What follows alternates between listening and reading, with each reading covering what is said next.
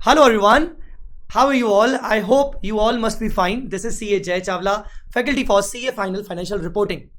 So I'm happy to announce with you and share with you very good news regarding my Mission Sambhav batch. First of all, what is this Mission Sambhav batch? I have started a YouTube Mission Sambhav batch for CA Final FR that is completely free of cost. Now that Mission Sambhav batch, in this Mission Sambhav batch, I will complete each and every topic in detail. So anyone who is going to, who wants to revise all the topics along with me, I'm taking this Mission Sambhav batch live on YouTube every day in the morning 8:30. Although maximum topics will be covered in the Hindi language. Yes. So those who are already comfortable with the Hindi language, definitely they can watch the lectures. But there is a good news for South Indian students also, especially those who cannot understand Hindi properly and they want the lectures in English.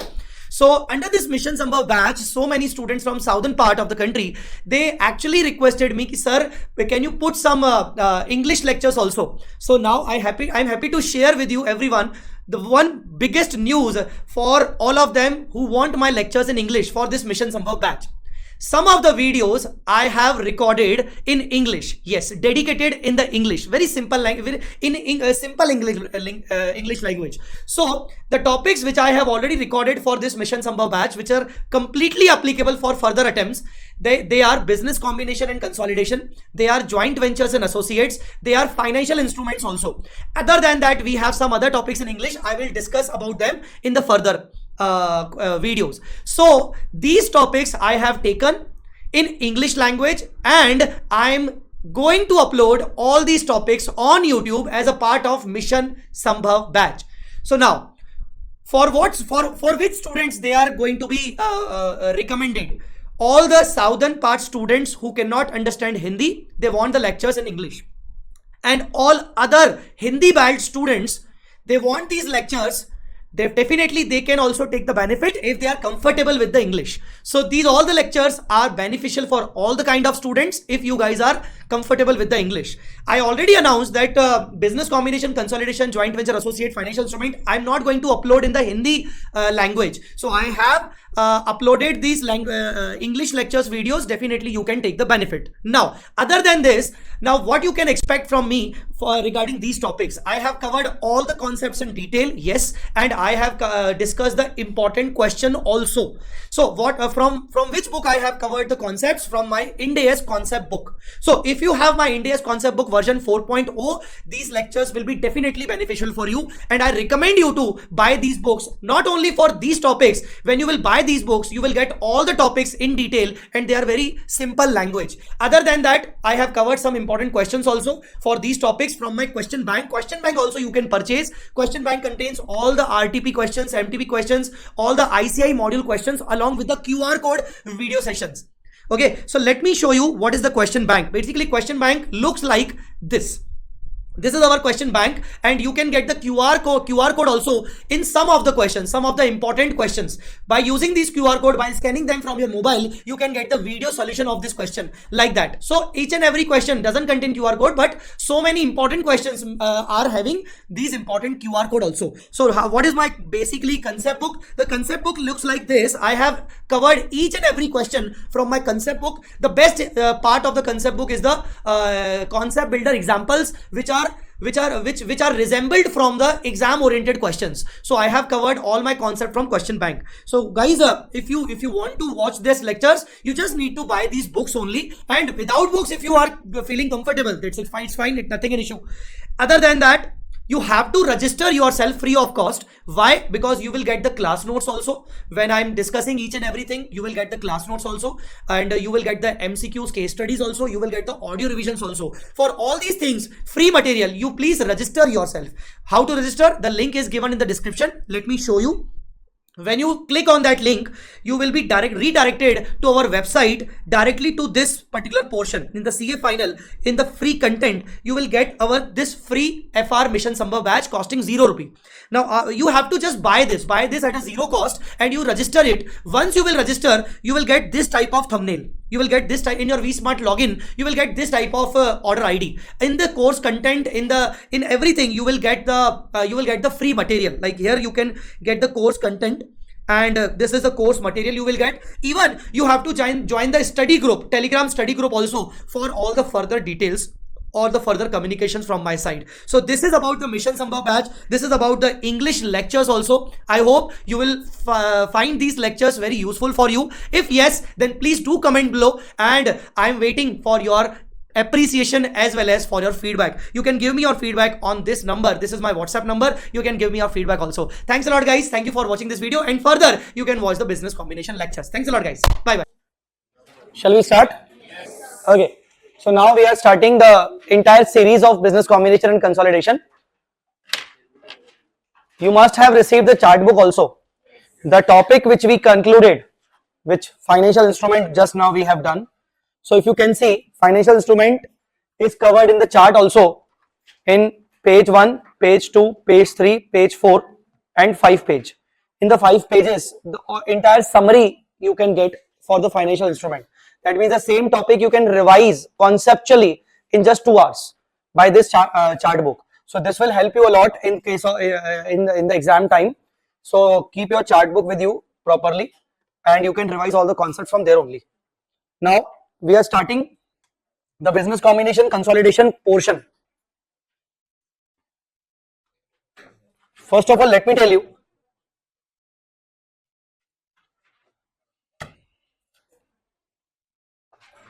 the entire series is like this.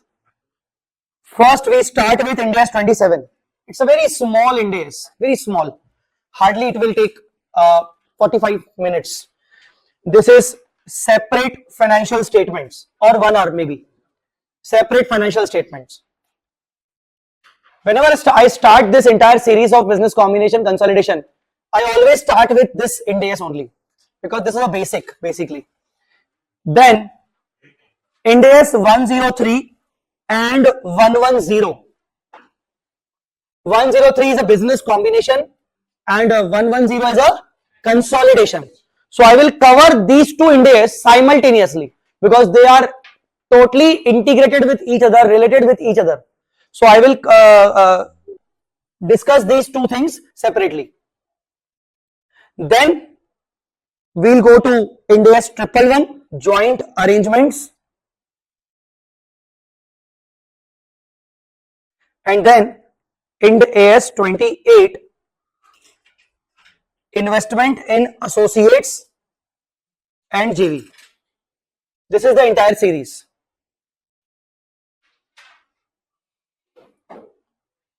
What I will discuss all the concepts, considering all the calculation based concept. Even I am telling you what I will not discuss. I will not discuss the theoretical part of 110. Theoretical part, what is control, what is power, blah blah blah blah, definition part. I'm not going to cover it. I'll cover it separately by making you understand that why it is required, and we'll cover it additionally in the calculation based questions only. So this series we are going to start from Ind AS 27. Okay, so first Ind AS is Ind AS 27, which is separate financial statements. All right. Okay. So now listen to me carefully. First of all, guys, financial statements are majorly of two types. One, separate financial statements. You call them stand alone. You call them as stand alone financial statements. And the other one are consolidated financial statements. Other one are consolidated financial statements. Okay. Now imagine a company, Jai Limited. Imagine a company, Jai Limited, who has invested in equity shares,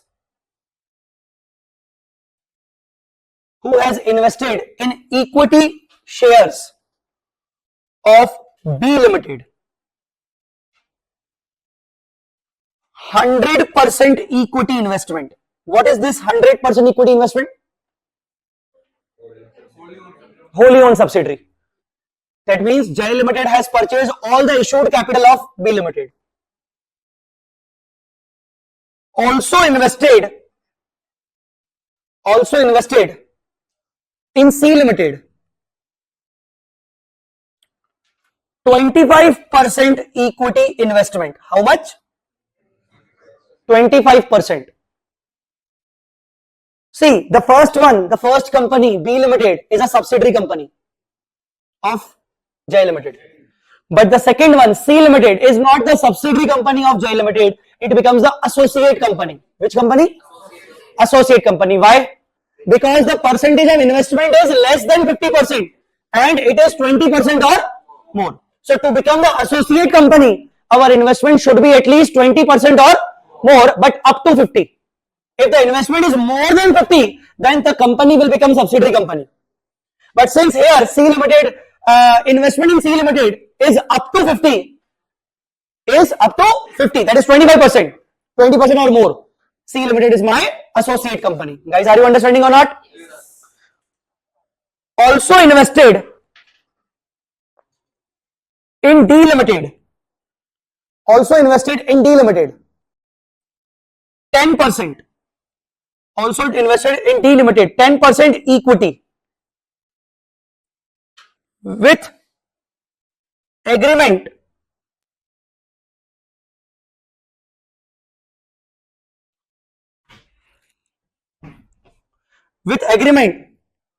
to joint control with other shareholders. Now, what is that? Basically, when you invest your money in any company and you make an agreement with other shareholders that all of you, me and you all, are having investment in one particular company and all of us will jointly control this company. This is a written agreement between us that I will not dominate. You all having the share capital of that company, we all the shareholders of that company will take the decision of that company mutually and unanimously. Understood or not? So there is a joint control of all of us in such company. Then such company will become the joint venture of the shareholder. Understood or not? What did it become? Either joint venture or you call it joint arrangement. Understood or not? So here D Limited becomes the joint venture of J Limited. Now look at the percentage. For making joint venture, no percentage threshold limit is required. For subsidiary, generally it should be more than 50%. For associate, it should be 20% or more. But for becoming a JV, there is no specific percentage threshold limit. This is the reason why I have written 10% only. Even though with the 10% also, I can make a JV. Guys, are you understanding or not?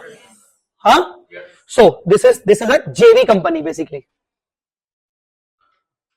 Also invested in E Limited, only 2% equity investment. Nothing else.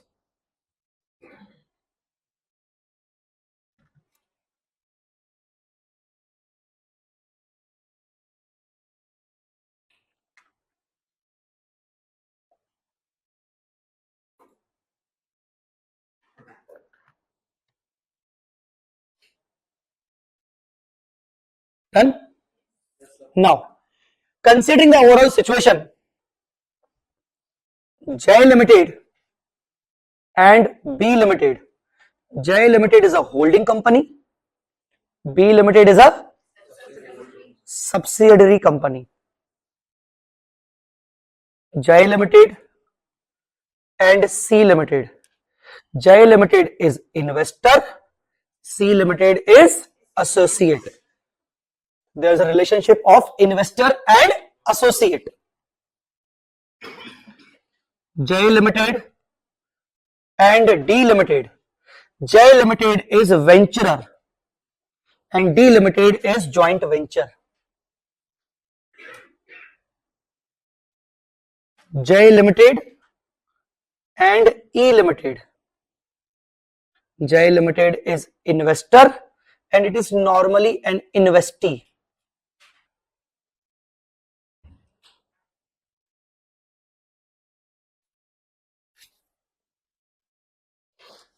Understood? Understood? What is the investment entry need to be passed by Jai Limited? For all the investments, what is the investment entry need to be passed? Investment debit to bank. Same investment debit to bank. Same investment debit to bank. Here also investment debit to bank. When Jai Limited prepare its balance sheet under non-current assets,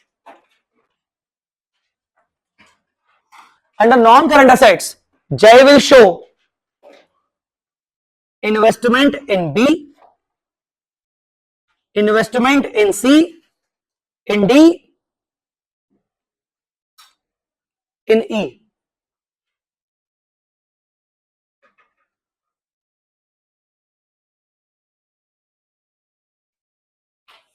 This is balance sheet. This balance sheet is known as separate balance sheet or separate financial statements. Separate financial statements. Are you understanding or not? This balance sheet is known as separate balance sheet. In the separate balance sheet, Jai Limited will show its all type of investments. Investment in subsidiary, associate, joint venture and all other investments. Not an issue. Understood or not? But when Jai Limited prepare its balance sheet where it record its assets and assets of B, it record its liabilities and liabilities of B.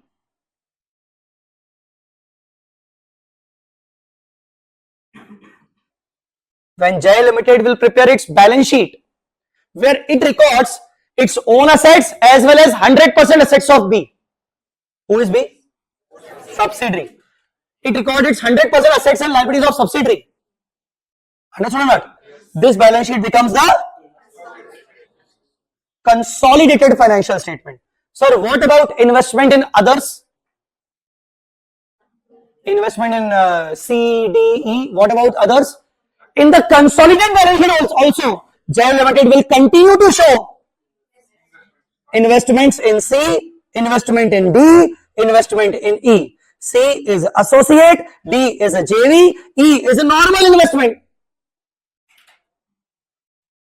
So just I have wanted to tell you that this is the difference, major difference between standalone or separate financial statement and consolidated financial statement. In consolidated financial statement, we consolidate all the assets, liabilities of subsidiary only. We don't consolidate the assets, liabilities of associate and joint venture. We continue to record them as investment only.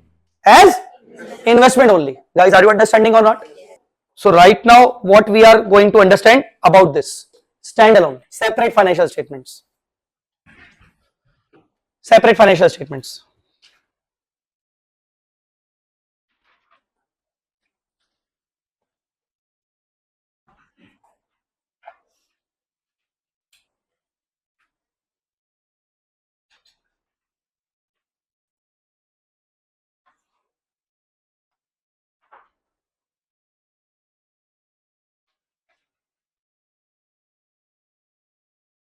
All right.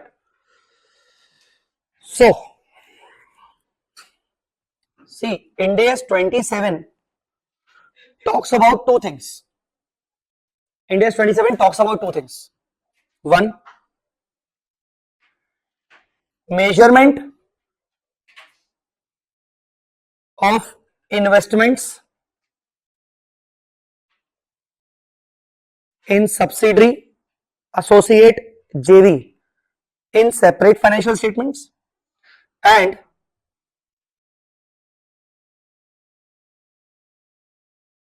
income, treatment of income from subsidiary, associate, JV. India's 27 talks about these two things. India's 27, right? They talks about measurement of investments in associates, JV or subsidiary, and the treatment of income. Understood? Now, simple. Whenever you prepare your separate financial statement and you are the holding company, you are the investor, you are a holding company, you are the investor, you are the venturer. Why you are holding company? Because it has you have your subsidiary. Why you are investor? Because you have your investment in associate. Why you are venturer? Because you have your investment in joint venture. So whenever you prepare your separate balance sheet, you can measure your investment in associate, subsidiary and JV either at cost or at fair value. What is the treatment? Either at cost or fair value. There are two options, either cost option or fair valuation option. Look at the notes. See this. Investor, that is parent company, shall account for its investment in subsidiary, associate and joint venture either at cost or as per Ind AS 109 financial instrument, that is fair value, FVTPL or FVTOCI, because in any way it is an equity investment, na? And you measure your equity investment as per general rule FVTPL. But exceptionally, if it is not held for trading, then you can designate them under FVTOCI also. So Ind AS 27 gives you the option that you can measure your investment in subsidiary, investment in associate, investment in joint venture either at cost, means original cost, or fair value. Fair value as per 109 FVTPL or FVTOCI, whatever it is. Understood, guys? So tell me, Ind AS 27 applies to which investment? Is it applies to this investment? Yes or no? Yes. Ind AS 27 applies to this investment? Yes. Ind AS 27 applies to this investment? Yes. This investment? No. Why? E is neither subsidiary nor associate or JV. Investment in E is nothing. It is normal investment. So you cannot apply Ind AS 27 for E. So what standard you will apply? Financial instrument, equity investment, na? Equity investment, na? This E is not your subsidiary, not your associate, not your JV. It is your normal natural investment. So in our natural equity investment, what we apply? FVTPL, financial asset, 3 categories. So this E, is it your subsidiary? No. Is it your subsidiary? No. Is it your holding? No. Is it your joint venture? No. Is it your JV? No. Is it your associate? No. So what is this? Natural, normal investment. What do you apply? Ind AS 109. What is the treatment of Ind AS 109? Fair value through profit and loss generally, or FVTOCI if you want them not to hold for trading. Understood or not? Yes. Okay. So Ind AS 27 is applicable on these 3 investments, not other investments. For other investment, 109 will be there. Understood, guys? Yes. Okay. So what is the choice? What is the choice? Cost model or fair value model?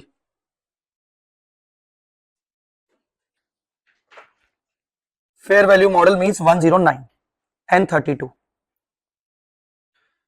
When we talk about 109, it's FVTOCI or FVTPL. Now it's completely a choice, a matter of choice.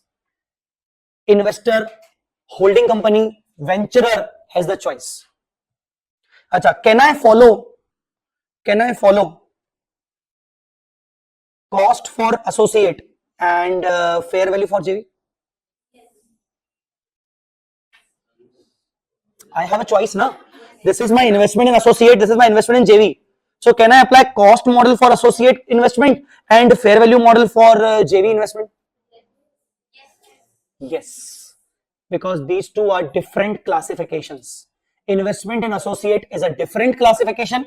Investment in JV is a different classification. You can apply one method for one classification and other method for the other classification. Understood? But my question is different now.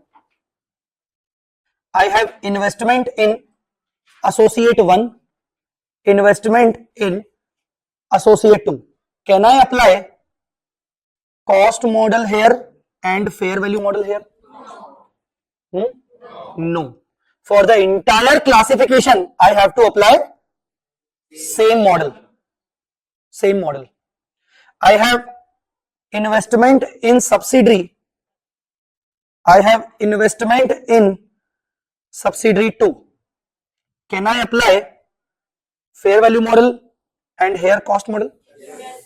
Huh? Yes. All the subsidiary investments will come under one classification. All the associate investment will come under one classification. All the JV investment will come under the one classification, and you can apply your fair value model or cost model as per the classification. No? Yes. Okay.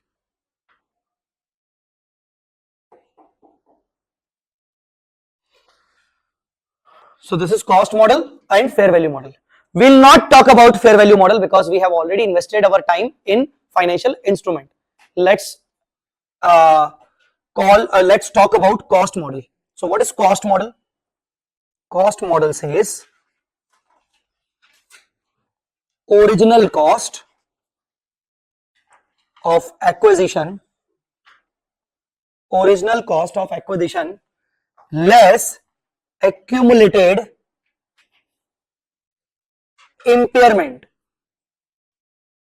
till date.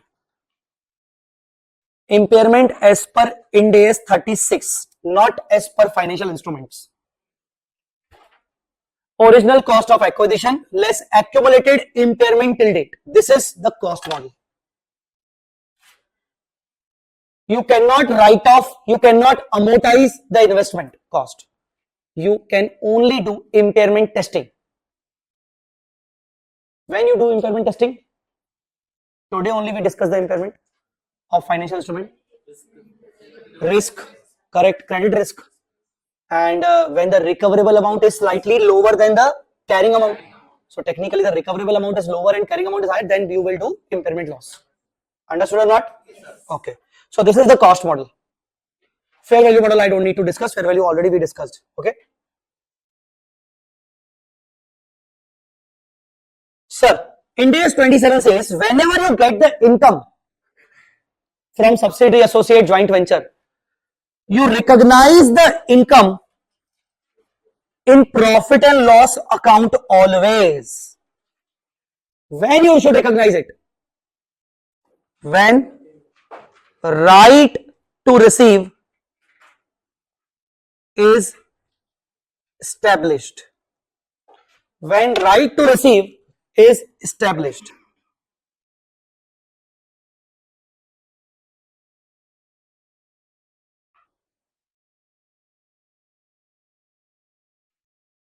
When right to receive is established.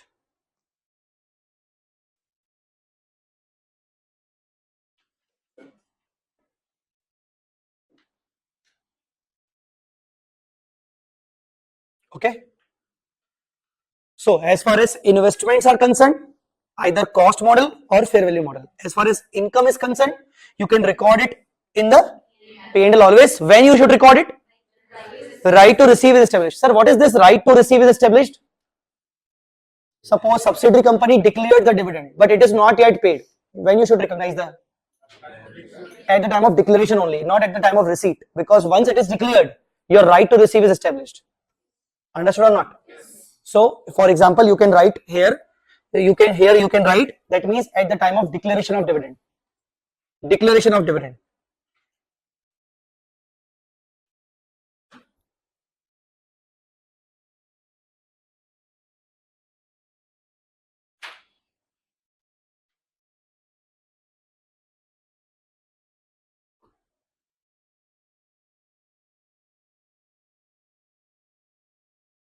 All right.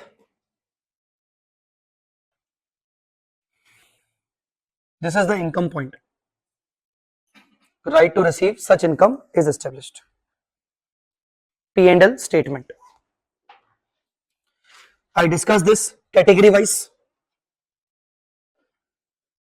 So investment in subsidiary, either it is subsidiary A or subsidiary B, you have to apply same model, either cost model or fair value model. Investment in associate, you have to apply same model for the JV. Okay. It is possible to apply cost approach in respect of one category and fair value approach for another category. However, it is not possible to apply cost approach to one subsidiary and fair value approach to another subsidiary. Okay, understood? Okay. Any doubt till now? Huh? No? Okay. So only two things we have understood till now. Investments, choice of measurement, cost model or fair value model, and income, P&L, when the right to receive dividend is established. That's it. That's it now. Okay. Now, have you heard one Ind AS which is Ind AS 105? Non-current asset held for sale. Now there's a small linking. Now you have to understand that Ind AS are so much linked with each other. Okay, so please don't make faces. 105, non-current asset held for sale. This Ind AS says you have any kind of non-current asset like PPE, like investment, any kind of non-current asset like staff loan, like property, other properties, investment properties, all the investments, any kind of non-current asset you have, if you decided to sell them within 12 months, if you decided to sell them within 12 months, now decided means you pass the resolution in the company, you have started searching the buyers, you have talked to the brokers, you are calling for the tenders. So you are actually started or initiated your sale program. You want to sell these assets within 12 months. Such assets, even though it is PP, it is investment, it is staff loan, it is property, it will be covered under this category, this standard. What is the name of this standard? Non-current asset held for sale. The full name is non-current asset held for sale and discontinuing operations. But I am not talking about discontinuing operation. So if you are holding these assets for sale and you have initiated the sale program, all the assets will be covered under this category, this Ind AS. What is the treatment under this Ind AS? This Ind AS says any non-current asset which is held for sale shall be measured at carrying amount or fair value less cost of sale, whichever is lower. Fair carrying amount or fair value less cost of sale, whichever is lower. This is the basic treatment of Ind AS 105.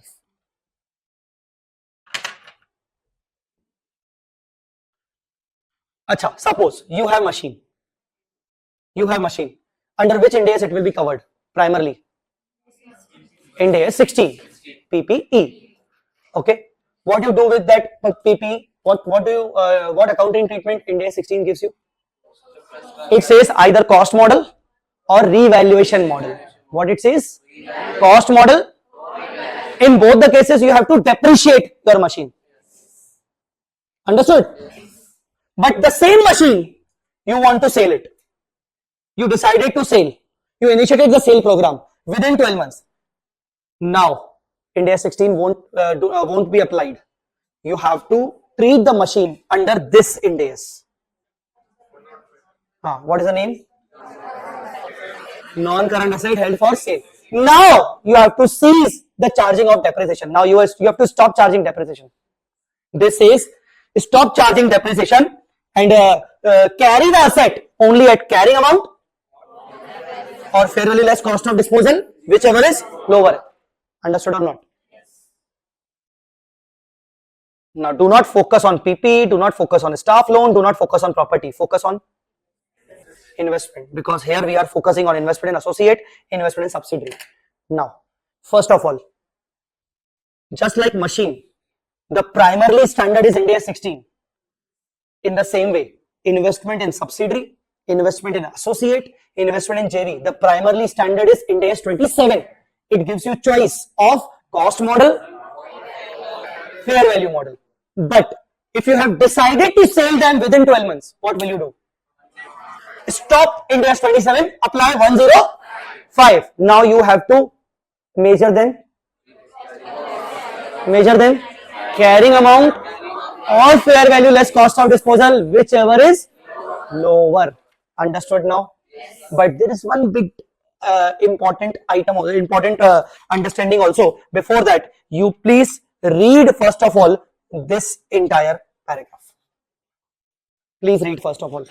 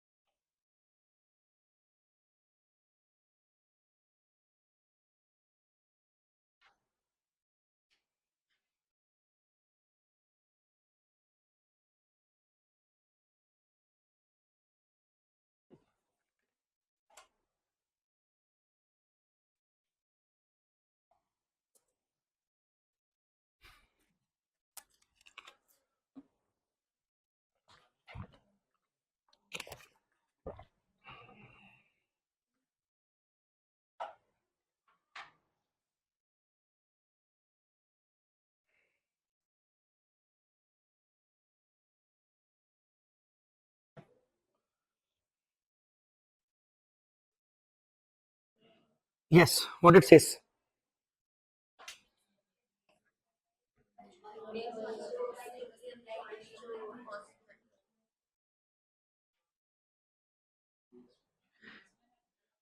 Look at this board. I applied investment in associate. Which model? I applied investment in subsidiary. Which model? I decided to sell this and this within 12 months. What should I do? I decided to sell this and this within 12 months. Now they are held for sale. What should I do? Not both. Not both. This is already applied as per fair value. No need to apply Ind AS 105 requirement. So Ind AS 105 requirement will only be applicable for those investments where you are applying cost model. Look at this. Investments accounted for at cost. Investments accounted for at cost shall be accounted in accordance with 105 non-current asset held for sale, discontinued operation when they are classified as held for sale. So apply 105 only to those investments where you are applying cost model. Do not apply 105 to those investments if you are applying fair value model, because they are already at fair value. Na? Why you are doing again fair value? Understood or not? The measurement of investments accounted for in accordance with 109 is not changed in such circumstances. Matlab, when you are already applying fair value model, no need to apply 105 again. Alright guys? Okay. So the example talks about that, the same thing only. Tell me, any doubt till now? No? No? Okay. Now, this next issue.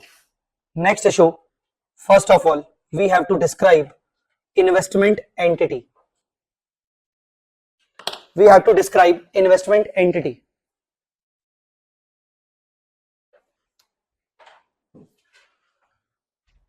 Investment entity. Sir, who is investment entity? Anybody know? Have you heard this word earlier? Yes, describe.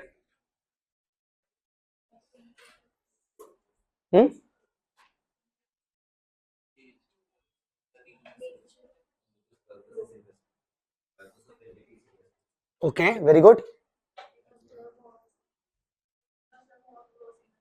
50%? Okay.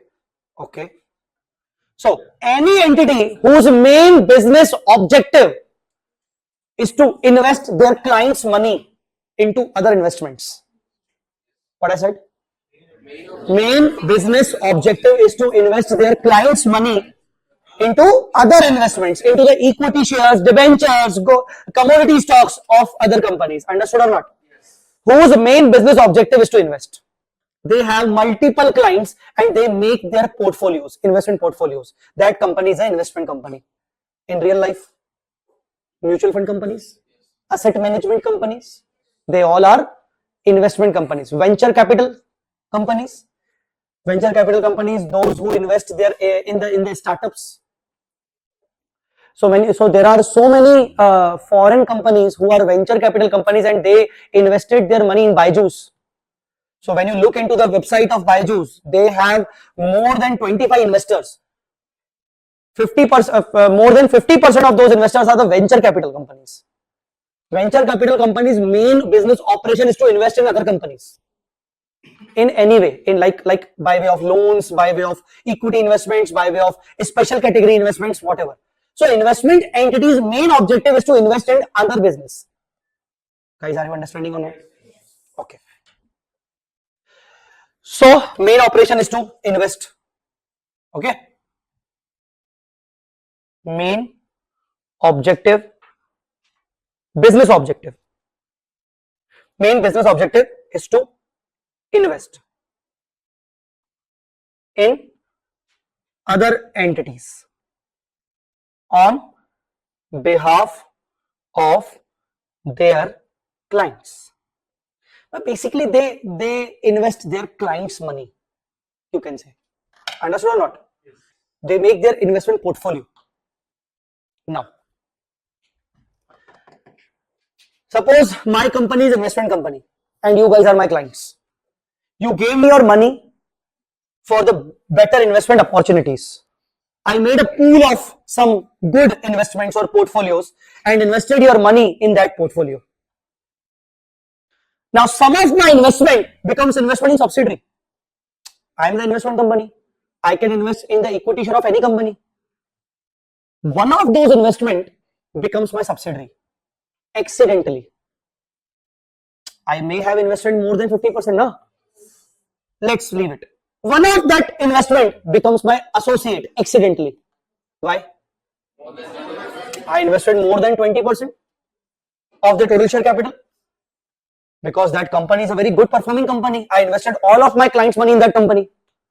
So, investment entity accidentally creates investment in a subsidiary, accidentally creates investment in associate, accidentally creates, not accidentally creates joint venture. Joint venture is an agreement. So, investment entity accidentally creates investment in subsidiary or associate. This Ind AS 27 and 110 also says that you are the investment company, you have accidentally created these subsidiaries and associate, you are exempt from consolidation. Don't prepare any consolidated financial statements. Are you guys understanding or not? Ind AS 110 says you are exempt. These are your accidental subsidiaries, not intentional. Do not prepare consolidated. Ind AS 27 says since you are exempt from consolidation, you are an investment entity, you don't have any choice of either cost model or fair value model. You have to always apply fair value model because they all are your investment held for trading. So always apply fair value, FETPL. Understood or not? Yes. Once again. Normally, what is the rule of Ind AS 27? If you are investor for any subsidiary, for any associate, for any joint venture, you have choice. You can measure your investment either at cost model or fair value model. Done? Yes. Now, exception number one. You have the investment in associate, subsidiary, joint venture. You applied cost model, but such investment is held for sale. Now you cannot apply cost model. Apply 105, carrying amount or fair value less cost to dispose, whichever is lower. This is first exception. Second exception, you are investment entity and you are the investor of any subsidiary, you are investor of any associate, you are investor of any subsidiary or associate. Then again, exception, you don't have any choice of cost model. You have to apply fair value model. These are the two exceptions. Remember it? So first of all, read this box, particular box. Some basic features or facts about investment entities. What are the basic features? It always measures its investment at FVTPL, not even FVTOCI. If you are investment entity, measure your investment in subsidiary associate at FVTPL. It is exempt from the preparation of consolidated financial statements generally. There are some exceptions. We are not going to talk about that exemption right now. So, you are investment entity, you cannot prepare the consolidation because they are your accidental subsidiaries. Do not prepare consolidation. Guys, understood or not? Yes. Sir, why it is written generally? Because if you haven't accidentally made your investment in subsidiary, you intentionally created your subsidiary for your business operations, for enhancing your business operations or extending your business operation, then it is your genuine subsidiary. You have to create consolidation. Understood or not? Okay.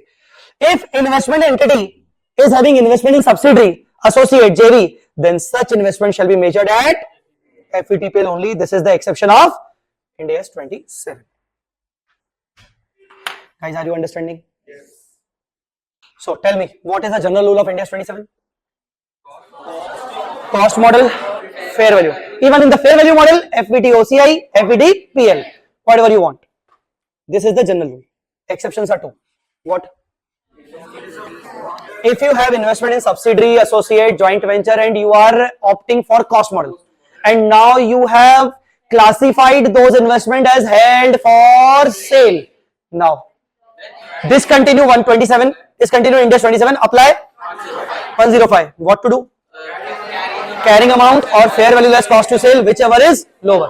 This was the first exception. Second, if you are an investment entity having investment in subsidiary or associate, accidentally, of course, no need to apply cost model, no need to apply FPT OCI model, only single model, FPT PL. Even no need to prepare consolidate financial statement as per 110. Simple. Understood?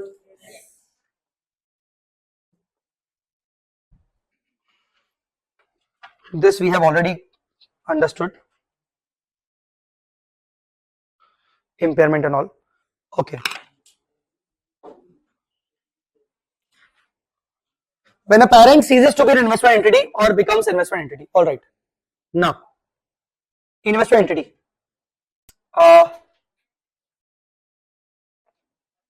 Jai Limited.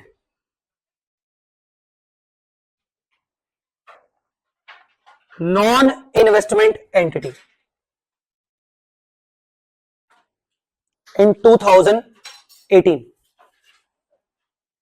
it was non-investment entity. Tell me, it has a choice. What choice? Choice of cost model, fair value model. Yes or no?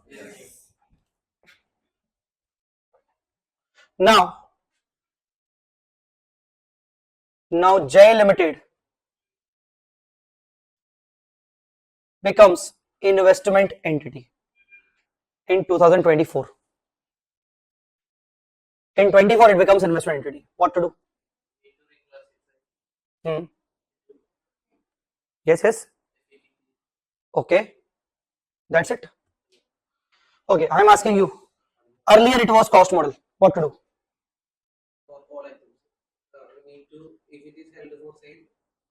Do not forget about head for sale. Earlier I applied cost model for my investments. Now I am investment entity. What should I do? To carry those investments at the same value or remeasure at fair value? Simple, basic understanding, common sense. What should I do? Okay, I already applied fair value. Same fair value, only one exception. If I was applying FVT OCI, accumulated OCI balance should be reclassified to P&L. Because now OCI is not allowed for the investment entry, na?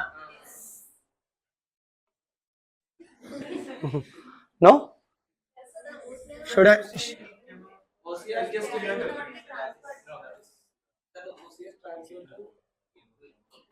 Sorry, OCI reclassified not to P&L directly to retained earning. Matlab you have to delete the OCI basically. You have to delete the OCI. Again, tell me. First of all, you applied cost model. What will you do? Now you are going here. What will you do? Apply the fair value.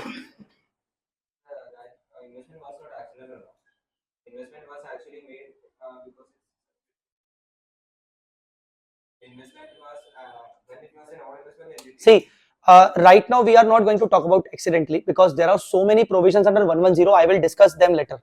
Suppose those investments are accidentally. Treat them as accidentally because now I have to discuss so many things extra which are right now not required. So let's continue with the same that these investments are accidentally. Okay. Now, choice of cost. You applied cost model earlier. What will you do? You have to mandatory apply the fair value.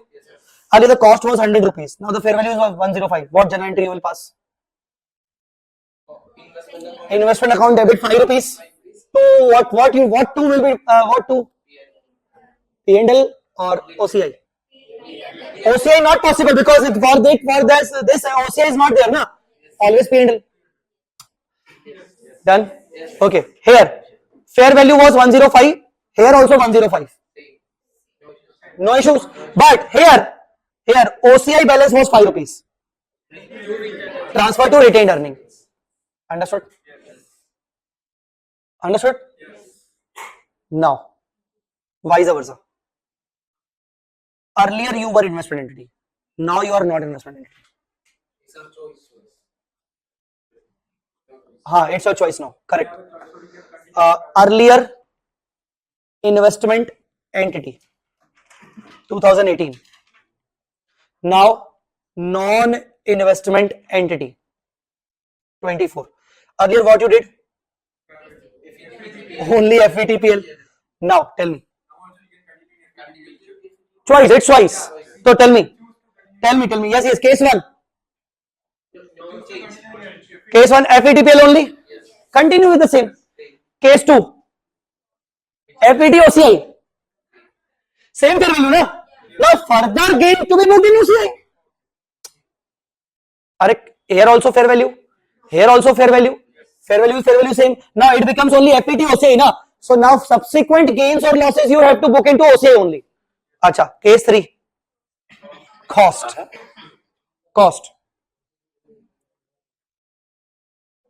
What will you do?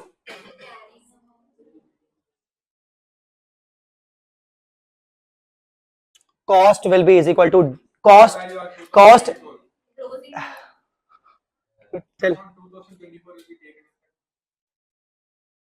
As on the conversion date, whatever is the fair value can be taken. Correct. Deemed cost. It's a deemed cost concept. As on the date of conversion, whatever the carrying amount is considered as the cost and carry the same. Now, no further revaluations. No further fair valuations. You understood? Yes. I am saying earlier you applied fair value model now. You applied fair value model now. Suppose here the original cost was 100. But you applied fair value model, it becomes 140 after fair value. Now you are converting from investment entity to non-investment entity. Now you are applying cost model. What will you do? The cost will be 140 assumed as deemed cost and continue at 140 only for the further periods. Reducing impairment. Please read all these points first of all. Read from the notes first of all.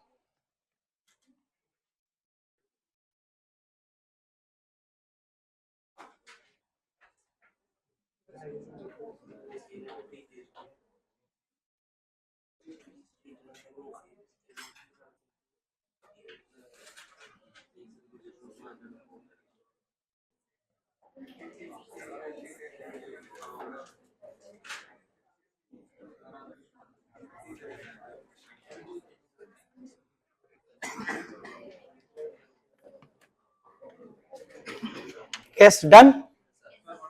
1 second. Now, entity becomes an investment entity. Earlier you were Earlier you were non-investment. So earlier you applied cost or fair value, FETPL, FETOCI. Now you are becoming. So mandatory apply FETPL. So earlier there was a cost, now it is fair value. Any difference between carrying amount of investment and fair value transfer to profit and loss? We discussed the same. Okay. Any cumulative balance in OCI shall be. No, this is not to be there. To the retained earning. To the retained earning. Cumulative balance in OCI shall be transferred to retained earning directly.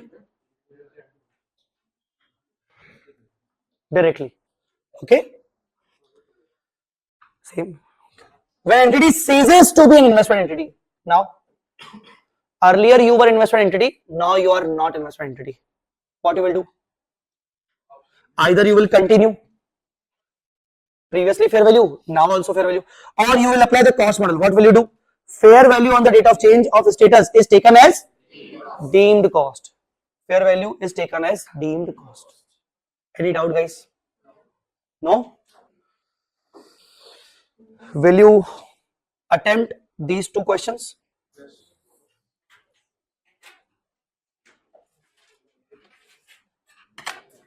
Will you attempt these two questions? Okay.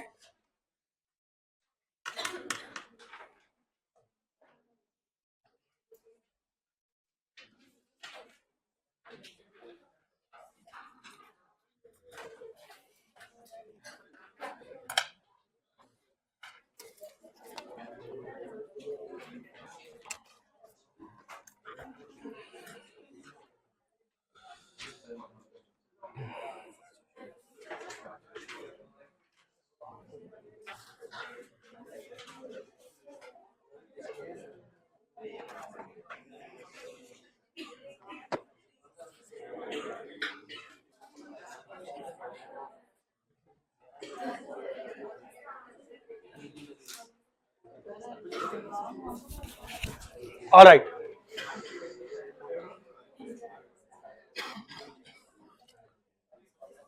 Now look at here.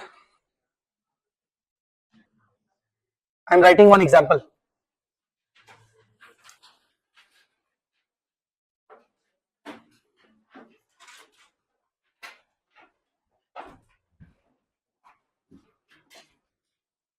There is P Limited. There is P Limited. Thank you.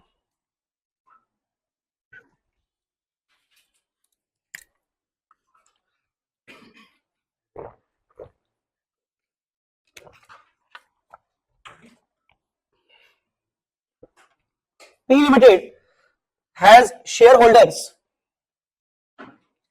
P Limited has shareholders.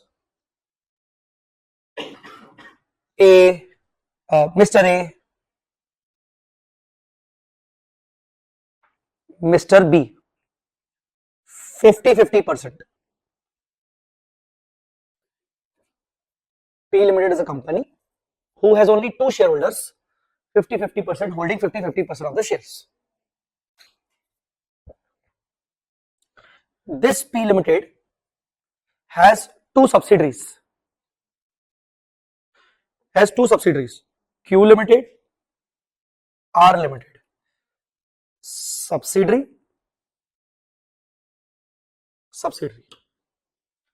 P Limited has two subsidiaries, 100% subsidiary. Assume it 100% subsidiary. So P Limited becomes the holding company. And who is the ultimate owner of the holding company? Mr. A and Mr. B. Ultimate owner, Mr. A and Mr. B. And who is the owner of Q Limited and R Limited? P Limited. And who is the owner of P Limited? So can I say Mr. A and B are the owners of the entire group? Huh? Yes. Okay. Now,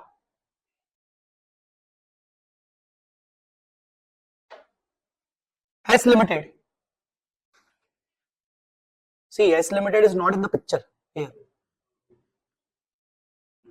S Limited, new company formed.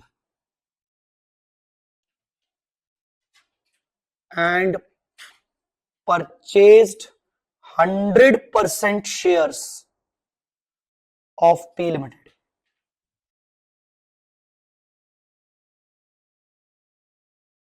Can you interpret this?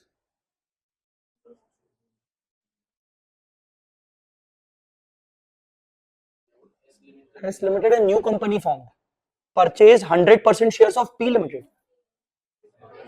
Who is holding right now? Who is holding the shares of P? Mr. A and Mr. B.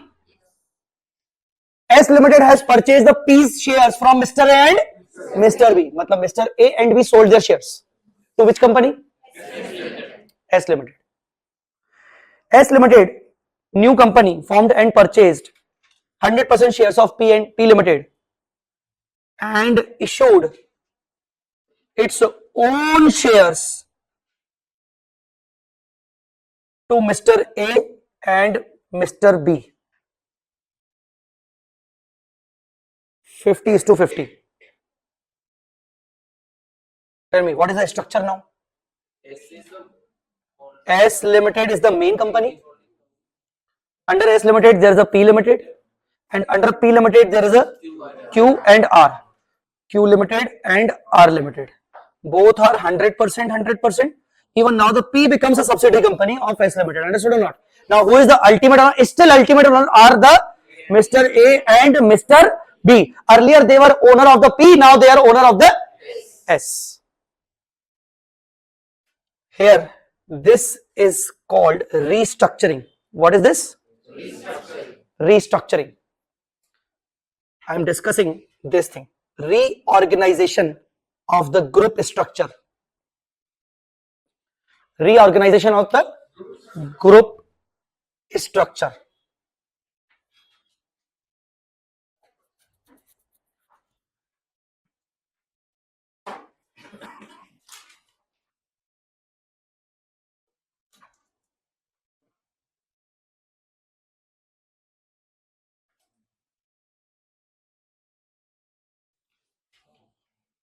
Okay. Now, what actually I want to discuss here.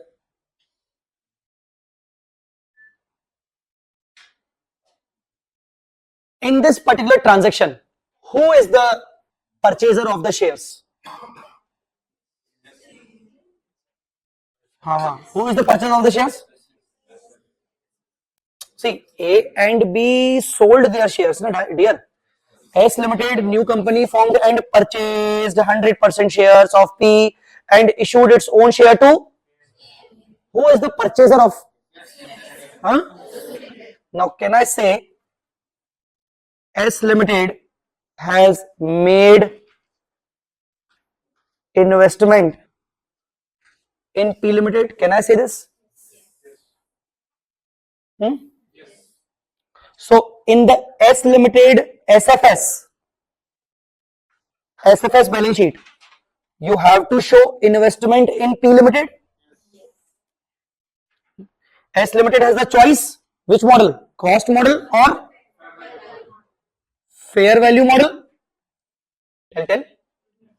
Ind AS 21 says, if it is a restructuring and the purchaser, if purchaser is applying, then the cost will be equal to total equity of old parent, that is P Limited. The cost will be equal to the total equity of old parent. Who was the old parent? Old parent was who? So, in the P Limited's balance sheet, what are the equity items? Equity, share capital and reserve and surplus. So, all those equity item of old parent will become the cost for S Limited investment. You understood or not? Yes.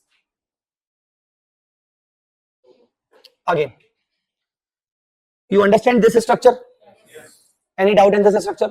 Okay. Now, you understand this structure? Yes. Yes. Now, compare both the structure. Who is the old parent?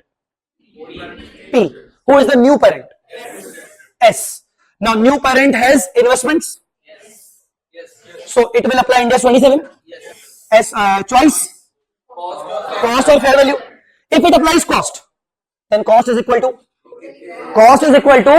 equity items of old parent. Equity items of old parents subject to the fulfillment of following conditions. Please read these following conditions.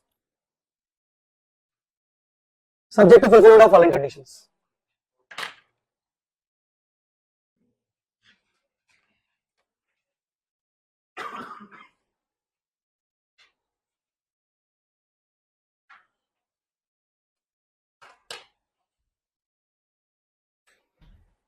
What is the condition number 1? What is the condition number 1? New parent means S must issue its equity shares as a consideration for acquiring shares of, I think new company S has issued its own share to A and B. Huh? You remember that? It issues its own shares. So first condition is satisfied. Suppose S Limited obtain the P's shares from Mr. A and B against cash. Against cash. The condition is not satisfied. New parent has to issue the equity shares as a consideration only. Understood or not? First condition done. Second, net worth of the whole group means here the net worth of the whole group means net worth of Q plus net worth of R plus net worth of P. After this restructuring, the net worth should be same, like net worth of Q plus R plus P means S Limited must not have sold any asset or liability. S Limited must have acquired all the assets properly with the same values.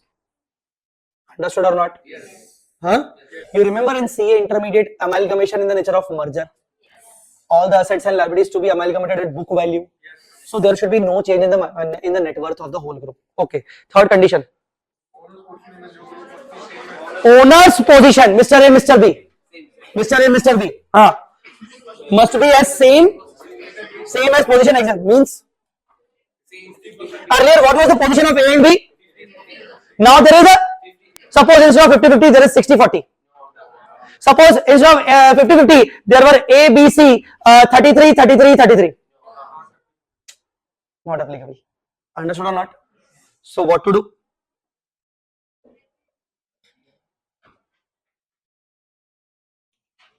If we are satisfying the three conditions, then cost will be equal to the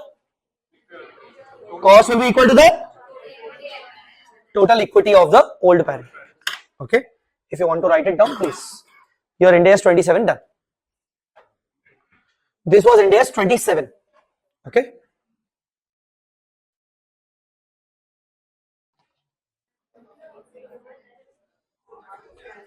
Guys, done?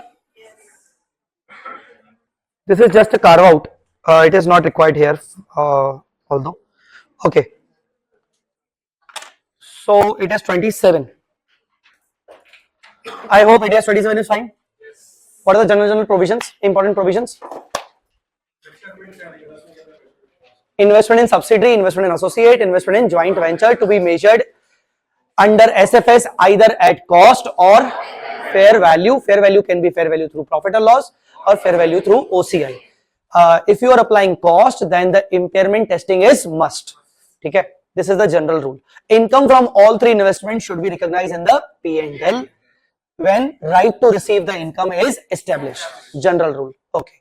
Now come to the not exception. Okay, we can apply cost model on one category and fair value model on the other category. Okay, fine. Now come to two exceptions. First exception, Ind AS 105, and second exception, investment entity. Now first investment, Ind AS 105. If investments are non-current and held for sale, then, and if we are applying cost model, then stop applying 27, start 105, apply carrying amount or fair value less cost to sale, whichever is lower, transfer to P&L. The difference is there, transfer to P&L. Okay, first exception. Second exception, if you are investment entity, you cannot apply cost model, you cannot apply FBT OCI, you have to apply FBT PL on all your investments. Okay. And earlier you were investment entity, Now you are non-investment. What you will do? Earlier you were investment entity, you were following FATPL. Now you are non-investment entity. You have two choice. Either FATPL continue, fair value continue, no issue, or cost. Treat the last fair value, your current fair value as the deemed cost. In both the cases, no difference. Earlier you were non-investment entity. Earlier you were non-investment entity. Now you are investment entity. Earlier you were cost. Now you are FETPL. So difference is charged to P&L. Earlier you were at FETPL. Now you are FETPL. No difference. Earlier you were at FETOCI. Now FETPL. Accumulated OCI transferred to retained earning directly. Understood? Okay. Next. Next. Reorganization of the group structure. What to do? New parent has to record the investments. If applying cost, the cost will be equal to the total equity items of old parent, subject to three conditions. Condition 1. New parent must have issued its own shares as a consideration to the shareholders of old parent. Okay. No change in the overall net worth of the group. No change in the shareholding pattern of the owners. No change in the shareholding pattern of the owners, structure of the owners. Understood? So cost will be equal to the total equity items of the old parent. This was Ind AS 27. Done. Now what? Ind AS 103. Business combination. Tell me. You have 15 minutes. You want me to discuss? Yes. 15 minutes. Till 6:45 I'll continue. So tell me. Business combination. Basic items I'll discuss. Okay. Basic items we'll continue. All right. 103 business combination.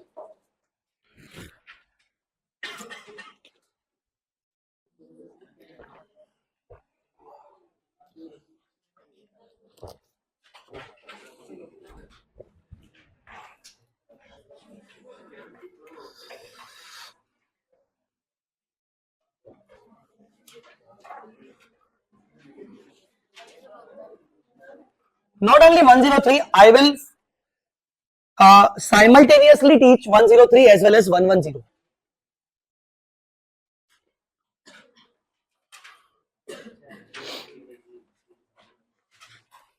All right. Write one example.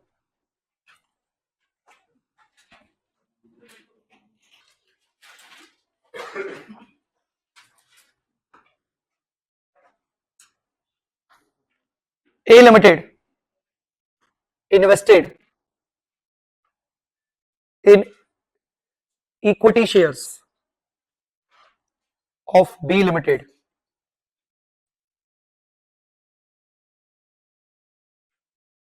%100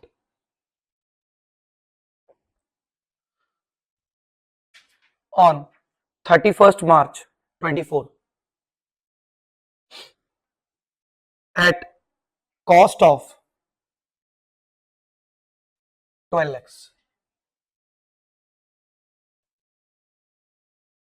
At cost of 12 lakhs. Tell me, what journal entry A will pass in its SFS? Tell me. Investment in B Limited debit to bank account. How much? On which date? This 31st March will be treated as date of acquisition. What will you call it? DOA. Date of acquisition.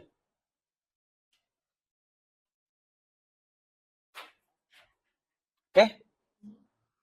Date of acquisition.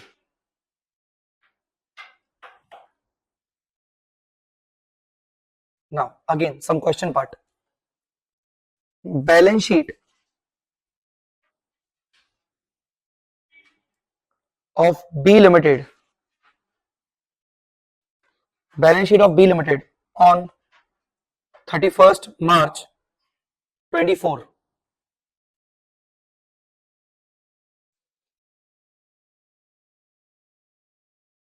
Non-current assets.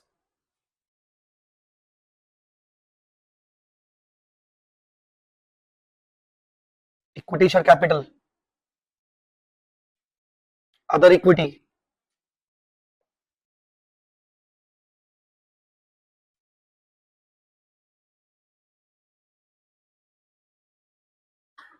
Equity share capital, other equity.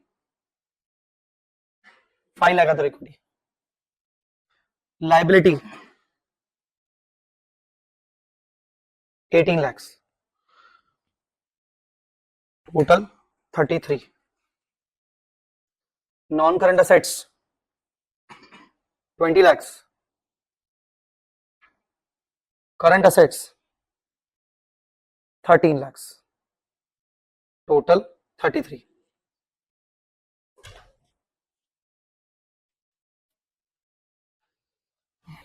Okay. What was the entry in the SFS of A? Investment account debit to bank. He must have followed either cost model or fair value model as per Ind AS 27. Tell. We have to take which model? Cost model. Cost model. Necessarily cost model. So that's not. Choice, na? So I am just asking, A must have followed either cost or fair value, na? You were replying, others were not replying actually. You were 2-3 persons were only replying, rest were like, oh, what is happening? What is happening? So I am just asking, Ind AS 27, A must have followed the Ind AS 27, na? Yes. Okay. A will follow Ind AS 27 only in its SFS. As far as CFS is concerned, A has to follow 110 or 103. Understood or not? Yes.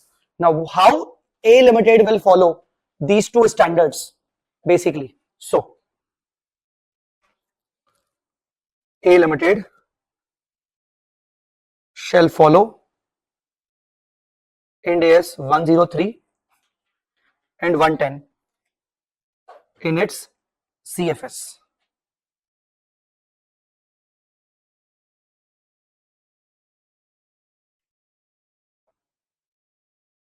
Okay. How it will follow? Tell me. How it will follow? Okay, let's break it down. Ind AS 110. It says A Limited has to record 100% assets and liabilities of subsidiary. It says A Limited has to calculate goodwill or gain from bargain purchase. GBP, gain from bargain purchase or bargain purchase gain. A Limited has to calculate goodwill or gain from bargain purchase by comparing its investments with net assets and non-controlling interest of subsidiary. This is the requirement of 110. 110 says consolidate 100% assets, consolidate 100% liabilities, calculate goodwill or opposite of goodwill like gain from bargain purchase. Now A Limited is asking from 110, A Limited is asking, like A Limited is asking from ICI, sir, how should I record these assets and liabilities? ICI is saying go to 103. 103 will tell you the measurement. 103 says record at fair value. Record at fair value. 110 says record 100% assets liabilities. At what value? I will not say you.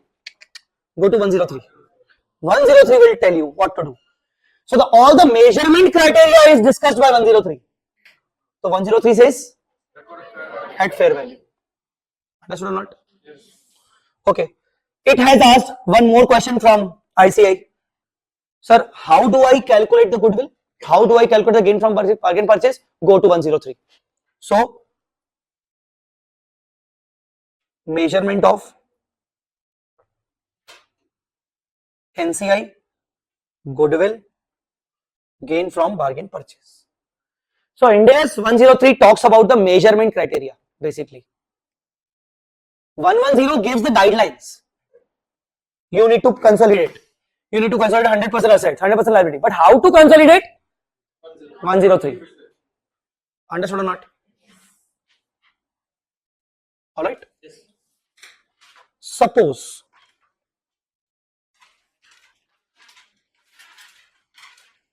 fair values of assets and liabilities are same as book values. What will you do?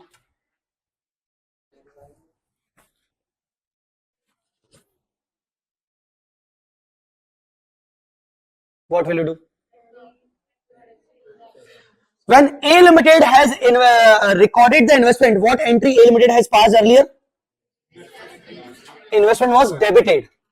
Now what A Limited will do in the CFS? In CFS,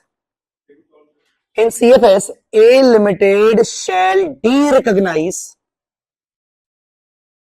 investment account. Shall recognize 100% net assets of subsidiary and proportionate NCI. Sir, what is NCI?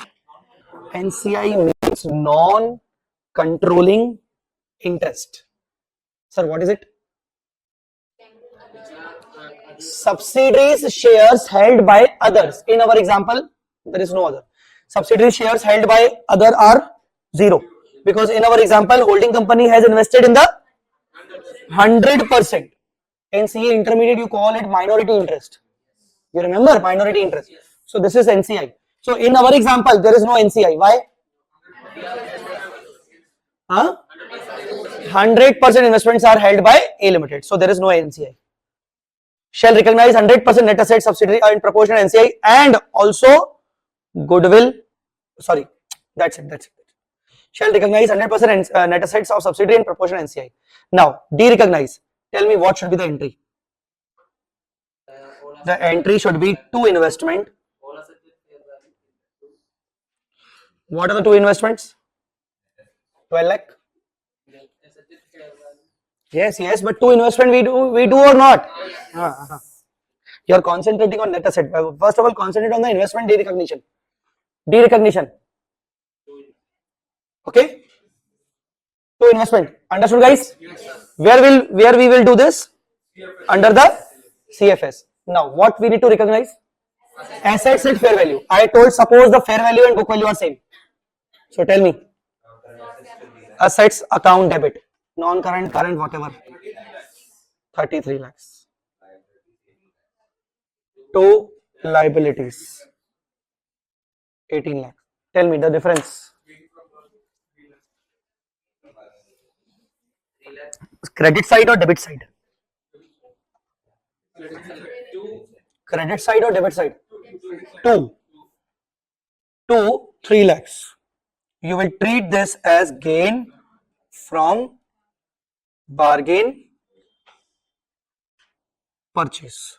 GBP. Generally, you charge it to capital reserve through OCI. Through OCI.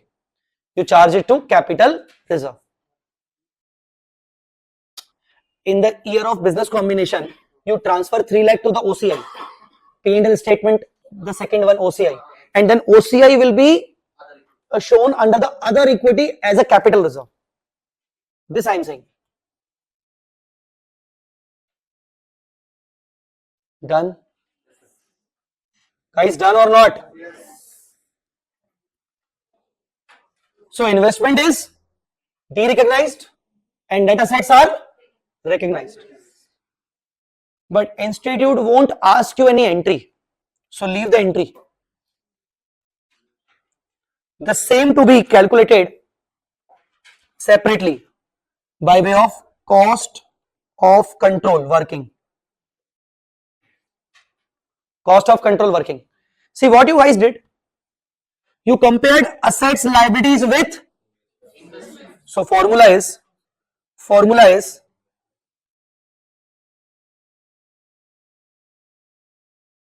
investment less 100% net assets.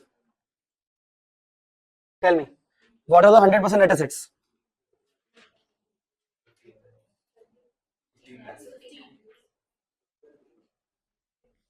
15 lakhs. So you get 3 lakh as gain from bargain purchase transfer to capital reserve. This is the formula of COC, cost of control.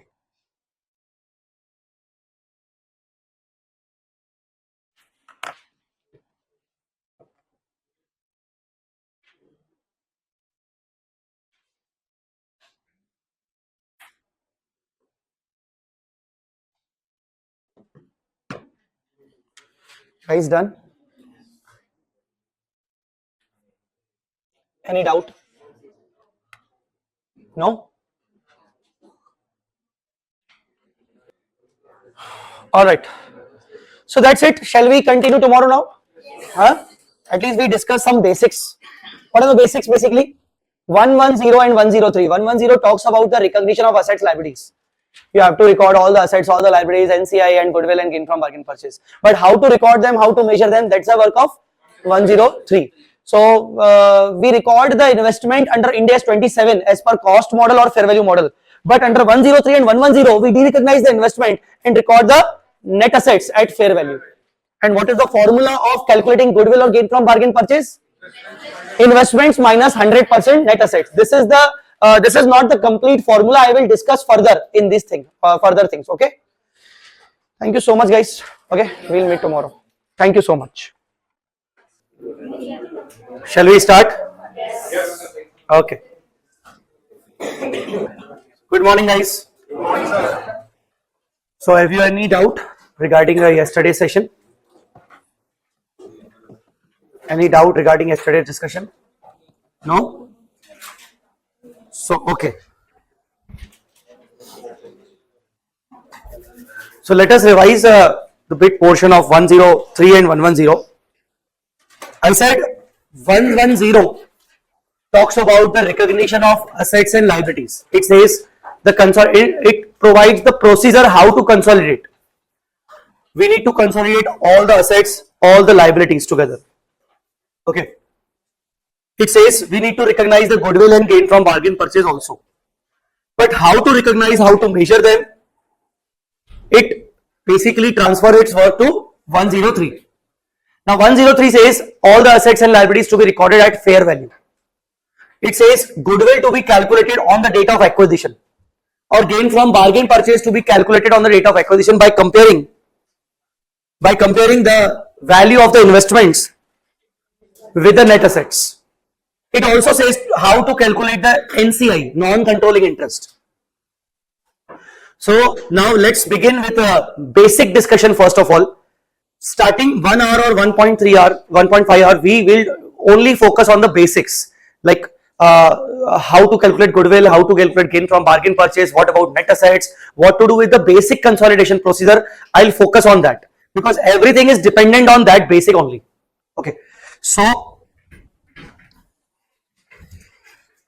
the most important thing you have to understand that in consolidation questions or in business combination question, there is one most important date that is called DOA, date of acquisition. This needs to be identified at any cost. Why? Because on this date, we need to calculate 4 elements. The first element is consideration. That means the investment value. What is that consideration? The holding company acquired the equity shares of subsidiary company and against that, how much holding has paid. That is called consideration. That means the value of the investment holding company has made. So this is the consideration we need on the date of acquisition. Are you understanding or not? Yes. The second most important item which I require is net assets. What? Net assets value. Net assets value. Net assets value of subsidiary, of course. That on the same date we made a contribution or we have incurred the investment. We made the investment against which how much value we got. I acquired the equity shares of your company. I paid you 10 crore rupees. This is my consideration. But against paying you 10 crore rupees, how much I got from you?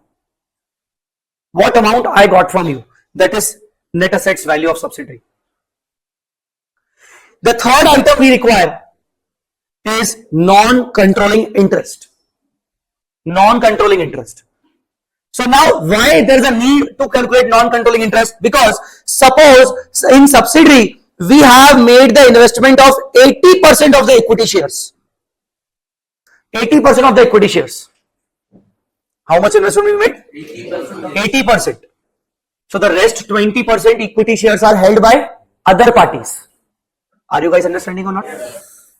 Subsidiary, suppose subsidiary has outstanding 10,000 shares. How much? We acquired 8,000. The other 2,000 are held by outside party. That outside party is known as minority interest or non-controlling interest. Understanding or not? Yes. Now, why we require NCI? Because we paid the consideration for 80%. But 110 says you record the net assets 100%. We are recording the net assets at 100%. 20% more we are recording. This calculator belongs to subsidiary. Okay, I am recording the 100% value of the calculator. This belongs to subsidiary. I am recording 100% of this value. Technically, 20% belongs to non-controlling interest. Now, I am recording their part also in my balance sheet. Understanding? Yes. I am recording their part, NCI's part also in my balance sheet because I have full control in subsidiaries assets, subsidiaries liabilities. I have full control in subsidiaries assets and liabilities. Yes, I have control to sell it. Even though I have only 80% share, but I have control to sell it. I have control to lease it. I have control to transfer it. I have control to use it. So if I will sell it at 100 rupees, definitely 20 rupees I will pay to NCI and 80 rupees I will keep. Understood or not? But control to use, control to transfer, control to exchange, control to raise, all belongs to holding company 100%. So because of this control, I am recording 100% assets and 100% liabilities. That means I am recording the 20% portion of asset liabilities in my balance sheet only. So I am recording 20% more. Are you understanding? Yes. And this is the reason, since I am recording 20% share of NCI in my balance sheet, so I have to show the NCI as a separate liability to compensate. Understood? Yes. If I will record the 20% portion of the asset in my balance sheet, I have to record the 20% NCI as a liability, na? Yes. So this is the reason why we need to calculate the NCI. Guys, understood or not? Yes. NCI is technically the liability for holding company. Liability for holding company. And the last, fourth element we want is goodwill or gain from bargain purchase. So these are the four elements we require for consolidation on the date of acquisition. Sir, why we require goodwill or gain from bargain purchase? Why? Because when we compare these three items, when we compare my consideration value with the net assets and NCI, we'll definitely get some differences. And such differences are in the name of either goodwill or gain from bargain purchase. So on date of acquisition, we require it. Alright guys? Yes. Shall we proceed further? Yes. Okay.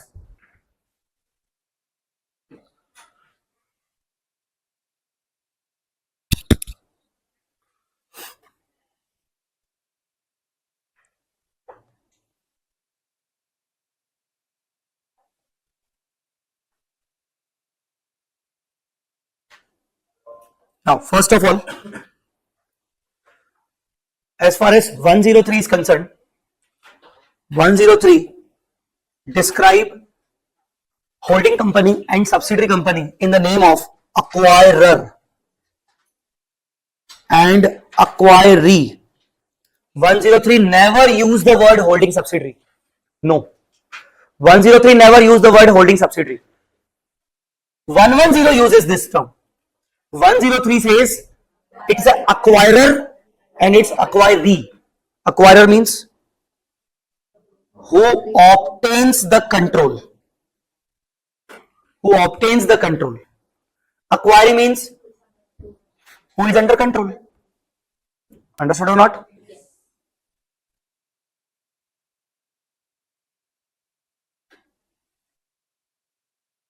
So 103 describes acquisition method for accounting. It says whenever there's an acquirer has to follow acquisition method. See, 103 is applicable for acquirer only. 103 is not applicable for the acquiree's books. You have to apply 103 in which books? Acquirer company's books. And it says to apply 103, you have to follow which method? Acquisition method. Understood? Alright. So, under acquisition method, we have 4 steps to understand the entire method. We have 4 steps. Step number 1. Identify the acquirer. Step number 1, identify acquirer. This step says, first of all, who is the acquirer? Let's identify it. Definitely the one who get control. The one who get, generally the one who get control pays the consideration also.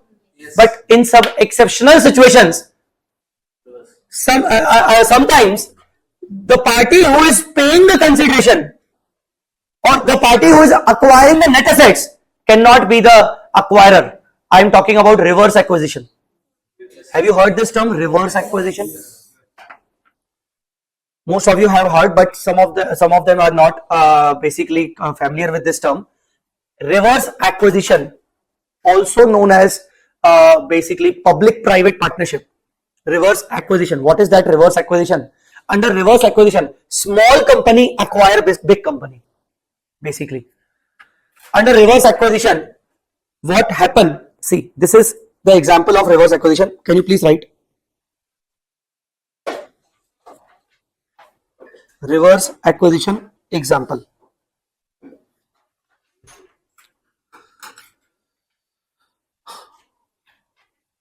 So, suppose there's a company Idea Limited who has outstanding issued shares 1 lakh numbers.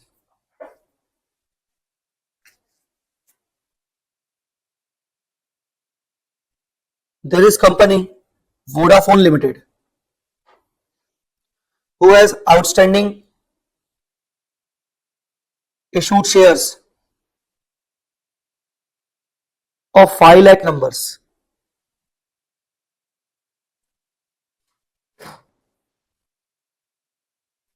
Idea acquired the business of Vodafone by issuing its own shares. By issuing its own shares to shareholders of Vodafone.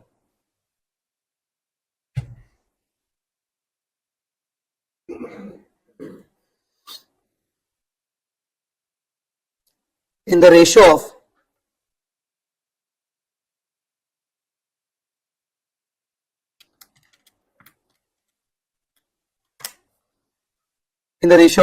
1:1.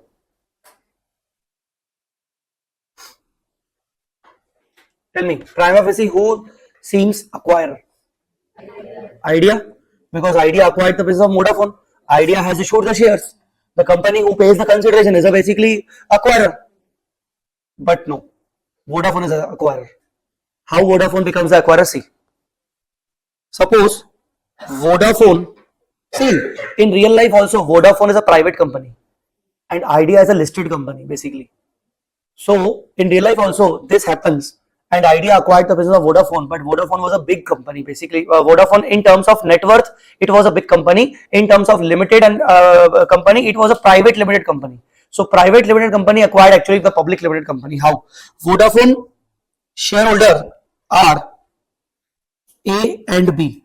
Let us say Vodafone has only two shareholders. Vodafone has only two shareholders. 50-50. Like Vodafone has issued shares of 5 lakh. These 5 lakh shares are held by Mr. A and held by Mr. B. 250-250. Are you guys understanding or not? Now Idea is acquiring the business of Vodafone. Tell me, Idea will issue how many shares? 5 lakh. To whom? To A and B. So tell me, now Idea's shares, total outstanding shares would be 6 lakh. How come 6 lakhs? 1 lakh already they have, and they issued 5 lakh shares. So they have now 6 lakh shares. Out of 6 lakh shares, the old shareholders of Vodafone are still having 1 lakh shares. That means 1 divided by 6. It's only 16.67% holding in the existing company. Now try to understand, those shareholders before this transaction, they all are having 100% holding in the Idea company. Now after this transaction, they are having just 16.67% holding in their existing company. Now the rest portion, new shareholders A and B are holding approximately 83.33% in which company? Idea. So they both are holding combinedly, both are holding how much percentage? 83. That is more than 50%. So technically the Vodafone through its shareholders is controlling Idea. This is the case of reverse acquisition. So who is the acquirer? Technically A or B or Vodafone through A and B. Understood or not? Yes. So this is the case of reverse acquisition. 103 says identify the acquirer first of all. Identify the acquirer first of all, it says. So you have to identify the acquirer. Guys, understood? Yes. Who is the acquirer? Who, not example. Who is the acquirer? Who obtains control. In our example also, who obtains the control? Vodafone. Understood? So the one who pays the consideration? No. The one who acquired net asset? No. The one who obtained control, you need to see that. Tell me, who is the acquirer? The one who obtains control over the business, not obtain the net assets, not obtain the, not pay the consideration. Okay. So do not look into the consideration. Who is paying consideration? Who is obtaining net asset? Do not look into that. Look into the control part. Who is dominating basically? Okay. Next. Acquisition method has 4 steps. The second step is determine the acquisition date. I already told you, date of acquisition on which you have to calculate the 4 elements. Array, this one I told you now. DOA, determine the date of acquisition. The third is record assets, liabilities and non-controlling interest, NCI. It has third step which says record and measure the assets, liabilities of subsidiaries, acquiry and the NCI also. And the fourth step it says record and measure the goodwill or gain from bargain purchase. It has 4 steps. So what are the 4 steps of acquisition method? These are the acquisition method. Okay? Acquisition method. Yes, tell me.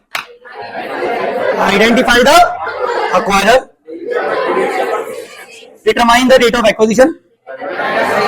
Recognize assets, liabilities and NCI. Recognize and measure the goodwill or gain from bargain purchase. Now, what are the more important point in these 4 steps? Let's mark it in the book if you have, or otherwise please write it down. So when we come to the date of acquisition part, what is the date of acquisition? Generally, the date of acquisition means the date on which we obtain control or the date on which we paid the consideration. Generally, it is the date. Okay, generally the date when we transfer the consideration. Generally, or it may be the date when we acquire the assets and liabilities. You call it You call this date as a closing date. What? Closing date.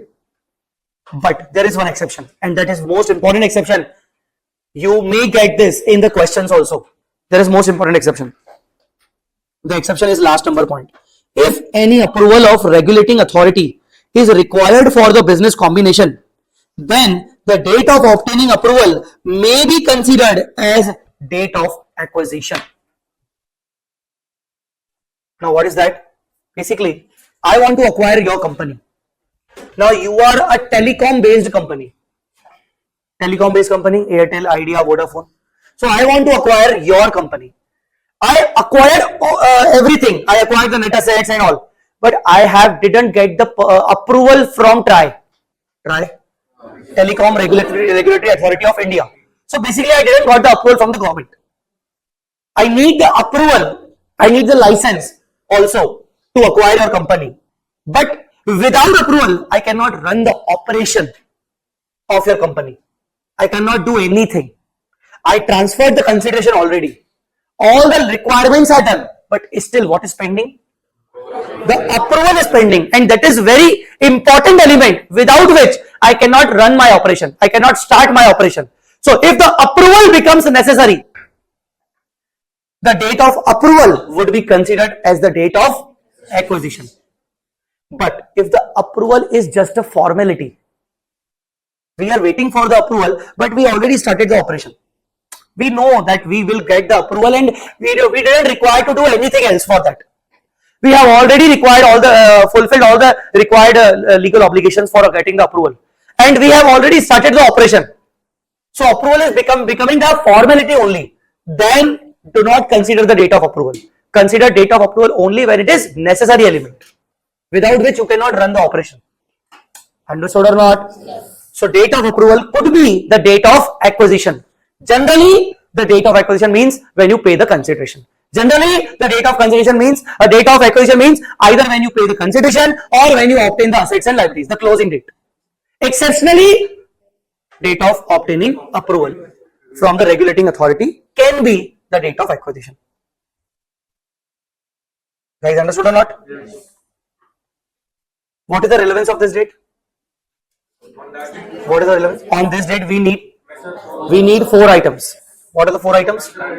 Consideration paid to the acquiring, 100% net assets of acquiring, NCI of the acquiring, goodwill and gain from bargain purchase from this transaction. Okay. The third step is third and fourth step are fine. Okay. Only this point was extra. The obtaining approval. Guys, understood or not? Yes. So what is that? What are the 4 steps? These 4 steps belongs to which method? Acquisition method. Acquisition method applies on acquirer or acquiring?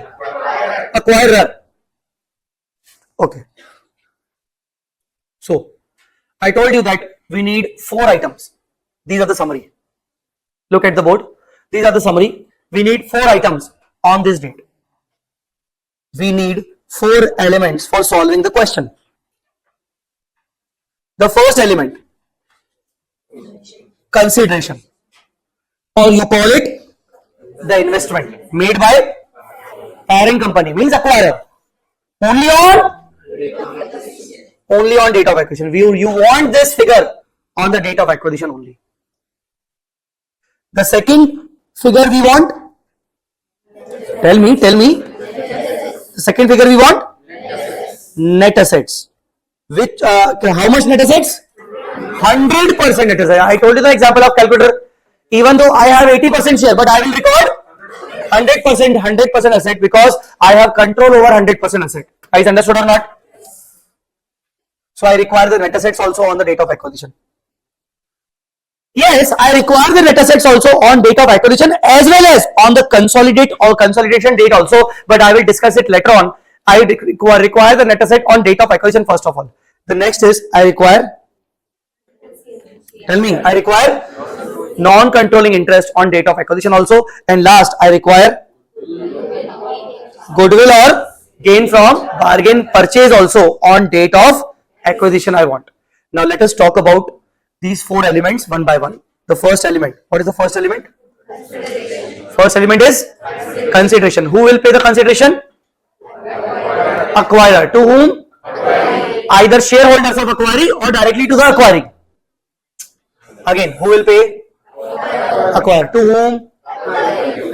Acquiring or shareholders of acquiring. Understood? Okay.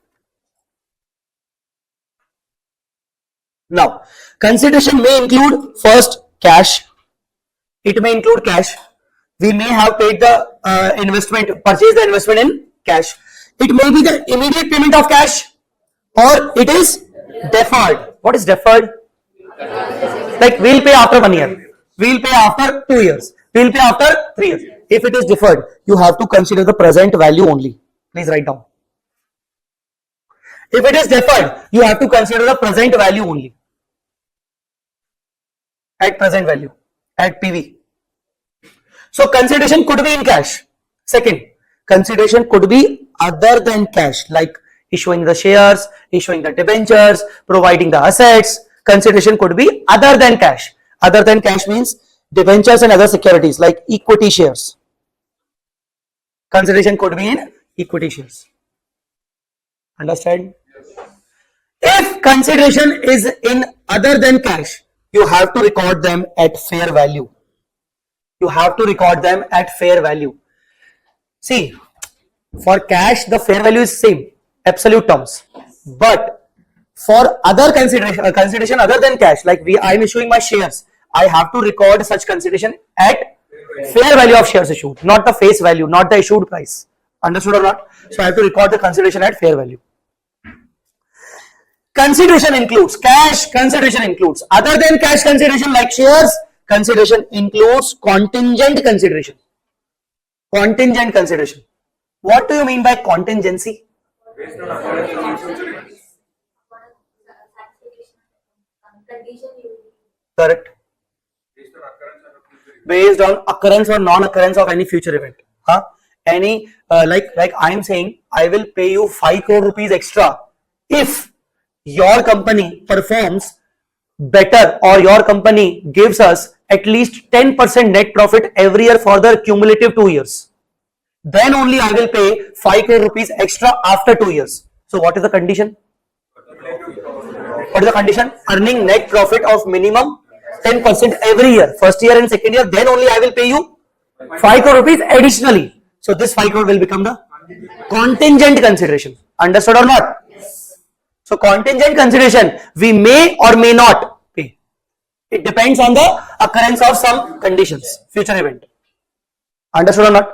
So consideration involves cash, either immediate or deferred. If it is deferred, present value. It involves other than cash consideration such as shares, debentures and any other thing at fair value. Okay. Consideration involves contingent consideration also.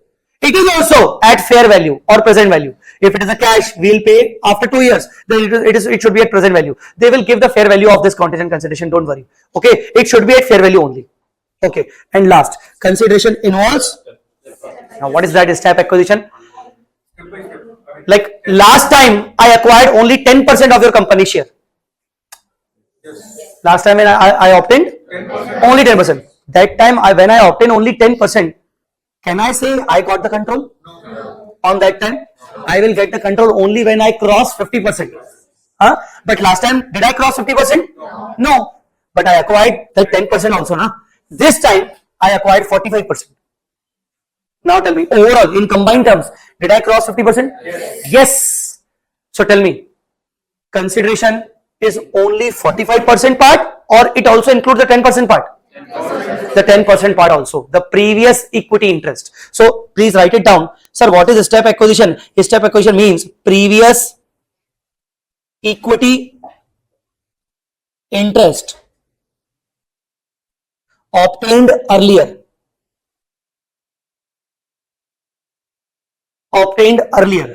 So consideration will be for 55% of the share. For 45%, I paid it immediately. But for 10%, I paid it already 3 years back. So that particular 10% consideration which I paid 3 years back will also be considered here only. At what value? Fair value. So at fair value. So consideration has 4 items. Guys, are you understanding? Yes. Consideration has 4 items. Clear? Yes.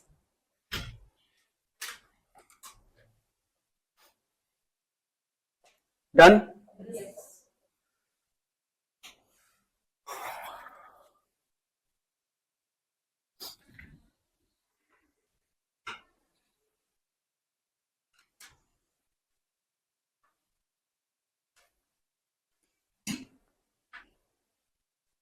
Now, what is not included in the consideration? First, all the legal expenses, all the transaction cost. Wait. In our last chapter, financial instrument, AMC, FVTOCI, we used to adjust the transaction cost in the value of the financial asset, yes. But here it is not. Any stamp duty fees, transaction cost, legal expenses incurred by acquirer to obtain the control of acquiring, all such expenses will be transferred to P&L. They should not a part of the consideration. Why, sir? Consideration involves only that particular thing which we are directly paying to acquiring. These legal expenses, stamp duty cost, we are not paying to acquiring. We are paying to some other parties. So anything we pay to other parties is not a consideration. Understood or not? Yes. So please mark it down. We call it acquisition related cost. What incurred by acquirer to affect the business combination are not the part of consideration transferred. For example, stamp duty payment on the acquisition of land pursuant to business combination shall not be capitalized. It is to be expensed off. Expensed off means transferring P&L. Whenever this term is written, expensed off, it means it is a P&L.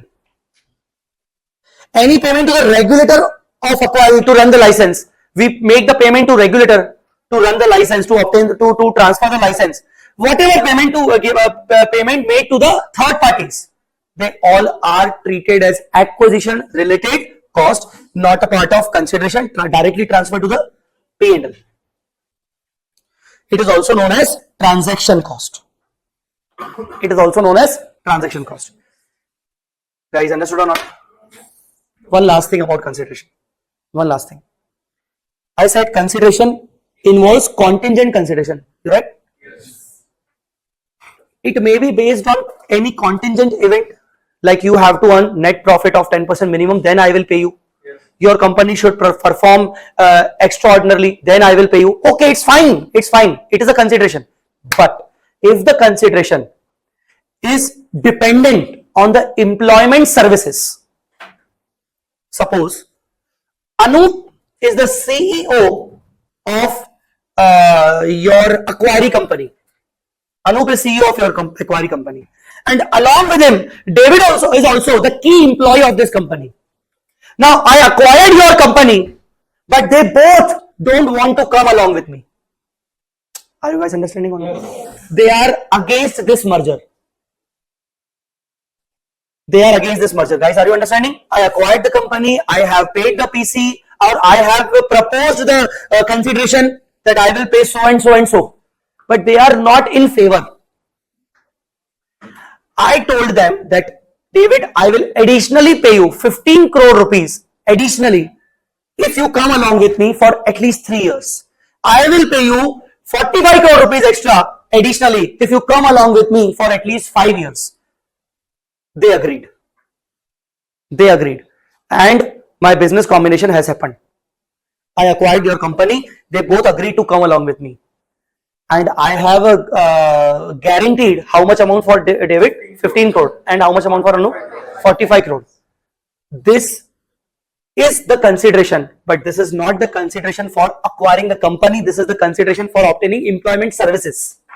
So any consideration which I am paying to obtain the employment services of that acquiring company will not be the part of consideration. Understood or not? Here it is written. If contingent consideration is based on employment services, then it is not to be a part of PC. PC means purchase consideration, and fully treated as a post-business combination expense in the profit and loss statement of the acquirer if paid. Now, if suppose Anup agreed to come along with me, David is still not. Now Anup agreed to come along with me. I will pay him 45 crore after 5 years. So for every year it will be 9 crore. So I will transfer my 9 crore in my P&L only after the business combination P&L. But I will not treat this 45 crore as a part of the consideration. Guys, are you understanding or not? So if contingent consideration is based on employment service, it is not a part of consideration. If contingent consideration is based on any other condition other than employment service, it will be the part of the consideration. Understand? Yes. No. No, na? Okay.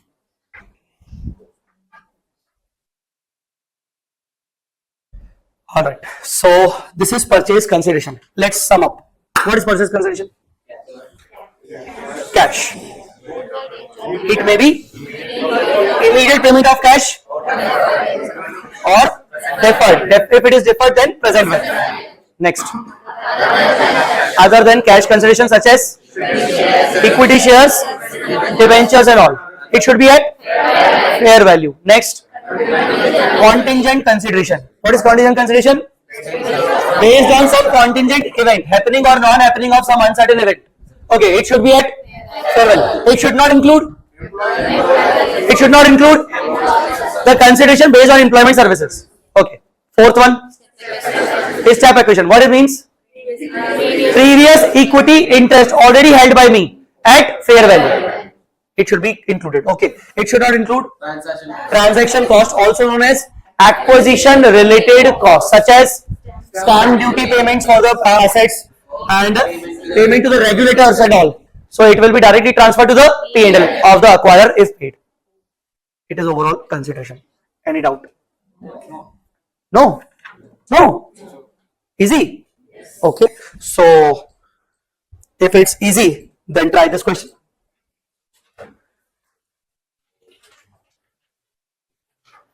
If it's easy, then try this.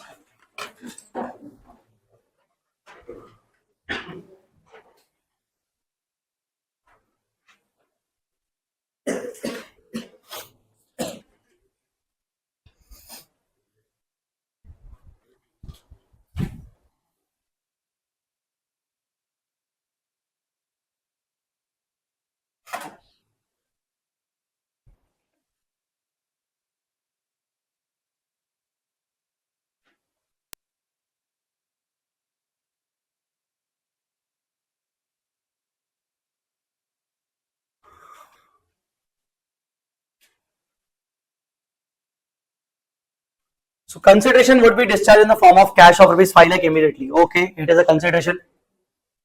And also 1 equity share of A for every 2 shares acquired. 2 shares acquired. How many shares A has acquired? 72. 72 A has acquired. A has acquired 72,000 numbers. So A is saying that I will give you my 1 equity share for every 2 I acquired. That means 72,000 divided by 2. That is 36,000 A will issue. And what is the market price, market value of this share? 60. It's 60 basically. It's not 601. It's 60.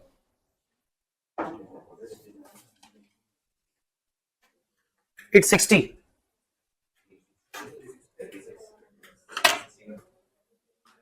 In addition to above, A will pay 6 lakhs in cash after 1 year. It was what is that? Deferred cash. The cost of capital is 10%. Why the cost of capital has been given? Present value. Calculate the purchase consideration.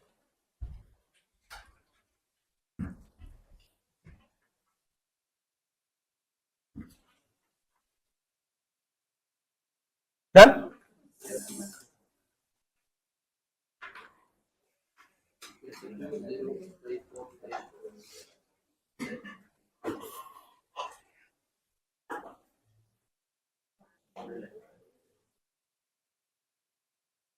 Done?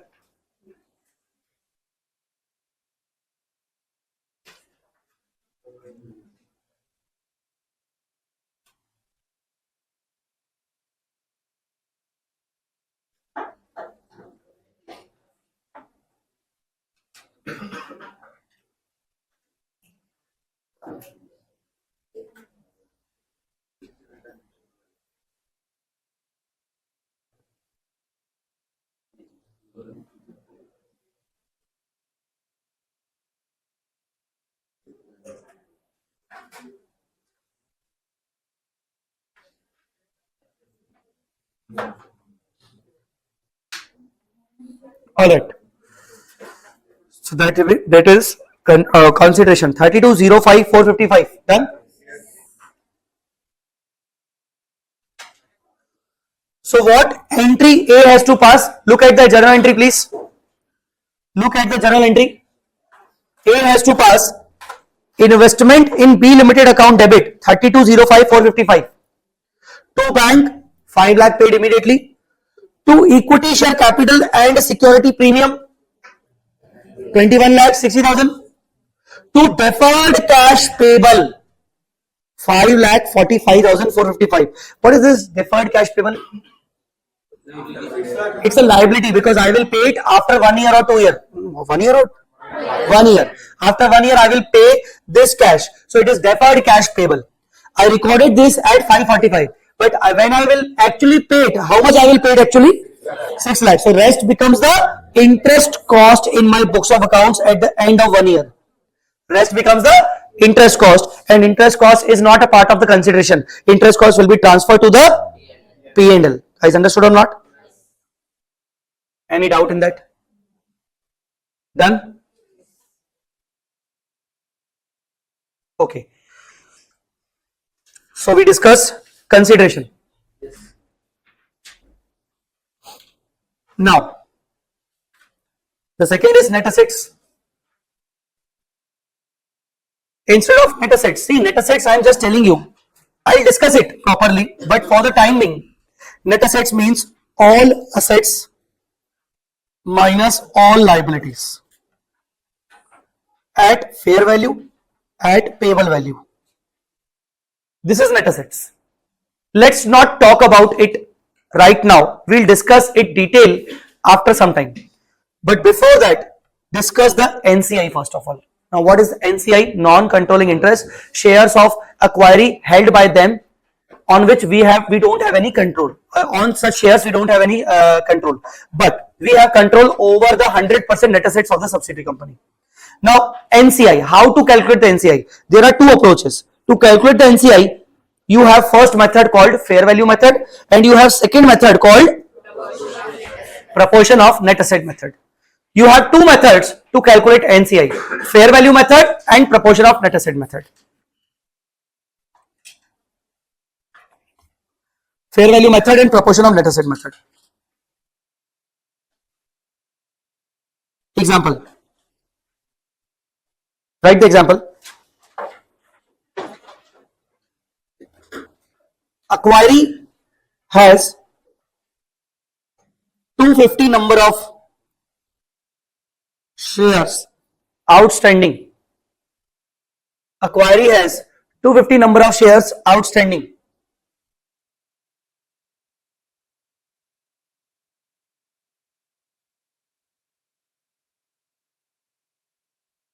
Acquirer obtained 2 lakh numbers. Acquirer obtained 2 lakh numbers.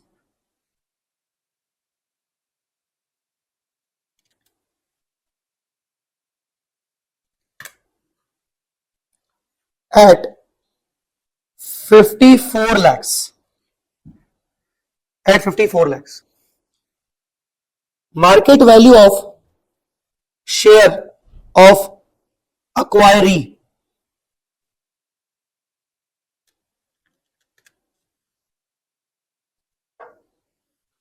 is 25 rupees. Fair value of acquiree's net assets are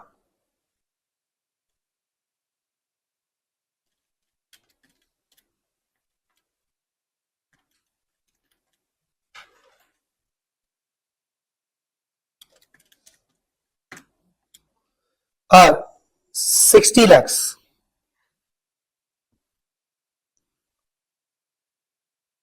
Calculate NCI. See, if you follow fair value method,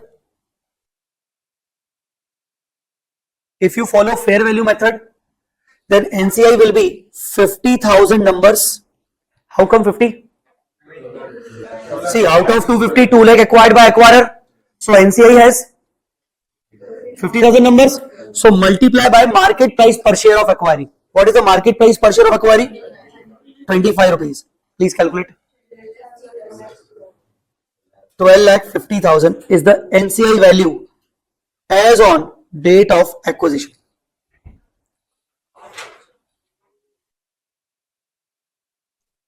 As per net assets method, net assets proportionate method, we'll calculate the net asset value. What is the net asset value? 60 lakh. Multiply by NCI's percentage. How much percentage NCI is? See, NCI is holding 50,000 numbers out of 250 numbers of total. So it becomes, so you have to calculate 20% apply. How much? 12 lakhs. 12 lakh as on DOA. Understood or not? As on DOA. Clear, guys? Clear? So this is NCI. We calculate NCI at fair value. We calculate NCI at proportion of net asset value. Guys, understood or not? Suppose if market price of 25 is not given, market price of 25 is not given,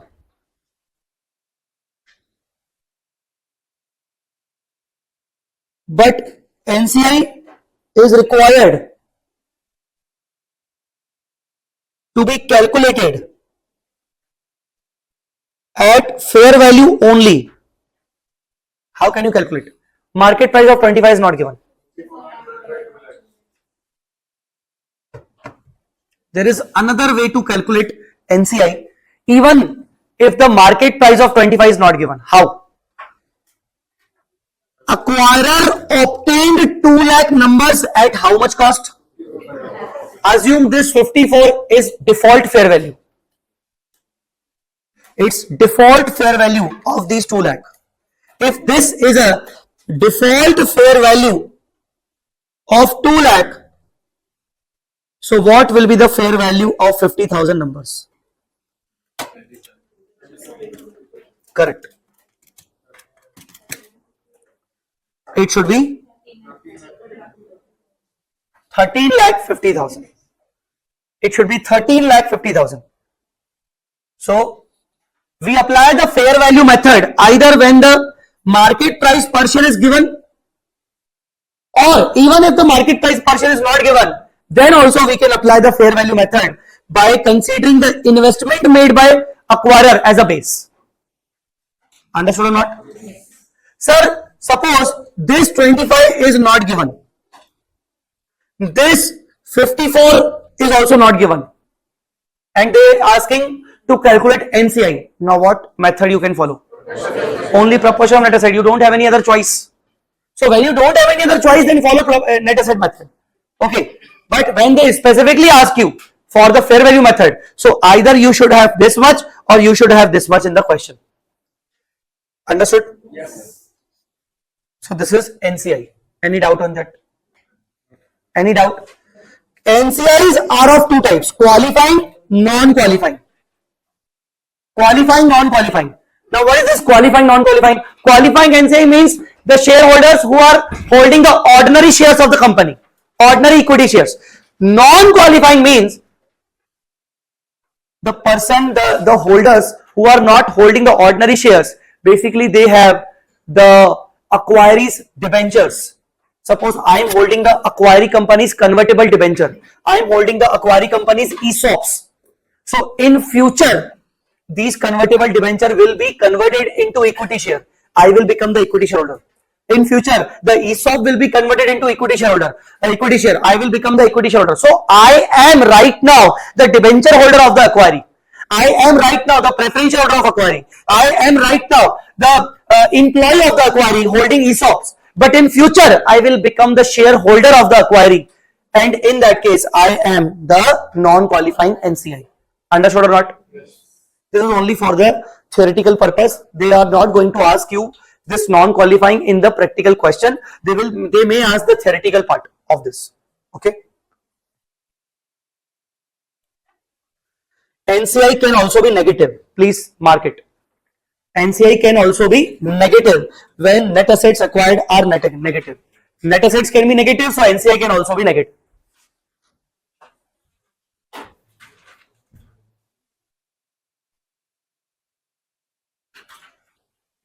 Okay.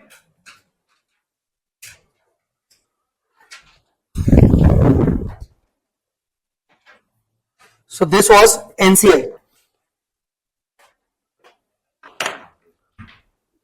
So we talked about consideration, we talked about NCI. Net assets, we'll talk about this. We'll talk about this net asset definitely after some time. Let's now calculate goodwill or gain from bargain purchase.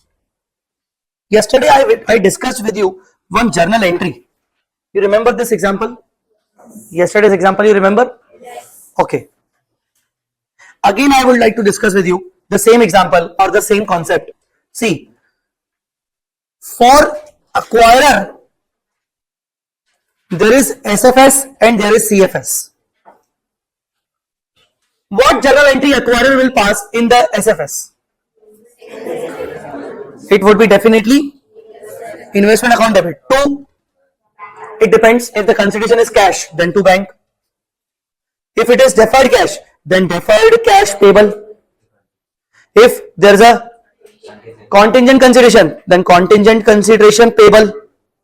If it is equity share issue, then equity share capital or preferential capital to security premium. This is the entry. Yes. Huh? Yes. Now what will you apply? Which Ind AS will you apply for this investment in the SFS? Ind AS 27, our last session stop point. Okay. But when you consolidate the assets liabilities of subsidiary, when you consolidate the goodwill, the non-controlling interest, what you have to do? You have to de-recognize this in which books? CFS. So in CFS, what will you do? What will you do? 2 investments. You have to de-recognize the investment. What will you do? You have to record 100% net assets. At which value? Fair value. You have to record NCI. At which value? 2 methods. Proportion of net assets or fair value. You have to record. Let's not about. Okay. What you have recorded? The first element you recorded? De-recognized investment. The second element? Net assets. The third element? And the difference of this entry will be goodwill or gain from bargain purchase. So either it is goodwill or it is gain from bargain purchase, that is capital also. Balancing figure. So goodwill or gain from bargain purchase will be calculated like this. Now can you please make a formula with the help of entry? What is the formula? See, this is what? This is purchase consideration. This is what? Non-controlling interest. So both of these are credited. NCI is getting credited now, and investment is getting also credited now. So add both of them. So what is the formula? Formula is purchase consideration, that is investments, plus NCI minus what is debited? Net assets, minus 100% net assets. Now this is the formula to calculate either goodwill or gain from bargain purchase if it comes negative. If positive, then goodwill. If negative, then gain from bargain purchase. Suppose we acquired 80% of the equity. Suppose we acquired 80% of the equity. What should be the NCI? 20%. Huh? But we are we are recording the 100% net asset. So the logic of formula is we acquired 80% of the equity. So the consideration will definitely belong to, and the rest is. So technically both of them are now 100%, and the comparison with the 100% net asset. So comparison is proper. Understood or not? So this is the formula of goodwill or gain from bargain purchase.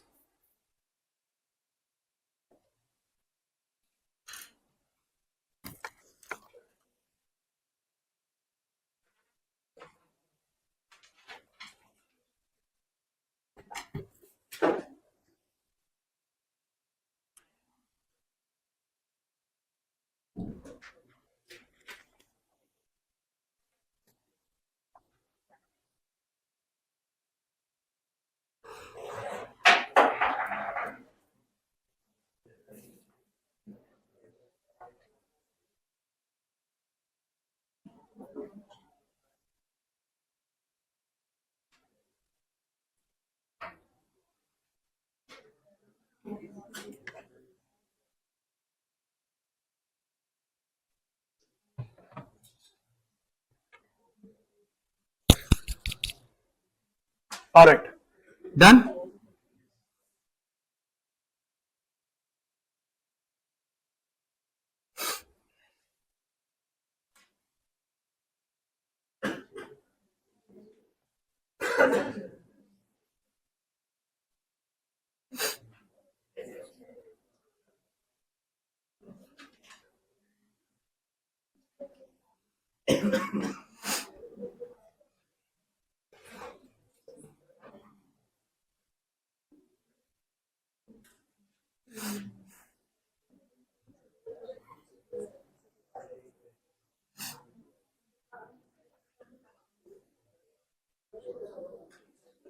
You have to read this point.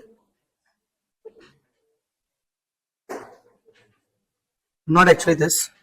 Read the entire table. This entire table.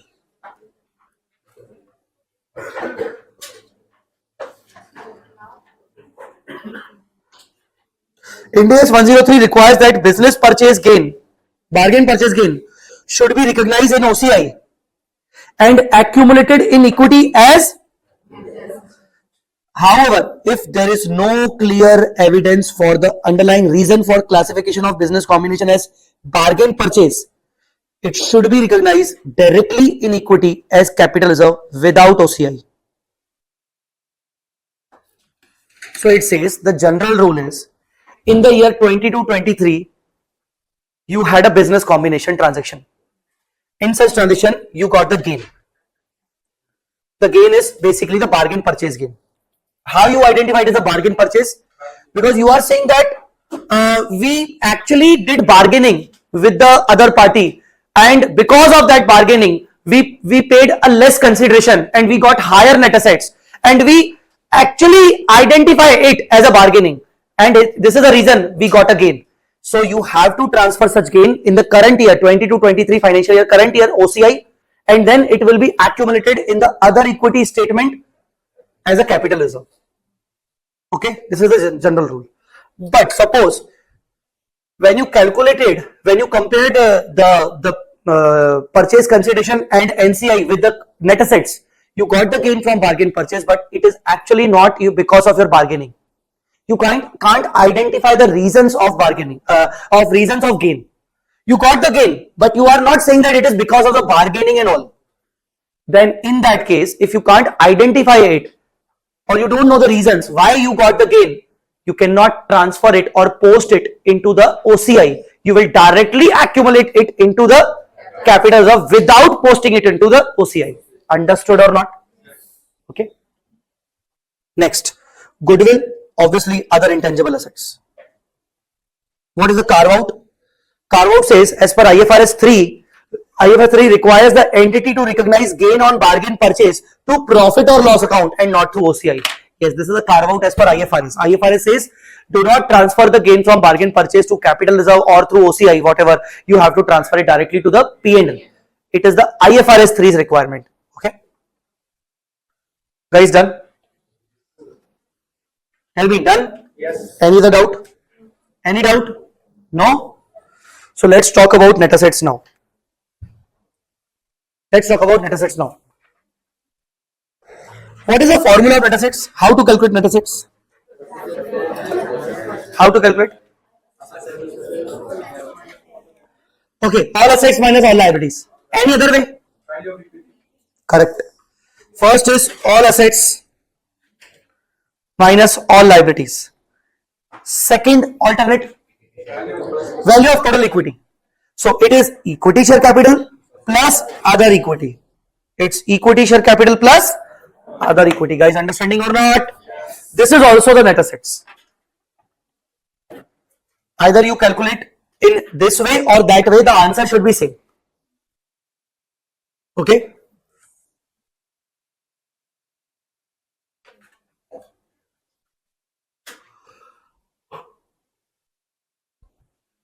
Come to this example. 9. Come to the example. Example 9.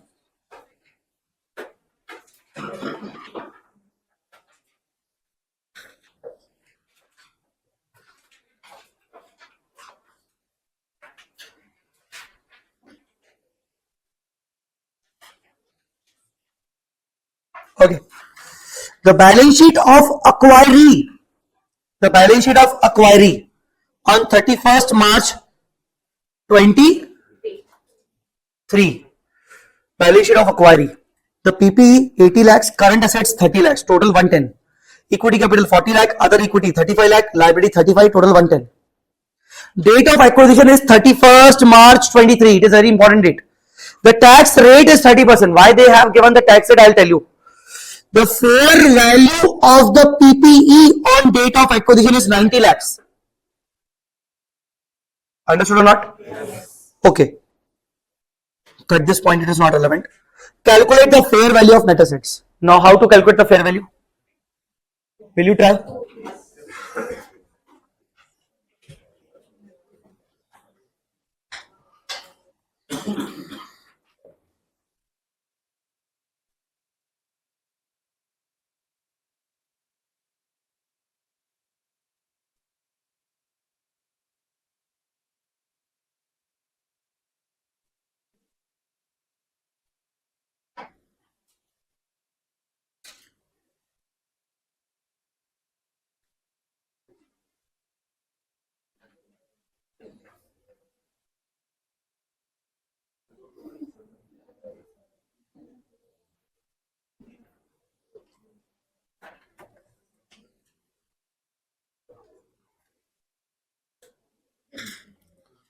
Alternate one.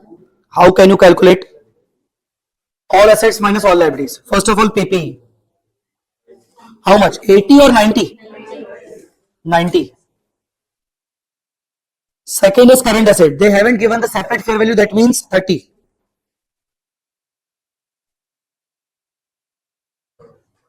Okay.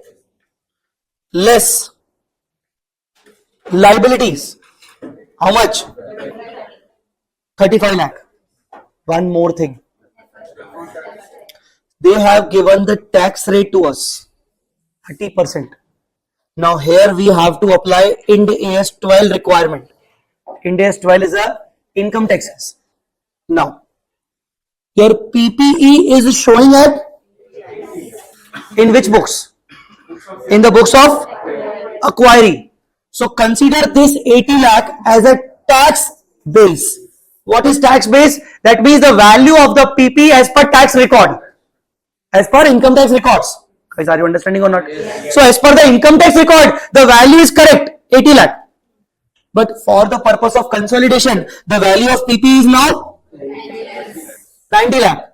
Understood or not? Yes. So in the consolidated financial statement, we'll depreciate our PP by, we'll take the depreciation on, but for the tax record, the depreciation would be on.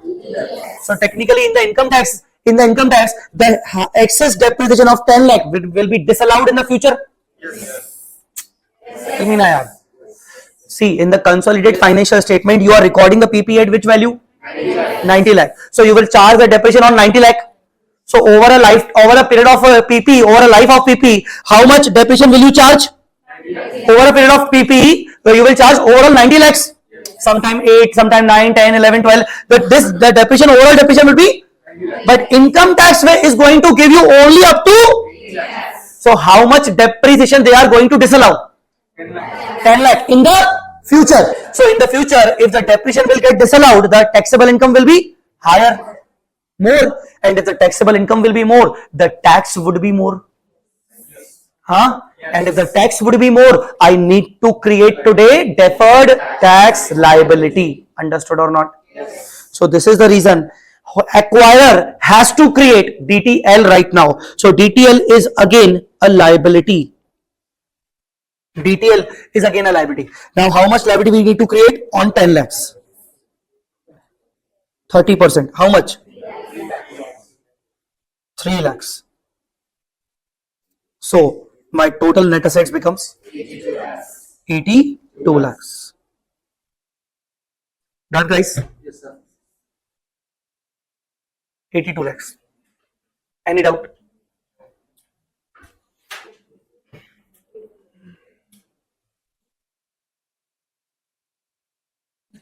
No?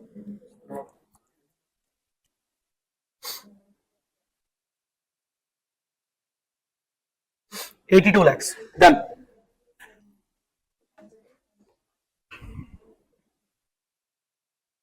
There is one more alternate of solving the question of calculating net assets. There is one more way. First of all, take the equity capital and other equity balance. So first of all, equity capital, how much? 40 lakhs plus other equity. Wait. I know some people know this, but please, you have to listen to me first of all. You may get some additional knowledge. So please, 40 plus 35, how much? You call it book value net asset. What is this? You call it book value net asset. I don't want book value net asset. I want fair value net asset. Which value? Fair value. Now how I should get fair value? See, when we talk about PPE in our books, acquirees books, what was the value? But in the market, what was the value? So can I say 10 lakh rupees is a revaluation reserve? Yes. Yes. And revaluation reserve is also a part of the equity. Yes. Revaluation reserve is also a part of equity, na guys. So this is the reason, because of this revaluation reserve, I am adding 10 lakh rupees. But still there is one more point. When we made the DTL, deferred tax liability, when we create deferred tax liability, what is the journal entry of creating deferred tax liability? The journal entry is deferred tax expense account debit to deferred tax. Now you can also say the journal entry is directly reserve and surplus to deferred tax liability. See, expense will ultimately go to P&L and P&L will ultimately go to reserve and surplus. So reserve and surplus will definitely affect other equity. Tell me yes or no. Yes. So when you create DTL, your other equity will go down. Yes, sir. Yes. Tell me. Yes. So minus DTL. Say how much? 3 lakh. Calculate. 82 lakhs. So these two things we adjusted. Revaluation reserve, because we by considering these two, this is a book value net asset. But when we add revaluation reserve, we get the market value net asset. When we adjusted DTL, then we get the correct net asset after DTL. Guys, understood or not? So these are the two ways. Sir, which way we have to follow? Whichever is available in the question requirement. It is not our choice basically. Whichever is available in the question as per the requirement. Mostly in the 90% cases, this alternate 2 is available.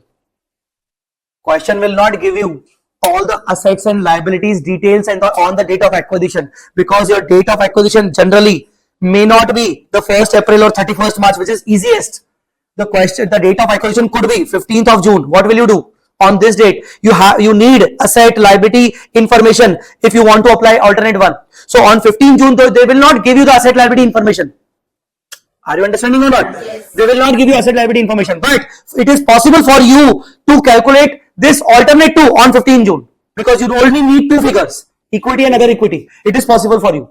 Understood or not? So generally you apply second alternate. So focus on the second alternate properly. If you have any doubt, you can ask me. So I actually want you to focus on second alternate. It is very important. First is very easy to understand. We know it. And it is not actually important for the exam purpose. Okay?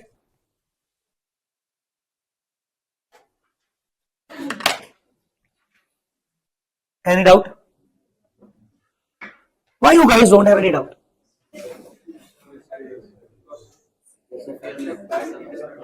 Either you are not at all understanding anything or I am teaching so well. But there should be some doubt cases actually for the better lecture. But you are not asking any doubt, so I am actually surprised. In the last session, last coaching session, there were so many doubts of the students. No, although I was teaching well that time also, but there were some doubts. So because of the doubt discussions, the lecture was quite well. You guys don't have any doubt.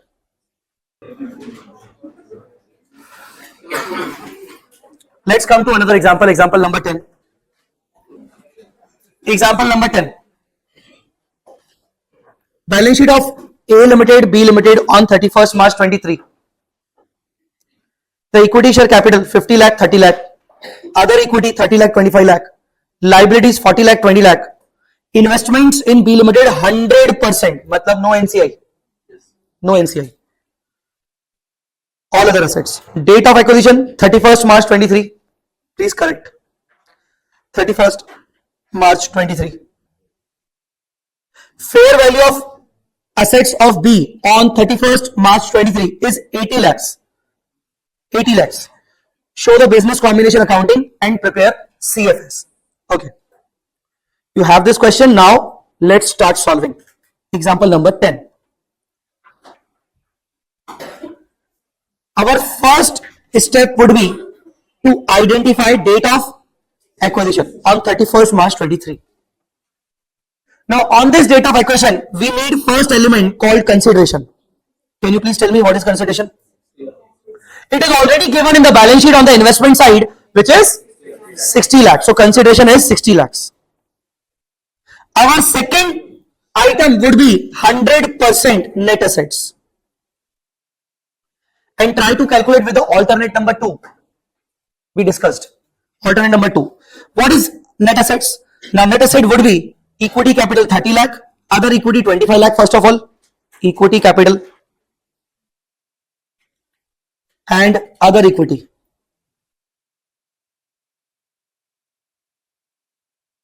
$25 lakh. Then the fair value of the asset of B is 80 lakh, but the book value is 75. So revaluation gain 5 lakh. Revaluation gain 5 lakh. Sir, why we are taking this revaluation gain? To calculate the fair value of the net asset, because this is the book value of the net asset. 5 lakh.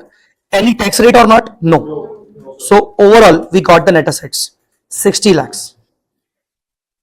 We got the net asset of 60 lakh. Now what about the NCI? It's 0 because 100% investment is done. So now how to calculate the goodwill or gain from bargain purchase? The goodwill or gain from bargain purchase. For this purpose, we'll make a calculation and the calculation name is COC, cost of control. What is the calculation name? Cost of control. So first of all, consideration, the purchase consideration, how much? 60 lakhs plus NCI, how much? Minus 100% net assets, how much? 60 lakhs.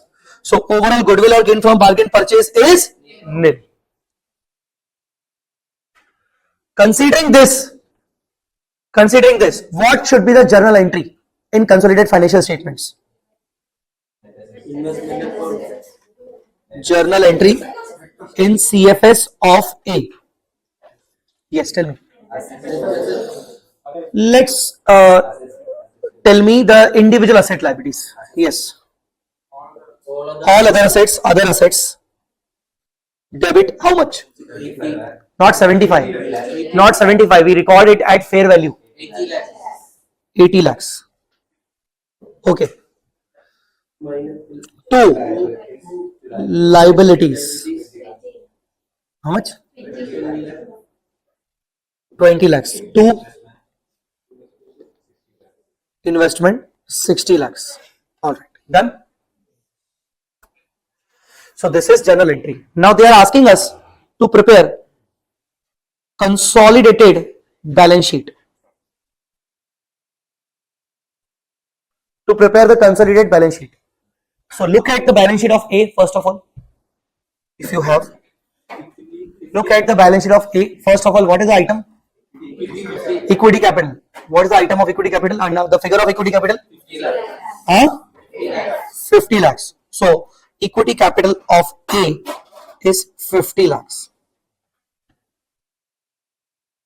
Sir, why you are not adding the equity capital of B? We already took it. We already took it in the net asset calculation. See this. Equity capital and other equity. Guys, understood or not? Yes. Okay. So equity capital of A. Next item is other equity, again only 30 lakhs. Sir, why not B's? We already taken it into consideration in the goodwill or NCA working. Next, liabilities. Yes, liabilities, as far as liabilities are concerned, we already have and we recorded in our journal entry 20. So 40 plus 20.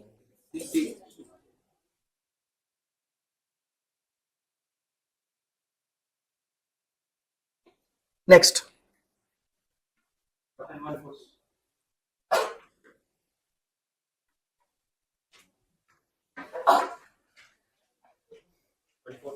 Next. नहीं, asset. Other assets.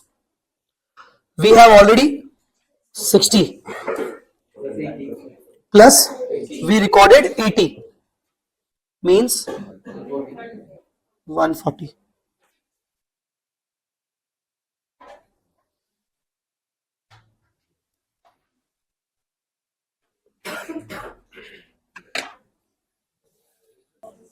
Okay, done.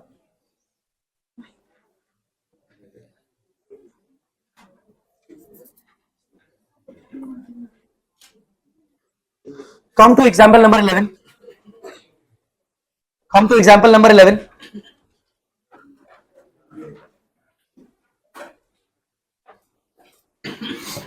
A Limited, B Limited on 31st March 23. A Limited invested 90%. So there must be the NCI of equity, other equity, liabilities, alright, fine. 31st March 23, A Limited made investment in B carrying amount of net assets of B are equal to fair value, alright. Apply 103 and 110, the market price of equity share of B 16. Why they have given this? Correct. They are giving us the market value of acquiring share. That means they want us to calculate the NCI at fair value. Can you please help me to calculate? See, now the other equity capital, equity capital is 30 lakh divided by 10. Number of shares. 30 lakh divided by 10. 3 lakh. 3 lakh multiply by 10%. That means 30,000 number of shares are held by NCI. And its market value is? So the NCI becomes 4 lakh 80,000 as per fair value.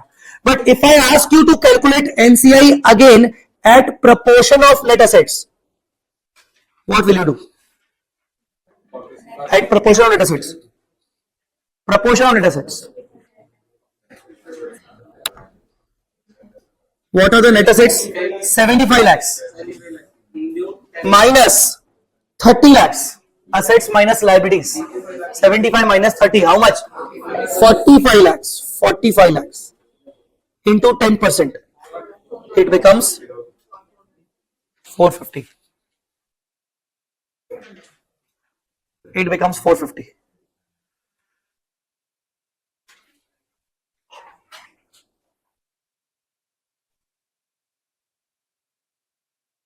Rest the entire question is same as example number, as the earlier example. So will you do this after the class? The rest example? If fair value is given, you have to use fair value. If fair value is not given, then you can use net asset. Okay. I have discussed both the alternative in this example deliberately.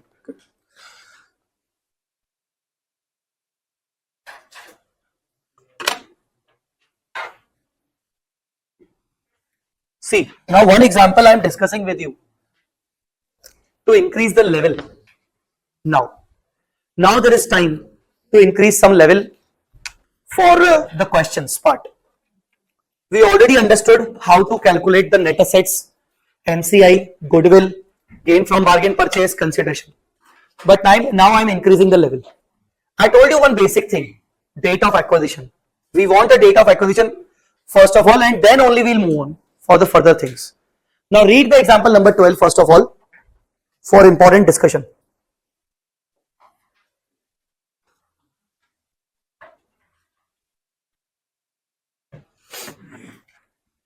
The date of acquisition is different. 23-24 date of acquisition is 1/9/23. Equity share capital of acquiring 20 lakhs outstanding for whole of the year. Balance of other equity on 1st April 23 was 15 lakhs. On 31st March 24 was 27 lakhs. During the year, there was an abnormal loss of 54,000 in the month of October. 80% investment made by acquirer is 30 lakhs. That means it is a consideration. We got the consideration at least. NCI should be 20%.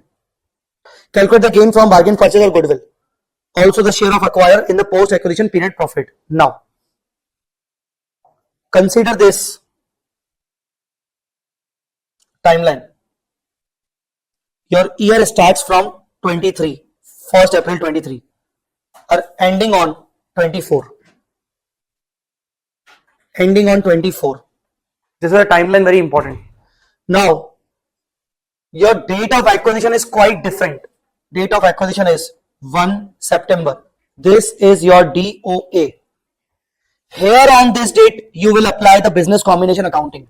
You cannot apply the business combination accounting before that. You start your accounting on 1/9 only. So, on 1/9 only, you should have 4 items. What are the 4 items? Consideration, net assets, NCI, goodwill, gain from bargain purchase. So, as per the question requirement, you have equity share capital of 20 lakh here. But it says it is outstanding for whole of the year. That means this 20 lakh was in the beginning as well as in the end. So this 20 lakh, if it is in the beginning, if it is at the end, so definitely we can assume that this equity lakh can be at the acquisition and dot also. Yes. Tell me guys. Yes. Okay. But it is not the case for other equity. Other equity here. How much? 15 lakhs. And here 27 lakhs.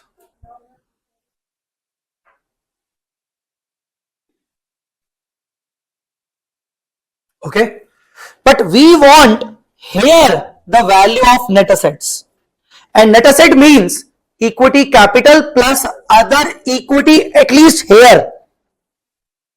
As far as equity capital is concerned, okay, it's fine, 20, so here also 20. But as far as other equity is concerned, we need a value. Understood or not? Okay. And also, there was a 54,000 loss of 54,000 in the month of October. So here, October, there is an abnormal loss of 54,000. Understood? So,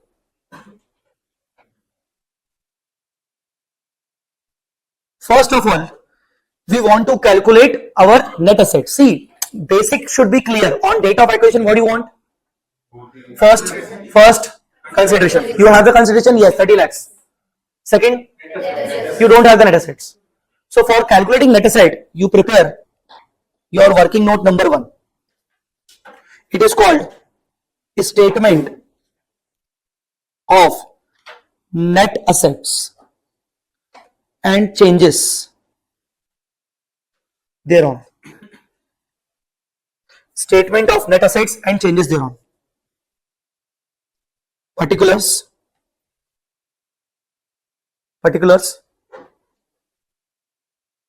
as on DOA, post acquisition period and balance sheet date.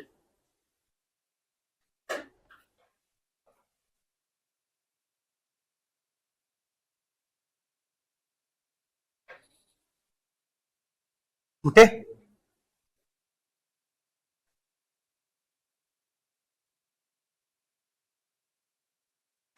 Now, we all know that net asset means equity capital plus other equity. So just write it. First of all, equity capital. How much? It was 20 lakh on balance sheet date also. And it was 20 lakh on the beginning also. It was 20 lakh on the date of acquisition also. So from acquisition date to balance sheet date, there is no change. This is basically the changes column. The changes column. Other than that, we have other equity. Other equity we have 27 lakhs on balance sheet date. 27 lakhs on balance sheet date. You understood? Yes. And what is the opening balance? 15 lakh opening balance as on 1/4. But our date of acquisition is 1/9. Okay, just write it here, but it is not the actual balance as on 1/9. This is the balance of 15 lakh on 1/4. We want the balance. We want the balance of 1/9. So tell me, the difference of 15 lakh and the difference 27 lakh, what is the difference? Huh? So any change between 15 to 27? Yes, it is 12 lakh belonging to the change column, that is post acquisition column. Logically, what is the post acquisition period here from? Tell me. Logically, the post acquisition period should be 1/9 to, that means 7 months. But here you can see we transferred 12 lakh rupees. We transferred 12 lakh rupees for 12 lakh rupees of the entire year in this post acquisition period. Is it correct or not? No, it is not correct. This 12 month belong to, can I say this 12 month belong to the 12 lakh belong to the 12 month period? But this post acquisition belong to 7 month period. Tell me yes or no? Yes. So what will you do? What we will do? We will deduct 5-month profit from here. See, I want here, I want other equity balance. Other equity balance I want here. I have already other equity balance of 15 lakh. So guys, if I add the 5 months profit, will I get the other equity balance? Yes. Yes. Everyone understood or not? Yes.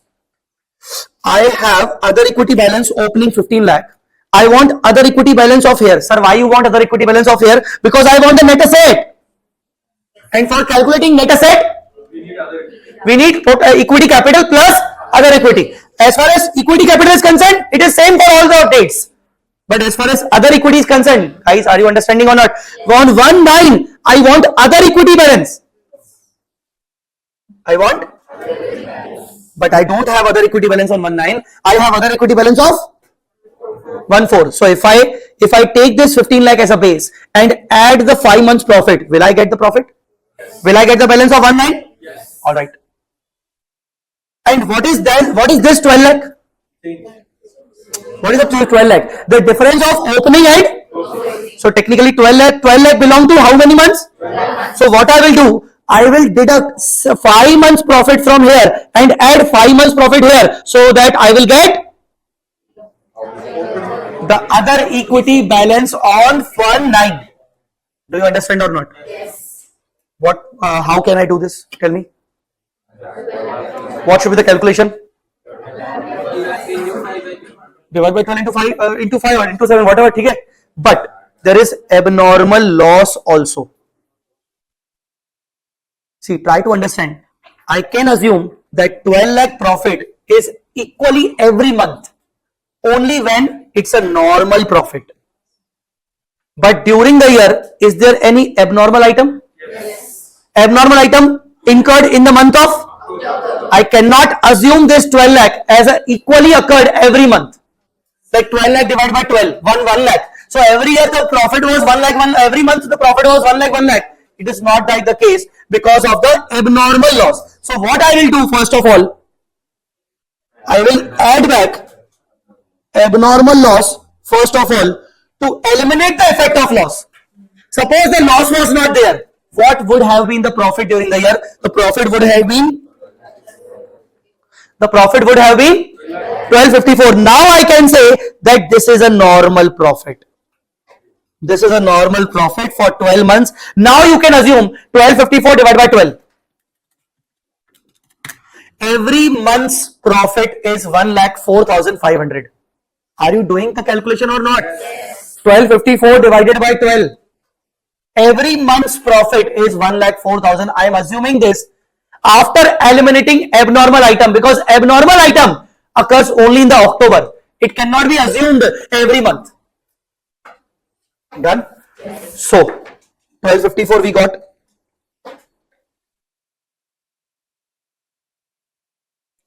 And here we got 35 lakhs. Now make that a calculation that is called time adjustment.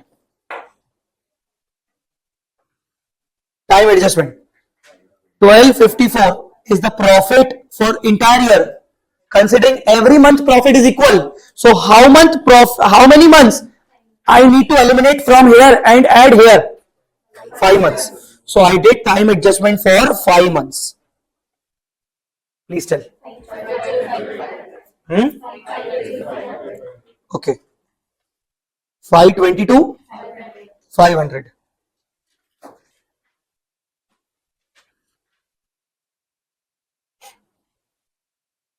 Understood? Guys, any doubt? So now, please add 40,500. And what about this?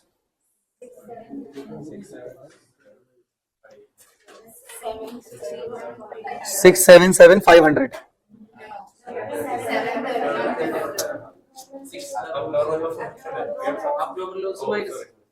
No, before deducting abnormal loss. 6, 7, 31. Okay. 731,500. Okay. Now the abnormal loss you have added earlier for this time adjustment. Now the abnormal loss you have to deduct it again. From where? From which column? You have to look that this is incurred in the month of October, that is post period. So deduct it again. Minus abnormal loss. How much? 54,000. 4022,500. What is the purpose of doing this entire working? Why we are doing this entire working? To get net asset as on date of acquisition. For getting the net asset as on date of acquisition, you already have equity capital, but you don't have the proper balance of other equity. As far as proper balance is concerned, you have the opening balance of 15 lakh, but you want the balance of 19. What will you do? You will make the time adjustment. But before making the time adjustment, you have to analyze whether this is a normal profit or not. So you found out that no, this is not the proper normal profit which you can divide it by 12 and say that equally you get the 1 lakh 1 lakh. So what you do it, you have added back, eliminated the abnormal item from this profit so that you can get the normal profit for the year. You made the time adjustment of 5 months. Why 5 months? Because we need the balance on 1/9. We already have the balance of 1/4. So if we add the 5-month profit here, we can get the other equity balance of 1/9. So 5-month profit deducted from this side and added to this side. Again, what abnormal loss we have eliminated. Now we have to again include this so that to make the proper corrections. Now we got this is 100% net assets as on date of acquisition. This is 100% net assets as on date of acquisition. Guys, understood or not? Yes. What is this? Look at the board. What is this? This is the post-acquisition period profit earned by acquiring. Post-acquisition period profit earned by acquiring. So please write this. This is post-acquisition period profit earned by acquiring. You also call it revenue profit. What you will call it? Tell me, what to do with this profit? This is to be shared by parent and NCI. Parent means holding company. Holding company means acquirer. This is to be shared by acquirer and non-controlling interest. Revenue profit is always be shared between these two. So percentage is 80% and 20%. Tell me. 5,42,000. 135. 500. Done.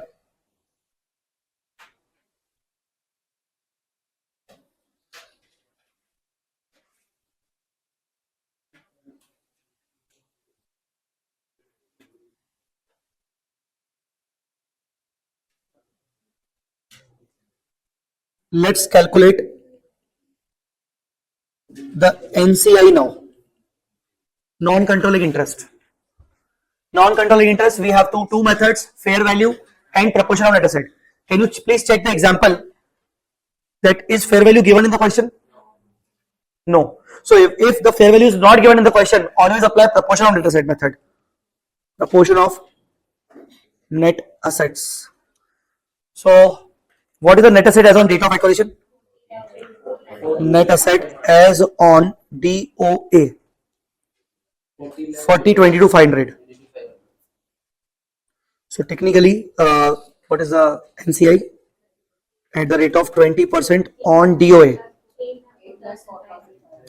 8 lakh. Okay. But this is not done till now. You have to add the share of revenue profit. See, wait. What is this? As on which date? 1/9. Will you prepare the consolidated on 1/9? You prepare the consolidated on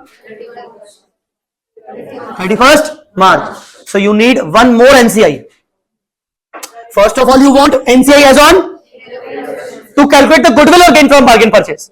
But you need one more NCI to prepare the consolidated financial statement of which date? So how will you calculate? NCI of date of acquisition plus share of revenue profit. You will get the NCI of balance sheet date. Understood or not? So how much? 135, 500. 9,40,000. You got NCI as on date, as on balance sheet date. So how many NCI we calculate? 2. Which one? as on date of acquisition and as on balance sheet. Why we calculate as on date of acquisition? For computation of goodwill gain from market purchase. Why we calculate another NCI? For the consolidation purpose. So we want NCI 2 times. Understood or not? Yes. What is the formula of NCI? What are the methods? Fair value, proportion net asset. These 2 methods are for the acquisition date only. But if you want another NCI of balance sheet date, what will you do? Add the share of revenue profit. Understood or not? Yes. Now calculate the goodwill or gain from bargain purchase by cost of control. Cost of control. What is the formula? So first of all, consideration. Consideration. 30 lakhs. 30 lakhs. 30 lakhs. Which NCI you want? Which NCI? See, you always prepare this COC as on date of acquisition. So NCI how much? Minus 100% net assets as on date of acquisition. 40 22 500. It's gain from bargain purchase, na? 2 lakh 18 218 2 lakh 18,000 will be transferred to capital reserve through OCI. Done.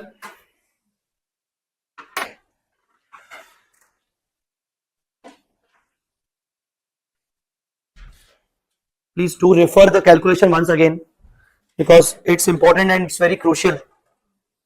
If you have any doubt, you can ask me before the break because after the break we'll increase the level more higher.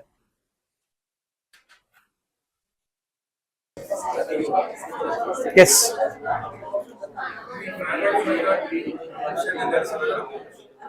Where we could use the purchase consideration that is paid. Yes.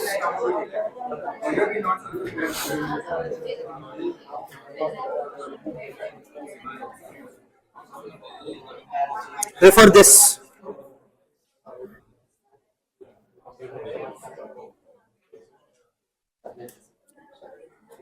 Refer these 3 points. First of all, then.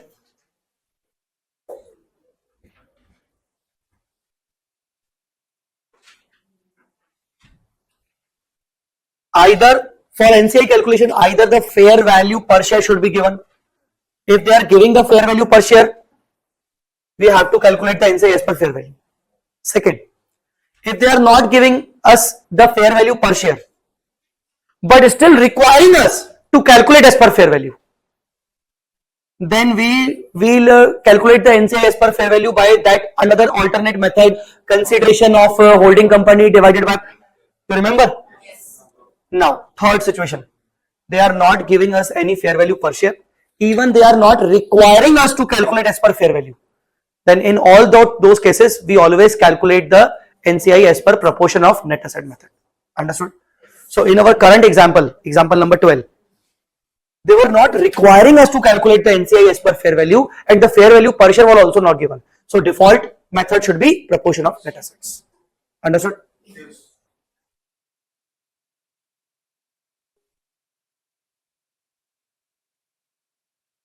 Any doubt in this question? Tell me. No? I am requesting everyone to please refer this, at least this working note properly. Statement of net assets and changes thereon.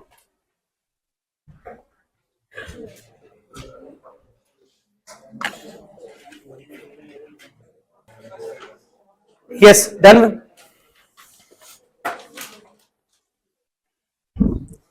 So, shall we take a break? Huh? So after the break, we'll discuss some important adjustments like dividend, step acquisition, and some other adjustments also. Revaluation of fixed assets. So many adjustments we have to discuss. Okay. Take a break. Thank you so much.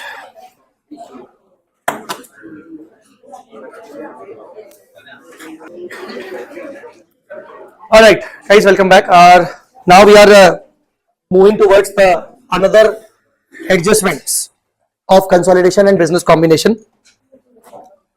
We completed our basics till now, where we understood the consideration, net assets, NCI, goodwill, gain from bargain purchase, initial recognition entry, consolidation entry, India's 27 part, the statement of changes in net assets, the working of a statement of net assets, date of acquisition column, revenue period column.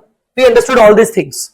Based on that, now we'll discuss one by one. We'll discuss more important points, more important adjustments which can come in the same adjustments, in the same working notes. So one of them is treatment of dividend. Treatment of dividend. Now this is a dividend basically paid by subsidiary. The dividend paid by subsidiary company or acquiring company is paying the dividend. See, we all know that dividend, whenever we pay dividend, the journal entry of paying or declaring the dividend is this: P&L account debit to dividend payable, and when we pay it, dividend payable to bank. So if you cut dividend payable and dividend payable, so the net entry will be P&L account debit to bank. So logically, dividend is deducted out of profit. Whenever company pays the dividend, it will deduct the dividend from profit. Either it is a subsidiary or holding company, always it will deduct the profit, deduct the dividend from the profit or loss only. Are you getting me? Yes. So now focus. Profit and loss. Profit and loss. Focus on this working. Can you identify the profit and loss of subsidiary in this working? I said dividend is given out of P&L. So logically the P&L is getting affected. Yes. And P&L is a part of other equity. Yes. So now tell me, can you find out the P&L here? Other equity, other equity, other equity, other equity. So dividend will definitely come into this working. Now understood or not? Yes. So dividend we are now discussing, starting the discussion with dividend. So please, you should consider that dividend is a P&L based item. P&L is a other equity based item. Other equity will affect the net asset, and that means the dividend will definitely come under this working in any way. Understood? Yes, sir. Before understanding the dividend part, tell me the logic behind doing this working. Why we did this? Apportionment of, Why we apportioned? because it is before We wanted to calculate the net asset as on the date. Please tell the date. On 1/9. But we were having this 15 lakh balance as on 1/4. So what we did, we basically calculated the 5 months profit out of this normal profit. Yes. Understood or not? Yes. And we calculated the 5 months profit and transfer it to this column. We calculate this 5 months profit from this one. Na? Yes. What is this? The name? Normal Normal? profit. It should be normal profit after tax before dividend. What I said? After tax before any dividend payment. Understood? Yes, sir. Like if I tell you the reserve and surplus opening balance, please do not write. Reserve and surplus opening balance is 12 lakhs. Reserve and surplus closing balance is 21 lakhs. And during the year, dividend payment was there. Dividend payment was there. 3 lakh. Can you prepare the reserve and surplus account? Can you help me to prepare? Tell me. Opening where? Okay, credit side. How much? 12 lakh. Next. Closing debit side. Next. What is the entry? What is the entry? See the entry. P&L account debit to dividend payable. Now P&L reserve and surplus all are same thing. So tell me. To dividend. Understood or not? Yes. So tell me how much? 3 lakh. So now the balancing figure will be the net profit. This is your annual net profit. How much? 12 lakhs. This is your 12 lakh. Considering the account, I can say, or we can conclude that this is the net profit after tax before when you prepare the statement of net assets and changes thereon. This is DOA column, this is post acquisition column, this is balance sheet. You write reserve and surplus opening and closing 12 and 21. Yes. Where? Here it is 12 and 21. Here it is 12. So what is the post? The balancing figure. What is the post? 9 lakhs. Now the question is only one, that here it is a 9 lakh. Should I do time adjustment of this 9 lakh or should I do time adjustment of this 12 lakh? Huh? 12 lakhs. Why 12 lakhs? I told you that we need a profit for time adjustment, always a normal profit after tax before dividend. But is this the profit before dividend? It's after dividend. So what will you do? You will add dividend here in first position, first of all. Always add the dividend so that you can get the profit before dividend. Understood or not? So whenever the acquiring company, subsidiary company pays the dividend, first of all add this before making any time adjustment. What I said? Add dividend in which column? First column. Okay, before time adjustment. Guys, understood or not? Yes, sir. So, see. If dividend is declared paid during the year, it needs to be added back in the changes column to determine the profit before dividend. Let's understand. First, add back in the statement of net assets in the change column. Change column means post. Just to make the proper time adjustment. First point clear? Yes, sir. Why we are adding? Please tell me once again. We want to do the time adjustment, and time adjustment should always be done for normal profit before dividend. We cannot do time adjustment for the profit after dividend. Understood? So, add the dividend first of all. Now, apply the time adjustment also. Understood, guys? Yes, sir. Now, see, if you have added the dividend, you should have the deducted again. Yes. Just like abnormal item. See, you added it after time adjustment, you have deducted it once again, no? Yes, so in the same way, dividend, what you did with the dividend? First then you did time adjustment. Now you need to deduct it now. For deduction, there is one slight change. Deduction shall be done, but it should not be done from the statement of net assets column or statement of net asset working. Deduction should be done directly from the respective NCI's working and respective parents' share of profit working. Understood or not? Yes. I will tell you why. Don't worry. But as far as deduction is concerned, because you have added the dividend for making time adjustment, now you have to deduct it once again. Yes. When you are adding, you are increasing the profit.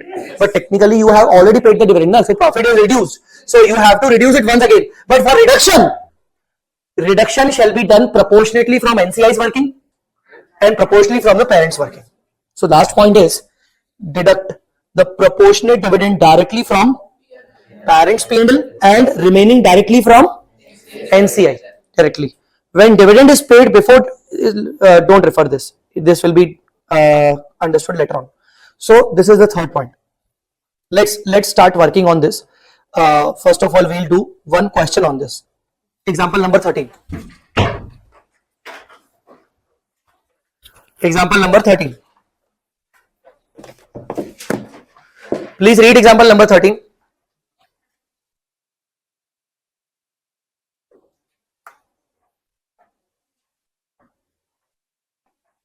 Yes.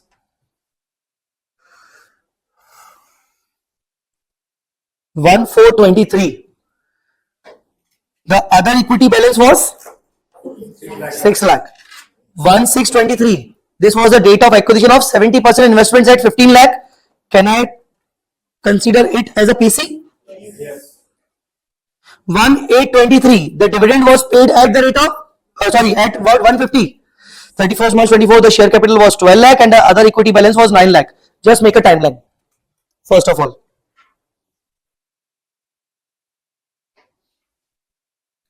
example number 13. This is the timeline.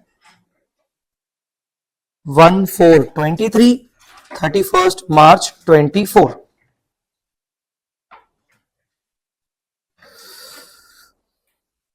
Here the other equity balance was 6 lakhs. Here the other equity balance was 9 lakhs. The date of acquisition is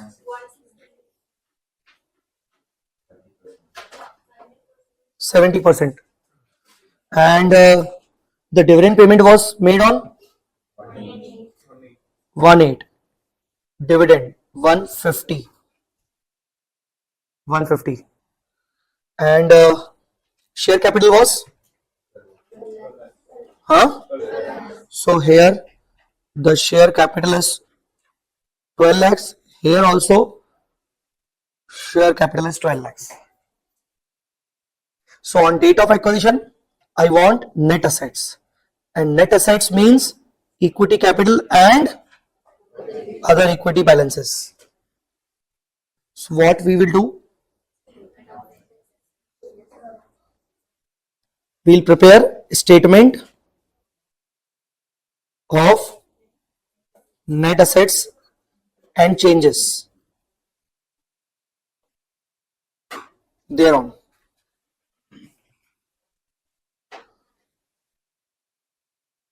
Particulars, DOA,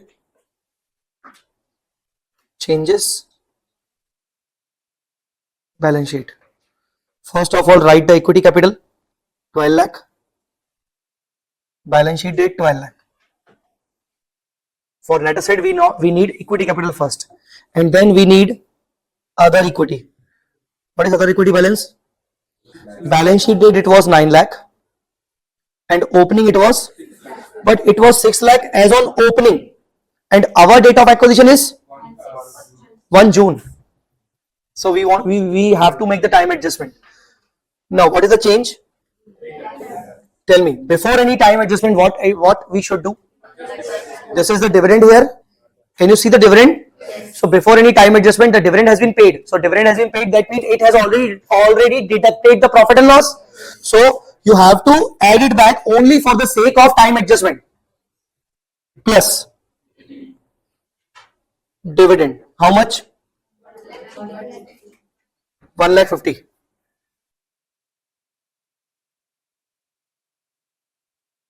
Now it's 18 lakh. It's 4,50,000 plus minus time adjustment 450 multiply by 2 divide by 12.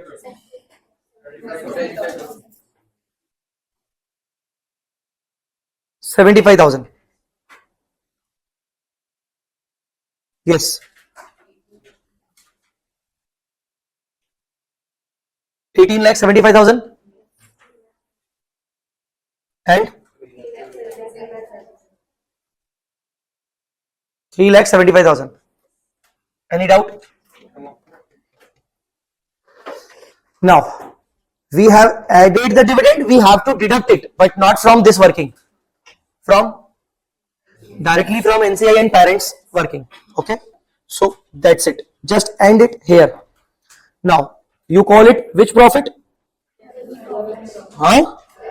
Revenue profit should be shared among the parent company and NCI. What are the percentage? 70/30. Please do it. 2,62,500. 12,500.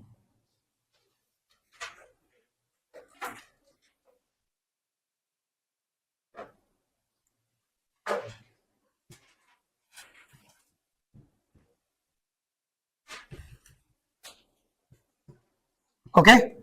Now this is becoming 100% net assets as on date of acquisition.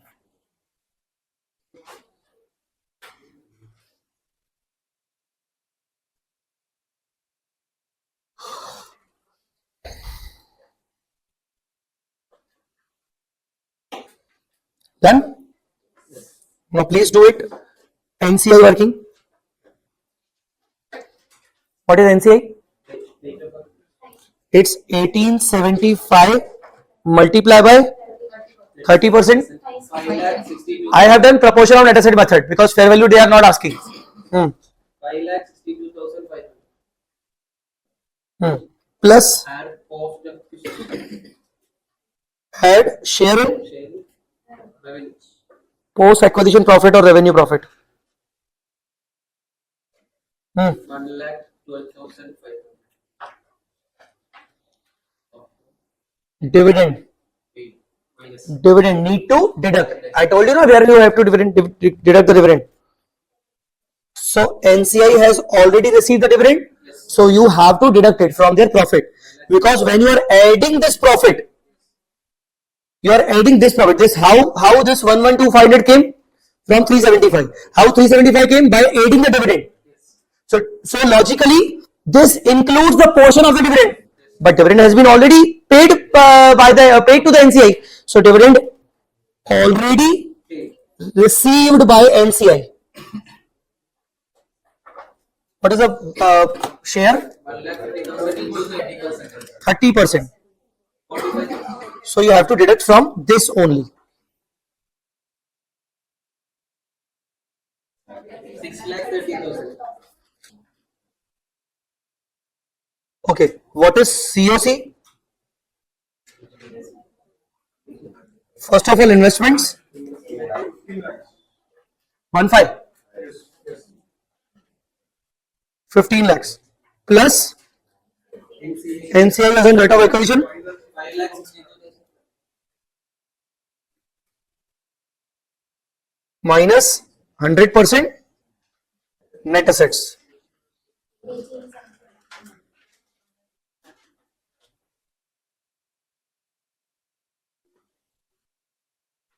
Goodwill.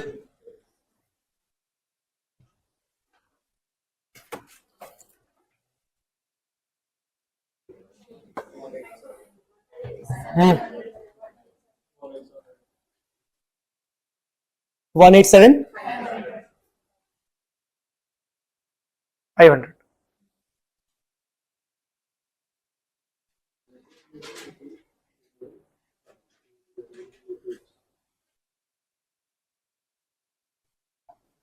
Last working.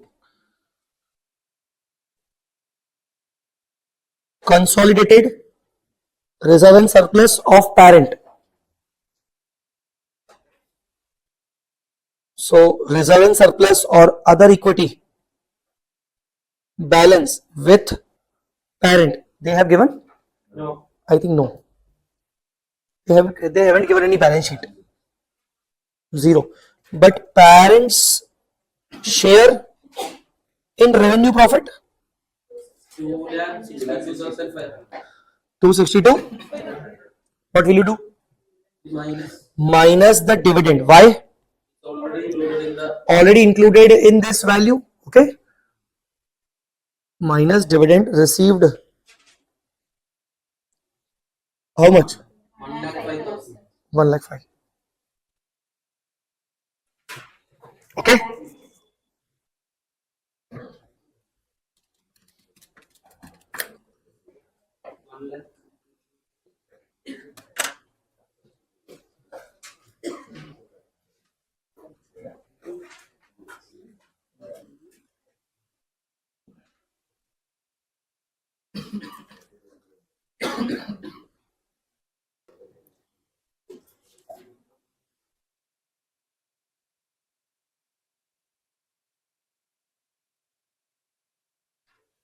Guys,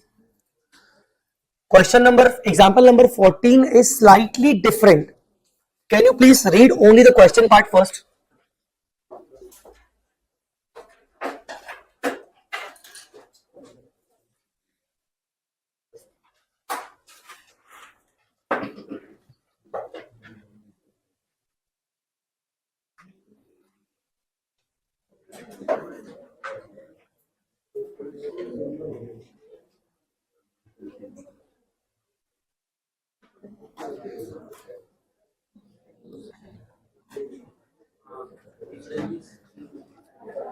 So what should be the timeline? First April, Tell me. first April 2020. 23. Dividend 1,820. Dividend was actually 171. Acquisition. 1,820. Dividend paid 1,720. Dividend paid here. Yes. Okay. Then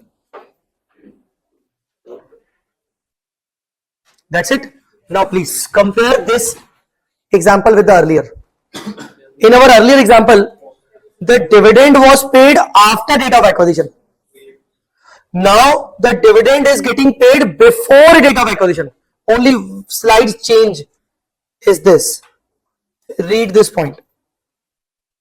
When dividend is paid before acquisition, before date of acquisition, then deduct the dividend directly from DOA column, date of acquisition column. Means instead of deducting proportionately of NCI and proportionately from parent share, directly deduct from this column. Which column? DOA column. Here. Directly deduct from here. When you have to do this? When you have to do this? When the dividend is getting paid before date of acquisition. You can refer example number 14 for this as a homework. Will you do this? Will you try example number 14? Yes.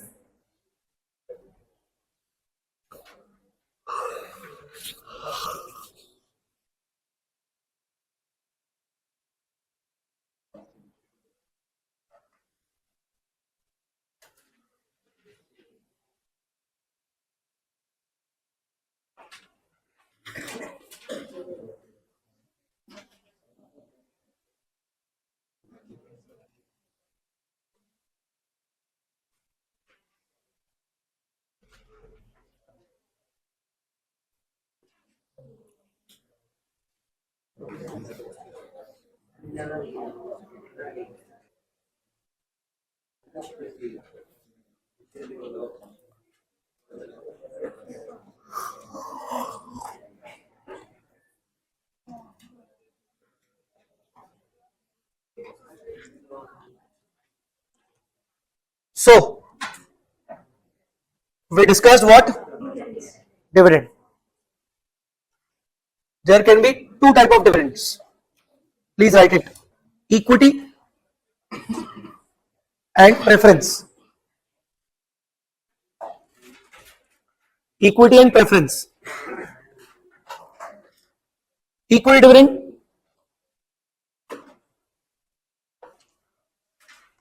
Alright, dividend by subsidiary. Equity dividend. First of all, add back. Add back in where?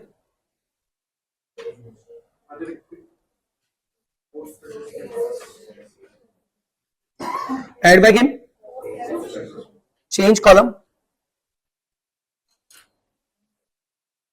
Then do time adjustment. Then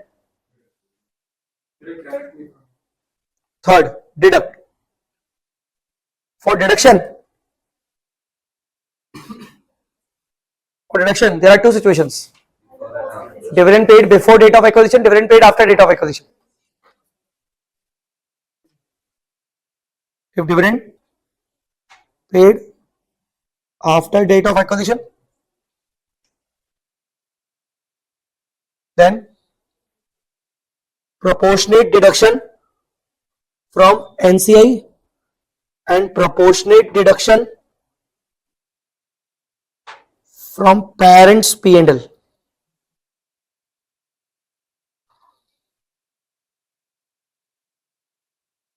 If dividend paid before DOA,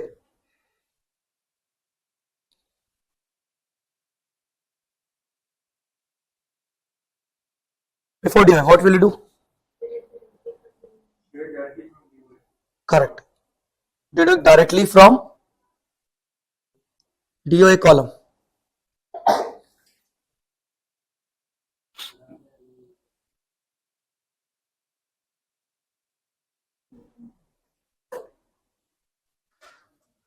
Preference dividend.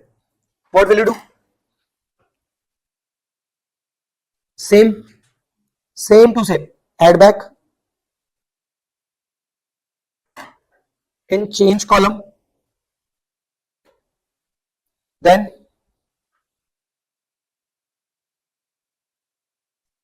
do the time adjustment. Then deduction here. Deduction from pre column and post column.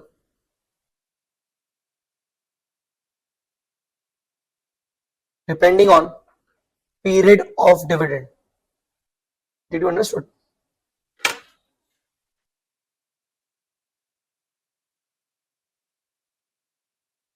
Did you understood this last point? What? Suppose the whole year preference dividend is 60,000. Whole year preference dividend is 60,000. And we, the date of acquisition is mid. This is date of acquisition. The whole year preference dividend is 60,000. Half portion belongs to pre-date and half portion belongs to post. So deduct 50% from DOI column, deduct 50% from changes column. Deduction from pre-column. Pre-column means DOI column. And post column depending on the period of dividend. But proportionate dividend you have to deduct from the date of acquisition column and the proportionate from the changes column, because preference dividend is basically on period wise. It is period wise. Okay, understood? You can refer example number 15-16. Example number 15-16. One thing should I tell you, that you must have heard that in November 23 FR paper was very tough. Huh? And why it was tough? Because so many questions are having new type of adjustments actually. So that November 23, in November 23 there was a question of business combination and consolidation. That is of having, I don't know, 15 or 20 marks, I think 20 marks. So that question was also completely simple, only except two adjustments. Two adjustments have been introduced newly. One is bonus and second one is investment in debenture. One is bonus and second one, and both of them were quite simple, very common sense based. Actually, in your CA intermediate, bonus already covered in the consolidation part. CA intermediate. So in the same way, institute can introduce this preference dividend adjustment. They haven't introduced till now. They in the exams they haven't introduced this kind of adjustment like preference dividend and all. So we already have example number 15 and 16 as a very most important example for preference dividend.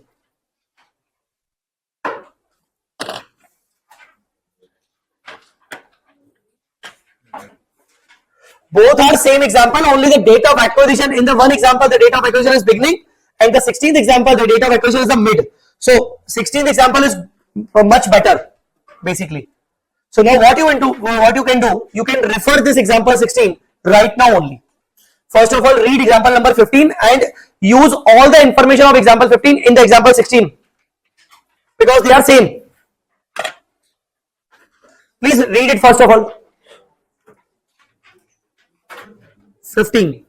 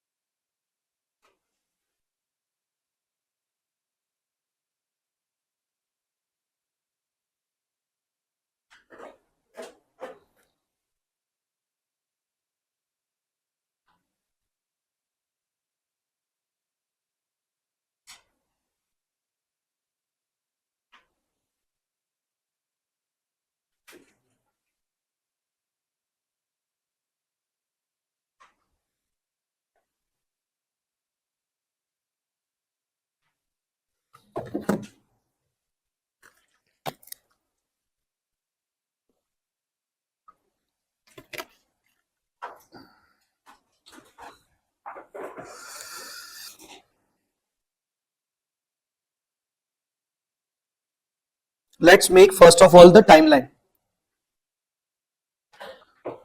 First of all, let's make a timeline.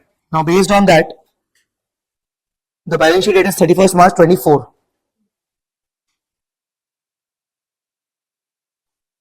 First April 23. See, what is the important point in this question? Parent has invested not only in equity but also in preference. These are not the common points. This is not a common point. This is the exceptional adjustment. So, and even the percentage are different. So here the NCI would be 40. Here the NCI would be 70. Understood or not? Yes, NCI would be 70. In any way, preferentials doesn't hold the voting rights. So don't worry. Understood or not? Okay. Now, important. Both investments were acquired on, no, not acquired. Example 16. Investments are acquired on. I am directly doing example 16. Okay. 110. So, 110 was the date of acquisition of 60% equity and 30% preference. Special category question. Now, what are the other things involved in this question? Equity capital 9 lakh. Here, the equity capital 9 lakh. Here also, the equity capital is 9 lakh. Then, preference capital. Leave it for the timing. I will talk about this. Other equity 8 lakh. Closing. Other equity 8 lakhs. And opening 5 lakh. Other equity 5 lakh. Any other thing? Preference has been declared by subsidiary on 31st March 24. But this is very special point. But they haven't passed any entry. Huh? They haven't passed any entry. If they would have passed the entry, we would have we should have added it. But now no need to add back. Array. You see, first of all, what I am writing? Add back. Add back. Why I am writing add back? Because when they are paying the dividend, they have already passed the entry of P&L account debit. But then in that case, need to add back. Okay, fine.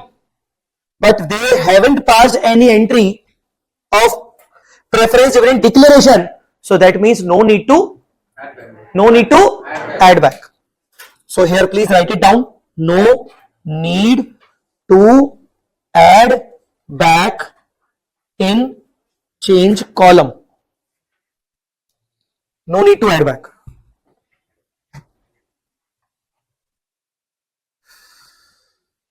Equity dividend is paid by subsidiary on 110.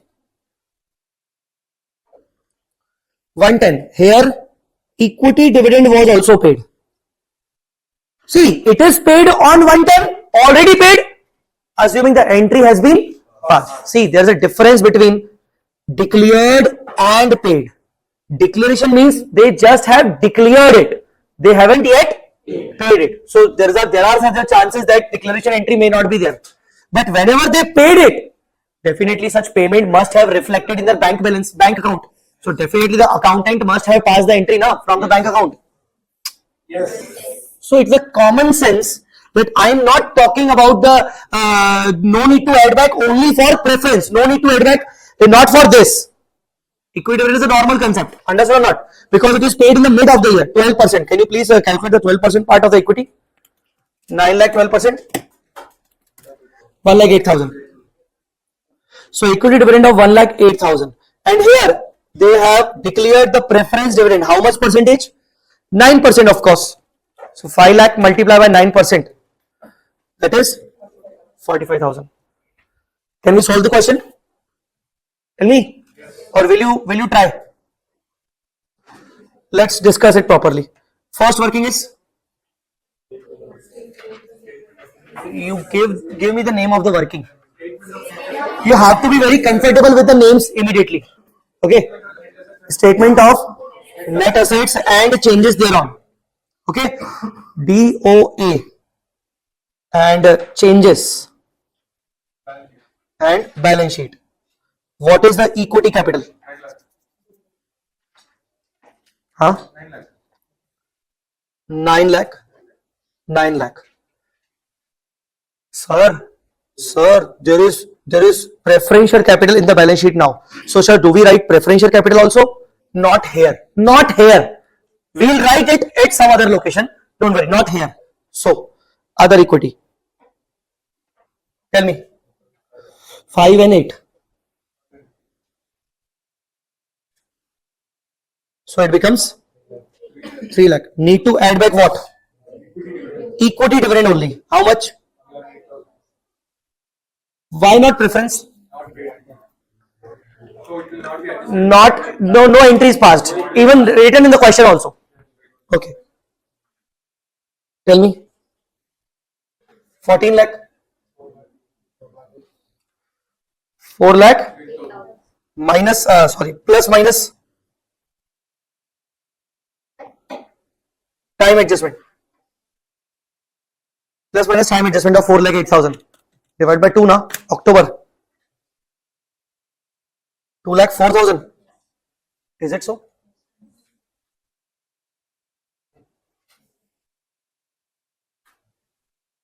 Then 16 lakh 4,000 and yes, but please give me this figure na. 2 lakh 4,000. Now what? See, equity dividend we added back. What is the rule for equity dividend? Add back, time adjustment. What about the deduction? If paid on or after date of acquisition, then directly proportionately from their own shares, or if before, then directly from the DOA column. It is paid on or after date of acquisition, then proportionately. We'll do proportionately, okay? But what about preference? First of all, add back. We haven't added back. Why? No entry was passed. Okay, next. Then last. Deduction from pre-column and post-column depending on the period. Now, preference dividend. We declared the preference dividend here. So this belongs to the whole of the year, and in the mid of the year the acquisition is there. So preference dividend belongs to 6 months, belongs to this period, 6 months belongs to this period. So write it. Wait. Right here, financial year 23-24, 12 months. Just for your identification.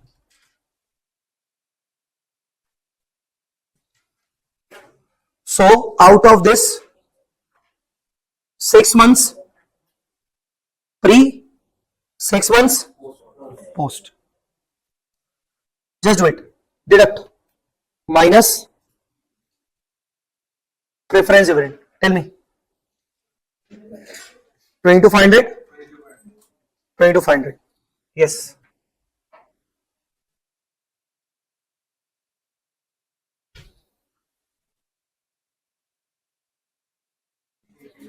$15.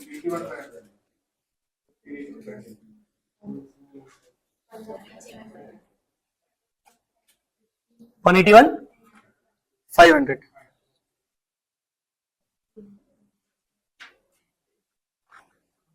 Is done. You got net assets, and tell me what is the sharing? Sharing of equity, not the preference. You already deducted the preference dividend, so this is to be shared as a capacity of shareholders, equity shareholders. 60%, 40%. Parent NCI 10.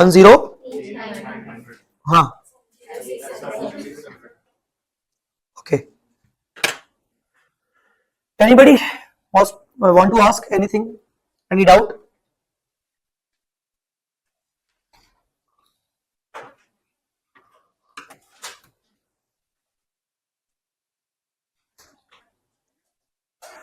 Yes? No? Okay. Next working is always NCI first. Tell me, how would you calculate the NCI? 40% of above net assets for equity shareholders. How much? Into? And 70% of preferential capital. This is the reason why I haven't added the preferential capital here. If I could have added the preferential capital here, listen to me. If I could have added it's 5 lakh now? 5 lakh. If I could have added the preferential capital here, of course, the net asset balance would be 20 lakh 81,000. But while multiplying the percentage, which percentage would you apply? Both percentages are different, na? So this is the reason I am not adding the preferential capital in the above working. Okay.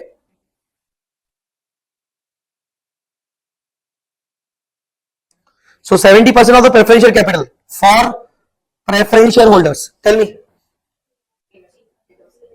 350 plus, that's it. You get the net NCA is on date of acquisition.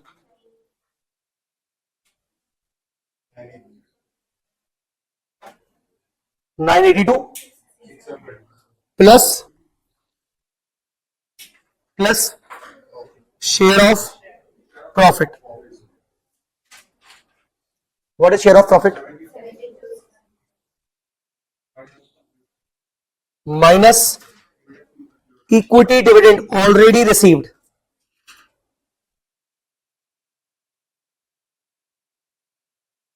Equity dividend already received.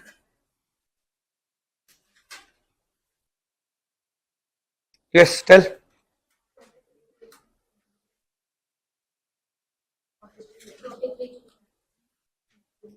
43 200.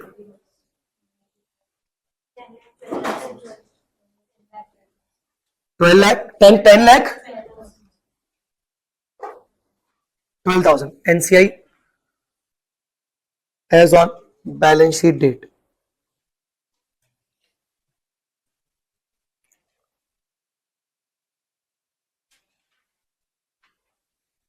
Can you please calculate the cost of control? Calculate the cost of control.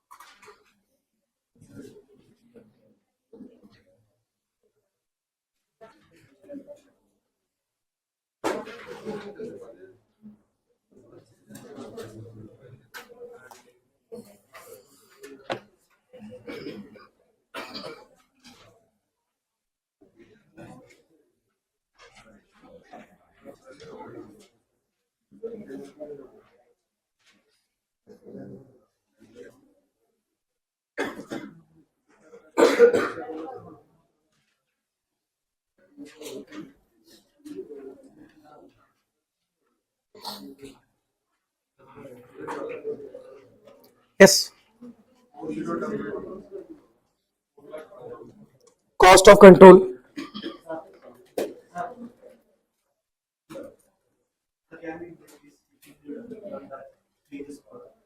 Can we?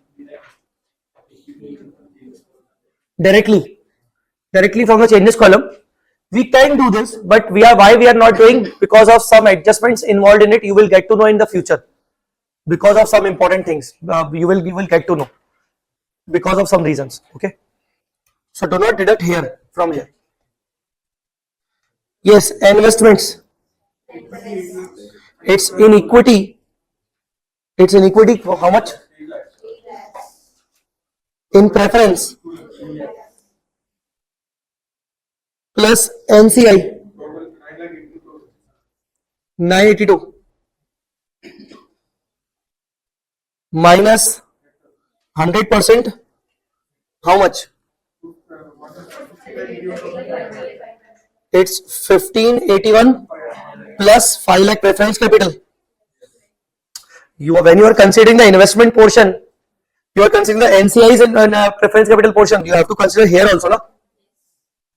Yes, tell me. 2081 500. How much? 98 900.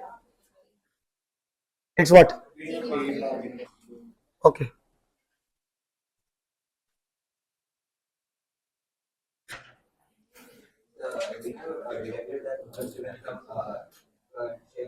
So don't we have to add that back to NCA and our It is to be separately shown on the liability side of the consolidated balance sheet because it is payable. It is not yet paid. Yes, but is it included in the NCA? Because preference capital is included in the NCA. See, you deducted this one. That means this 181 and 1581 doesn't include the dividend portion. And then its proportionate share of 40% goes to NCI. That means this NCI also doesn't include the dividend portion. I'm coming to you. This means this NCI doesn't include the dividend portion, preference dividend portion. Logically, they should have been given. So you are saying that we should include them. You are saying that we should include this preference dividend here. Instead of including the preference dividend here of their own portion, we will directly show it separately in the balance sheet other than NCI. Why? Because NCI is not the real liability to be paid immediately, and dividend portion of NCI to be paid, I have to pay it within 30 days. So I have to show it separately in my balance sheet. I will prepare the balance sheet right now also. So that is how much dividend we have to pay. Any other student? Till now, any other out? Okay.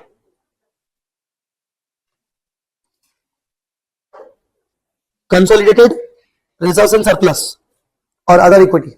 What is the balance with A? 10 lakh. Balance with parent 10 lakh plus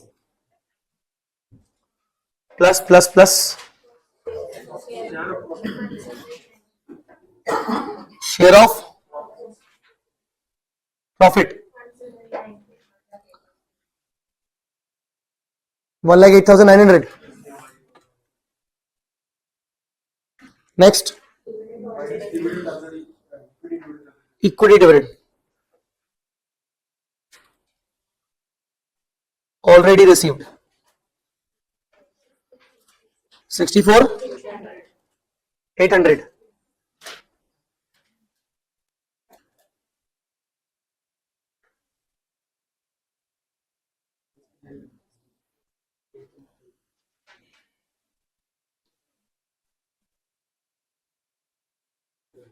Okay. Anything else? Anything else? Add preference dividend income. How much?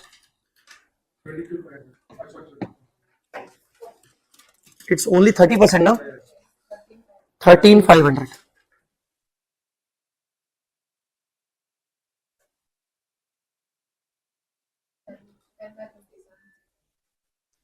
lakh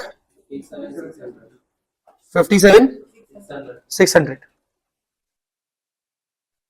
See, there is one logic. Now, everyone, please look into the board first. From subsidiary point of view, from parent point of view. When subsidiary has declared the preference dividend, what entry subsidiary should pass? It should pass entry reserve surplus to preference dividend payable, that is 45,000.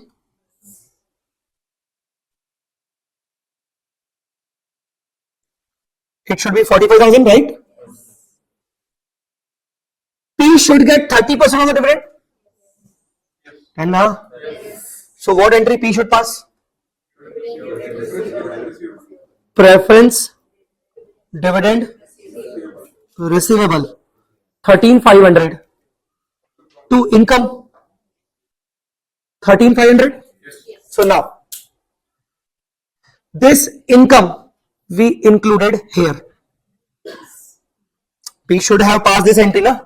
And it is given in the question that no entry is yet passed by both. Not subsidiary has not passed the declaration entry. Parent has also not passed the receivable entry. So logically, parent should include this income as a part of its total profit. Yes. So this logic is done.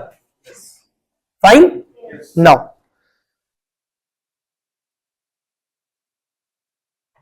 in the consolidated balance sheet,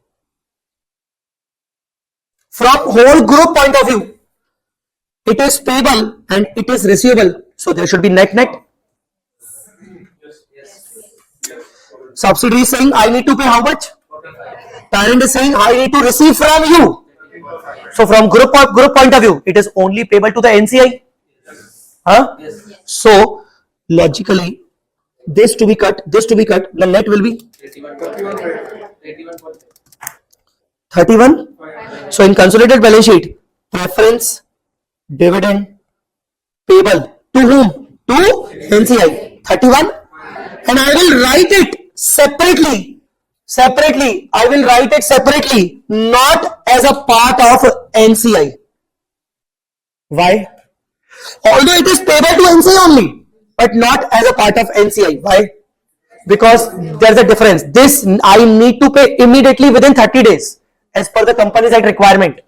Dividend once declared, it is to be paid within. But as far as other balances of NCI, do I need to pay it immediately? I need to pay them only when the subsidiary will get liquidated.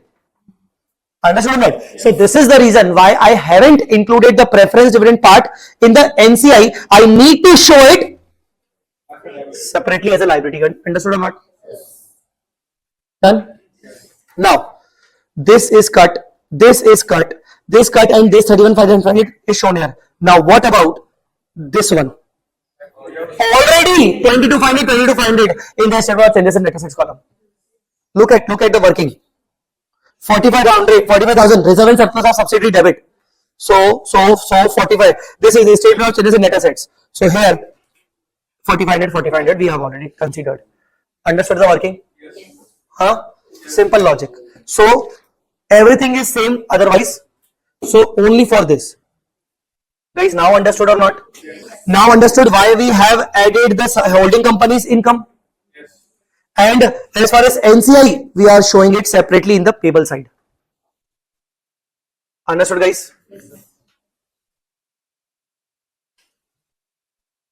Now, the last part, that is consolidated balance sheet. Let's discuss from the board now. Yes, first of all, PP 34. Please, can you please do it? How 34? Immediately. Done 34? Okay, no need to discuss. Goodwill 10,000. Wait a minute. Goodwill. Why it's sorry. Okay, I was discussing example 15. Sorry. Okay, PP 34. Other current asset 26. Look at the other current assets part. Done now? Okay, next. Equity capital 15 lakh of holding company only. Because for subsidiary we took it already, na? Preference for holding company only 6 lakh. Other equity balance, wait. 1057 600, can you please identify? This one. Got it or not? Yes. Okay. Other than that, 98,900. What is this? Gain from bargain purchase. Got that or not? Yes. Okay, done. NCI 1012. Yes. NCI 1012. Found out. Other liability 17. Yes. 9 plus 8. And the rest liability preference dividend payable to NCI is 31,500. You remember? Yes. Just now we discussed. So your balance sheet is this. Guys, understood? So this is the new adjustment. Institute may ask this thing, preference share capital and preference share dividend. Very, very important. Highly important for exam. Because institute is getting unpredictable nowadays. They may ask anything.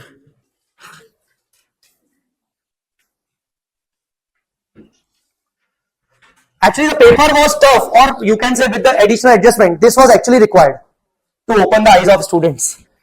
And it in the history of all 10-11 attempts from May 18, when the old syllabus was introduced. When the old syllabus was introduced, it was the first paper was May 18. I remember it very clearly.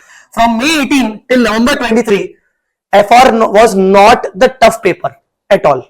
Only except in November 23. FR was always a very simple paper or a moderate paper. Always. So it was actually required to open the eyes of students, because students were like, okay, it's FR now. Anyway, institute will give all the figures, or will change all the figures from the institute's module, and they will give the same question. And most of the students were dependent on the one-day revision. Based on one-day revision, we'll pass. But November 23 actually proved that this is not like that. A student cannot be dependent on one-day revision or cannot be dependent on the institute's module questions only. So that was actually required. And here, why I am focusing, I could have leave this question. But since this was a new adjustment, it's my responsibility to let you know that how this will happen. Okay, understood? Yes. So example number 16, very good example for the exam purpose, highly important, mark it.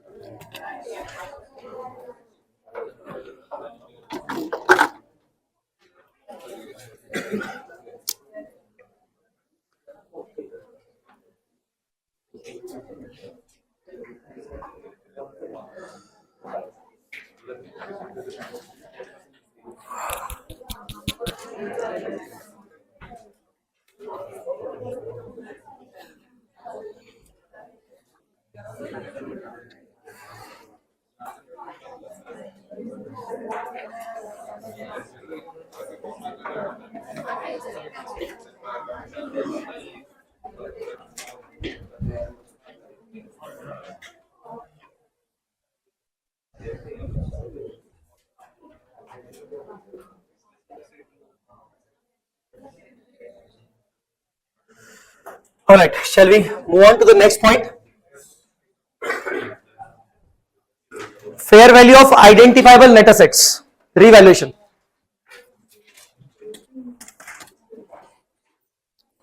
Fair value of identifiable net assets.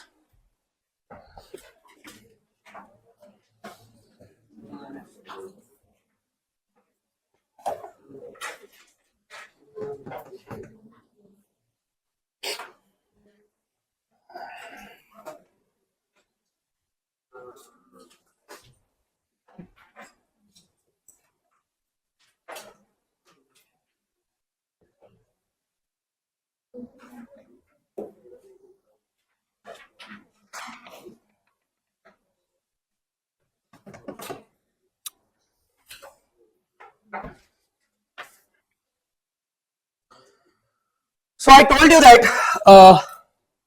as on date of acquisition, we want net assets not at book value but at fair value. You remember, na? Yes. You remember that DTL wala question? Yes. DTL example? Huh? We did the revaluation first. 80 lakhs PP, then it was fair value was 90 lakh, then we did 10 lakh rupees of revaluation, then we created the detail also. Now same things we are discussing in details. Okay, so fair value of net assets is required, not the book value of net assets. Why? Look at the previous question. This question only, the example 16. What you did? 9 lakh is what? Equity capital. 5 lakh is what? Can you see that these are the book values? No revaluation is there. Can I say that 1581 is still the book value? From last 2-3 examples, we are doing the net assets working based on book value, but book value is not required. What value is required? Fair value is required. So now how to consider the fair value? Come to example number 17.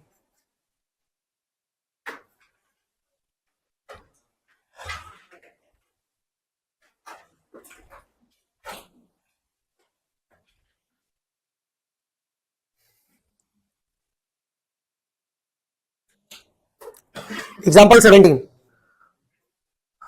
Fair valuation of PPE, balance sheet of acquiry as on 31st March 24. Balance sheet of acquiry as on 31st March 24. PPE after 10% depreciation. What is the value?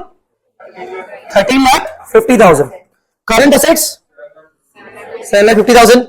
Equity capital, other equity, liabilities. This is the balance sheet of acquiry on 31st March 24. 90% investment acquired by acquirer on which date?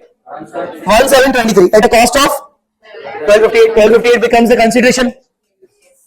Other equity balance of the acquiree on beginning of the year is 90,000. Tax rate is 25% and the market value of PP on 1/7 is 16 lakh. Wait a minute. First of all, please look at the timeline. Look at the timeline. You give me the details. What is the year? Financial year? 1/4/23. 31st March 24. Now tell me the date of acquisition. Sorry? 1/7/23. This is DOA. Asking you one basic question. On DOA, what do you want? On DOA, you want 4 items. Consideration, you have it. Net asset you want. Okay, on DOA you want? Net asset. Based on net asset, you will get the NCI. Based on all three, you will get the goodwill gain for bargain purchase. So net asset plays the very important role. Wait, listen to me. Net asset you want now? At which value? At fair value. You want net asset at fair value. Now, give me the position. What is the equity share capital here? 12 lakh. We can assume it here also. 12 lakh. Even on date of acquisition also 12 lakh. Second, other equity. Opening 90. 9090. Okay, closing 3 lakh. But we want at. And even though if we find out the other equity on date of acquisition with equity capital, we won't get the fair value. We will get the book value only. How we will get the fair value? There is one asset, I think, whose fair valuation is given. Which asset is this? Wait. Now PPE they are giving us. PPE they are giving us fair value. How much? Huh? If anyway I could get the book value here, book value on the date of acquisition. If I could get the book value on the date of acquisition of PP, then suppose whatever the book value X, then the difference between these two values will be the revaluation. But the point is how I will get this. I don't know. You please calculate. I don't know. Look at the example and balance sheet.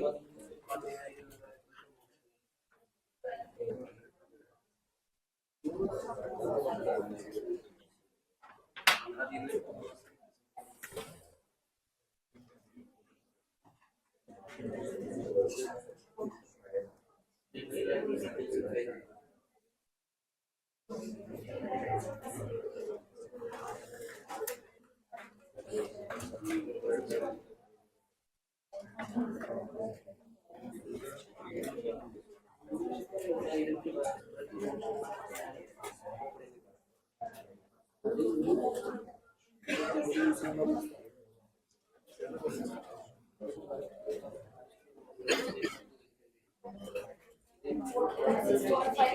1462 by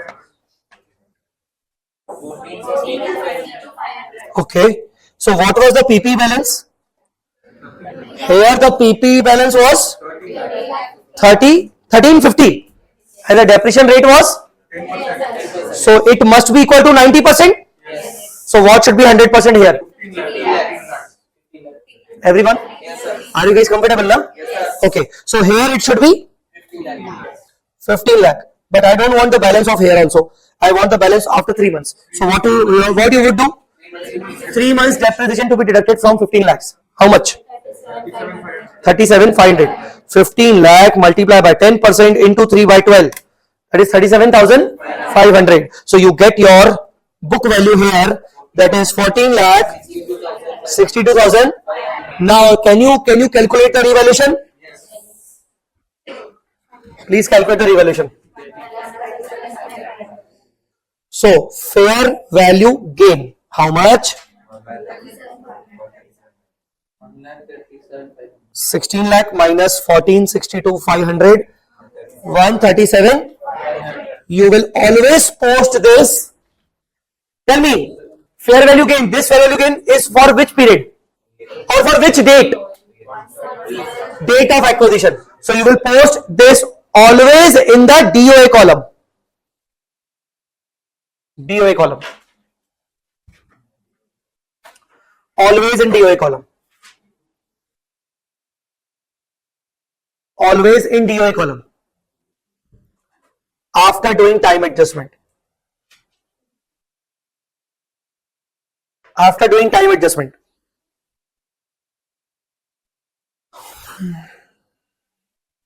Done? Done.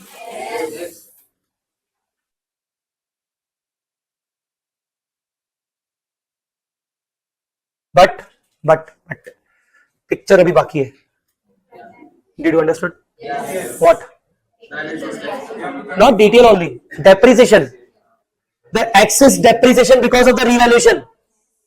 You did your revaluation on the PP, na? So subsidiary company is not doing any revaluation for their financial statement. Holding company is saying that for me PP is 16 lakh, not 14 lakh. So if PP is 16 lakh for me, the depreciation should also be on 16 lakh only. Subsidiary have already charged the depreciation based on its book value, but holding has to charge the depreciation based on fair value. So the next working is depreciation.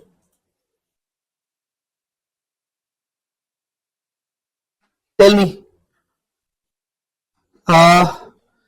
depreciation already charged by subsidiary from 1 July to 31st March, that is post period. Post period only, na, because you did the revaluation only on 1 July, na. So you will consider depreciation for the further period only, na. You should not consider depreciation for the back period. You consider the fair value here only. So depreciation already charged by subsidiary. 1 lakh.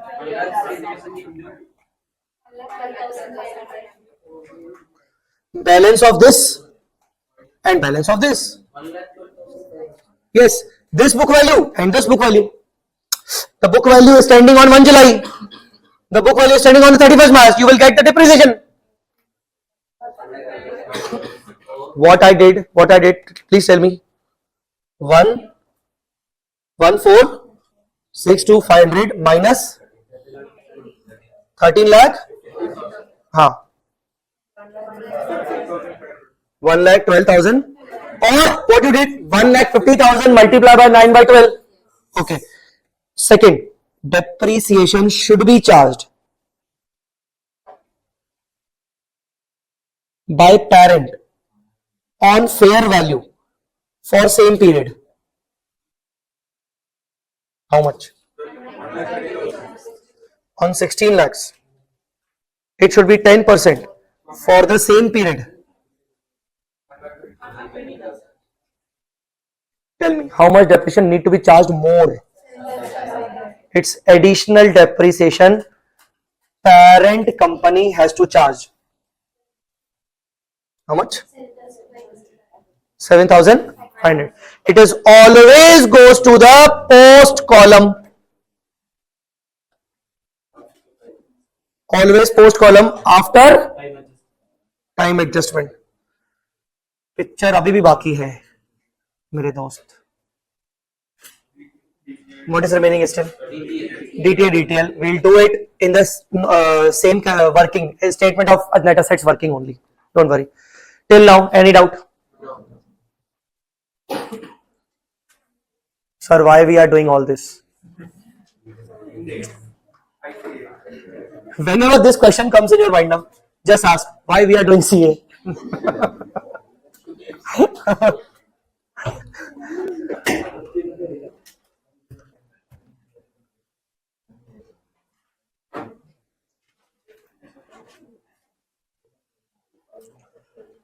All right. Shall we prepare a statement?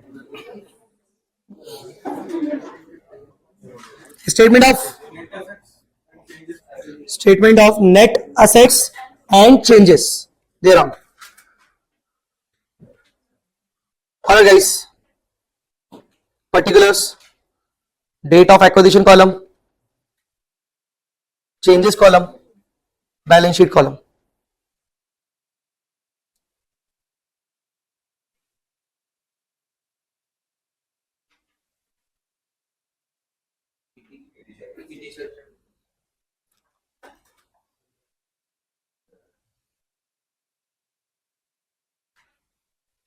Equity share capital.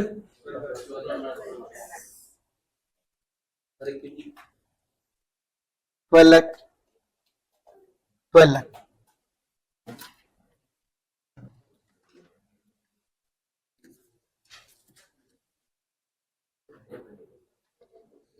Yes, other equity. 90. 3 lakh. So it becomes 210. What are the adjustments in this question? Only revaluation and time adjustment. Only revaluation and no dividend, no abnormal, nothing. Which will you do first? Time adjustment first or revaluation first? Time adjustment first always. Revaluation always after time adjustment. See, I written here also. See, after time adjustment. After time adjustment. Okay. So what will you do? Plus minus time adjustment. Plus minus time adjustment. Tell me. 210 divided by 12 multiplied by how many months? 3 months. 52 500. Next.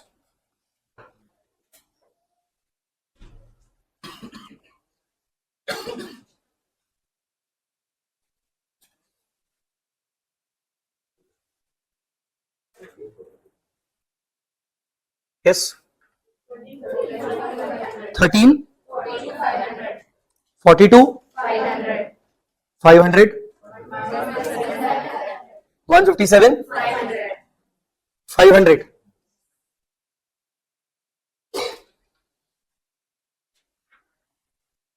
Okay. Then plus minus PPE adjustment. Revaluation means. What was the revaluation, beta? Which column? DOI column, pre-column, always. Why? Because you want net asset as on free as on date of acquisition. Fair value net asset 137 500. Depreciation Depreciation after change column. Yes, tell me. 7,000. Now in this we have to calculate the DTA DTL. What we have to calculate? The depreciation will be minus. Now what is the tax rate, beta? 20, 25%. So create DT, deferred tax liability for this. Why liability? You are increasing the fair value in your books. Income tax is not going to give the additional deduction. So you are increasing the fair value. You will charge higher depreciation in your books. That will be disallowed in the future. In the future, if it would be disallowed, the taxable income would be reduced. Taxable income will be increased, and the tax rate will be increased. So DTL on 137, 500, 3437, and DTL will reduce your net asset minus. DTL will reduce your net assets. It is to be minus. It is to be deducted. Understood? Yes. It is what? DTL. Understood? Now, on the opposite side, not DTA, the reversal of DTL. You created this DTL, and here when you are charging the additional depreciation, it will be disallowed. Yes. And this DTL will be reversed here. So create 7500. Create on 7500. 30%, not 25%. 1875, the reversal of DTL, not DTA. Don't say DTA. Why, sir, it is reversal of DTL? You created the liability here, assuming that the tax would be higher because the depreciation would be disallowed. Now this is disallowed. If this is disallowed, the tax would be charged higher, the liability will be reversed. Understood? So this is reversal of DTL. Please do it now.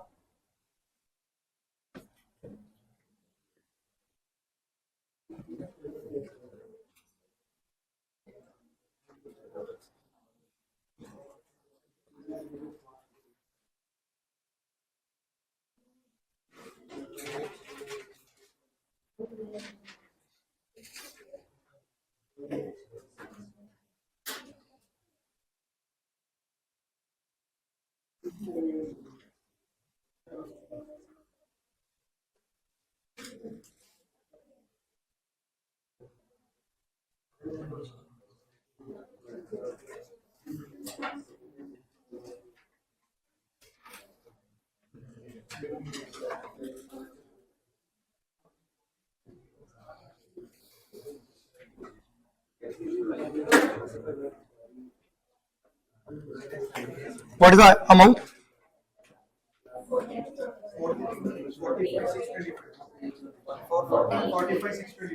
1445 625 15175 151875. Done. Let me discuss with you the balance sheet effect of these adjustment. The balance sheet effect. I am directly coming to balance sheet. Please, I will not make now COC, NCI. Please do it yourself. I'll do the balance sheet effect. Please. Now, please tell me the asset of holding company, asset value. It is not given. So PPE, how you will write? PPE, holding company, it is not given. What is subsidiaries? Book value, balance sheet value. 13 lakh. Now, the second effect of this item and second effect of this item will go to the balance sheet. 137,500 will be added. 137,500 and 7,500 will be subtracted. So, and on the liability side, you will show the detail. How much? 34375 minus 1875. 34375 minus 1875. Can you please tell me? 32,500.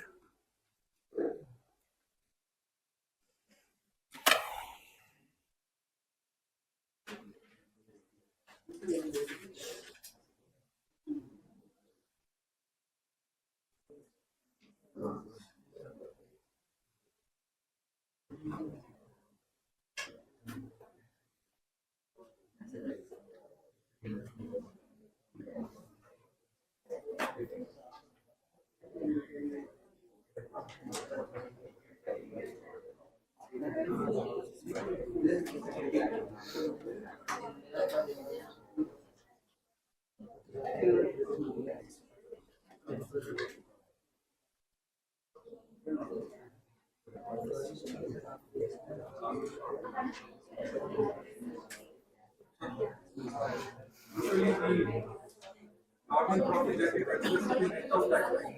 So do we have to write an assumption that we are assuming that the amount that is given to us is net of tax? Which amount? Other equity amount that is given to us. Hmm. To this normal profit we have to take net of tax. So that is after tax.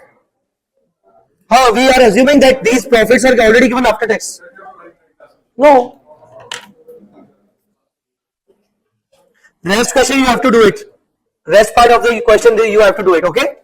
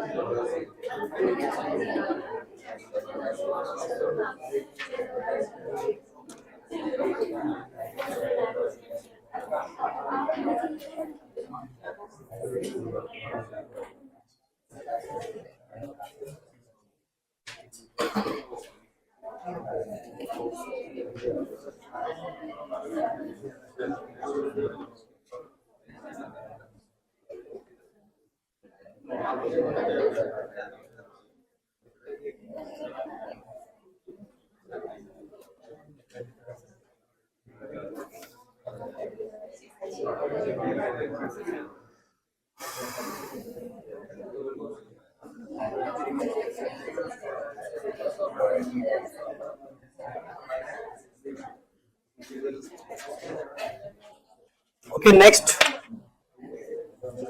is step acquisition.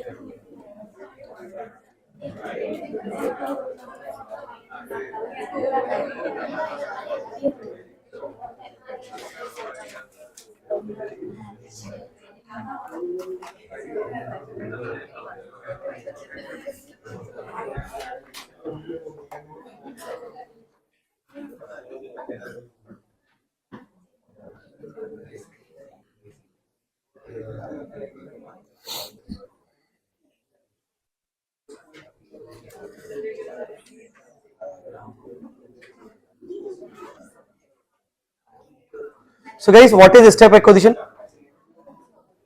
Previously I had invested 8%, subsequently I am purchasing Acquiring the control. Under step acquisitions, there are multiple acquisition transactions of same equity shares.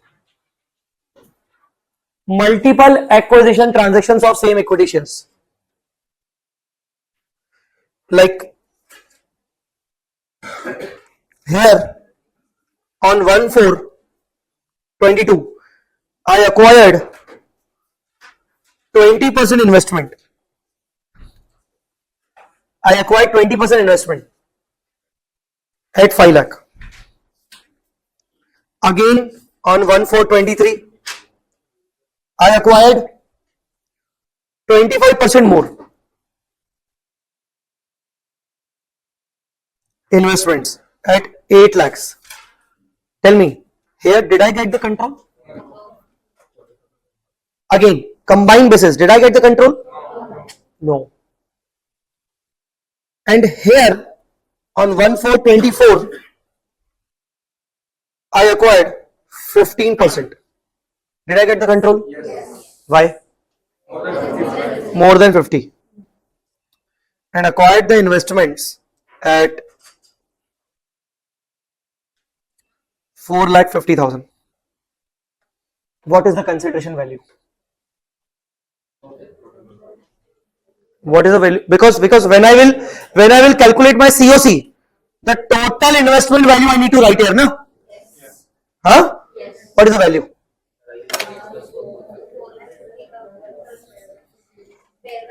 Is it so? Total of this? No. This is fine. Acha, what is my DOA? DOA? Date of acquisition. 1/4. And on such DOA, I need the fair value of the consideration. What? So this is the fair value. It's fine. But whether these two are the fair value as on 1/4? No. So how to calculate the fair value? If correct, if 4 lakh, if 450 is for the, so what should be for the 45%? The other two are combinedly 42, 45, na? So tell me. Huh? 13,50,000. 13 lakh. So now for COC purpose, how much will you take here? 1350 plus 4 lakh. How much? 18 lakh. Understood? In accounts, we all know there are two effects, debit and credit. Here we have given effect of one effect only, 1350. We took 1350 instead of 13 lakh. So what is the difference? We took 50,000 more. So the 50,000, second effect of 50,000 will be transferred to the P&L account of holding company. Where? P&L account of holding company. Logically, you are enhancing the investment value, na? So its second effect would be gone to the P&L of holding company. Matlab this working. This working. Consolidated reserve and surplus of parent company. So step acquisition has only this adjustment only. What is the adjustment? What adjustment need to be done? First of all, when you consider when you take the consideration to be shown at fair value. Even the previous investment should be considered at current fair value. So whatever difference is there, such difference you need to charge to transfer to P&L. Understood or not? Yes. Fine. Shall we do the question? Yes. Example 18. CFR, SFM, these subjects are not possible without questions, without practice. So I tried my level best. For each and every adjustment we have example. Okay, and that level of example which is exam oriented level, not only the simple examples. So I am trying my level best to make you understand all these examples. And we are actually saving the time by not writing the examples because we already have these examples in the book. Okay, so example number 18. Example number 18. Invested 15% in the equity shares of B Limited. Invested 15% in the equity shares of B Limited on 1/4/22. How much? 5 lakhs. Invested 15% in the equity of B Limited on 1/4/22, 5 lakhs. Total equity shares outstanding of B Limited is 1 lakh numbers. Invested another 45% in the equity of B Limited on 1/4/23 at how much? 25 lakhs. Market value of share of B Limited is See, since the market value of share is given, you can directly calculate the fair value with the help of market value. Even you can calculate the NCI also with the help of fair value. Can you please calculate the fair value of previous investment? Fair value of previous investment. 7 lakh.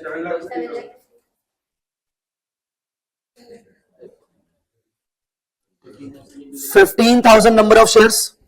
How come 15? Total 1 lakh and you purchase 15%. So 15,000 number of shares multiplied by 50. How much? So 750 is the consideration you will take instead of. 5 lakh. So what is the treatment for 2,50,000? P&L of consolidated reserve and surplus. Okay. Next, what is the NCI? What is the NCI?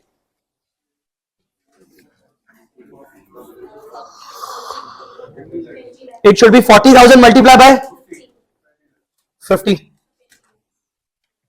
Multiplied by 50. How much? 20 lakhs. Done? Solve it. Calculate the COC. For COC, what we want first of all? The consideration. What is the consideration? The current consideration 25 lakh plus 750. What is the total? 25 plus 750. How much? 32? See this 3250. Do we have this? Okay. Next, what is the NCI? NCI 20 lakhs. Okay. See this 20 lakhs. Next, what is the net asset? Net asset on which date? Net asset on which date? It's 1 for 22 or 1 for 23? 23 on which you are acquiring the control. So it's 60 lakh. 60 lakh. So you took the net asset at 60 lakh. So you get your gain from bargain purchase. Guys, understood or not? Huh? Okay. Read this. Its second effect should be credited to the P&L of parent and to be reflected in the consolidated other equity of the group. Guys, understood or not? Any doubt?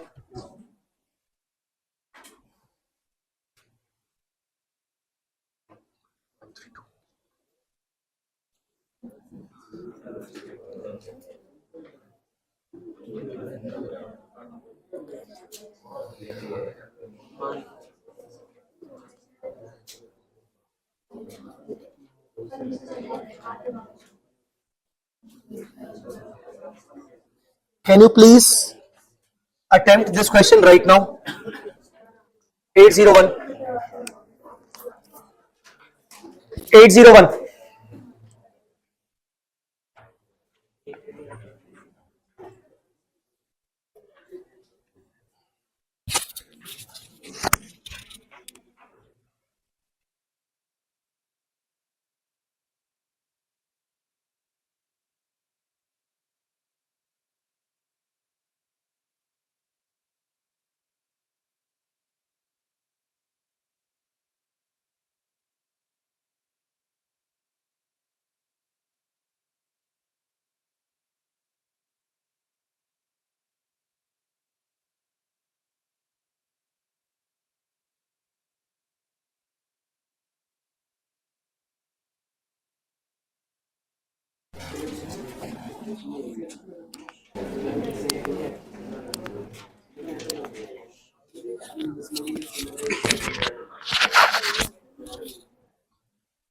Yes.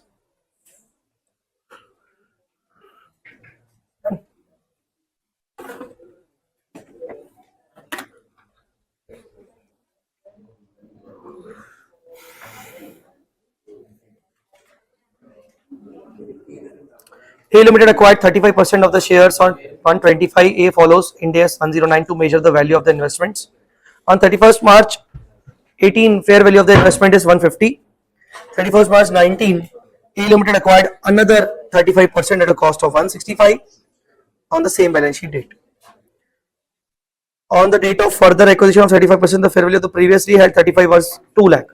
Show the necessary journal entry, assuming NCI is calculated as per the proportion of shares in net assets.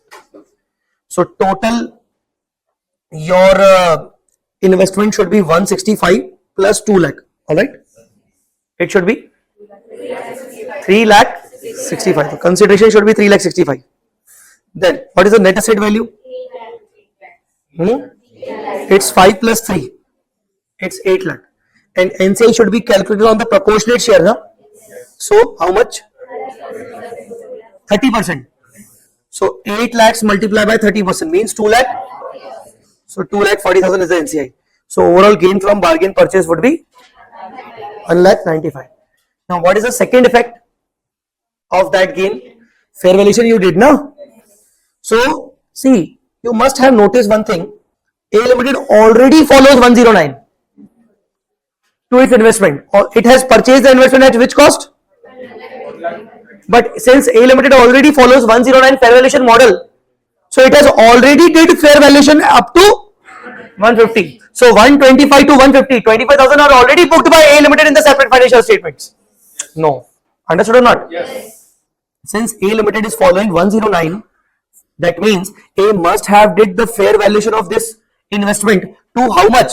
150. But once again, A when purchased it on 31st March 19, the value becomes 2 lakh. So the carrying amount of the investment is 150. Now the investment becomes 2 lakh. so 50,000 would again be transferred to the A's profit and loss. Understood, guys? So 50,000 would be transferred to the A's profit and loss. That's it.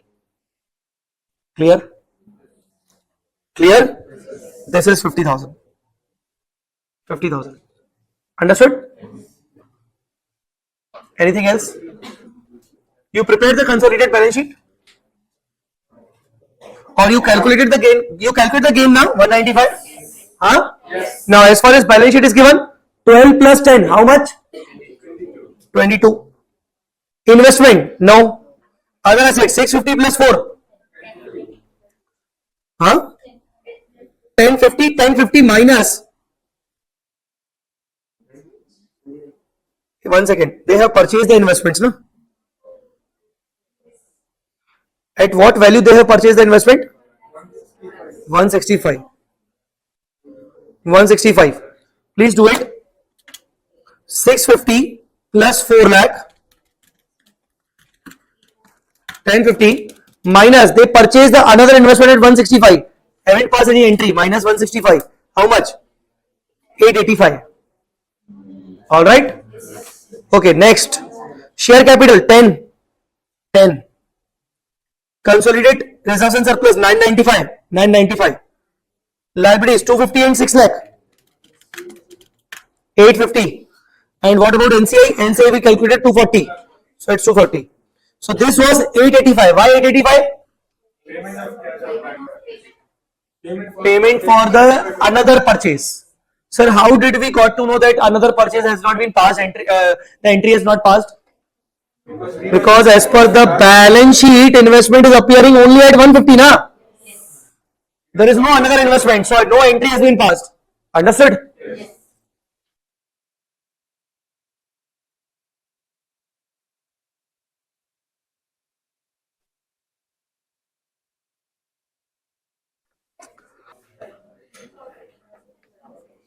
Okay, come to this impairment of goodwill. Impairment of the goodwill, 13th point.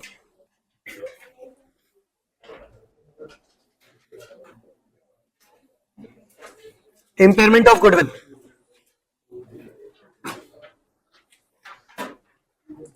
Sometime question may ask you to impair the goodwill. They will give you the details. Impair the goodwill by 10%, impair the goodwill by 20%. They will give you the details. Don't worry. But when you do the impairment now, when you do the impairment,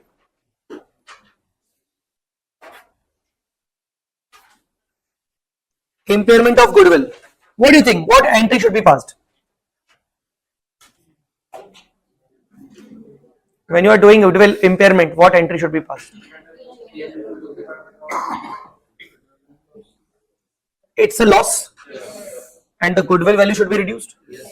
So it should be loss to goodwill. Okay. Asking you one important question, loss. What to do with this loss?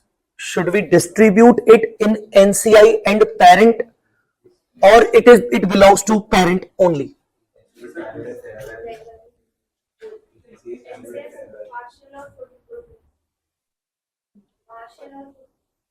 Okay. The entry should be loss, impairment loss, debit to goodwill. Fine. But it also depends what is the treatment of loss. We have to check NCI is calculated at fair value or NCI is calculated at proportion of net assets method. If NCI is calculated at fair value, the above goodwill is known as full goodwill. What you will call it? The above goodwill will be known as full goodwill. And if NCI is calculated at proportionate, you will call it as partial goodwill. So what is the relevance? Full goodwill belongs to parent and NCI both. Partial goodwill belongs to parent only. Now, when you are writing off the goodwill, you should know first of all which goodwill is this, full or partial.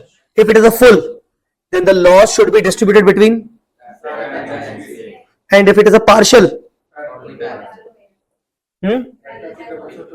parent only. So what entry we need to pass to write off the loss? To write off the loss, what entry we need to pass? Now, parents P&L, NCI to goodwill, to write off the goodwill, to make the impairment. Okay, but here what we need to pass? Parents P&L to goodwill. Understood or not? Done?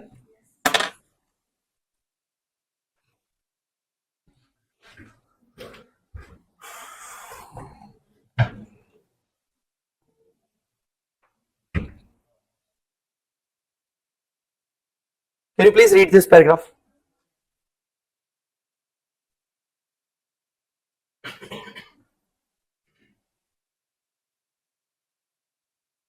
Done?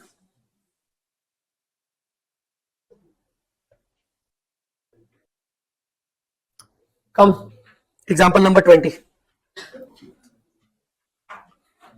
Example number 20.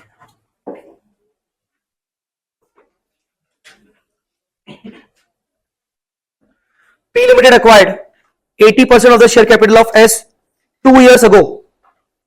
Please mark 2 years ago. 2 years ago. When the reserve and surplus of the S Limited stood at 125.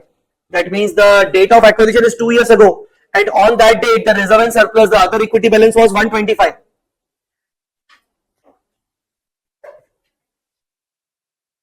Means this is DOA. Here the other equity was 125. And here we have invested 80%.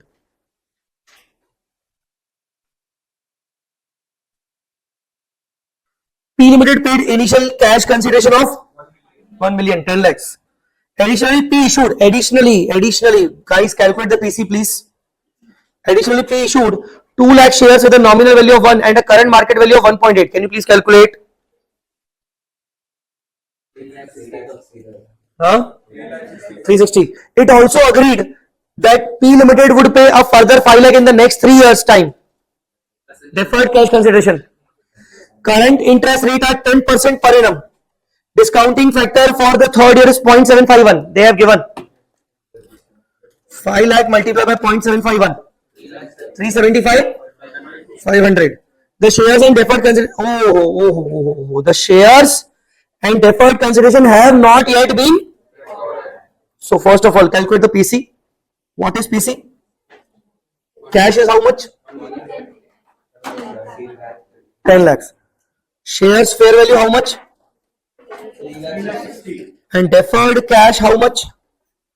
375. What should be the consideration? 1735, but they passed the entry only for Only the cash payment of 10 lakhs. entry passed, but those entry not passed, entry passed, entry not passed, and it is 2 years ago. 2 years ago it was. Okay. What about what should be the balance of this deferred consideration payable now? Because it was 2 years ago, na? 4 lakh, So considering every year's interest cost of 10%, 454,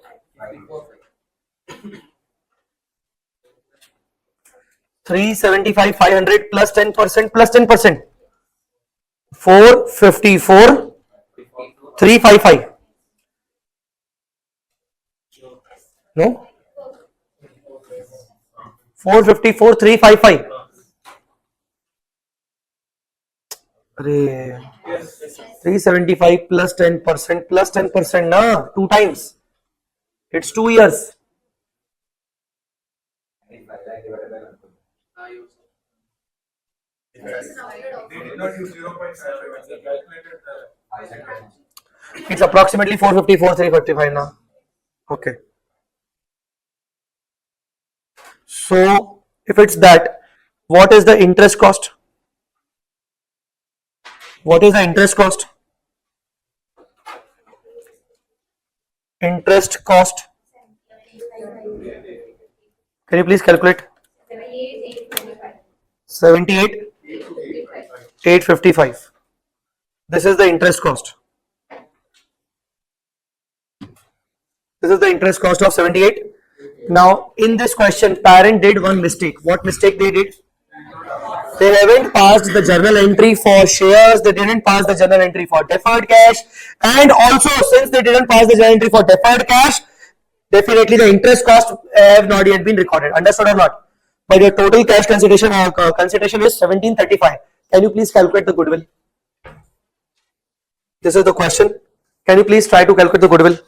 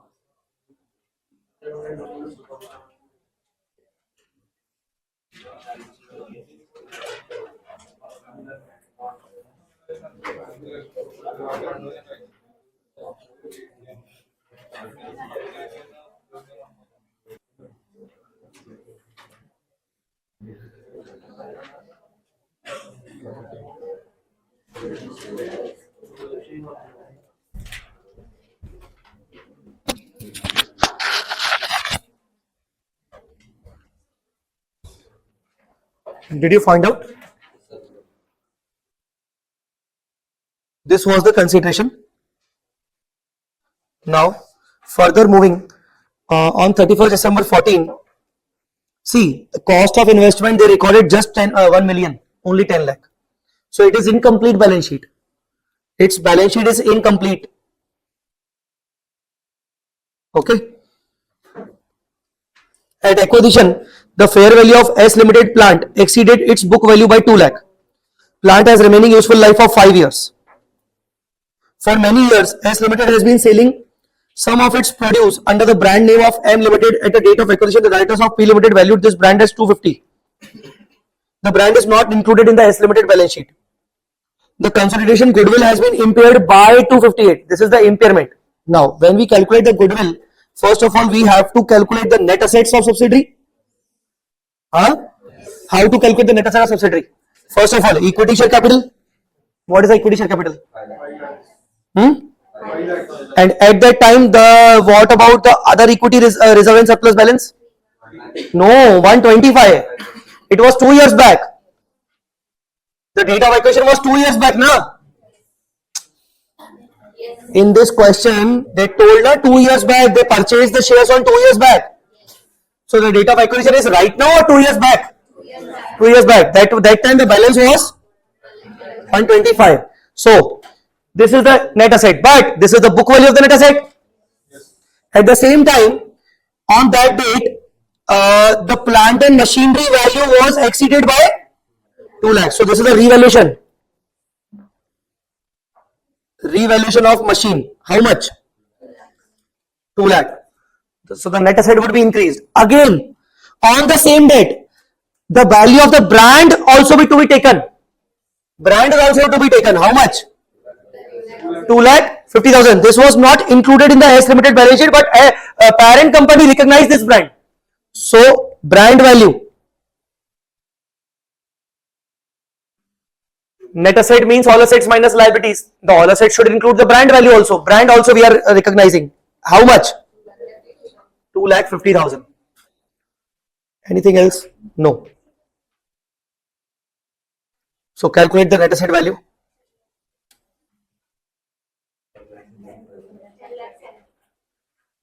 10 lakh. 75. So this is the net asset value. Can you please calculate the goodwill? NCI also they are providing you what? They are saying the P Limited Group values the NCI using fair value method. At the date of acquisition, the fair value was 380. It is given. Can you please calculate?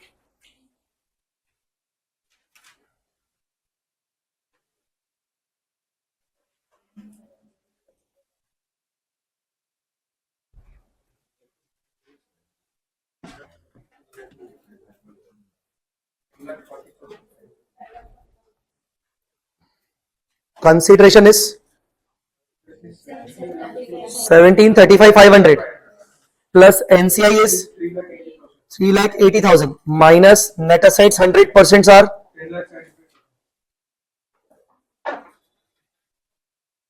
what is the goodwill? 10 lakh 40 and to be written down impairment 2,58,000 impairment loss. So net goodwill 7,82,500. What is to be the treatment of impairment loss? What to do with the impairment loss treatment? 258 loss.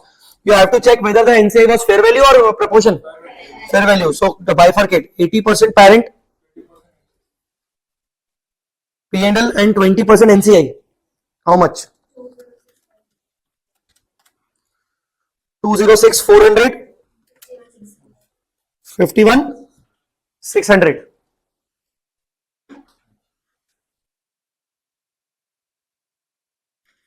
Done.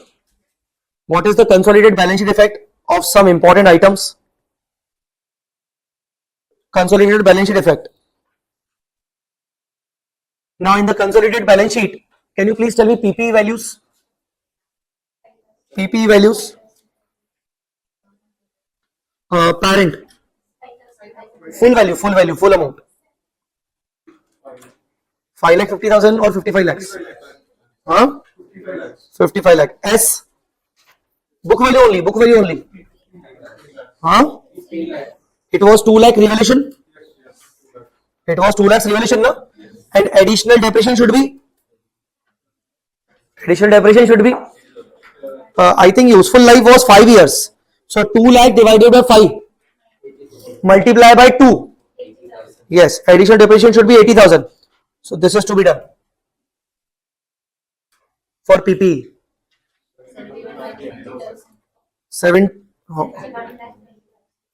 71 lakh 20,000. The brand value to be shown at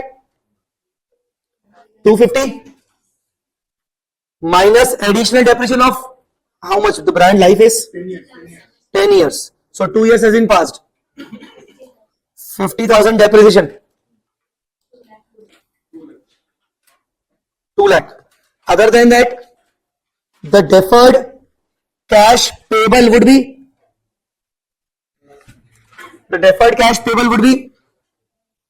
2 It's 454355. How come this? 375 was the present value, then 2 years interest accumulated. Huh? Understood or not? Yes. What about consolidated reserve and surplus of parent? What is the working? Okay, as per balance sheet. Balance as per balance sheet.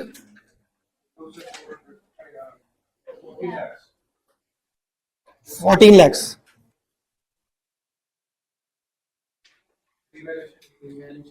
I think you don't need to write down this. Look at the concepts first of all. If you will go with the writing down now, you cannot concentrate on the concepts. Then you will be like on a question mark only, that what was happened, what was happened. Please, I will give you all these things in the PDF form. So do not look into the writing part. Everything is written in the books now. I have given the example. Everything is written in the books. You can check from the books also. You are not getting additionally by writing all the things. You are not getting additionally. But definitely you are missing the concepts. So please concentrate on the conceptual part. So balance as per balance sheet. What is the balance as per balance sheet? 14 lakh. Can I say this balance sheet as per for balance sheet is the wrong balance? Because we haven't recognized the interest cost earlier. This interest cost was not recognized now. So first of all we need to correct it. Minus interest cost of 2 years. How much? 78 855. Now parent here need to add the share of revenue profit. We haven't calculated it. And we haven't made the calculation of it. It's quite simple. But minus impairment loss of goodwill. Impairment loss of goodwill. What is the parent share? 206 400. So here you will do 206 400 impairment loss of goodwill. Guys, understood or not? So this is the important working, additional important working which need to be considered. Now I haven't calculated it because this is quite simple. How we can calculate this? It's DOA, it's change, it's balance sheet. Can you please tell me the other equity balance? Opening was 125. You remember 125 2 years back. Now the current equity balance is what? Huh? 3 lakhs. Okay. And the difference is 175. What was the equity share capital? 5 lakh here, 5 lakh here. So total is 625 and 175 here. But no time adjustment is required. Why? Because 2 years back they did the acquisition and on the same date the balance was given 125.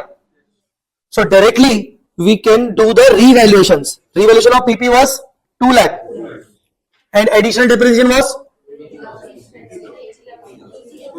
80,000. The brand value was 250. The additional depreciation was 50,000. Any other adjustment? No. That's it. You can find your share of profit also now.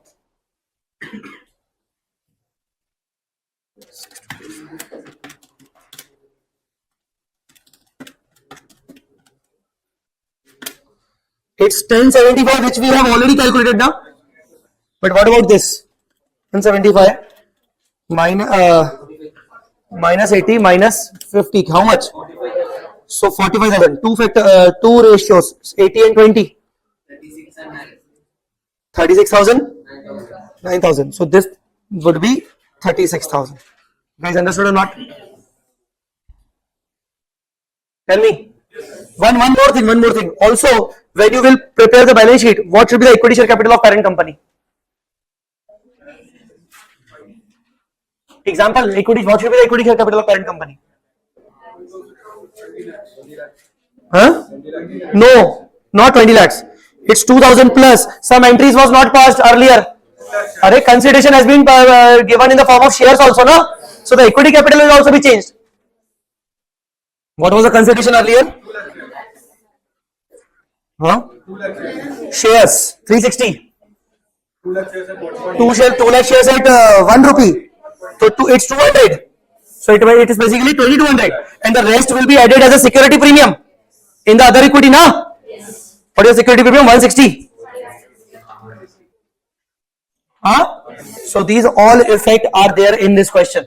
So in this question we have discussed the equity capital effect, entry not passed. We discussed the deferred cash effect, entry not passed. We discussed the revaluation, the brand value effect, goodwill impairment loss, highly important for exam.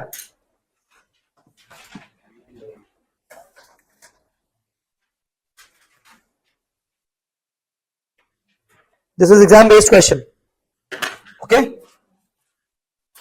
Now we take a short break, not short. We take a lunch break and then we'll continue the next adjustments. Okay. Okay, let's have a break, lunch break, and we'll meet. Thank you.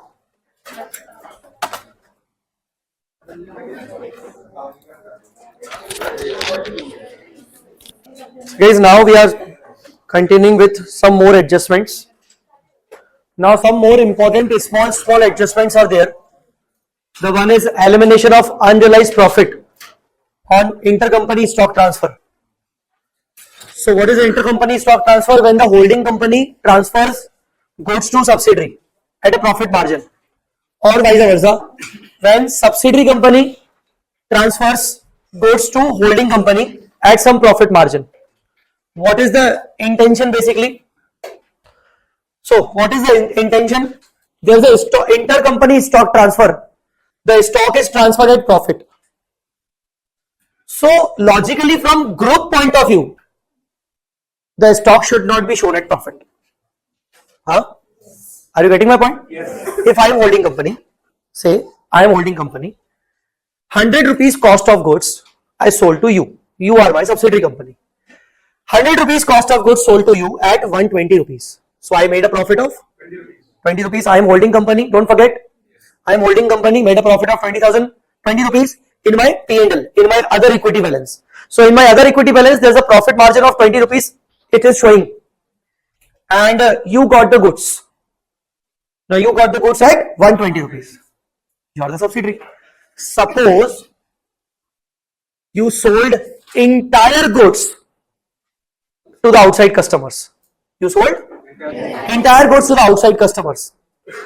Now, by selling entire goods by you to the outside customer, my profit which was accrued from you has been actually earned and realized. Because the goods are ultimately sold outside the group. So now there is no problem. There is no issue.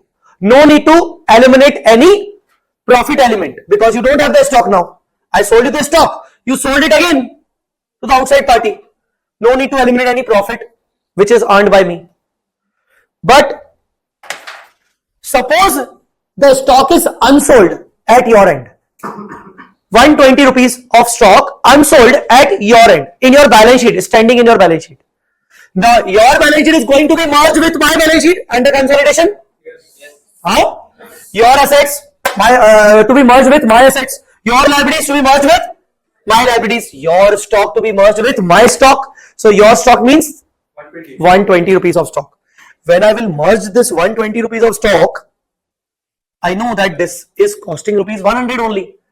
So whenever I merge your stock with my assets or liabilities, then that stock may contain the profit margin. And such profit margin I have to eliminate. Vice versa. Subsidiary sold goods to holding company. Subsidiary earned the profit. Who earned the profit? Subsidiary. And unsold stock existing with holding company. When again the merger took place, the assets and liabilities took merged together from the entire group point of view. This stock available with me, unsold with me, this stock should be shown at cost from the overall group point of view, because Ind AS 2 also says stock should be shown at cost or NRV, whichever is lower. So I should record the stock only at cost. I need to eliminate the profit earned by you. So whatever it is, whether the profit earned by subsidiary or the profit earned by holding, such profit needs to be eliminated under the consolidated financial statements. Understood or not? So there are two cases.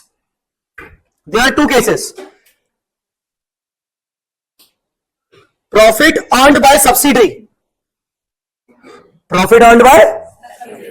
And second, profit earned by holding company. First of all, tell me, when the subsidiary has earned the profit, such profit is being shown in the P&L of subsidiary. That means in the other equity of subsidiary.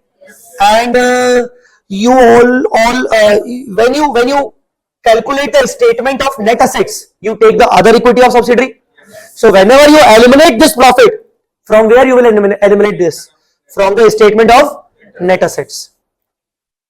I am repeating once again. Who earned the profit? The profit balance will be must have been transferred to the subsidiary's P&L account. Subsidiary's P&L account means subsidiary other equity. Subsidiary's other equity we take in our statement of net assets working. Yes. Particular DOA changes, balance sheet. You remember now? Yes. So when we need to eliminate the profit earned by subsidiary, we need to eliminate from which working?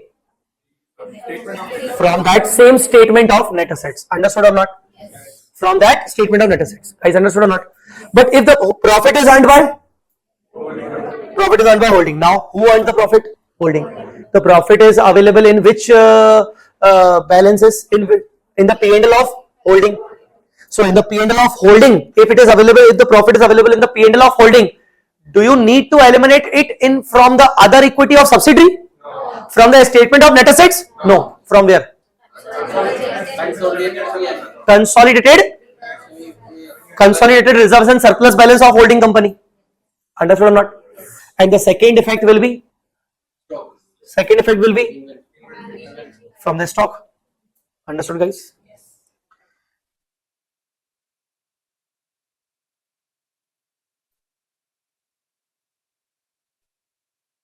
Look at this.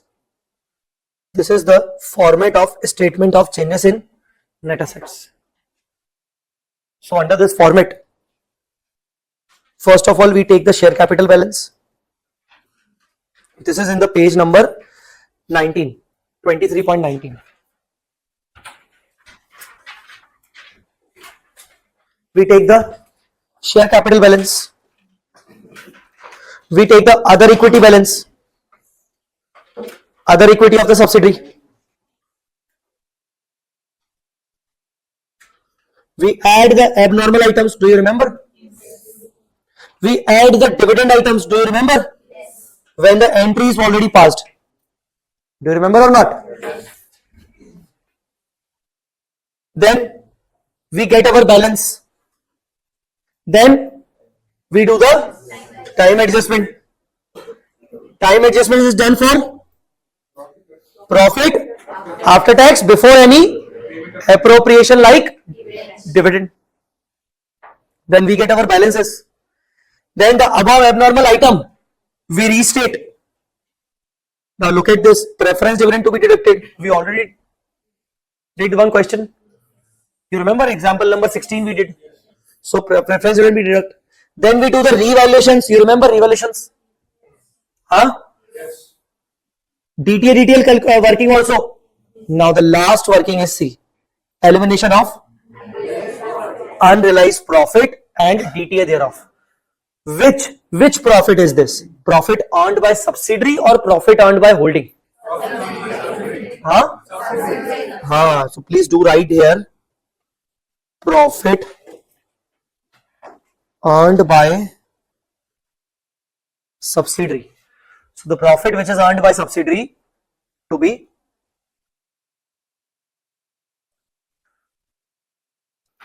eliminated. Understood?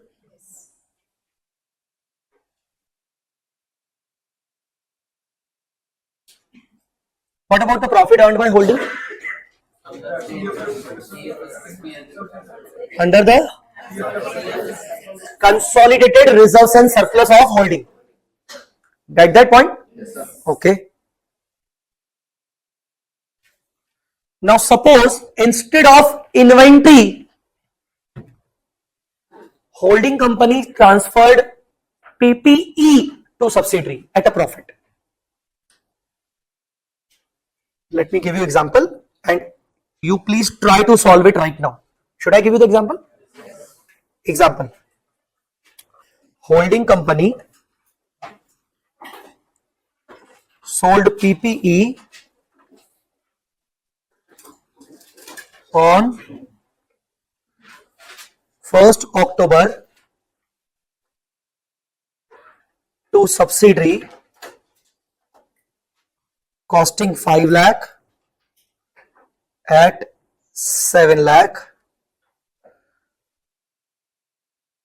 depreciation rate 10% per annum. What will be the effect of this in CFS? If you could manage, please try.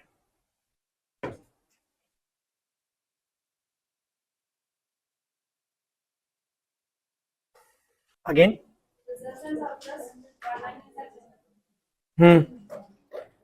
Okay. Any depreciation effect?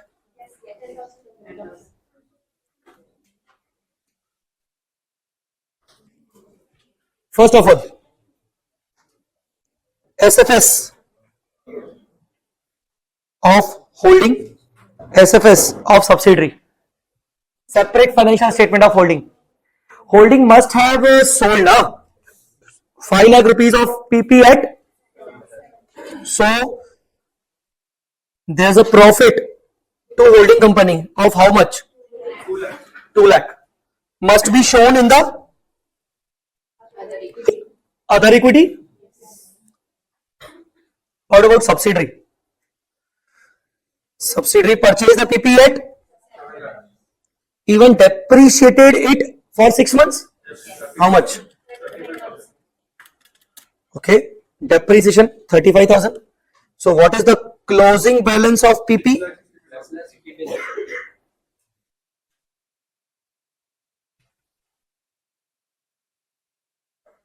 Now what to do? In the CFS, what to do? First, eliminate 2 lakh rupees profit earned by holding. Who earned the profit? So from where to eliminate? Deduct from consolidated reserve and surplus of holding. Understood? Okay. Deduct 2 lakh from PP. Done? And what? The depreciation have been charged on, but we are eliminating 2 lakh now. So it should have been charged on 5 lakh. Since we are eliminating the profit of 2 lakh, the depreciation should be charged on 5 lakh now. So elimination of debt on 2 lakh. How much? 2 lakh, 10%, 6 by 12. How much? 10,000. Who charged depreciation? Subsidiary. Who charged the depreciation? Suppose there is a investment of 90% by holding. There is an investment of 90%. Now, who charged the depreciation? Subsidiary. Who will remove it? That means the depreciation has been charged by subsidiary, so it may have affected the subsidiary other equity, na? Yes. So from where you will eliminate it? From the other equity of subsidiary only. Understood or not? Guys, who charged the depreciation? So this depreciation must have been transferred to the P&L of subsidiary. So the P&L balance have been transferred to the other equity of the subsidiary. So from where you have to remove it? From the other equity of subsidiary, not from the other equity of holding company. So this will affect other equity of subsidiary. Understood or not? Yes. And also it will affect add PPE. What net assets? What net assets? He's telling that the adjustment should be done in statement of net assets. Ha. But by this 10,000, the PP shall be added back because we charged depreciation on 7 lakh. It should have been charged depreciation on 5 lakh as per the consolidated financial statement. From group point of view, the depreciation should be charged on 5 lakh. Actually, it has been charged on. So there is an excess depreciation which is charged. So when you reverse the depreciation, the PP value will get increased. So PP will be increased by 10,000 and the other equity will be increased by 10,000. Which other equity? Subsidiary other equity. And here, what about this 2 lakh? That is the other equity of holding. So both are different. Huh? Now please do the entries.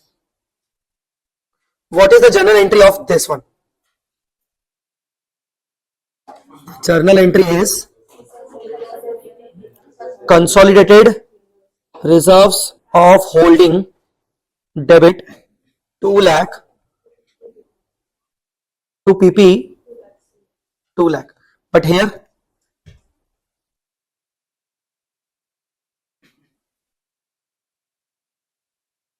now here what would be the effect? This is gone to the statement of net assets working. Huh? And if it is going to the statement of net asset working, it will definitely affect the 10% NCI and 90% parent share. Huh? See, just imagine this is statement, this is DOA, this is changes column, this is balance sheet. This 10,000 is getting added here.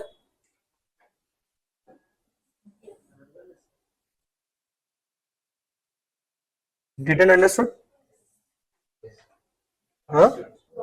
See, I am telling you that 10,000 which was the depreciation charged by whom?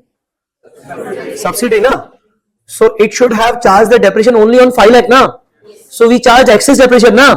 Now we need to remove the depreciation, na? When you remove the depreciation, the profit will be added, na? Whose profit?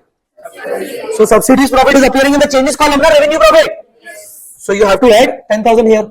As soon as you add 10,000 here, the final balance of this change column will be added by 10,000. It will affect. It will ultimately affect which? 10% NCI. And parents P&L 90%. What should be the entry? Now tell me what should be the entry of overall. This will be PP account debit to NCI to parents P&L. This would be the entry. And if I ask the combined entry, if I ask the combined entry, consolidated reserve of H 2 lakh and here the profit and loss of H 9,000. So net.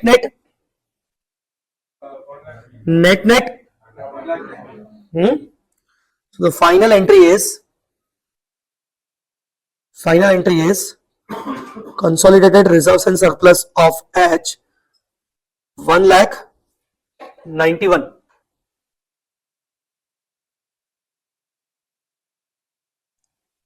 to NCI 1,000 to PPE 190. This is the final entry. Of course, you cannot do this final entry directly without understanding the above entries, but overall effect would be this. You did the same? I think you took it 10,000. You also took it to the directly to the holdings part.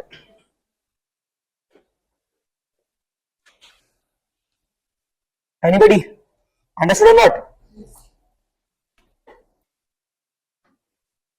You can do this question number 903. It is same. 903.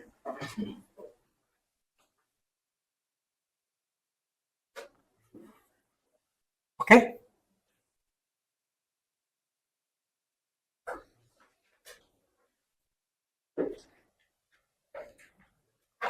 All right, tell me.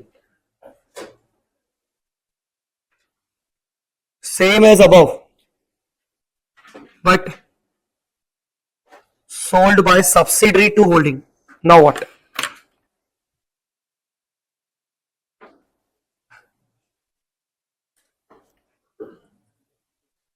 Sold by subsidiary to above.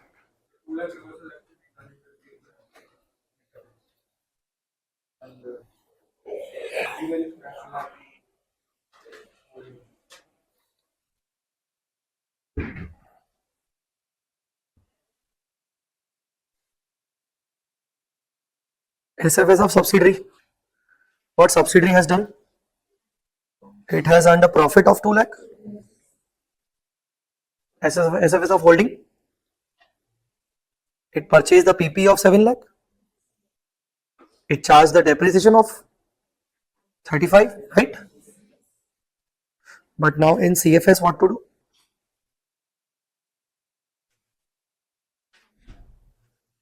First of all,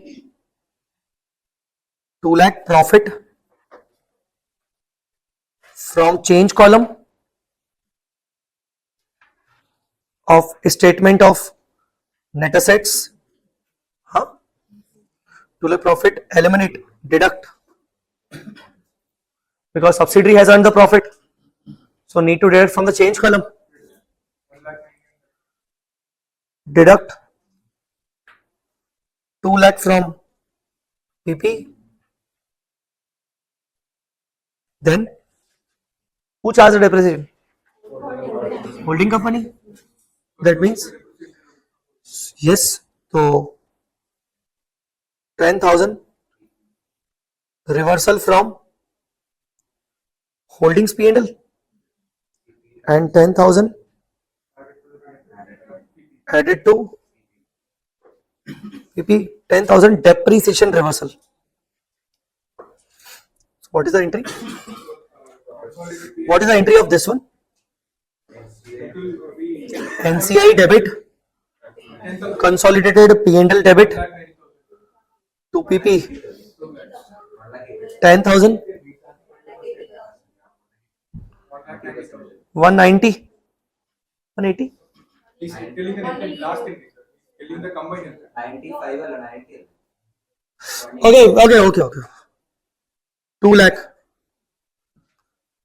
This entry 90% holding. Is it 90% holding? No, 95. 20,000 180, right? Then here PP 10,000 to consolidated P&L. So what is the ultimate entry? Ultimate entry NCI 20,000, consolidated P&L 180 minus 10 170 to PP 190.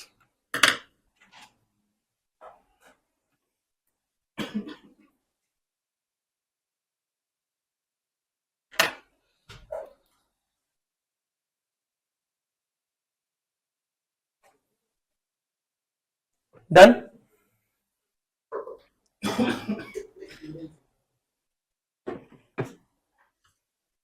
Okay. There is a tax rate given, we have to do Yes, same as good as evaluation. kind of.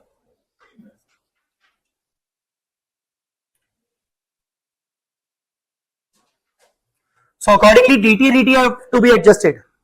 Okay, DT retail working is also to be there.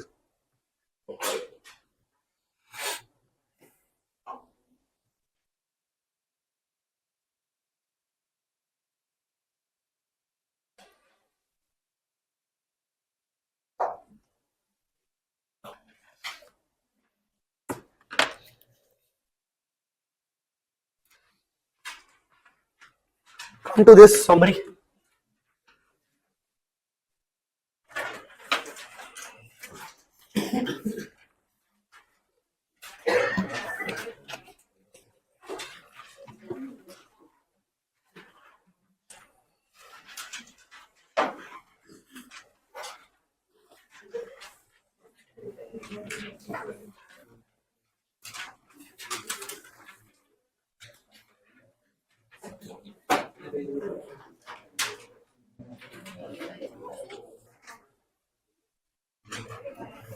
Come to the summary point.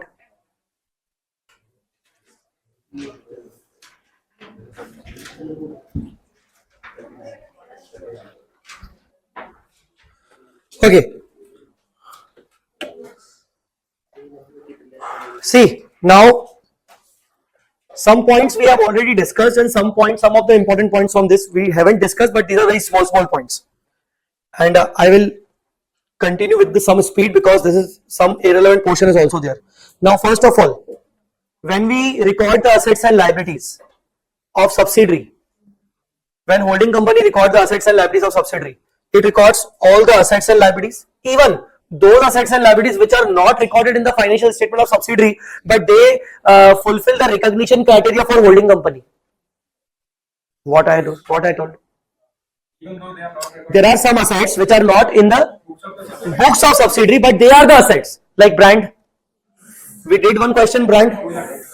So some of the assets which are not being shown in the balance sheet of subsidiary, some of the liability which are not being shown in the balance sheet of subsidiary, but we shall record them if they fulfill the criteria, recognition criteria for holding company.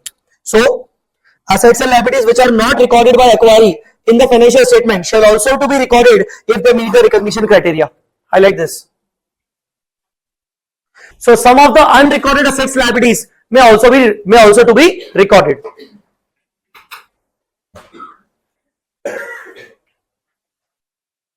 Contingent liabilities. We shall also record the contingent liability of subsidiary. We shall also record the contingent liability of subsidiary if the contingent liability is arising from the present obligation. Look at the second row. Present obligation, even though the outflow is not probable. 103 says you record the contingent liability of the subsidiary. Subsidiary has disclosed, and you know na ki contingent liability need not be recorded. It is only to be disclosed. So contingent liability is disclosed by whom? Subsidiary. But such contingent liability, it is disclosed by subsidiary. I will record it in consolidation. When I will record it? If it is arising from present obligation, not from possible obligation. Sir, what is present and what is possible? Actually, Ind AS 37 describes present obligation and possible obligation. Present obligation means chances are more than 50%, and possible obligation means chances are less than 50%. Are you guys understanding or not? So chances of happening of an event because of which I have to pay, such chances are more likely than not. So that is called present obligation. But chances of happening of any event because of which I have to pay, the chances are very less than 50%. So this becomes which obligation? Possible obligation. So if the contingent liability is arising from present obligation, I will record it as an actual liability in my books of accounts under the consolidation. Even though the outflow is not reliable, outflow cannot be measured reliably. Okay, not probable that outflow of economic resources will occur. Guys, are you understanding or not? So what is the basic criteria? There should be the present obligation to recognize the contingent liability of subsidiary in the consolidated financial statements. We would recognize it. Even if the outflow is not probable. Now, there is one indemnification asset. What is indemnification asset? What do you mean by indemnification? To compensate. The one party compensates other. So, suppose there is a contingent liability of subsidiary of 5 crore rupees. Contingent liability of subsidiary of 5 lakh rupees. 5 crore rupees. What is that contingent liability? Let us say it is in respect of GST.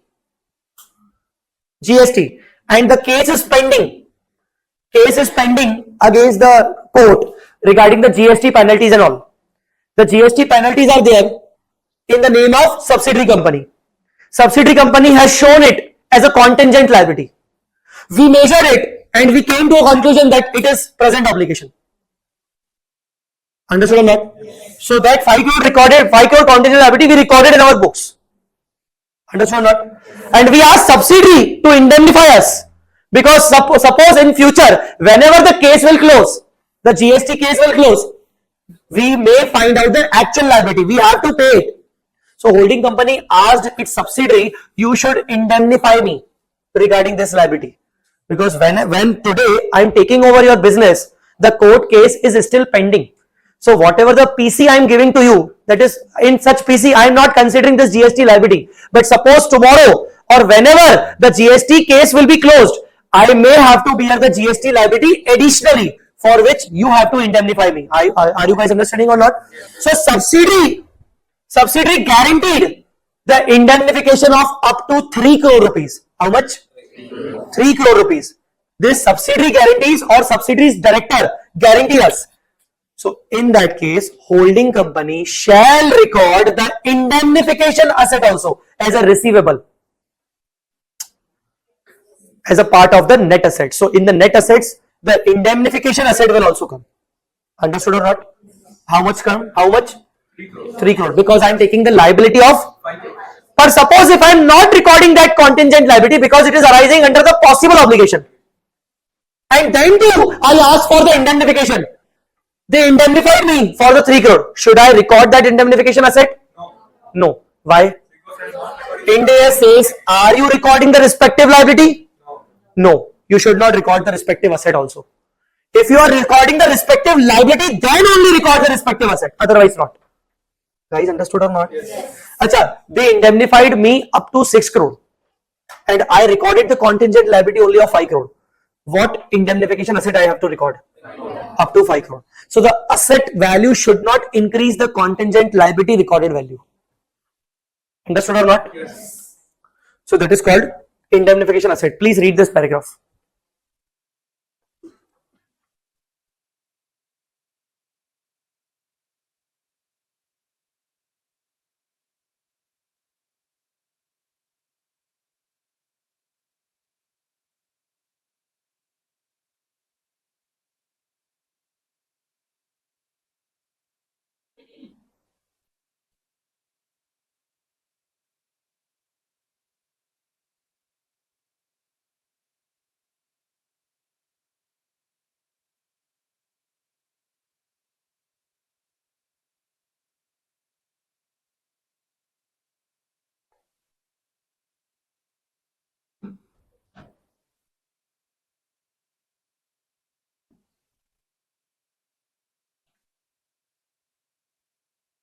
Done?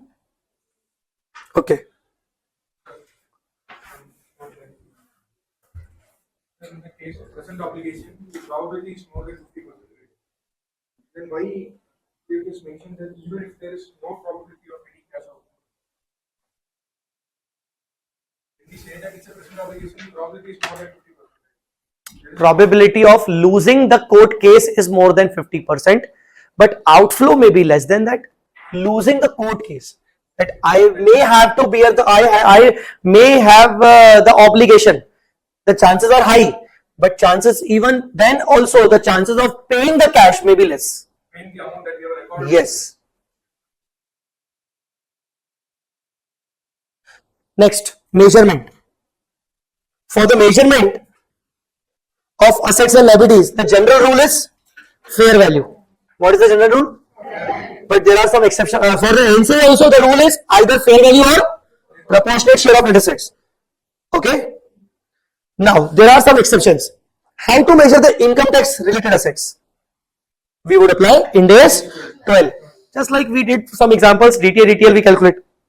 How to apply the employee benefit related assets? We would apply Ind AS 19.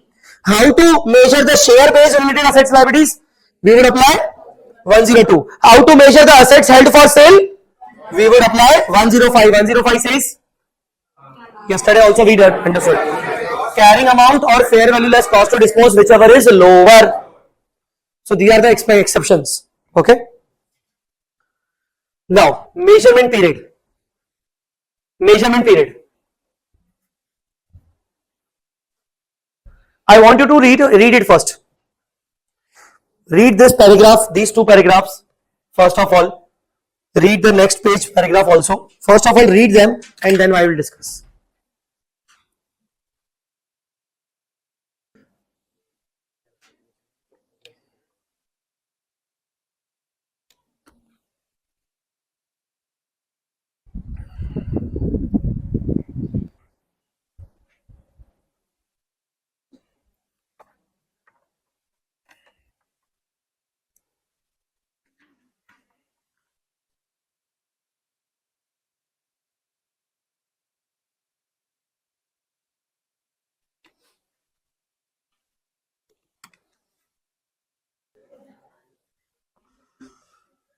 Okay, so measurement period.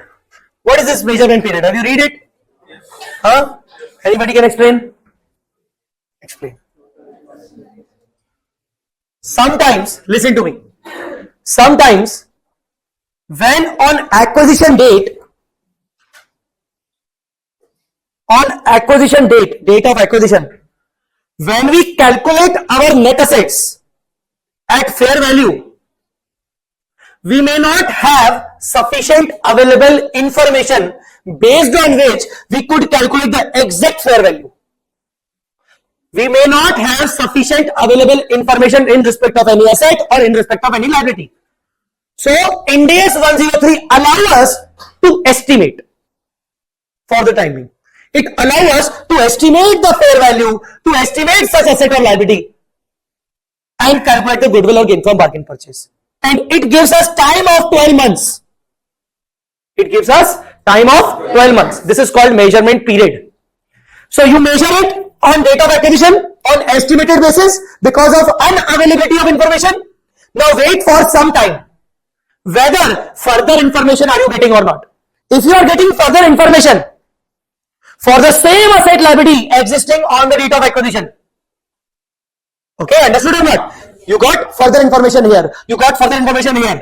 And based on the further information, you came to a conclusion that the asset amount should be changed. Yes. The asset amount should be changed. Please take the calculator. Suppose on the acquisition date, you estimated net asset at 6 crore. Your NCI is 20%. Tell me how much? 1.2 crore. Your investment amount is 5.5. Calculate the goodwill.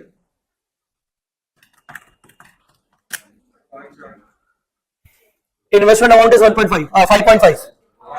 NCI is 1.2. 6.7 minus 6 crore net asset. What is the goodwill? 70 lakhs. 0.7 crore, 70 lakhs. Yes. Goodwill 70 lakh. You calculate the goodwill 70 lakh. You can say you calculate the goodwill on estimated basis, provisionally.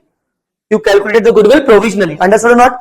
Further, thereafter, in between 12 months, you got new information. And such information is depending upon the same asset, such information is based on the same asset and liabilities. Now, based on such new information, your net asset would have been 7 crore, not actually 6 crore. Now, recalculate all the things. Tell me. What would be the NCI? 7 multiplied by 20. 1.4. Earlier it was 1. So now what you have to do? You have to increase the NCI by 2.2. You have to increase the NCI by 2.2. Sorry. Now what would be the goodwill or gain from bargain purchase? What is the calculation? Recalculate everything, na dear. I am saying now the investment is 5.5. NCI is 1.4 minus 100% net assets. Now 7 crore. Calculate the goodwill or gain from bargain purchase. 0.1 is what? Gain from? Earlier you calculated? What entry you will pass? Adjustment entry, rectification entry. Pass a rectification entry. Earlier you calculated goodwill. It is not required now. It was a provisional goodwill. Reverse it. What entry you will pass? 2 goodwill. How much? 0.7. 2 capital reserve. 0.1. Understood or not? Yes. Next. You increase the net asset by 1 crore. It was earlier 6 crore, no? Yes. Now net asset is 1 crore. So net asset account debit 1 crore. Tell me.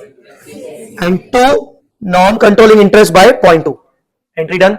This is a rectification entry. What we have done? What we are doing right now? Measurement period. And what is this?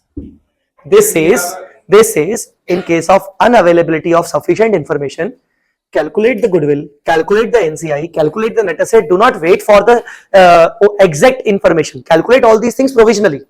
And you have 12 months time. Don't worry. In these 12 months, if you get further information for the same situations, some circumstances, you can change the goodwill, you can change the net asset value, you can change the NCI, but the information should be available within 12 months. If the information is available beyond 12 months, then you cannot change the goodwill retrospectively. You have to make the changes as per Ind AS 8. You have to make the changes in reserves and surplus. You cannot change the goodwill. So only wait till 1 year, 12 months. Guys, understood or not? Understood? Yes. This is called measurement period.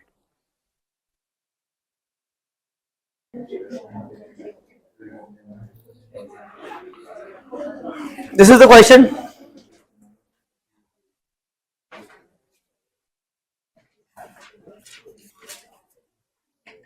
The question is very big. How can I share with you?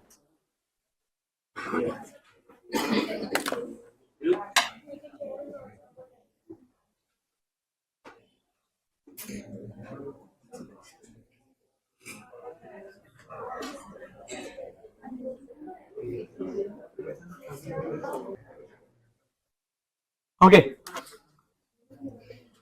You got the question? So this is the basic important, all the points we discussed till now are probably coming in this question. So I am reading the question, guys.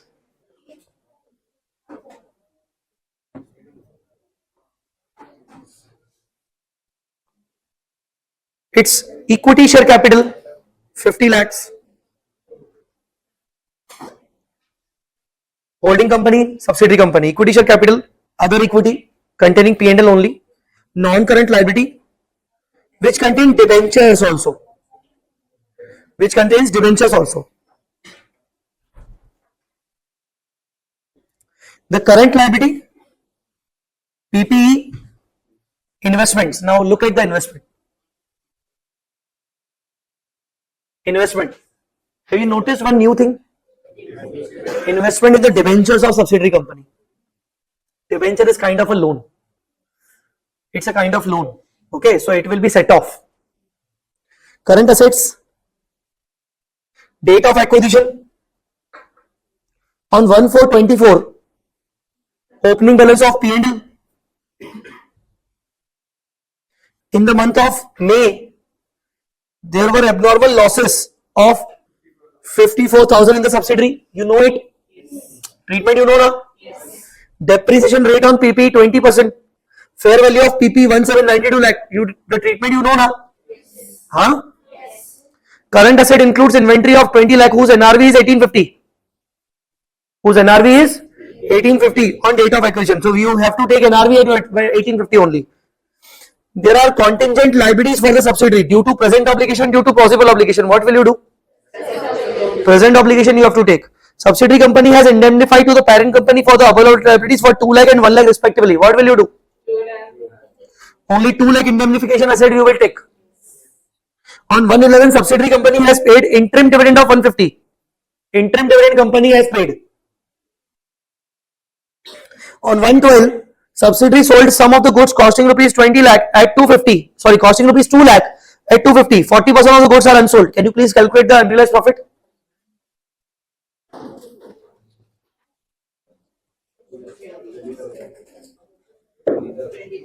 Hmm? 20,000. Okay. After date of acquisition, the parent has announced share-based payment awards for employees of subsidiaries to replace original awards of subsidiaries. Entry is not yet passed by the parent. I will tell you what will be the treatment, don't worry. So fair value of original award, fair value of new award, vesting period and all. Tax rate is 30%. Acquisition of 80% was done as under. Oh, step acquisition. Step acquisition. Initially the acquisition was done for 30%. Then it was again at 50%, different cost. NCI to be measured initially at fair value. Goodwill to be impaired by 25%. Before 1/7, parent has filed lawsuit against subsidiary for claim of 12 lakhs. Subsidiary has already made a provision in its balance sheet for rupees 7 lakhs. On date of acquisition, the fair value of the claim is rupees 10 lakhs. Entire consideration paid by H on 1/7 was net settled after adjusting the above claim. This will also I will discuss. Don't worry. Bonus issue by subsidiary. Bonus issue 1:2. Now 2-3 points are here which I haven't discussed yet. One is share based payment point. One is this claim point, and third one is bonus point. Bonus point I will directly discuss in this question only. 2 points I want to discuss before starting this question. 2 points. What are the 2 points? Share based payments, not bonus. This claim. So again, come to the main book. Come to the main book only.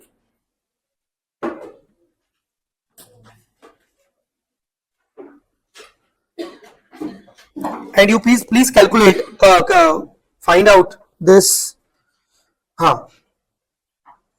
Page number 23.53.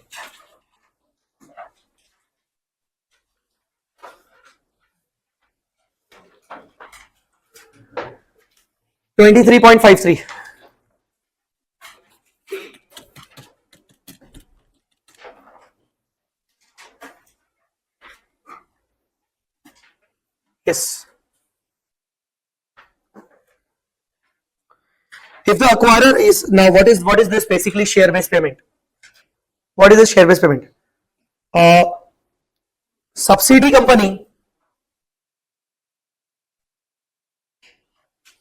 company has issued ESOP for their employees.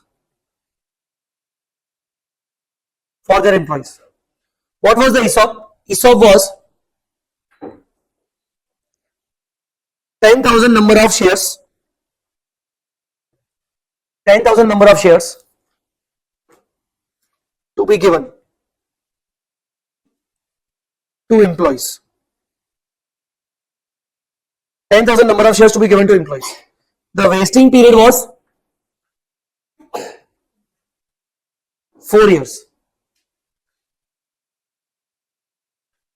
Let me tell you the accounting for ESOP. Whenever the company announces the ESOP for their employees, company has to book the expense at fair value.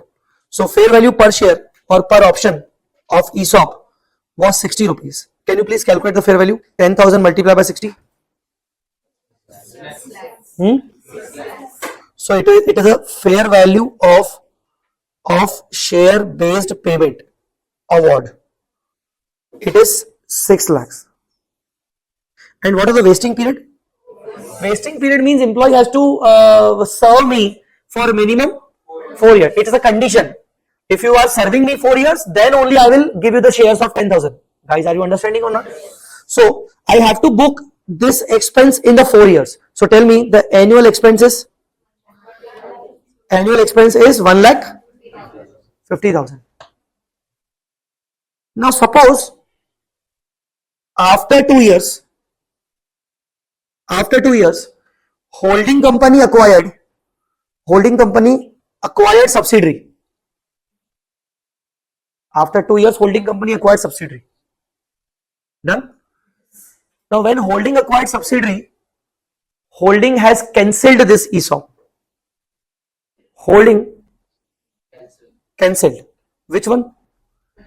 ESOP. Issued by or granted by subsidiary. And replaced its own award for their employees. Subsidiary announced the ESOP for their own employees. Now, holding came in the picture, they cancelled their award, and holding said, we will give you share, our own share. Are you guys understanding? So holding cancelled the ESOPs granted by subsidiary and granted its new ESOP. Now new ESOP will be, they will give the 12,000 shares. How much? 12,000 shares. They will give 12,000 shares. Understanding or not? Yes. And the vesting period would be 5 years. But what will be the vesting period? 5 years. 5 years from now, nahin. 5 years from the original date. What was the original date? 2 years ago. Overall vesting period was 4 years now. But 2 years has been passed. So now the new vesting period will be 5 years from original date. So the remaining 3 years are still there. Okay. Now, how to treat this transaction? The question is how to treat this transaction. Achha, fair value of these are 80 rupees. How to treat this transaction? 103 says that what is your fair value of new ESOP? Fair value of new ESOP. How? 12,000 multiplied by 80. How much? You have to divide this into two parts. Pre-combination period and post-combination period. What is this pre-combination, post-combination? See, overall period is, but already how many years are passed? So 2 years are passed before acquisition, no? So that will become pre-combination period. Understood or not? Now how to divide into pre and post? The formula of pre-combination period is old award. What was the fair value of old award? Huh? Fair value of old award 6 lakh. Multiply by 2. Multiply by 2 means multiply by period expired. Period expired. Divided by higher of both vesting period. Which vesting period is higher?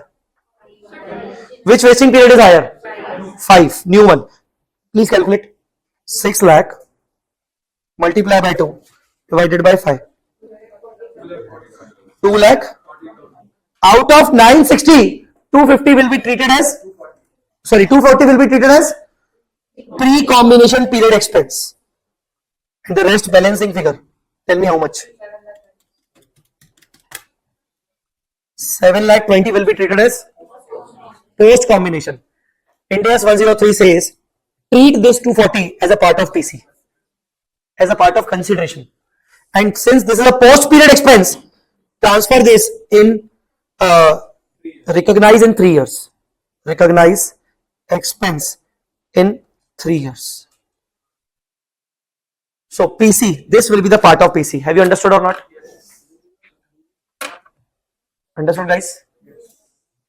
What I did? Please look into the question.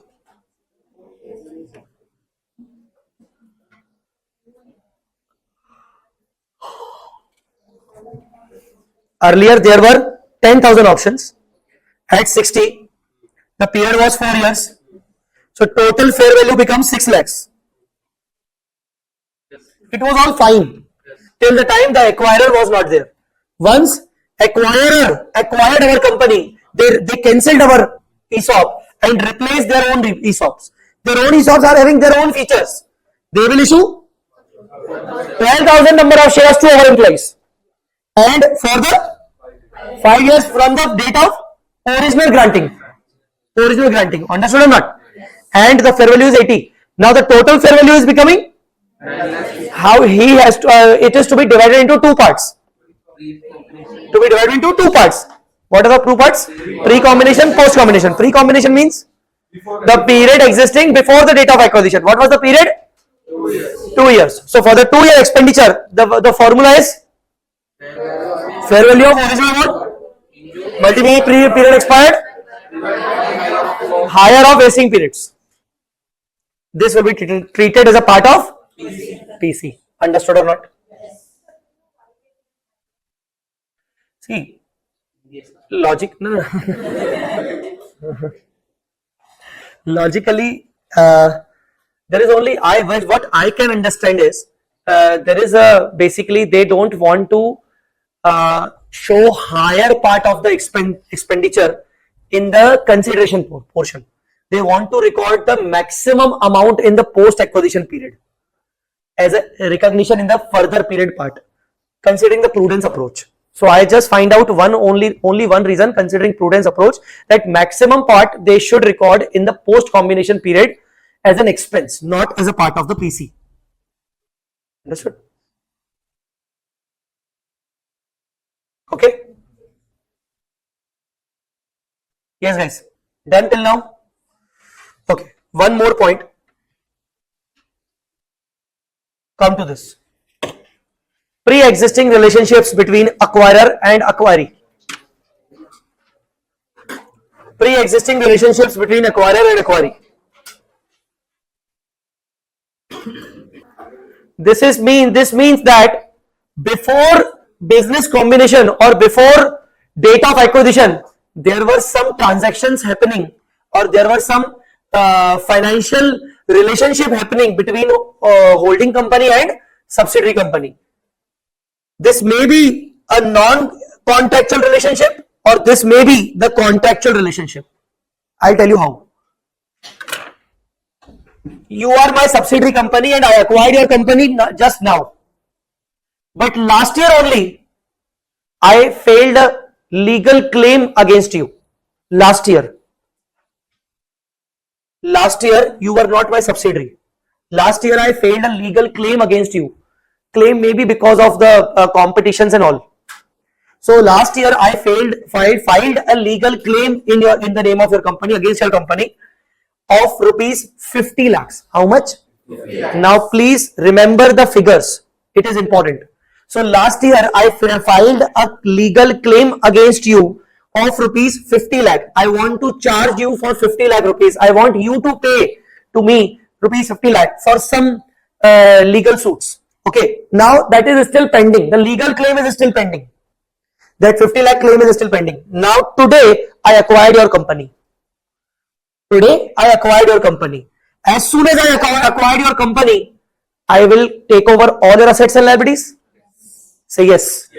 Against such asset liabilities, what I will do? I will pay you purchase consideration. Tell na. So your assets and liabilities are worth, for example, assets and liabilities are worth 6 crore. How much? 6 crore. So the same 6 crore I want to pay you. Understood or not? So how much I will pay you? 6 crore. Say yes. Yes. But I am not paying you 6 crore. I said I will pay you 5.5 only. Tell me why. That last year case filed by me against you, you remember? So that case filed by me against you for how much amount? 50 lakh. I am deducting that amount and I am paying you net amount of 5.5. So how much PC I paid to you? 5.5 paid, na? Okay, how much total net effect I paid? 5.5. India's 103 ask you that what is the actual PC? Is it 5.5 or is it 6 crore? 6 crore. The answer is 6 crore. The PC would be only 6 crore. This 0.5 is not towards the business acquisition. It's towards the legal claim already filed by me. Are you guys understanding or not? Yes. No? Yes. Alright? Yes. Let us do one example. 24. Let us do one example.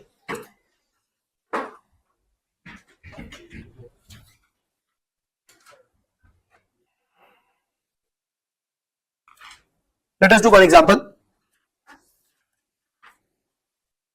Akash Limited is sued by Subhash Limited for a legal claim of 10 lakhs. For the use of trademark of Subhash Limited. So who is filing the claim? Subhash Limited is filing the claim. To whom? Akash Limited has made a provision for penalty payable of 6 lakh. The claim was filed for rupees, but Akash Limited already passed a provision entry of rupees 6 lakh. Akash Limited knows that he has to pay, but it has made a provision of 6 lakh. However, Subhash Limited has not recognized any receivable for the penalty. Subhash Limited has not recognized any receivable for the penalty. See, Akash Limited has made a provision, but Subhash Limited is not recognizing any receivable. Okay. After 1 year, the case is not yet settled. Subhash Limited has acquired control over Akash. Who purchased? Control over Akash for a consideration of net of above penalty.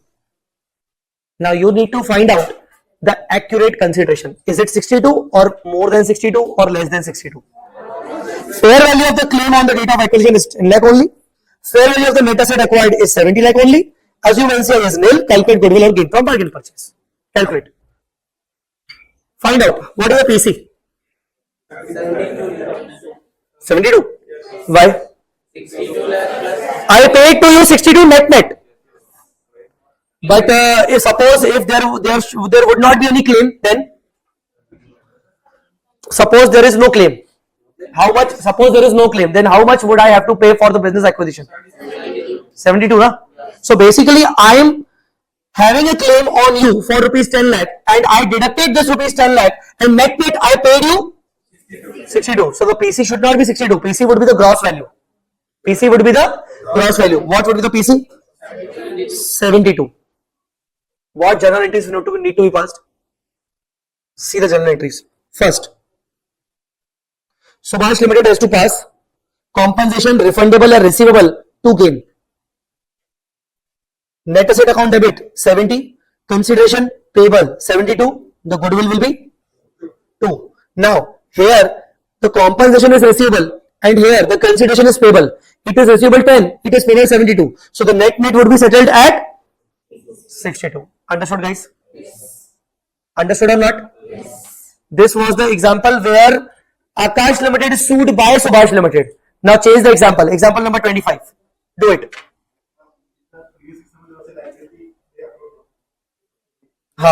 Such liability will not take over. No. Such liability will not take over because this is the liability for the claim.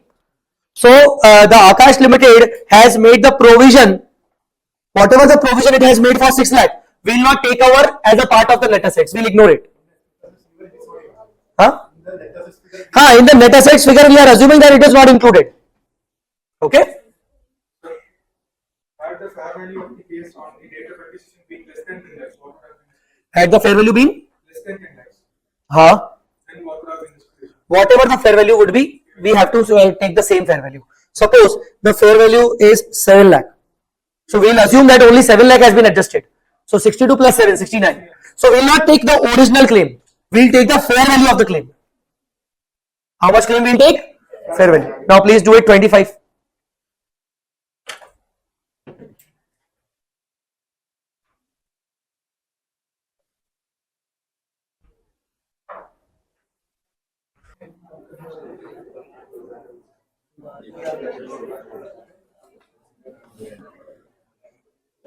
Now what? Have you seen the question? Now who is filing claim? Akash is filing claim against Subhash and Subhash is acquiring him. What will happen? Now Subhash has to pay the claim amount also and PC also. Both has to pay. But still the PC would be only for the business acquisition. The claim would be deducted. Understand or not? Akash is filing claim against me for rupees 10 lakh. Now I have to pay. I have acquired your company. I have to pay the PC as well as I have to pay the claim. So whatever I paid, I deduct the claim amount and calculate the PC. Yes. In any way, the PC should not include effect of claims. So Subhash Limited is sued by Akash. Gross final consideration payable by Subhash towards the acquisition of business is 85 lakhs. So how much the PC would be? 75 lakhs because Subhash has paid overall 85. Out of which 10 lakh will be considered as claim amount. So it will be 75, which is the PC. Have you understood the point or not? Yes. In the same way, now try to decode this point.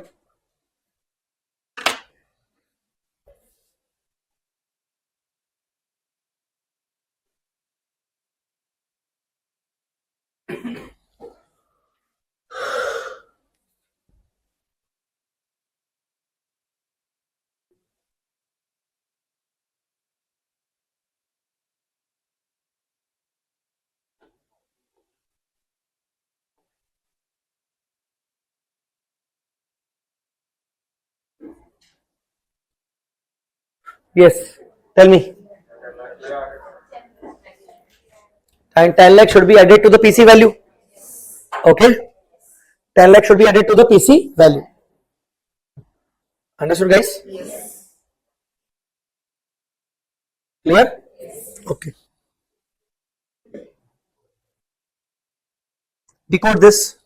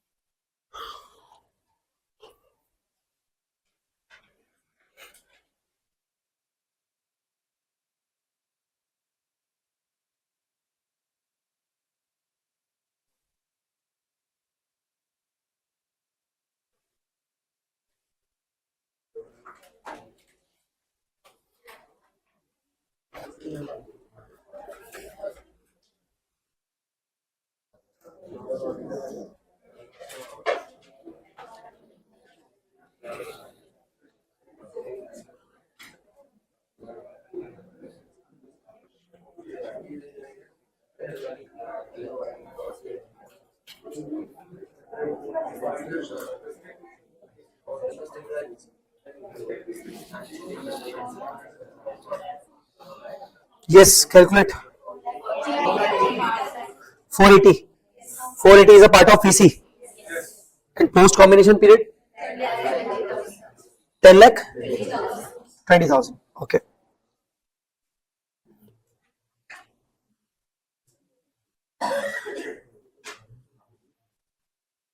$480. Okay.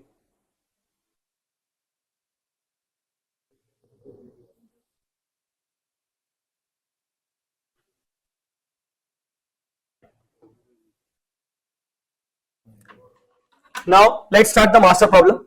You have the question now. Please take out your copies and we'll properly solve the question. Some of the points you have to solve immediately for me. Now first point what you have to solve is this. Please solve this. Solve these 2 points.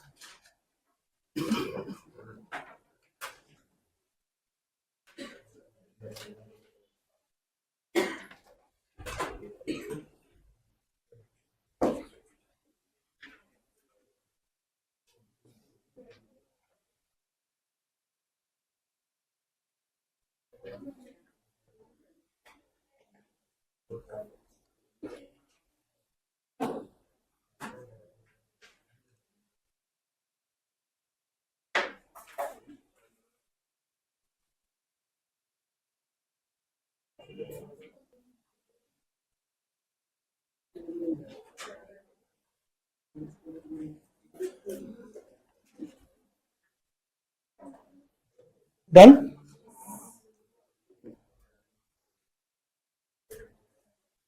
See, this is the working.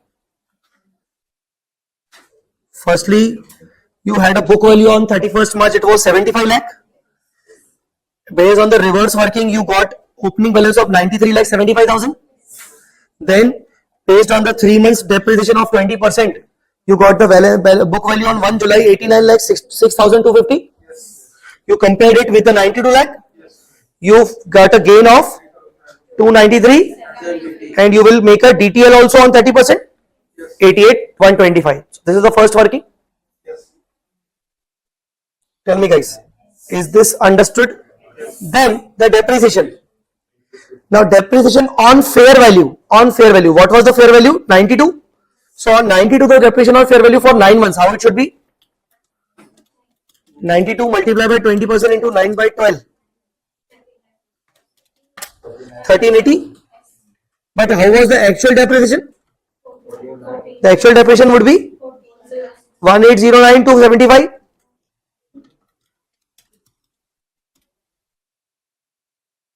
8906 250. It's 1406 250. So there is a saving in depreciation. Instead of additional depreciation, there is a saving in depreciation. So again, DTL would be created. DTL reversal nahi. DTL to be created, no reversal. It is not as additional depreciation, it is a saving in depreciation. Income tax will give us higher benefit, higher depreciation. There is a saving or depreciation. We have charged only 1380 depreciation in consolidation. In the consolidated financial statement, we are charging 1380. In the separate financial statement tax record, we are getting better depreciation. Understood or not? Tell me. Done till now? Tell me.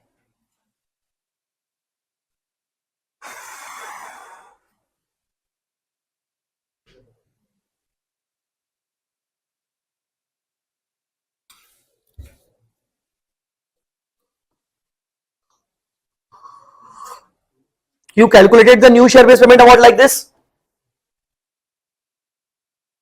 If you want, you can write the working immediately. New share-based payment award. If you have already the working, then do not write. You calculate the new share based payment of what? 15 lakh divided into two parts. What are the parts? 15 lakh divided by two parts. Pre-combination and post-combination. For pre-combination, you took the original reward. Multiply by 2 and divide by 5. Divide by 5 because whichever is the higher vesting rate. Multiply by 2 already expired. So it should be 480, which is a part of the PC investment.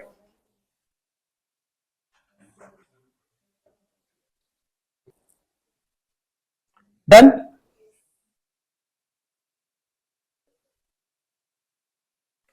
Now pre-existing relationships.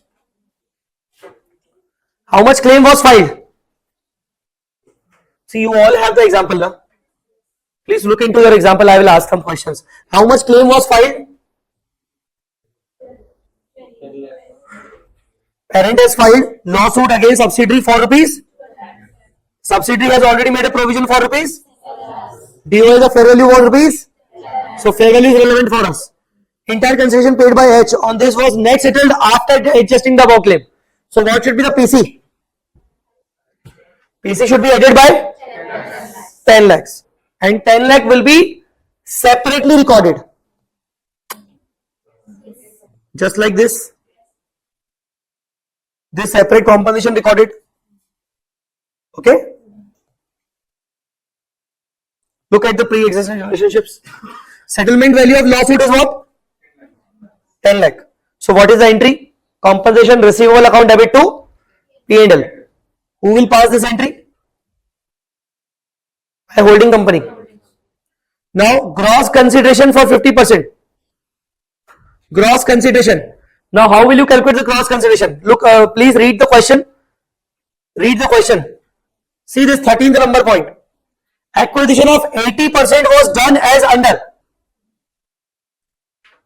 On 1/7/24, 50% acquired at a cost of 14 lakh. Now come here. Come in this working. Here you acquired 42 lakh rupees and you will add a 10 lakh claim. So the gross consideration would be 52 lakhs for the purchase of 50%. Tell me yes or no? Yes. Huh? Now under step acquisition, you have to revalue or fair value the previous equity interest. How to remeasure? Based on the current investment. What is the value of the current investment? 52 lakh. If 52 lakh belongs to 50%, what should be for the 30%? 31 lakh 20,000. What was the carrying amount of earlier investment? It was 10 lakh. So what is the difference? Difference to be adjusted separately in the P&L. Guys, under step acquisition, we value the investments at fair value, and the second effect we transfer to the holding company's P&L. So the second effect will be transferred to the holding company's P&L. Guys, understood or not? Tell me. Okay. Next, subsidiary company.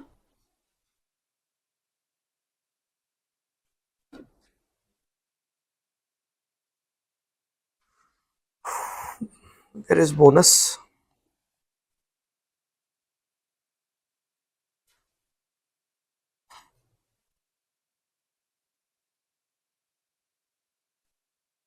Okay. The bonus was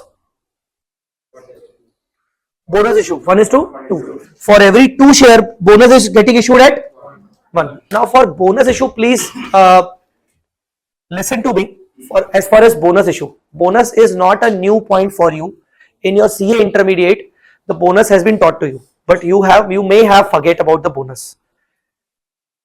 Open your empty page and write some important points. First of all,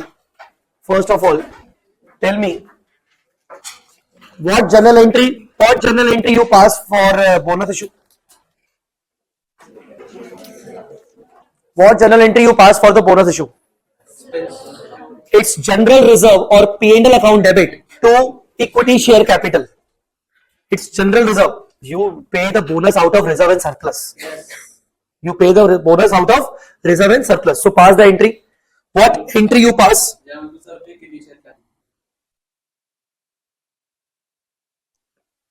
For bonus issue, the entry is always general reserve, either P&L or security premium to equity share capital.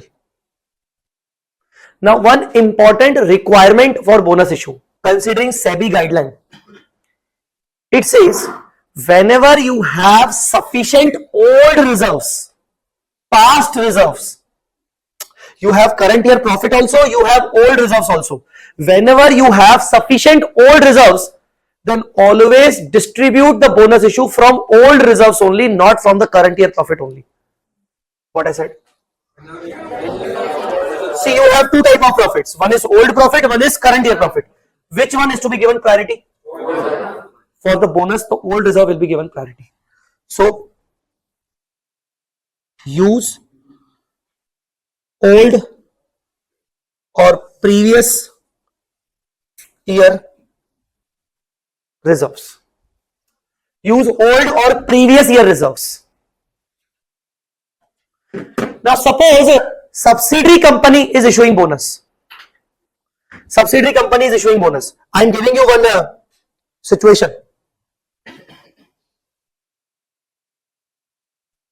1/4/23, 31st March 24. Here the equity share capital is 12 lakh. Here the other equity. So the other equity balance, guys, the other equity balance is say 7 lakh. How much? Here the other equity balance say 15 lakhs. How much? So tell me the current year profit. Current year profit 8 lakhs. Okay. Now suppose subsidiary issued here on 1st October. Subsidiary issued bonus issue. Bonus shares of 2 lakhs. From where you will use it? The entry would definitely be this one. But which other equity will be deducted? Previous year or current year? Previous year means opening balance. Understood or not? You will always use your previous year other equity in priority. This is the first point. Second point. Now, tell me what should be the effect in statement of net assets. Suppose if I say entry not yet passed, what you will do in the statement of net assets? Tell me. Suppose it's date of acquisition. Entry not yet passed. If you want, okay. See, this 1 July is a date of acquisition. It doesn't matter. Now,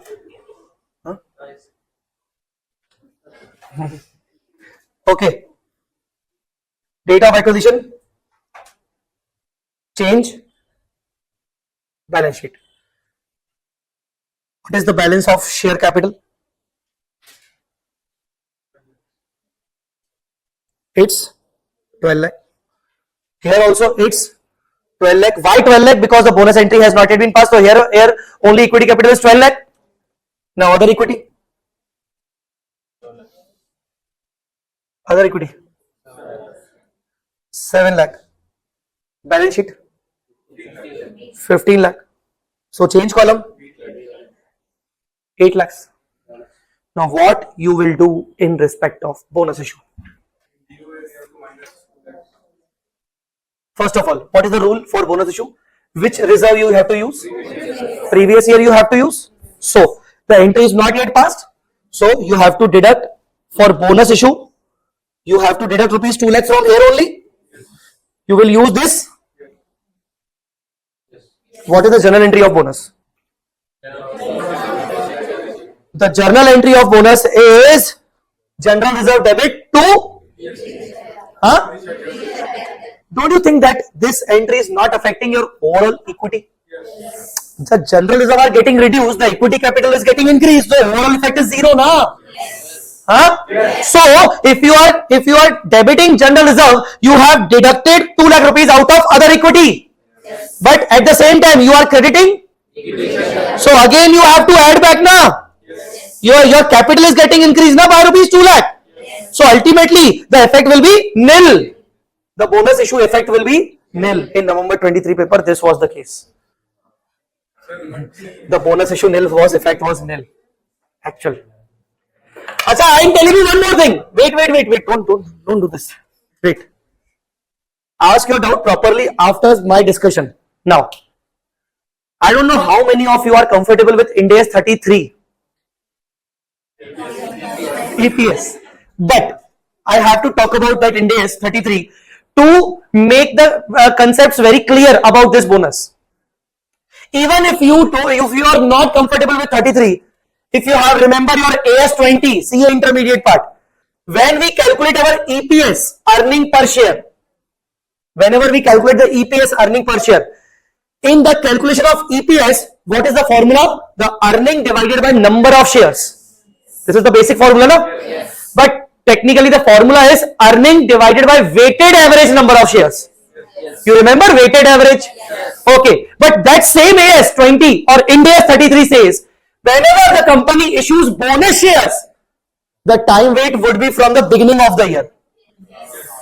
You assume it that your bonus issue was outstanding from the very beginning. So here also the same treatment we are doing. Even though you issued the bonus on 1st October, but you are assuming that the bonus was existing on the date of acquisition only.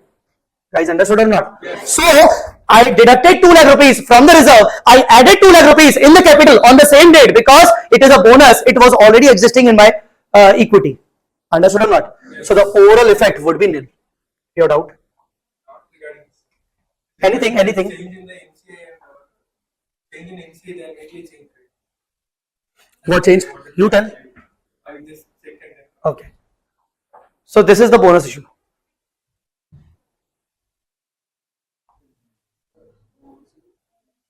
You need a time?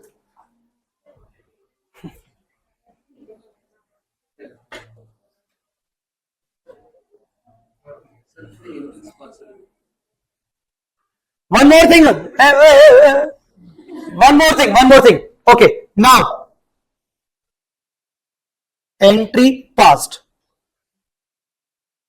Bonus entry passed. Bonus was given in the 1st October. Bonus entry is passed. Imagine the reserve and surplus account. What is your other equity opening? 7 lakh. What is your other equity closing? Bonus entry is passed by rupees.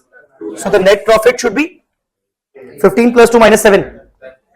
The net profit should be, but here the change is, that means what?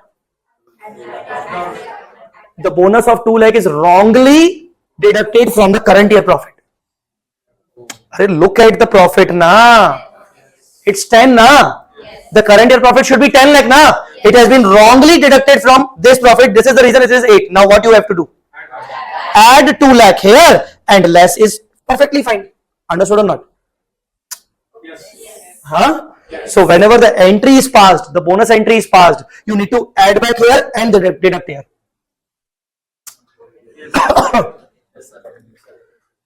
Are you getting my point? Yes. No, not getting.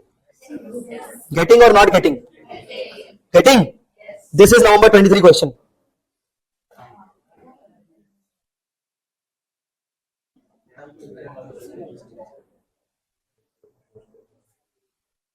See, read the point. Resolution point. Read the point. Out of general reserve, the accounting effect has not been given. What was the treatment? What is, where is the question? Yes. What should be done?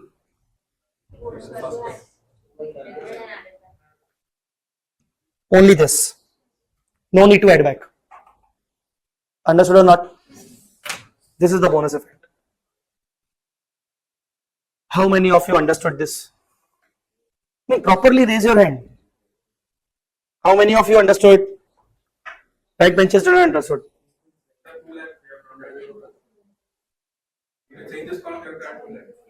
No. Entry not yet passed. Okay.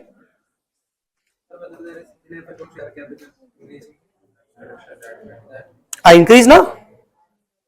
I increase 2 lakh. So ultimately here when I increase, so share capital becomes 12 plus 2, 14. So here it will be also 2 lakh. Here you can do 2 lakh. Done? Tell me guys, done? Yes. So this was bonus effect.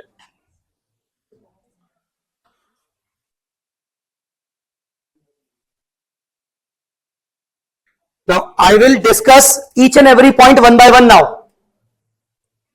Now I will discuss each and every point one by one. You all have the question now? Huh? Just make the timeline with me.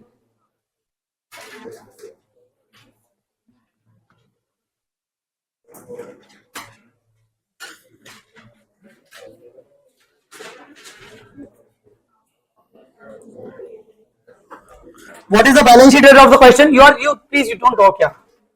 What is the balance sheet date of the question? 31st March 25. So this is 31st March 25. Please create this timeline. 1/4/24.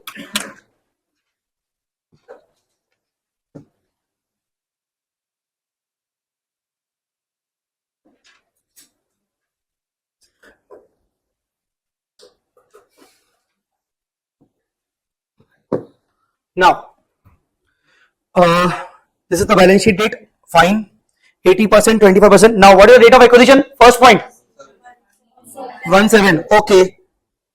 1/7/24. It's DOA. What is the DOA? On DOA, what is the investment means? It's equity 80% and it's debenture 25. Okay. Now, read the second line. Opening balance. All right. Opening balance.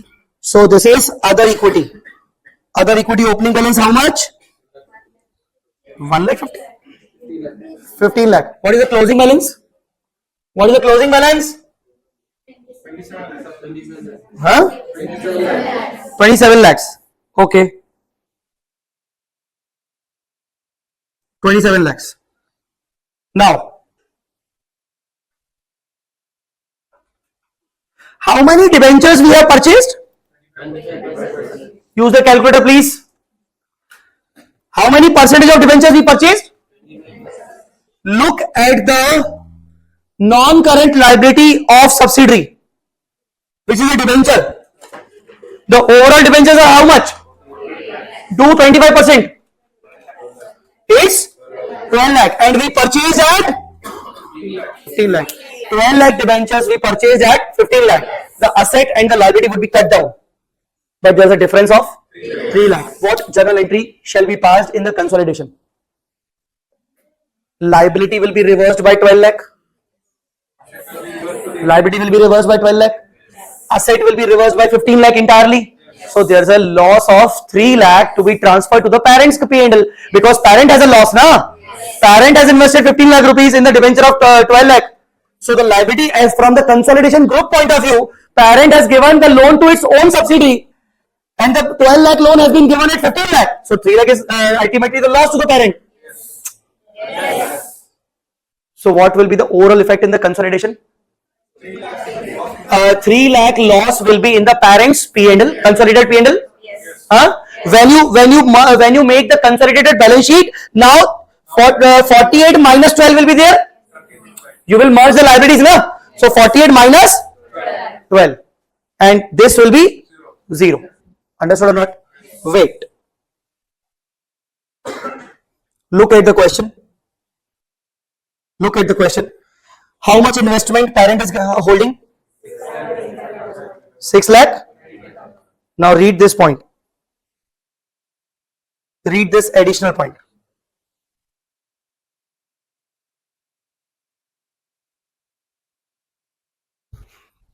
The second.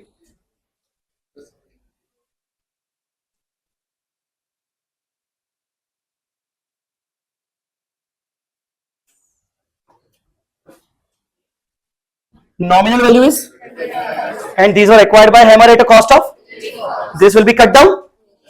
Tell me, what is the amount of loss? 49,000 will be transferred to the P&L of parent company. Now look at the total debentures of subsidiary in the balance sheet. Okay, let me show you here. In the balance sheet, the total debentures of subsidiary are, it's note number 4. Check the note number 4 here. 1 lakh. What will you do? Minus 35. The rest 65 will be continued. Tell. This was the next second treatment which was given. All other treatments was very simple, and that was a question of 20 marks. 20 marks. One asset is getting offset with one liability. Simply, I have given you 12 lakh rupees against your 10 lakh rupees of debenture. You are issuing me debenture of 10 lakh. I am giving you 12 lakh. So I have made the investment of 12 lakh against your face value of debentures of 10 lakh. So your balance sheet liability is showing as 10 lakh. My balance sheet asset is showing at 12 lakh. When our both balance sheet got merged, what will be done? 10 lakh and 12 lakh will be eliminated, and 2 lakh will be treated as a loss for the group. The loss will be transferred to the P&L. Simply, it's that. Understood, guys? Yes. Alright, come back to the point. Second point done? Second point done. Yes. What about the third point? It's simply abnormal loss. Okay, when it occurred? May. So, okay, write it down. Abnormal loss. How much? 54. Now, next. It's a 54. Next. I think we have done it now. Whether I should discuss about this here? Okay. Should I discuss about this here? No. Next.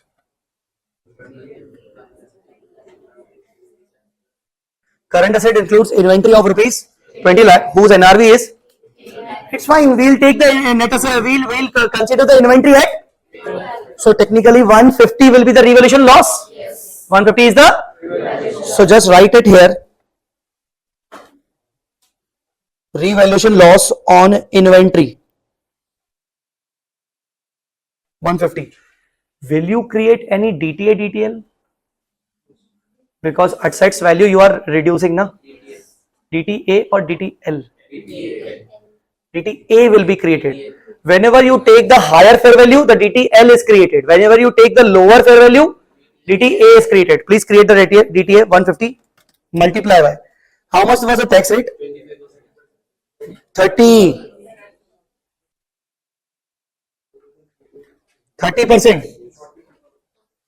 Okay. How much?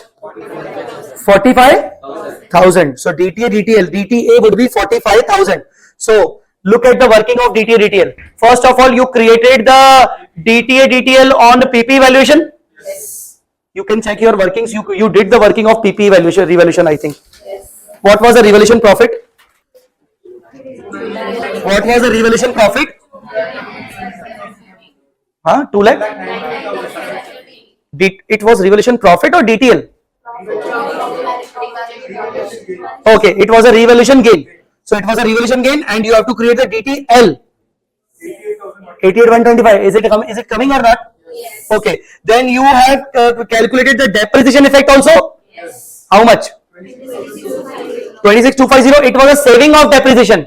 So again a DTL 7875. Yes. Now you are taking inventory at 150. Am I right? Yes. Taking inventory of 150. So 150 inventory. What you will create? DTA 45,000. Are you understanding or not? Yes. Okay. 3 DTA details we created. Next item. Next item. 7th. Read.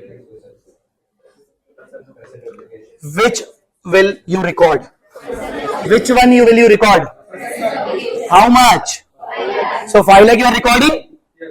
In subsidiaries books it was recorded? No. So the tax base is 0? Yes. In subsidiaries books the tax base is 0, na? Yes.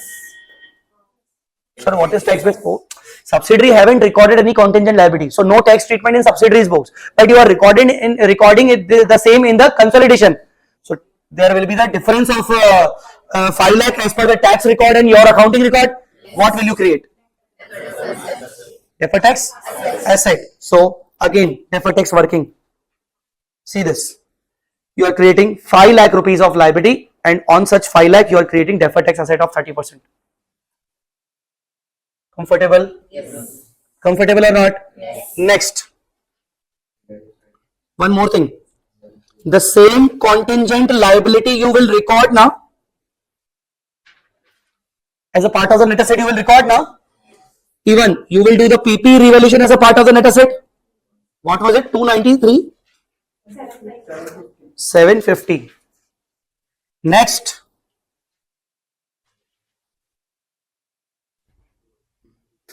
Indemnification. Do it. How much indemnification asset will you record? Huh? Why not 1 lakh? Because that belongs to the possible obligation and we are not recording it. So 2 lakh contingent indemnification asset you will record. So here the indemnification asset will be the part of the net asset. How much? 2 lakh. Again DT DTL working. Again DTA DTL working. Indemnification asset. How much? 2 lakh. It's a DTL. By DTL. You are recording the asset. That in the tax there is no asset. So you have to reverse down it. The asset to be reversed means it is a liability. Understood or not? Yes. Next. 9th number point. 111. Come to the 111. 111. The interim dividend to be paid. How much? 150. What is the treatment? What treatment will you do? What treatment will you do? First of all, you add in change column. You do the time adjustment and then deduct proportionately from the NCI and parent share. Deduct proportionately. 120 and 30. Guys, understood or not? Next. Who sold the goods? Subsidiary sold the goods. Who earned the profit? Subsidiary earned the profit. So this 20,000 of the unrealized profit, where you will transfer it? What is the impact? Changes column. Subsidiary has earned the profit, na? Huh? Since subsidiary has earned the profit, the subsidiary's other equity would be affected, na? So you have to eliminate it from where? Changes column and inventory position. Right? Yes. Okay. Next. This is done now. You have calculated this? Yes. Huh? I think 480 was the part of the PC. Okay. Next. Tax rate. Okay, fine. Acquisition of 80%. I think we did it now. Step acquisition. Huh? What was that step acquisition? What was the working? It was basically 42 lakh now. 50% 42 lakh. But as per this share based payment award, the 480 was also a part of that.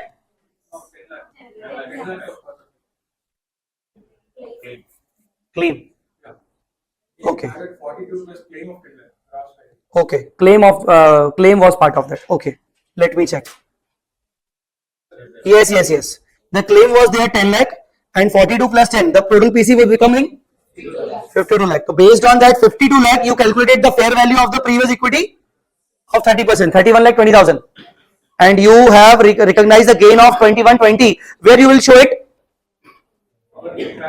In the parents P&L. Understood, guys?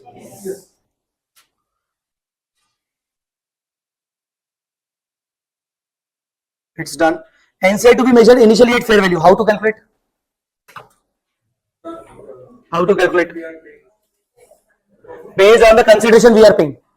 So calculate the NCI.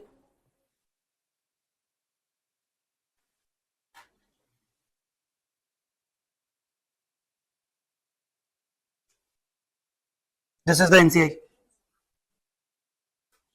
52 lakh based on 50%. What should be based on? 20%. It should be 20 lakh 80,000. Guys, understood or not? Okay.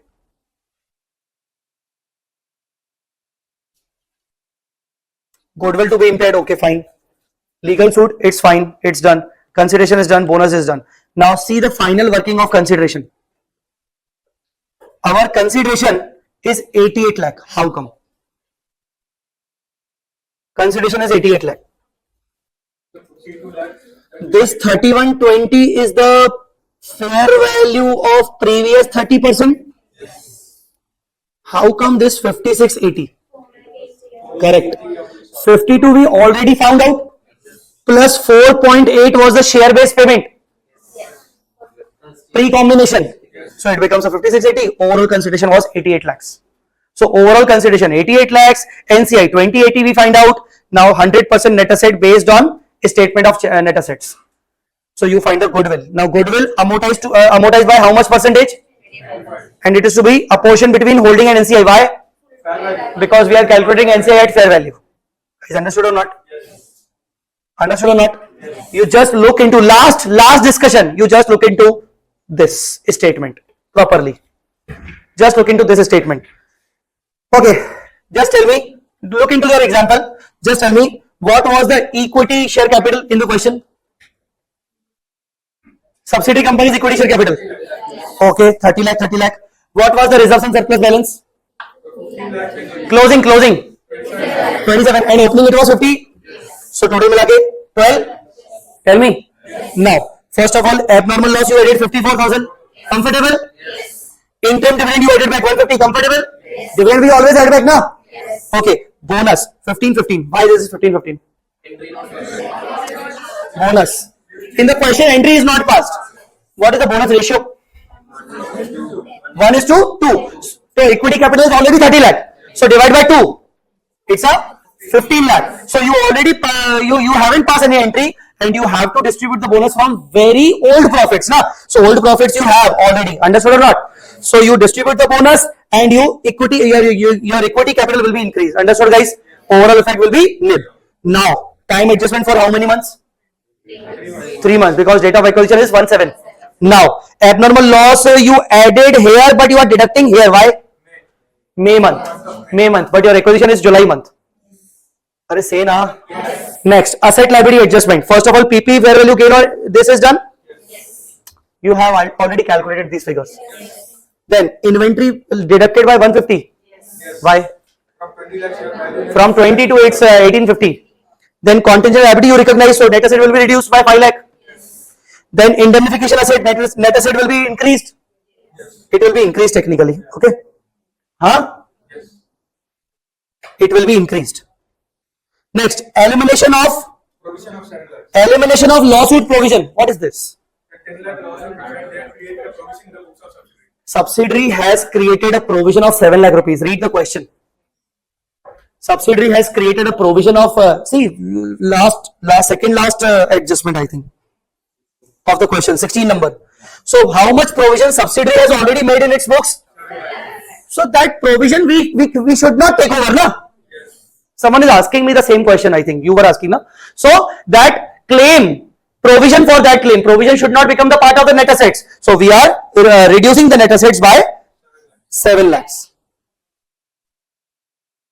Here it is. We are reducing this, it is by 7 lakhs. Understood or not? Yeah. We are eliminating it, the net asset will be increased ultimately. So why it is added? Liability we are eliminating. So eliminating the liability will ultimately increase the net assets of the company. Unrealized profit. A stock reserve part 20,000. But which column? The change column. Why? It's a transaction after date of acquisition. Now final effect of DTA DTL. Only 1875 has been taken to the change column. That was of depreciation 7875 and that was of inventory unrealized profit 6,000.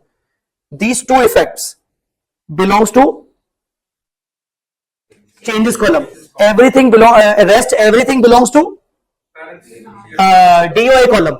How? Because the PP valuation you are doing on date of acquisition, inventory valuation you are doing date of acquisition, contingent liability you are recording on the date of acquisition, Indemnification asset you are recording on the date of acquisition. So these 4 you are taking on the date of acquisition, others are on the after date of acquisition. So this was effect of changes. Finally, you got your net assets. Is understood or not?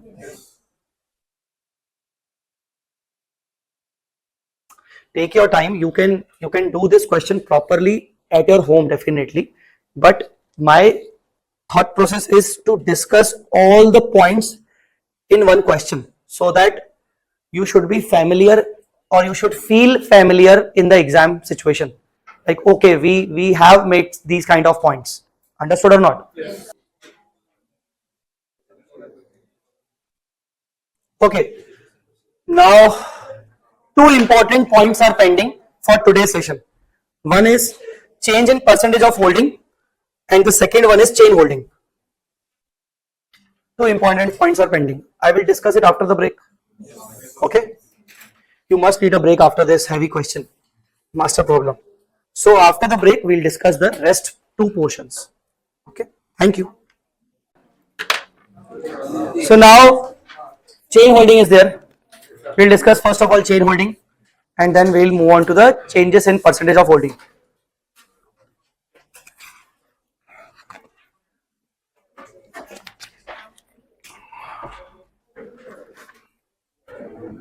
Chain holding, as you can see the diagram, Holding Limited has invested 80% in subsidiary limited. One more subsidiary is there, SS. You call it sub-subsidiary. So this S Limited has made an investment in sub-subsidiary. Are you guys understanding or not? Yes. So suppose it has invested 70%. You can write 70%. Now this is the concept of chain holding. Holding has made 80% in S. S has made 70% in SS. Now holding's job is to consolidate both of them with its financial statement. We shall consolidate both of them. But now there will be 2 NCI. NCI of S, NCI of SS. Here holding what? Holding will do? H in S is 80%. NCI in S is 20%. Next. H in double S. H has not any direct investment, but through S Limited, it has invested 80%. So now H in SS, how much? 80% multiplied by 70%. That is 56%. 70% of 80%. Understood or not? Yes. And the remaining NCI in SS 40%. So we will calculate 2 NCIs. Understood or not? Yes. Now there will be 2 statement of net assets. There will be 2 cost of controls. There will be 2 NCIs. Everything. Understood or not? Yes. So what is the issue in this chain holding? Nothing. Everything is very simple. Only a small slight change, not change actually, so a slight one additional adjustment need to be understood. I will discuss it with the help of only example. Now I have one example of chain holding. And the good news is, example is not just a copy pasted example. In that example of chain holding, when you can see all the example, all the questions of ICI now, you cannot find out so many adjustments in the chain holding question. I have added one adjustment of dividend in the chain holding question. ICI haven't introduced this dividend adjustment in the chain holding question actually, but we are doing the dividend adjustment in the chain holding question.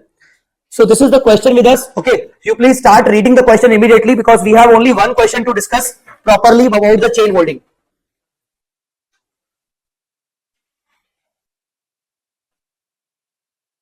Chain holding, date of acquisition 1 July 23. A Limited acquired 90% equity investments in B. B acquired 70% investment in C. So as you can see, A has investment of 90%, 5 lakh rupees. B has investment of 70% in C, 350. Rest all other assets are fine. Equity capital, reserve surplus, liabilities. The balance sheet is quite normal. Dividend paid by C on 1/8. How much? Please calculate the value. Dividend paid by C will be calculated on the C's equity capital. Now, how much? It's 4 lakh multiplied by 15. 60,000. And dividend paid by B, 12%. How much? To be calculated on the B's capital. Again 60. Now tell me, out of this 60 paid by C, look at the board. Out of this dividend paid by C 60, how much dividend would be received by B? That means I am asking share of B, that is 70%. Please tell. 40? Very good. Now is understood or not? Share of B. Now, out of this B is a dividend. What is the share of A? 60,000 multiplied by 90%. Huh? 54,000. Understood or not? Yes. Okay. C Limited sold goods to A. C Limited sold goods to A. Intercompany adjustment. Stock. Elimination of unrealized profit. Who made the profit? C. When you prepare the statement of net assets of C, you will eliminate the profit, unrealized profit from the which column? DOA column or changes column? Always changes column, because this transaction happens only after date of acquisition. So 40,000 goods, costing goods are sold at, all are unsold with A on the balance sheet date, means stock reserve is 10,000. From where you will eliminate it? Changes column of statement of net assets of C and inventory of A. Other assets are PP. The fair value of PP is 750 and 10 lakh for B and C respectively. Depreciation rate is 10%. Tax rate is 25%. Reserves and surplus of B and C on opening are 90,000 and 60,000. Prepare the consolidated balance sheet of A. Now we want to prepare the consolidated balance sheet of A. Just like a normal question we do, same adjustments, same approach, we'll do same thing everything. So now come to the solution part. It is which example? Chain holding.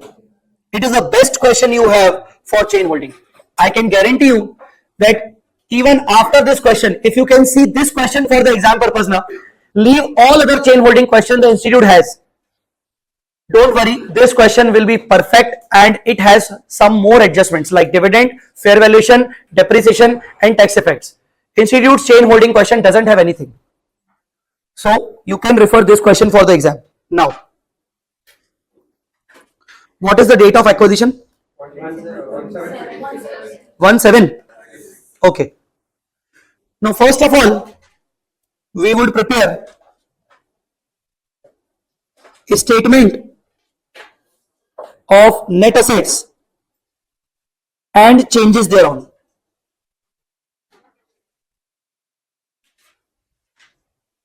Two statements will be prepared for B, one for B and one for C. First, for C Limited, DOA, changes, balance sheet. Your focus is very important, please. Now, tell me, what is the equity capital of C? Huh? 4 lakh. 4 lakh. What is the other equity balance? Opening? 60,000.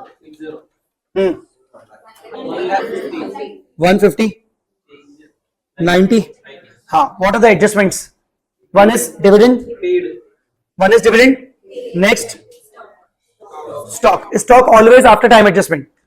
Next, revaluation, always after time adjustment. So only one dividend. First of all, add back the dividend. How much dividend has been paid? 60,000. So it's 460 and it's 150. Do the time adjustment. Do the time adjustment.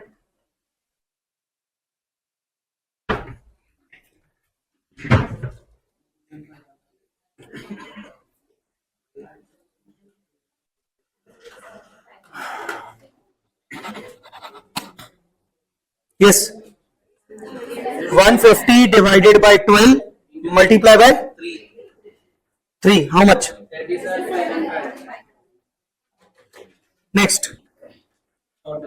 497 500 112 500. Now, no need to reduce the dividend. You already know. You know the treatment of dividend, na? What we will do? Distribute in NCA. We'll distribute it. Proportionally adjusted NCA working capital. Now, add less PPE adjustment, revaluations. PP revaluations. Whatever PP revaluation, you have to do some calculations. Can you please do this? Can you please do the calculations?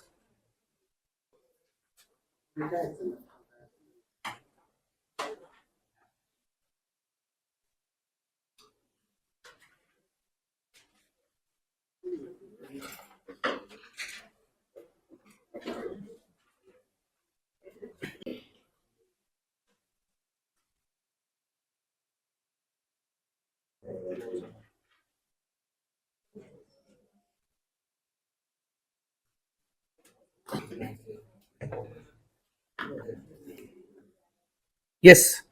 Have you calculated adjustments?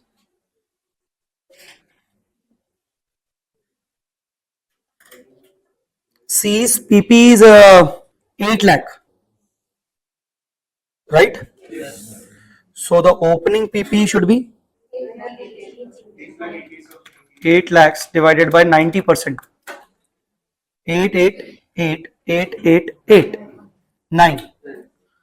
So 1/7 the PP would be 866,666,666 and 1/7 the fair value of PP would be 10 lakhs. So what is the difference? 1 lakh 33,333. And what is the depreciation effect? The depreciation effect, we have to separately calculate it on 866,666 first of all, into 10% into 9 by 12. So it's 65,000 for the consolidated financial statements, and subsidiary has calculated 866,666 minus 8 lakhs, that is 66,666 in the SFS of subsidiary. So it's 1666 and it's I think it's already charged. 65 should be charged. So 1,666 should be the saving in depreciation. We need to reverse it, so the profit would be increased.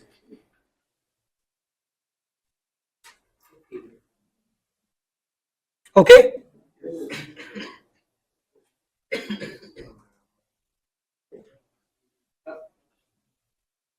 All right.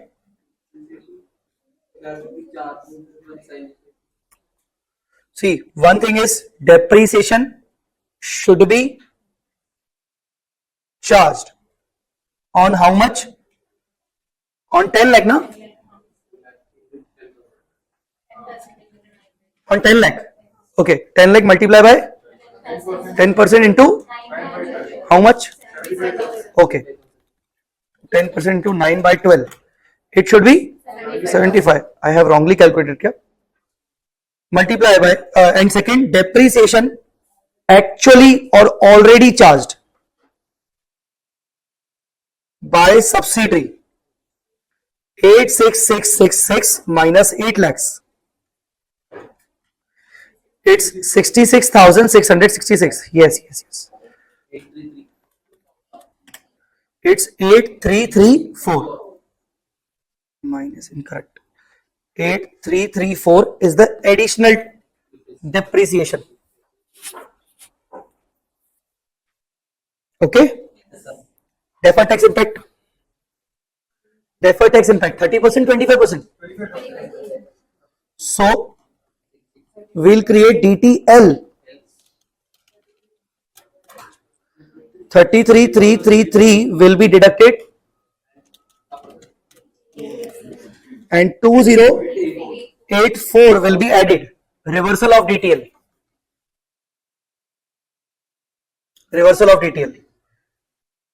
Done. Please calculate the final values.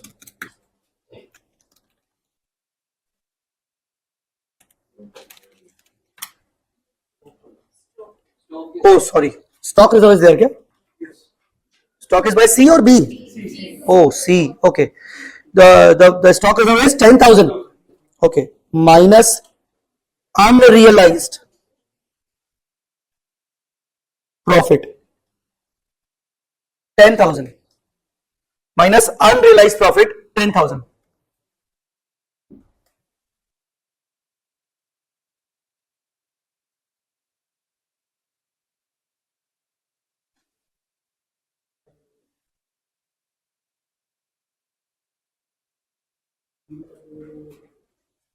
Okay. Deferred tax. Create the deferred tax. 10,000 multiplied by 2,500. 25%. It's 2,500. What is deferred tax, liability or asset? Asset.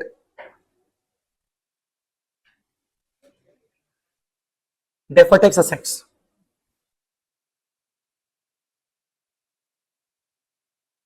Any other thing? No? Do this.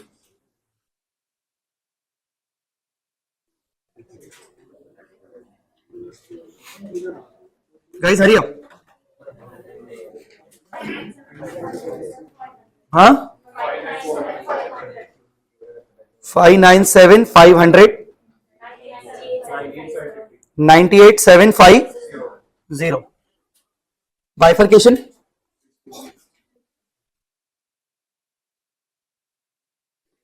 A is a share. 56. How much percentage?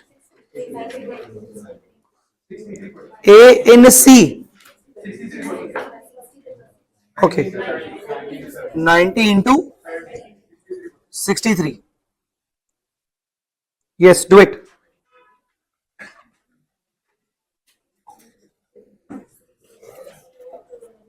Hmm? 62 and NCI 36 538.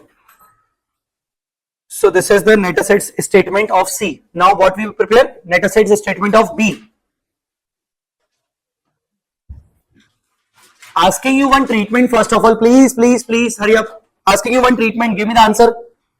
What to do with the dividend? Normally what to do with the dividend?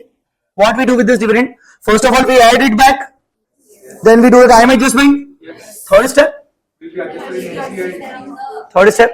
Normally we adjust proportionately from holdings share and NCI share. In C's case, who is the holding? Who is the immediate holding company? So you will adjust. Please calculate the respective shares. 70%, no? That means 42,000 and 18. So 18,000 is of course NCI, to be adjusted in NCI. Where you will keep this 42,000? These changes of net assets. Are you understanding or not? Yes. For C, who is the parent company? Who is the holding company? B. So B's P&L will be adjusted. B's P&L means B's changes column. This is the new adjustment. Yes. Got it or not? Yes. You know now the treatment of dividend. Yes. What is the third step we do? Proportionate transfer to NCI is working and proportionate transfer to holding company's P&L. For C, who is the holding company? B. So holding company's P&L means B's P&L. B's P&L means B's changes column. So 42 will be deducted from B's changes column. Guys, understood or not? This is the new adjustment. Understood? Okay. Now, for B, DOA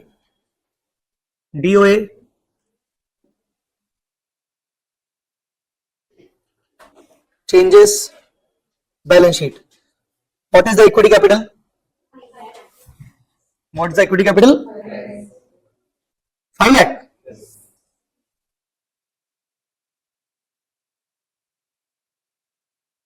Okay. What is the other equity balance? Yes. Opening 90. Closing 250. Okay. The remaining portion? 1 lakh. Now please do it this 42 adjustment first of all. 42 adjustment minus dividend received already from C. It's 42,000 to be deducted. Add back dividend by B. How much? 60,000 once again. Anything else? No. It's 590. What is it?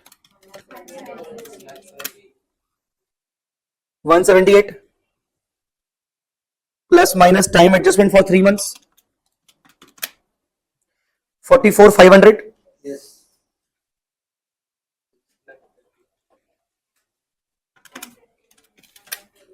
Six lakh 34,500. Okay. 133,500. No stock reserve, but PP revaluation is there. Okay. Plus minus PP revaluation and depreciation. Please calculate.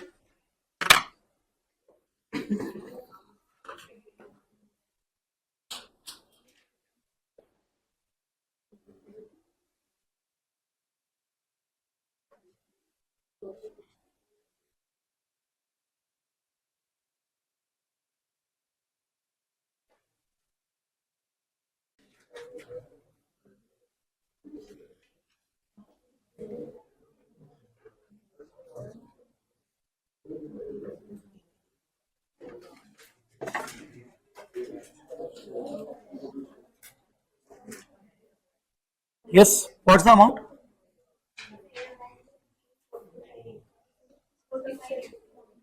45834. And depreciation?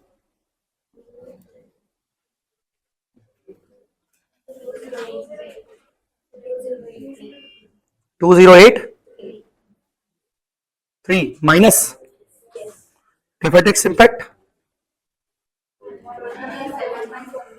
1458. It's TTL. In this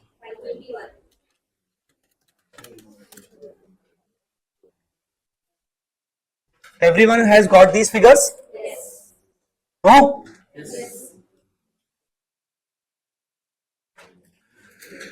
No unrealized profit, no stock reserve, no? All right, done. Please complete this.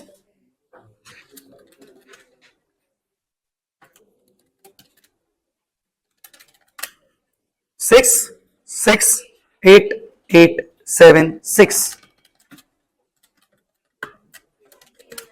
131,938. Two impacts. A Limited 90%, NCI 10%. 118 744 13194.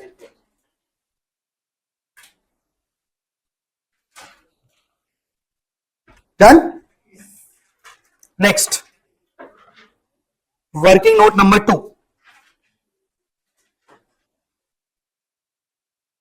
Calculation of NCI.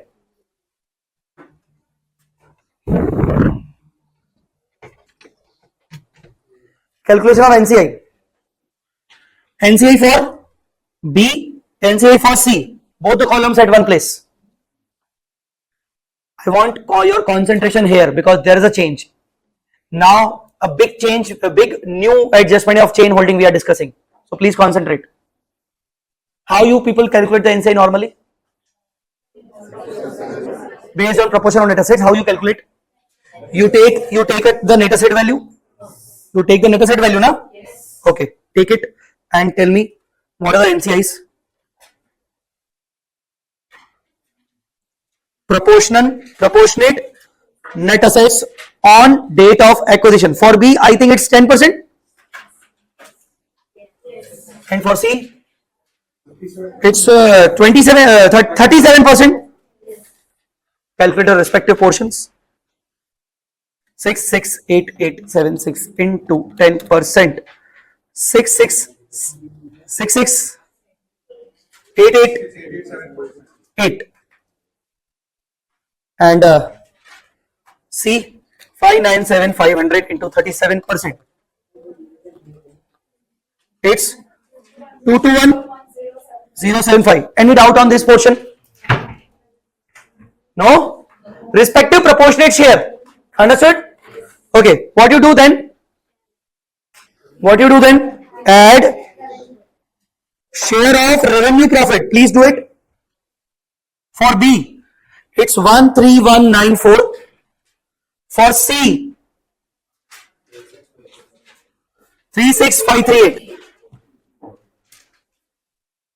One more thing. You deduct the dividend already received. How much?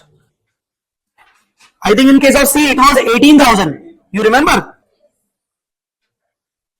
It was 18,000. Yes, this one. 18,000. And for B,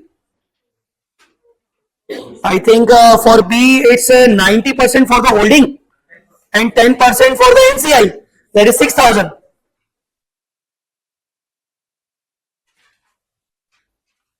What other adjustments are required?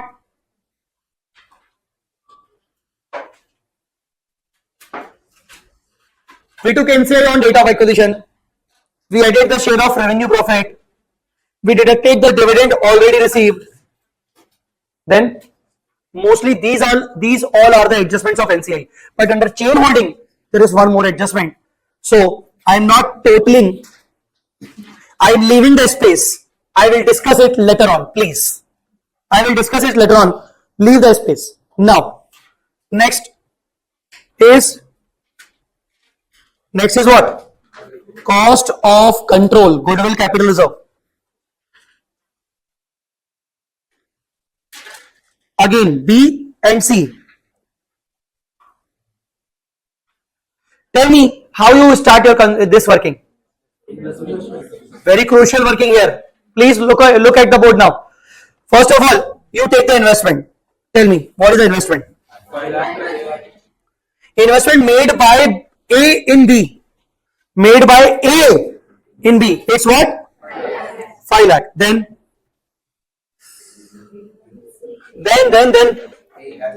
investment made by B in C. So out of this, what is the portion of A's share? 90%. So 3,50,000 multiplied by 90%, that is 3,15,000. This is the important adjustment I was talking about. This 350 is the investment made by B na, and A has only 90% share in this na. Rest share belongs to NCI. So tell me the rest one. 80. Out of 350 investment, share of A belongs to 90%. That is 315. The rest belongs to NCI of. This is the reason I left the space. Understood or not? So NCI of B minus proportionate investment share by B. this 35,000 needs to be deducted here. This is important adjustment in chain holding, that's it. In chain holding, as far as sub-subsidiary is concerned, see, I am the holding company. My subsidiary has invested in another subsidiary. Rupees 3 lakh. And in that 350,000 of asset, I have only 90% share. So I will consider only 90%. The rest belongs to the NCI. So I gave it to the NCI. Point number 1. Understood or not? Next point. Sir, why you have deducted? Why not added? Amount is used to purchase. It has to be taken from our profit. Not logical answer. It's very simple. It's very simple. See, investment is an asset or liability? Asset is having what balance? Debit balance. And NCI is an asset or liability? Liability has what balance? So you are transferring the portion of the debit balance in the NCI's credit. What will you do? Asset and liability, debit and credit will be netted off, no? Yes. Are you guys understanding or not? Yes. So why you have deducted? Because it is the asset or deducted over from the overall liability of the NCI. Understand or not? So continue. Investment plus NCI. NCI of date of acquisition. Please tell me what is that? 66 888. Then 2210 minus 100% net assets. Tell me.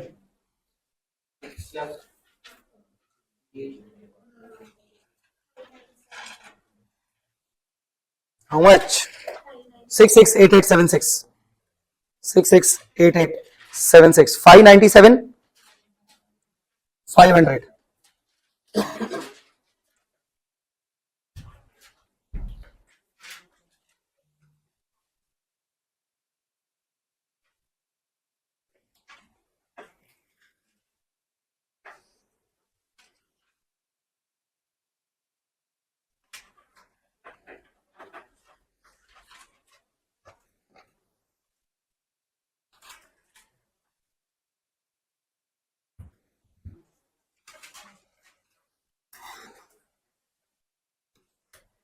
Yes. 1019. 1098.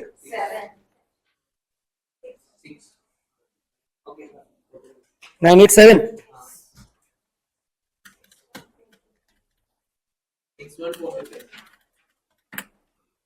101988. It's gain from bargain purchase, no? Next.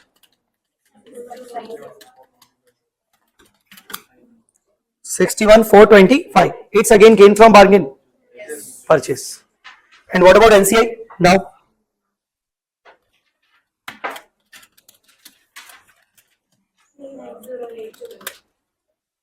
$39082.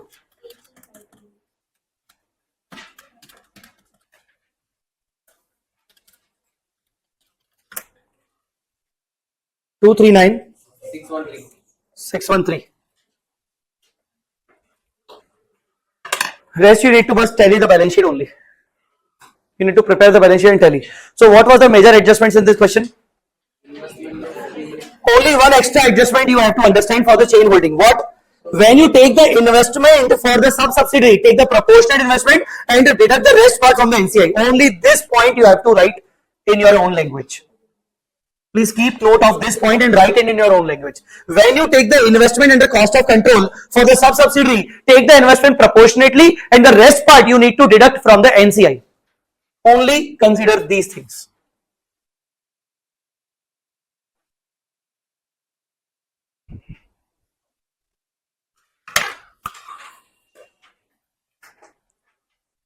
You can do the rest part yourself, okay?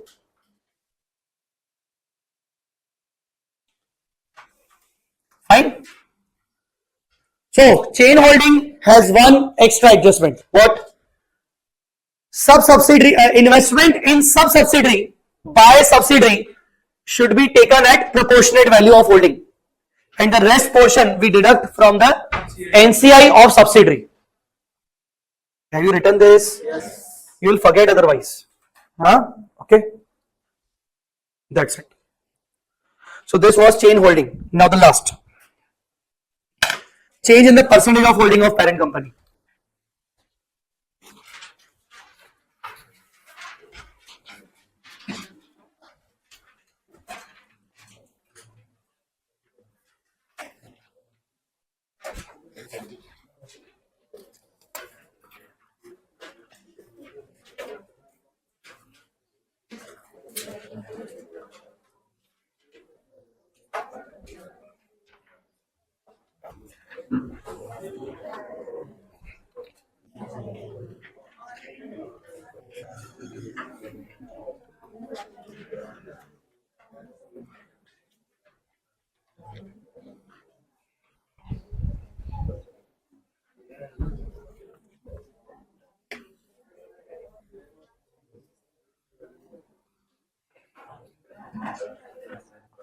Change in percentage of holding of parent company.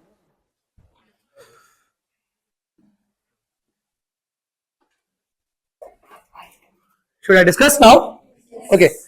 Now see. I am giving you one situation. Just tell me the answer quickly. Holding has 90% equity investment. How much? 90% equity investment. And because of that, holding has started consolidation.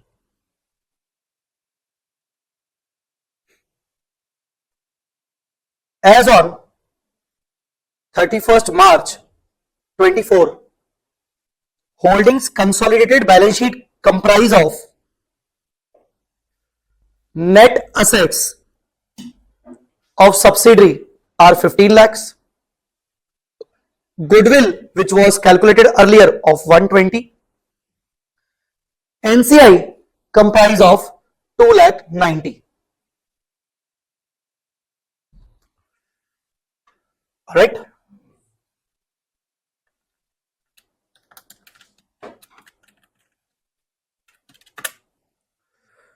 Holding has sold entire 90% holding.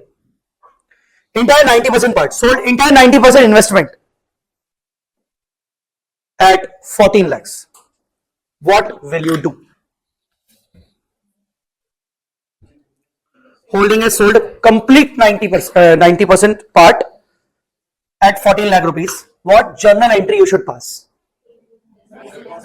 In the consolidated financial statements.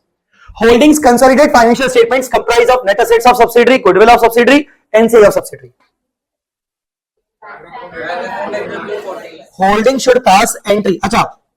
Holdings CFS. What entry part? Yes. Bank account debit. 14 lakh. Okay.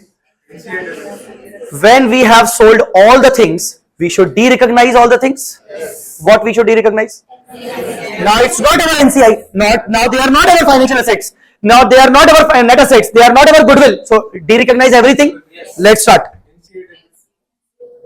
How much? 290.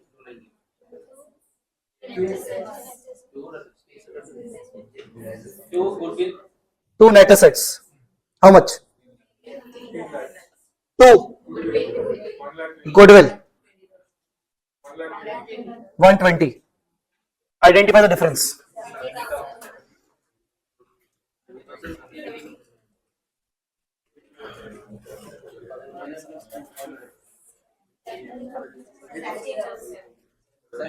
Seven zero. What? It's a gain, and gain would be charged to P&L. Understood? Yes. If they ask you the SFS part of the entry, what will you do? Correct. Suppose H was showing the investment in its SFS, at 12 lakh. Now what will you do? What entry will be passed? Bank 14 lakhs. Investment 12 lakh. Two investments 12 lakh. To P&L 2 lakh. To P&L 2 lakh. Very good. Okay. Understood? Now waiting for the next answer. Case 2. Holding sold 80% portion out of 90%. That means 10% retained. What will you do?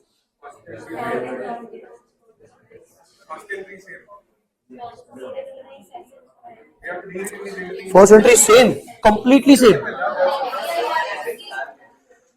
Of course same, but the rest 10% to be recognized now, na? At which value? Fair value. Fair value. Understood or not? Because now it's your only.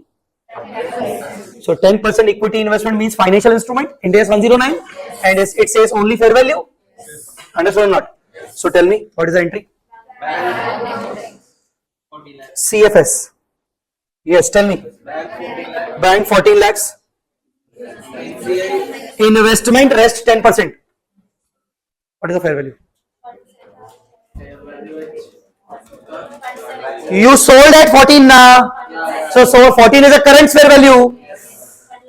So 14 is the current value for the 80%. So what should be the value for 10%? 1 lakh. Then NCI 2. Then net assets 15. 2. Goodwill 2.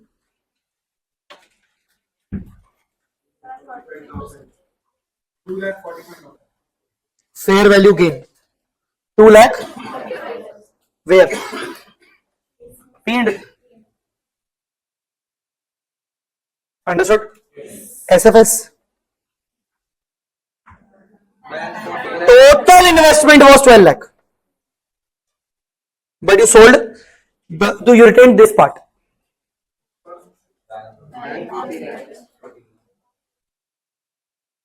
Bank 14 lakhs. 2 investments. In your SFS the investment are only shown, na? You are showing the investment already. You are showing investment of 12 lakh, na? Now you will show the investment proportionately. So 12 lakh divided by 90 into 10.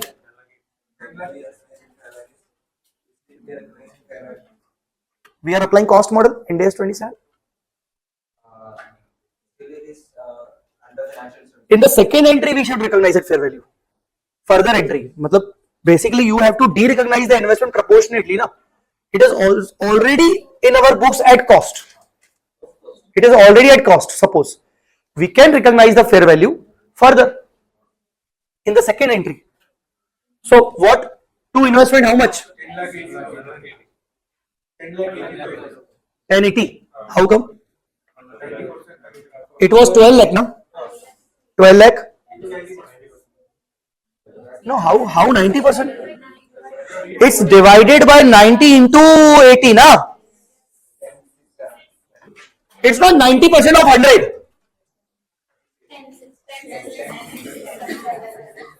What? 10 lakh?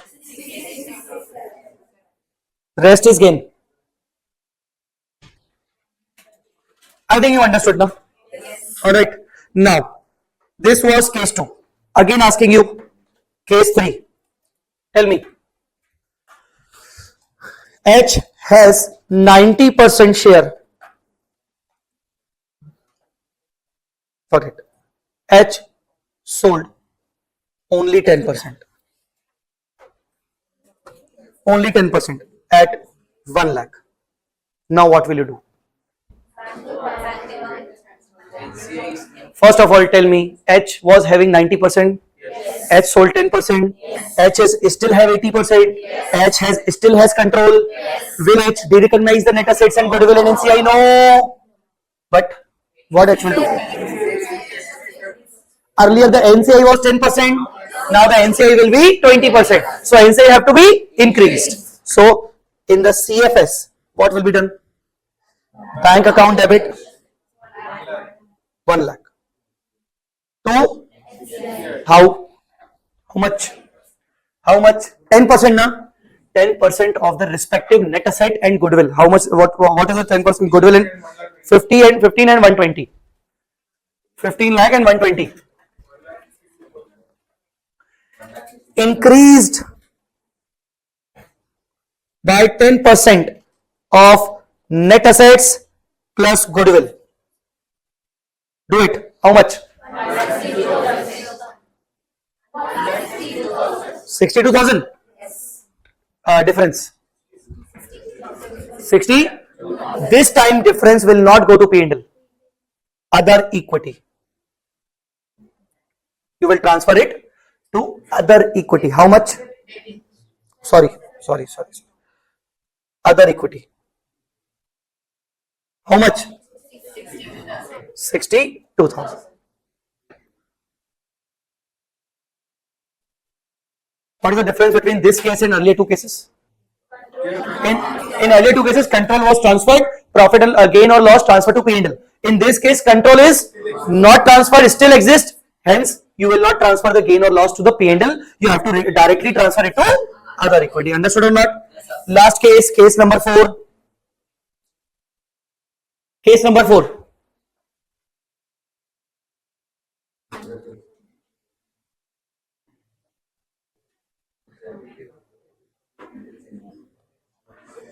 H has acquired another 5%.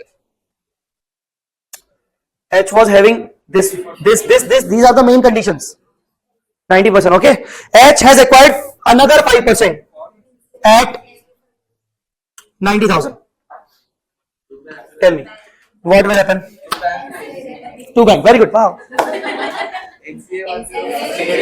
NCI shall be decreased proportionately. What was the earlier NCI? 2 bank 90,000. NCI to be decreased proportionately. What was the earlier NCI? Original example. 2 lakh 90. 290. It was based on 10. Now it should be proportionately reduced. You are not understanding? Huh? Okay. 290 divided by 10 into 5. 1 lakh. What you will do? NCI 145, 2 bank 90. Same, other equity. To other equity. How much? 55,000. Refer these 4 cases overall. Will you write?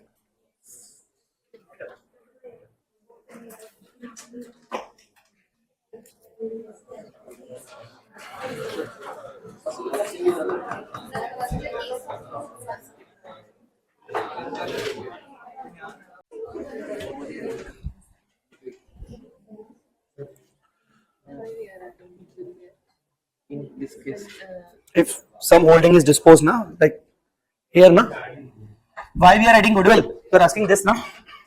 Considering full goodwill, and if you consider full goodwill, then NCI has respective proportionate share in the goodwill. No?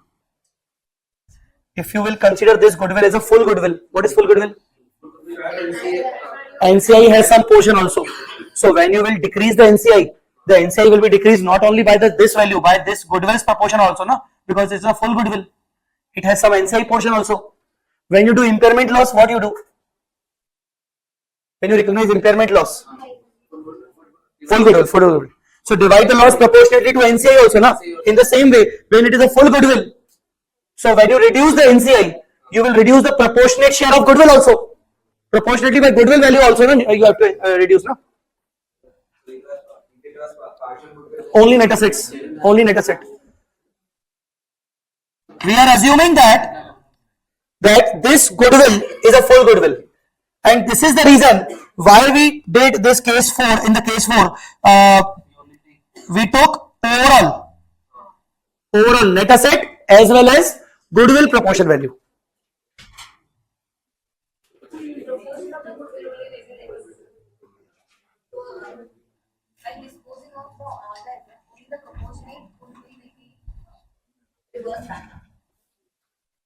What was the net asset? 15 lakh. In this, NCI has how much? 10% share. But NCI is getting decreased. Here we took, no? NCI is getting increased by how much? 10%. So 15 lakh, 10%. How much? 150. NCI will be increased by 150. Consider goodwill as a full goodwill. Full goodwill. So full goodwill. How much full goodwill was there? 120. So if it is a full goodwill, then NCI's share will increase by the goodwill value also because it's a full goodwill. So NCI will be increased again by 12,000. So you have to increase not only by 150, you have to increase by 150 as well as 12. Now understood why we are doing that? Assuming goodwill is a full goodwill. If suppose it's a partial goodwill, then no need to do anything. Only increase the NCI proportion of net assets. Understood?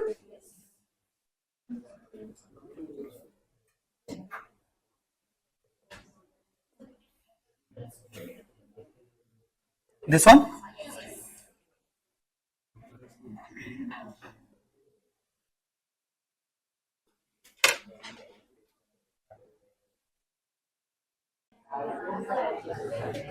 Done?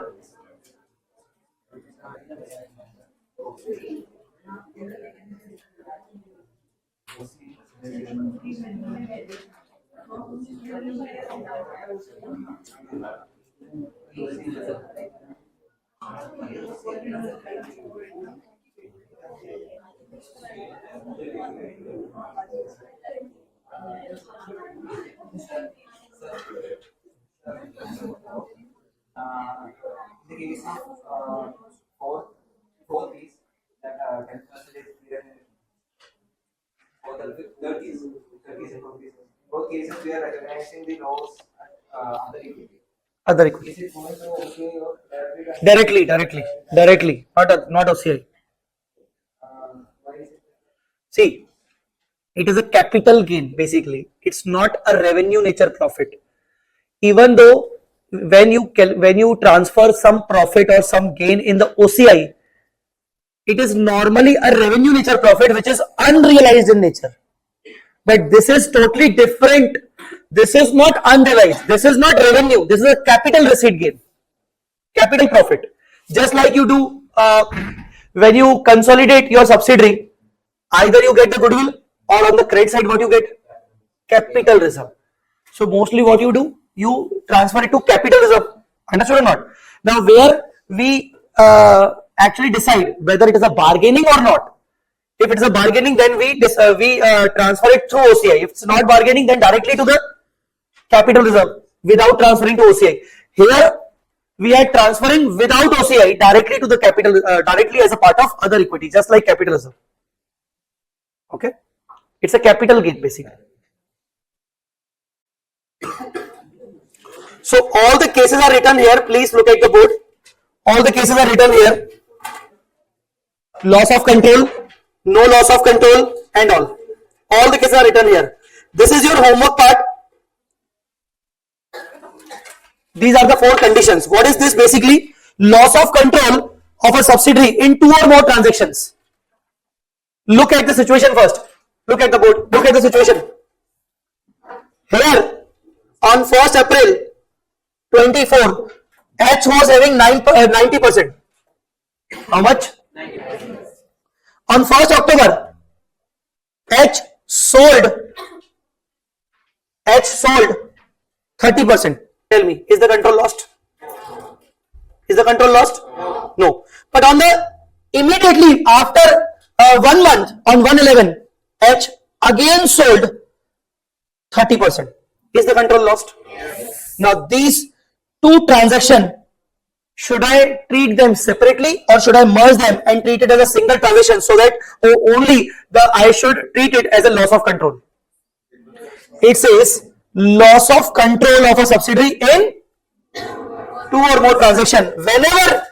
Whenever the situation is like this, we can treat both the transactions as a single transaction and we can treat as a sale of 60% entirely. Understood guys or not? Subject to some conditions. These are the conditions. See, you can read all the conditions later on. The moral of the story is, if these two transactions are linked to each other, like I sold 30% portion to you right now, you don't have enough funds. This is the reason I sold you only 30% because I don't believe that you may pay me later on. So you have not enough money for 60%. Purchaser. I want to sell my 60% entirely to you, but you don't have enough money right now. So you told me that you will pay me the half portion after 1 month. So I told you that I will sell the half portion after 1 month only. Huh? Yes. Understood or not? So that is the reason I sold 30% part now and 30% part after 1 month. Both the transactions were interlinked. Understood or not? When both the transactions are interlinked, do not treat them separate transactions. Treat them as a single transaction, as a loss of control at a one time only. Guys, understood or not? Yes. What will you do at this time?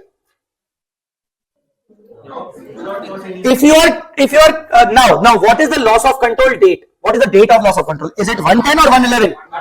It depends. When you have lost the control on 110, if you are saying that the 110 is a loss of control, understood or not? So on 110 you will pass the entry bank account debit for 30%, receivable account debit for 30%. You are about to receive this now. Yes. Huh? Yes. But if on 111 you are treating it loss of control, then on 110 what entry you will pass? Bank account debit to advance. Like you will treat it as advance collected. Understood or not? Yes. Because you are going to treat the same on 111 only. Understood or not? Yes. This is the case only. So treat them as a single transaction subject to the fulfillment of these conditions. Ultimately, the moral of the story is only that both the transactions, two or more transactions are there. All the transactions have one objective. Are sold to one party only. Only the objective is to sell them entirely, but we couldn't sold it. Understood or not? That's it. So this was the thing.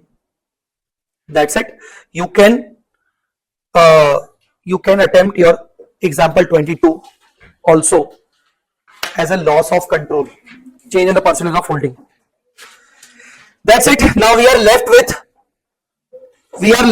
demerger. It will not take more than 15 minutes. Then common control business combination and then reverse acquisition. We have 3 concepts pending and then JV and associate. So we will continue tomorrow. All right.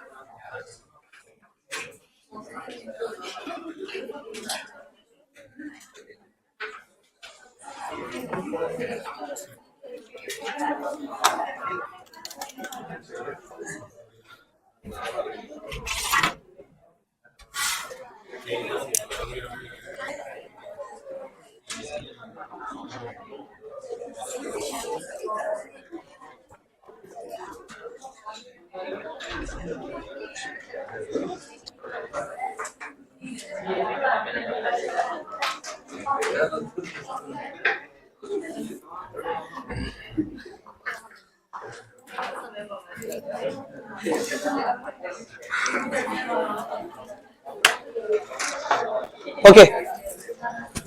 Shall we start? Yes. So we were discussing the business combination and consolidation. Now we are coming to the part, demerger part. It's a very small point, demerger. So what is demerger? There is a one company existing company, it has very different multiple segments. Segment 1, 2, 3, 4, 5. It has different segments of business. Like it is having some trading businesses, some manufacturing activities, some service sectors, units. So this company is having multiple businesses. Now a new company is created.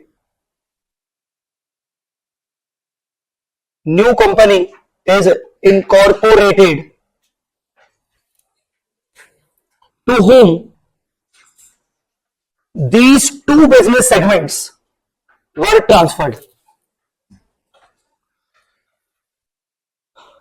This company was having 5 businesses, out of which 2 businesses transferred. Now when I say businesses transferred, that means all the net assets of the 4th and 5th business is transferred to the new company. Entire activities, all the business activities are transferred to the new company. So the net assets are transferred to the new company. Against transfer of this, the new company pays consideration to the shareholders of existing company. Shareholders of existing company. Once again, this company is having 5 businesses, out of which 2 businesses were transferred to the new company.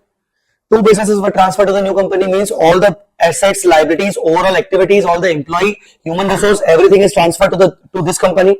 Now this company will manage everything about all the activities of these 2 businesses.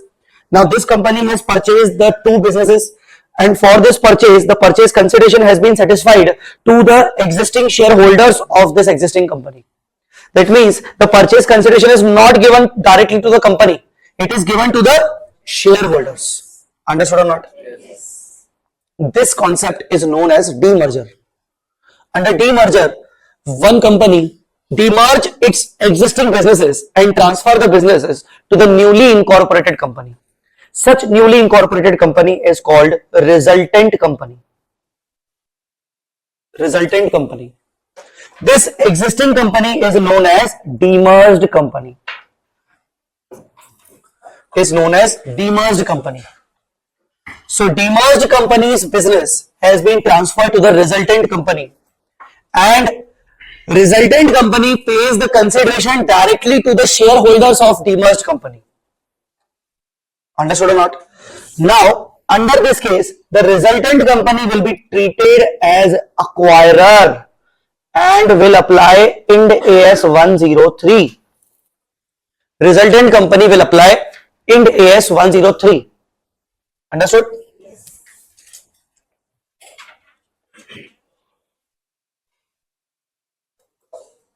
Resultant company will apply Ind AS 103. What about demerged company?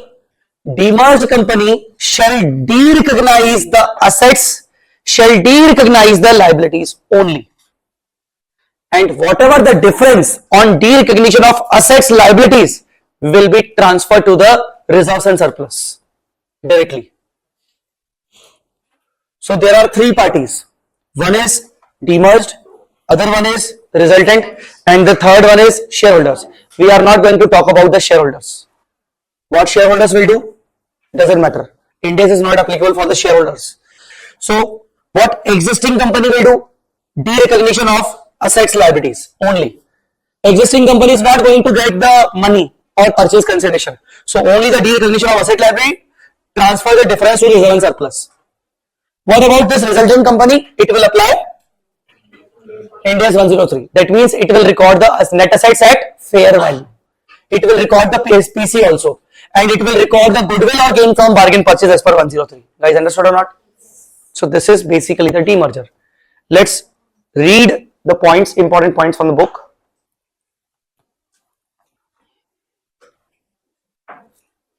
Accounting treatment. demerged company shall transfer its business net assets to the resultant company. In the books of demerged company, all assets, liabilities of segment demerged shall be de-recognized, and loss on demerger or loss on restructure is recognized in the equity. Equity means other equity, directly and other equity. Other equity directly. Not through OCI, not through P&L. Yesterday you remember there were some transactions where control was not lost. Last parts. Control was not lost. Holding has 90%, it has sold only 10%. So the control was not lost. So we transfer the gain or loss directly to the other equity. In the same case here also, we directly transfer to the other equity. Resultant company shall follow 103 acquisition method. It shall record the net assets at fair value. Difference between purchase consideration and fair value of net assets shall be recognized as goodwill or gain from bargain purchase. Done. This is demerger. Understood, guys?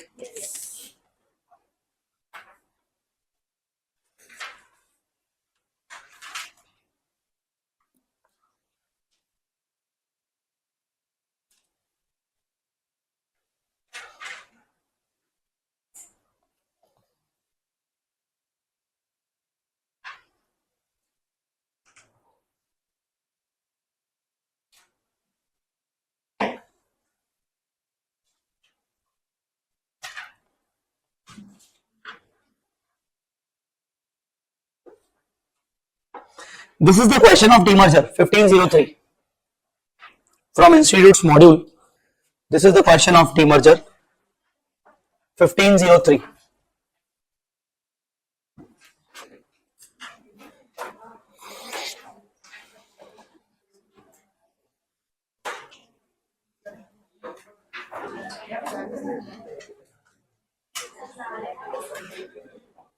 Okay.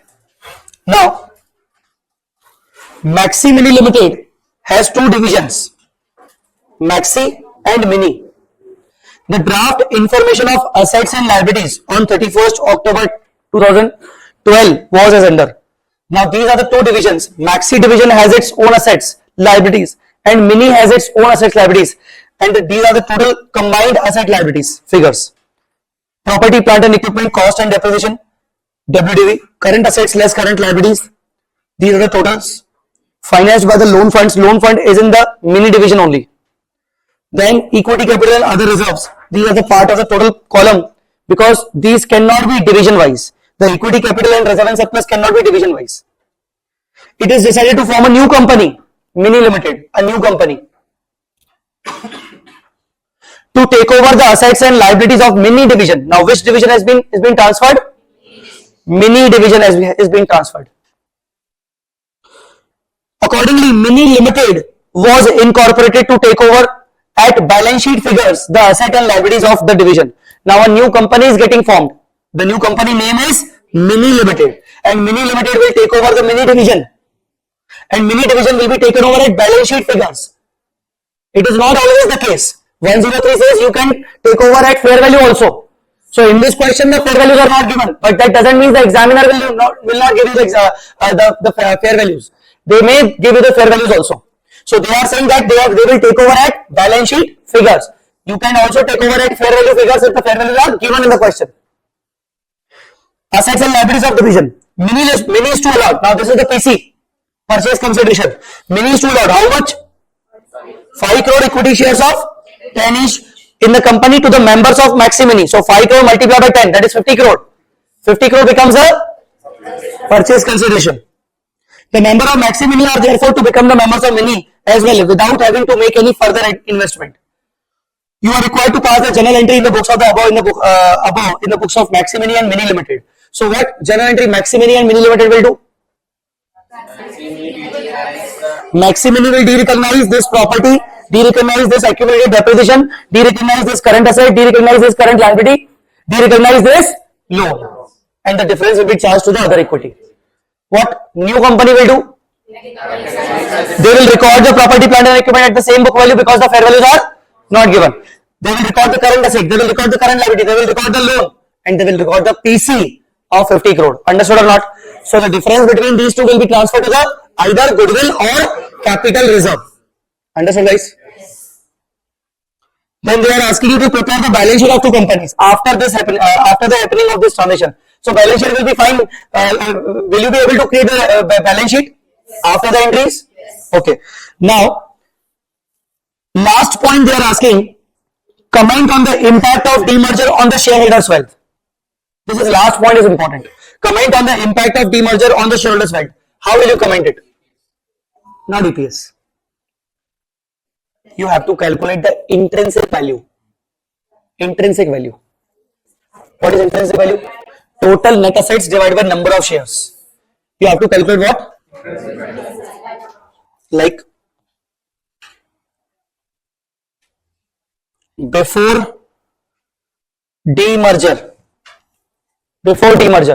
you have to calculate the net assets divided by total shares. This would be the intrinsic value per share. And after demerger, there are two companies. One is Maximini and other one is Mini. Again, you will calculate the intrinsic value. Guys, are you understanding or not? Here, suppose Jai had 1 share and intrinsic value came rupees 30 rupees. So Jai's worth is 1 multiplied by 30. That is Jai's worth is 30 rupees. Guys, understood or not? After merger, definitely the intrinsic value of this existing company will be reduced because the assets and liabilities of the mini division are transferred. So suppose the intrinsic value came rupees 16. How much? Jai still has 1 share only. So 1 share multiplied by 16. 16. His worth has got reduced from 30 to 16, but Jai has got new shares from another company. I told you now, the resultant company will issue the shares to the existing shareholders. So Jai has got one more share from another company. Suppose this another new company has recorded the assets at fair value. Suppose. So its intrinsic value become, let's say its intrinsic value become 20 rupees. How much? So 1 multiplied by 20. How much? So now the total worth of Jai is, and earlier it was. So what is the impact? Positive, favorable or unfavorable? Favorable impact. And vice versa is unfavorable, adverse impact also. It can be. Understood, guys? So how will you calculate the impact on net worth? By calculating the intrinsic values per share multiplied by single share. Guys, understood or not? Here in the question, they are saying Mini is to allot 5 shares of 10 each in the company to the members of Maximini. Sometimes they may say that new company shall allot 2 shares for everyone held. What is this? Double. Like for everyone they will get 2. So Jai here was having, again here in the same company it has 1 share, but in the new company it has got 2 shares multiplied by 2. Understood or not? Yes. So to calculate the impact of net or impact on their wealth, you have to check how many number of shares Jai got from a new company. Understood, guys? This is demerger. Any doubt? No? Easy? Yes. Okay, come to the next topic. Common control business combination.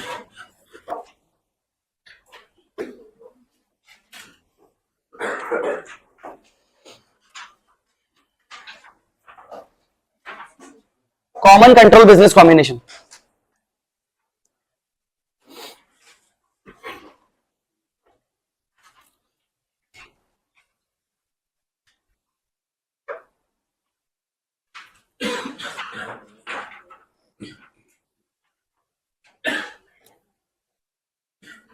Common control business combination. Okay.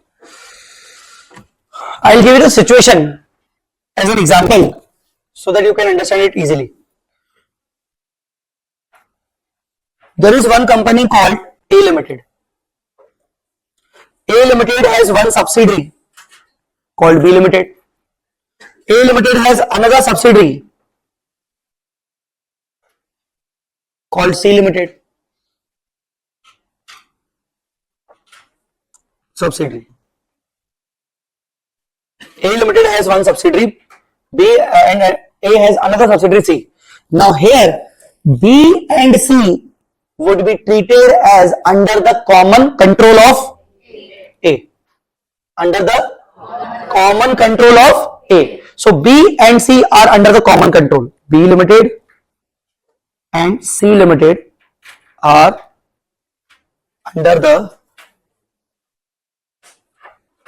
common control of A Limited.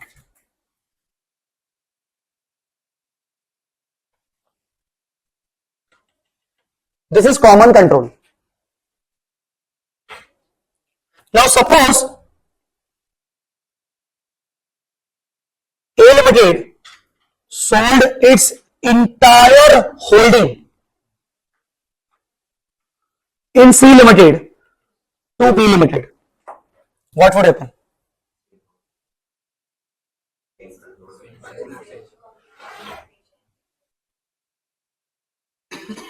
Now, can it become like this?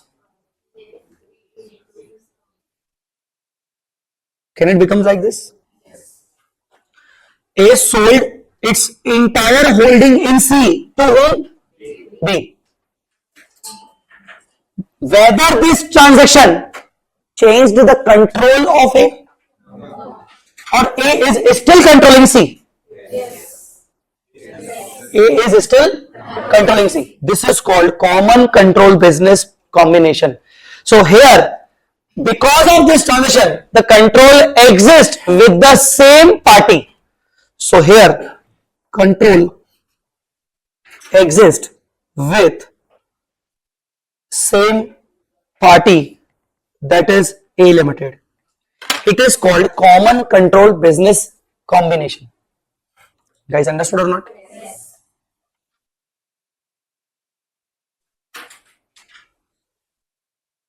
So what is the relevance? Why we are discussing this transaction? What is the relevance?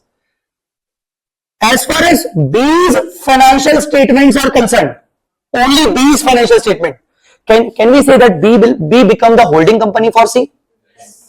So as far as B's financial statements are concerned, B shall apply Ind AS 103 acquisition method and shall record assets liabilities of C in its own CFS at fair value.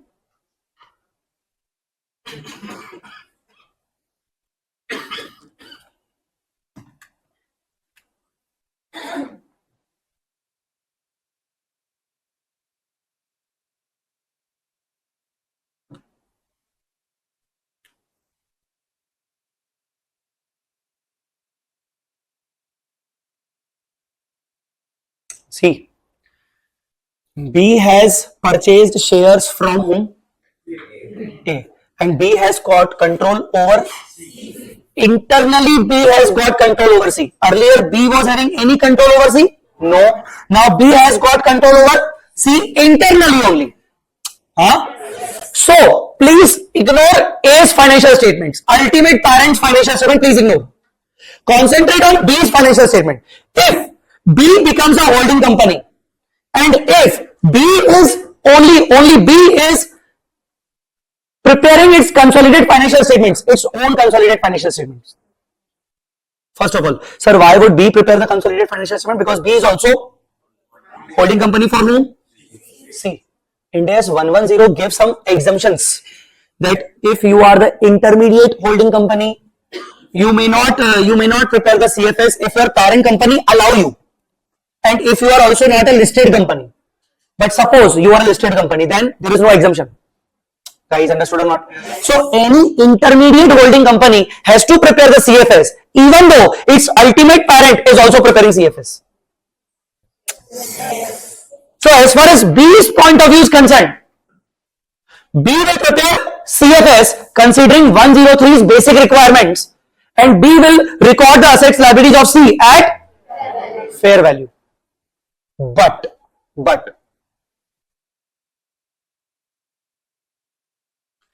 since from the overall group point of view, the control is not affected. From overall group point of view, I am not talking about individual B's point of view.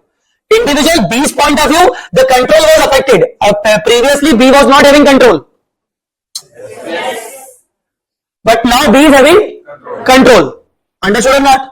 So, from individual B's point of view, B is the acquirer. B will apply entire 103 requirement. But from A's point of view, whether the control is affected. Previously, A was having the control. Now also A is having the control. So here, A Limited shall continue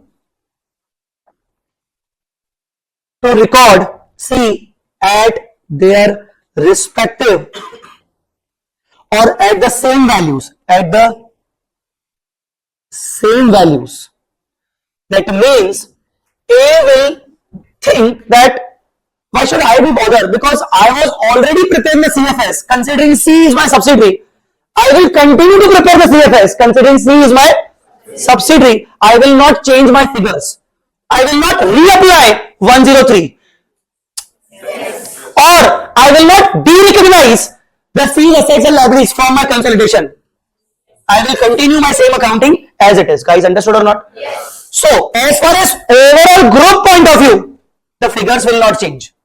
Only from the point of view of B's consolidation, the figures will be consolidated at fair value for C's assets and liabilities. But when A will prepare the CFS, who will prepare? A will prepare the CFS. A will prepare the CFS with the same figures and same considerations which A were applying previously. Understood or not? Yes. Guys, understood or not? Yes. So there are two companies. One is B Limited, other one is A Limited. B Limited is a newly controlled new company who is controlling the C Limited internally at the individual level. Yes, B will be treated as an acquirer only for its own consolidation. But for the group purpose, A will continue to consolidate with the same figures. Understood, guys? Yes.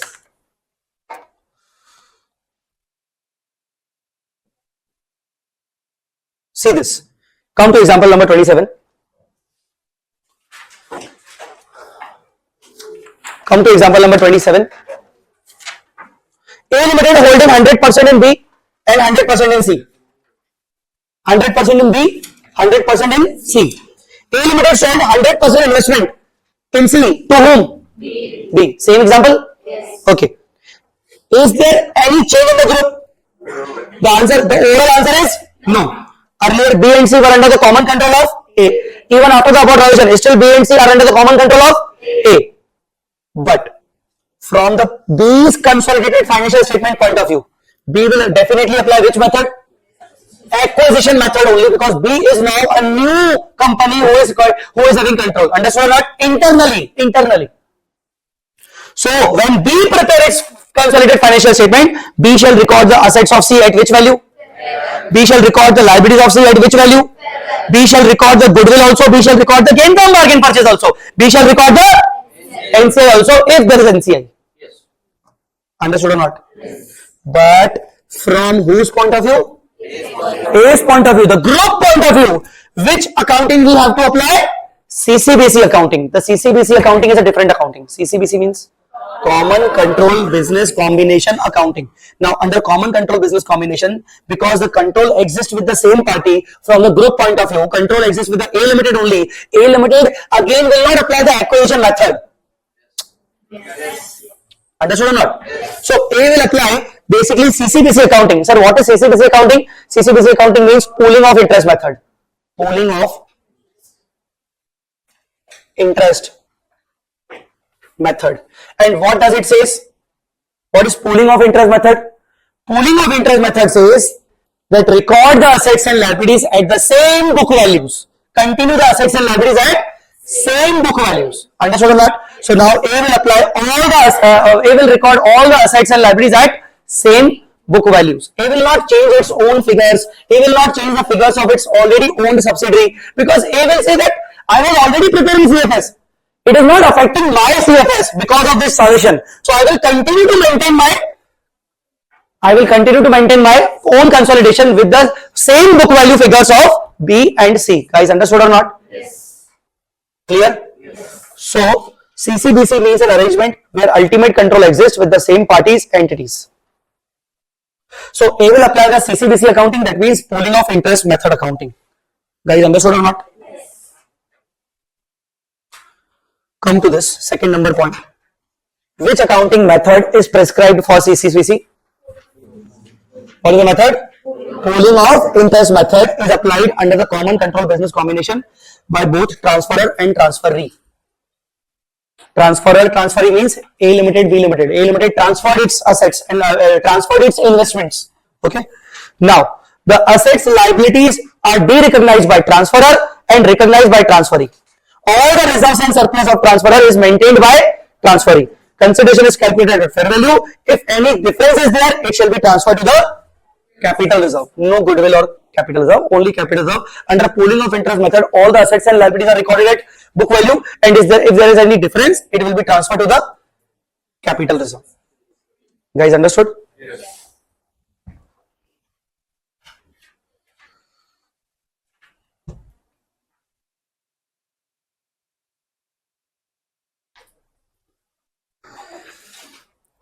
One more thing. Another example. There is company A Limited. There is a company A Limited.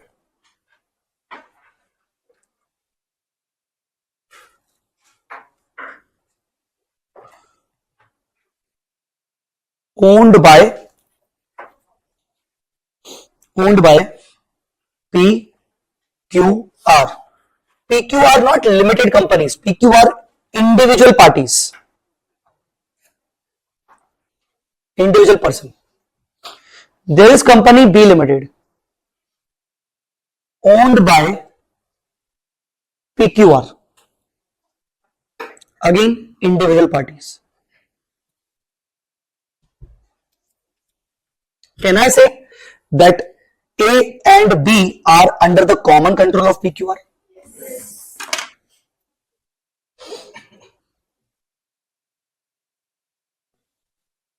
Past experience says that PQR unanimously take the decisions in both the companies.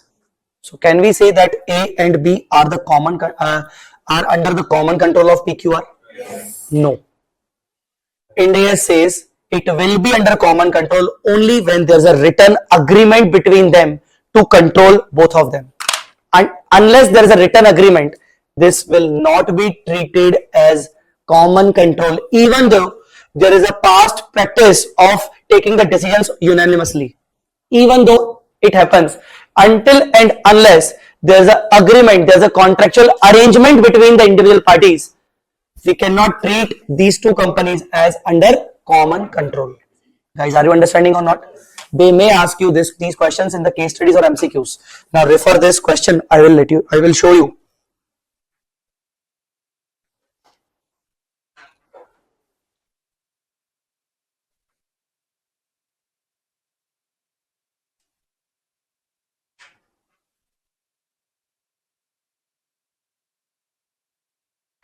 Refer this case first of all. First question. Hurry up.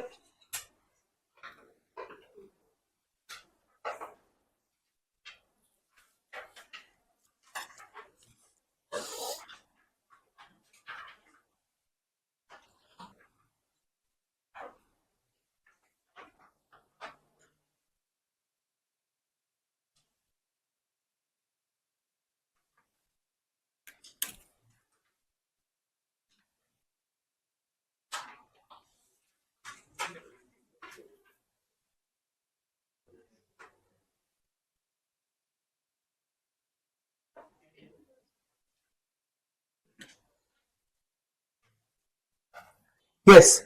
Now A Limited and XYZ Limited, ABC and XYZ are owned by whom? B, C, D, E. Each of whom holds 25%. Shareholders B, C, D only, not E, have entered into the shareholders agreement in terms of governance of A, B, C, XYZ, due to which they decided to exercise joint control. They all three only, not E. So they all three made an agreement. They will take the decisions jointly in both the companies.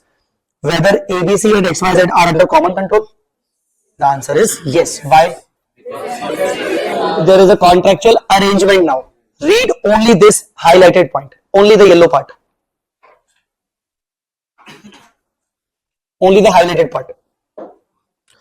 A group of individuals are regarded as controlling an entity when, as a result of contractual arrangement, they collectively have the power to govern its financial and operating policies so as to obtain the benefit from the activities.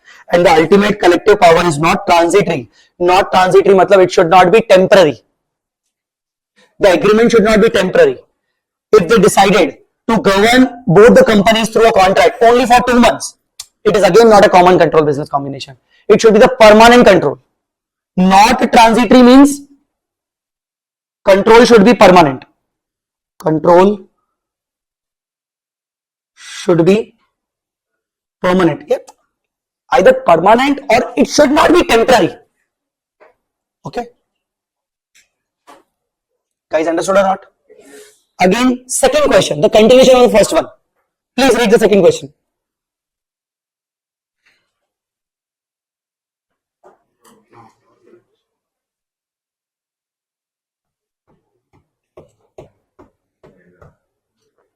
Tell me.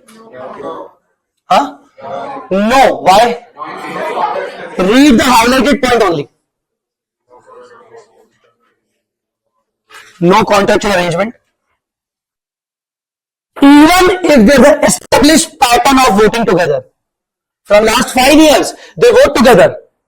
They vote unanimously. They listen to each other. That doesn't matter. There should be a contractual arrangement. Guys, understood or not? So these points nowadays from your exam, I don't know about the pattern, but basically they play a very important role in the case studies and in the MCQ points. The institute will not ask in the 70% descriptive part. No chances. But they may ask in the 30% objective MCQ case studies part. Guys, understood? Yes. Comfortable? Yes, okay. This is the same question which I discussed in example number 27. The same one. Yes, there is one more thing. Yes. Now there is one very important question of common control business combination. Again, important for the case studies. 1205. 1205. Now, please don't read. Listen to me first of all. I am giving you one situation. Jai Limited is having 2 subsidiary companies. Okay, A Limited, B Limited. Jai Limited having 2 subsidiary company, A Limited, B Limited. These are subsidiary, these are subsidiary.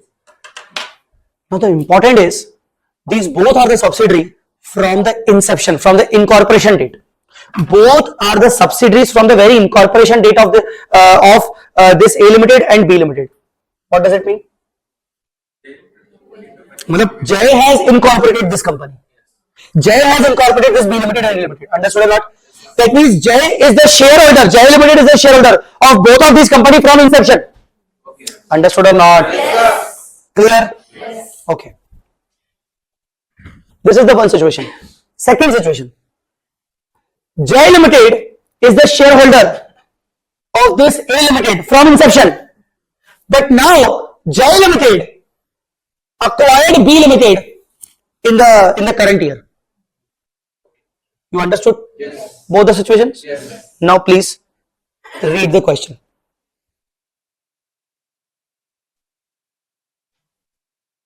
This is the entire question. Please read first of all and then we'll discuss. 2 situations they are giving.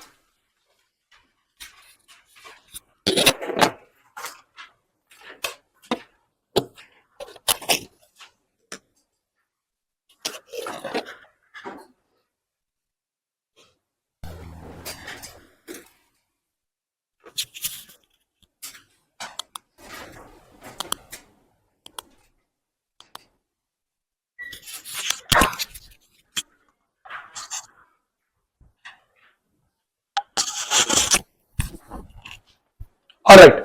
So, reverse acquisition.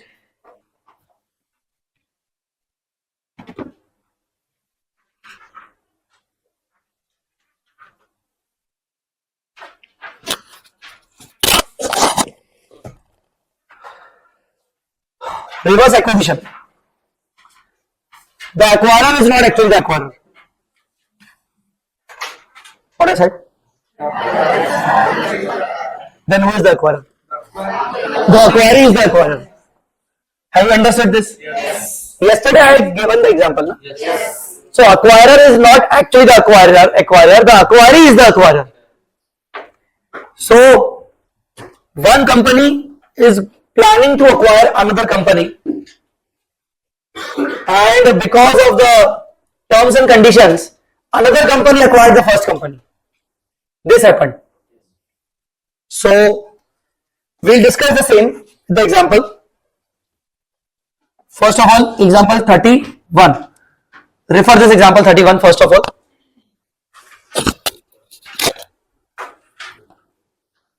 X Limited acquired the business of Y.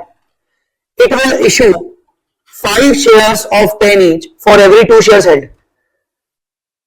It seems that X is acquired and Y is acquiring. Isn't it? Number of shares of X 8,000, number of shares of Y 7,000. Net assets of Y 90,000. Identify the acquirer. Who is the acquirer? Can you identify? Why? How?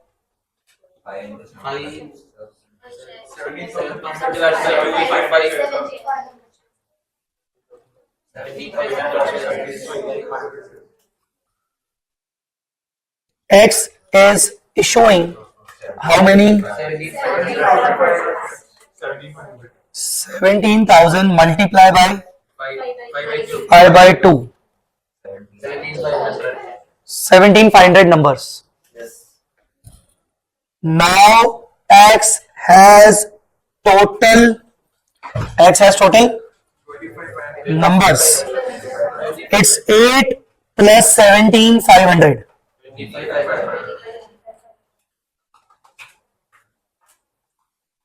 25,500. Out of which, how many shares are held by Y's shareholders? Y's shareholders become shareholders of X with 17.5 divided by 25.5 multiplied by 100 with 68.62%. So Y's shareholders becomes the parent company, or you can say the controlling entity. Y's shareholders are controlling whom? Y's shareholders were already controlling whom? Y Limited, but now they are controlling whom? X Limited also. Understood or not? So here you will say X is a legal acquirer. Legally X has acquired. Yes. Who is legally issuing the shares? X. But it is a accounting acquiree. Y is a legal acquirer, but from accounting point of view, Y will be treated as, because Y's business has been controlled by, X is a legal acquirer, but now X becomes a accounting acquiree, although X has issued the shares. But X business is now getting controlled by whom? Y, or Y's shareholders. So X will become the accounting acquiree. Understood or not? In the same way, who is Y? Y is a legal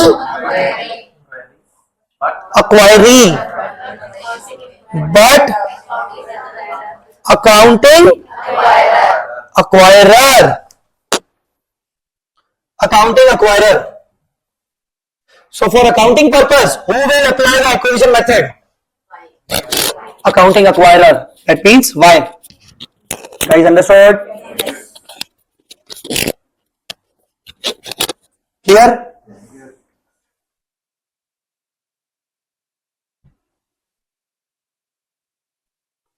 Okay.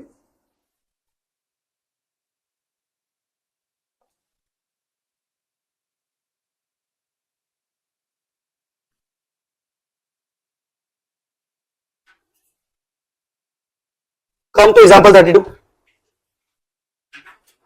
Example 32.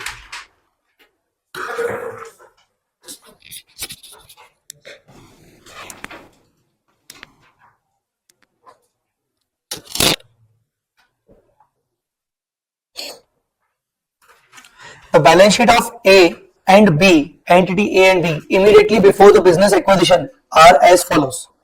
Amount rupees in thousands, current assets, non-current assets, current liabilities, non-current liabilities, equity 30,000 shares of 10 each, 60,000 shares of 10 each for B. Retained earnings, total equity liabilities. March 31st, 11. Entity A issues, the one who is issuing the share is a legal acquirer.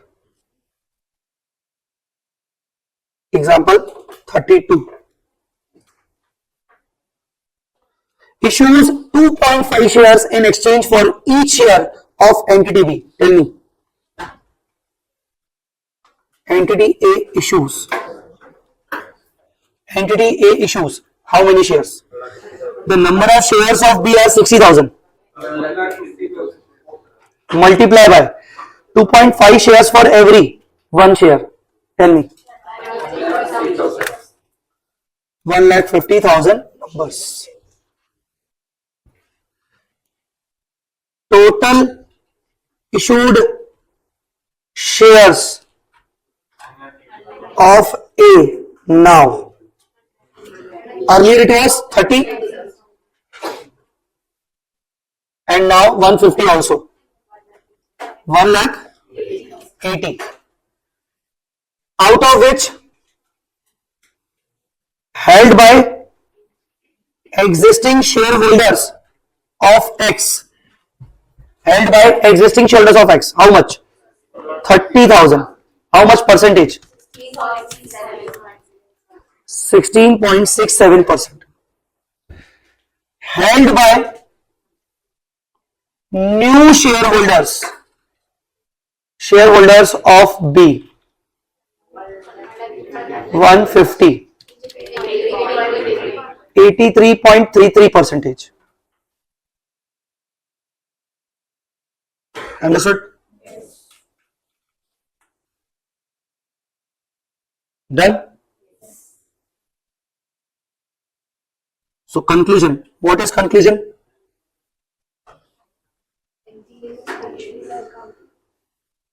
Entity B is accounting acquirer and shall follow acquisition method, shall follow acquisition method.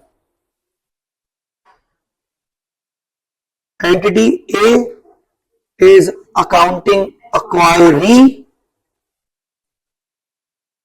in the consolidated financial statements.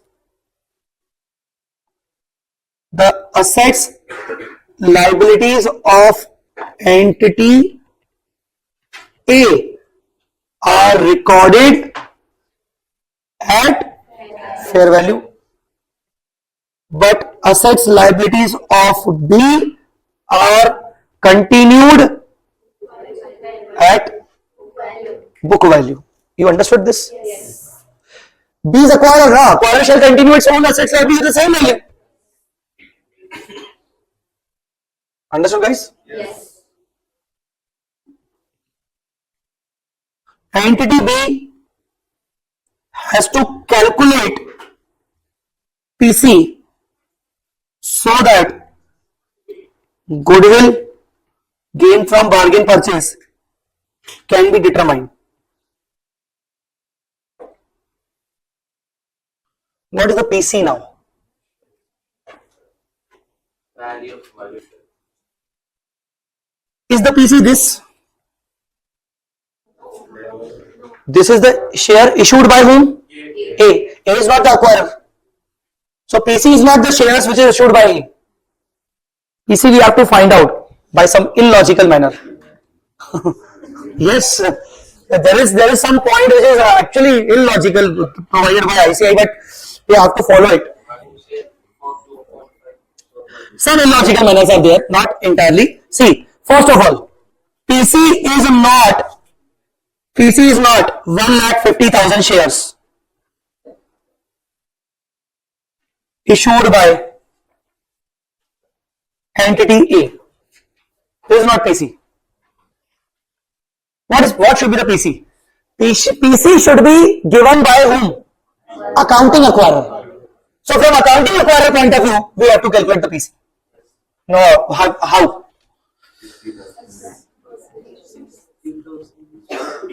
From B's point of view.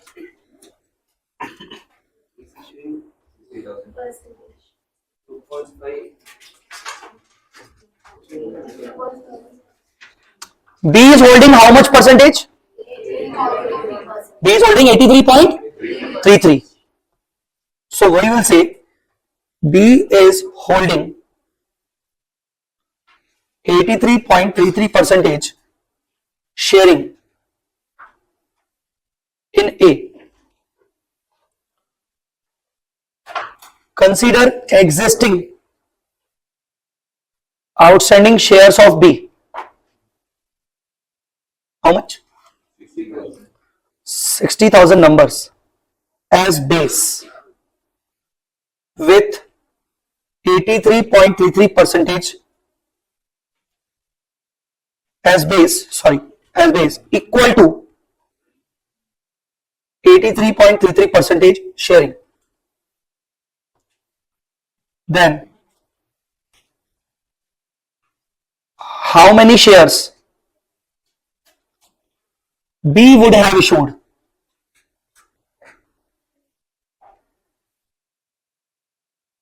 For remaining 16.67 percentage. I said B has 83.33 percentage. So consider this as a base. And B's number of shares, existing number of shares are 60. So consider that 60,000 shares are equal to 83%. So what should be the remaining 16%? That means, had there been a normal acquisition you understand? What is normal acquisition? B acquired normally B acquired A with 83% rights with itself. So B would have issued 16.667% shares. So I am just saying, had there been normal acquisition by B at 83.33% acquisition, then B would have issued shares as PC for rest 16.67%. So can you please calculate? 60,000 divided by 83.33% multiplied by 16.67. Exactly, can we write 12,000? Okay, 12,000 numbers. B would have issued 12,000 numbers. Now 12,000 numbers multiply by the fair value of B, fair value per share of B. Given? Entity A issues 150 shares, alright. Shareholders of B, this, alright. Director, this, alright, okay. Now, the quoted market price of entities B share is 105. And A's share price was 20. So, multiply by 105. Tell me. 12,60,000. So, 12,60,000 will be the PC. This is how you have to calculate the PC. Guys, understood or not?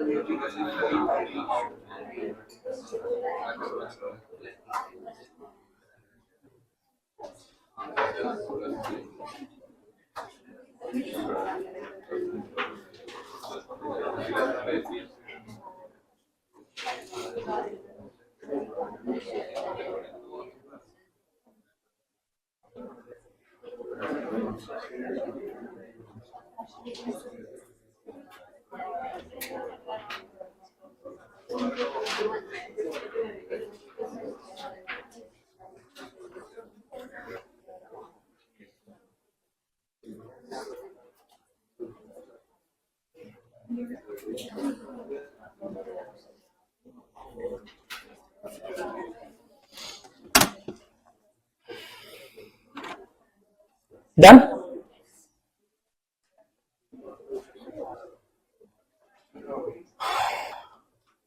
Now calculate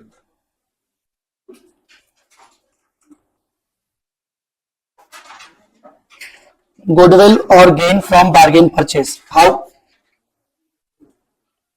Purchase consideration 1260 with fair value of net assets. Of whom? Of whom? Fair value of net assets of entity A. Look at the example. Assume the fair value of entity A's identifiable net asset are the same as carrying value. Oh, same as carrying value. So what are the net assets value? 600, 1200 means 1800 minus 700. Please, 1800 minus 700. Please, how much? 11 lakhs. Goodwill is? Goodwill is 160. Done? Now how to prepare the balance sheet? Consolidated balance sheet. Consolidated balance sheet. Yes. First of all, assets. First asset is non-current, no? Current. Non-current asset, first of all tell me. The assets of B and A. B is acquired. 2000. A. It should be at fair value. Although it is fair value and book value same, but it should be at fair value. Okay. How much? 4000. Okay. Then there is a goodwill. 160. Then there is current asset B and A. B 800. 600. It should be at fair value. 1400. Yes.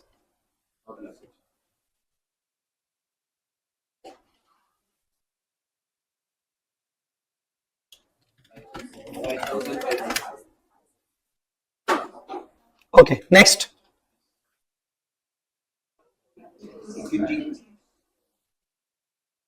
Equity share capital.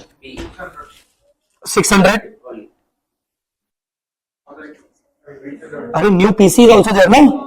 You have to record the new PC also, no? Yes, tell me. 600.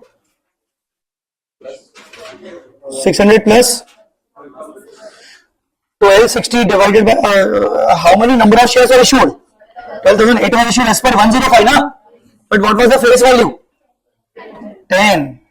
So it should be 12,000 into 10, matlab 120, only 120. It's 720. The rest is other equity. What was the other equity balance with B already? Plus the 12,000 multiplied by 95. The security premium. 12,000 multiplied by 95.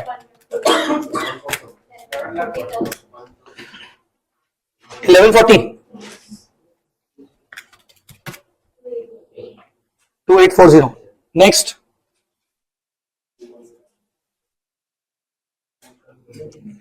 Non-current liability. B and A. 1200. Next. A. 300 should be at fair value. 1500. Current liability. 200 and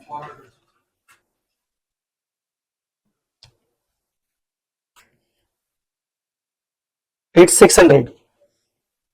How much?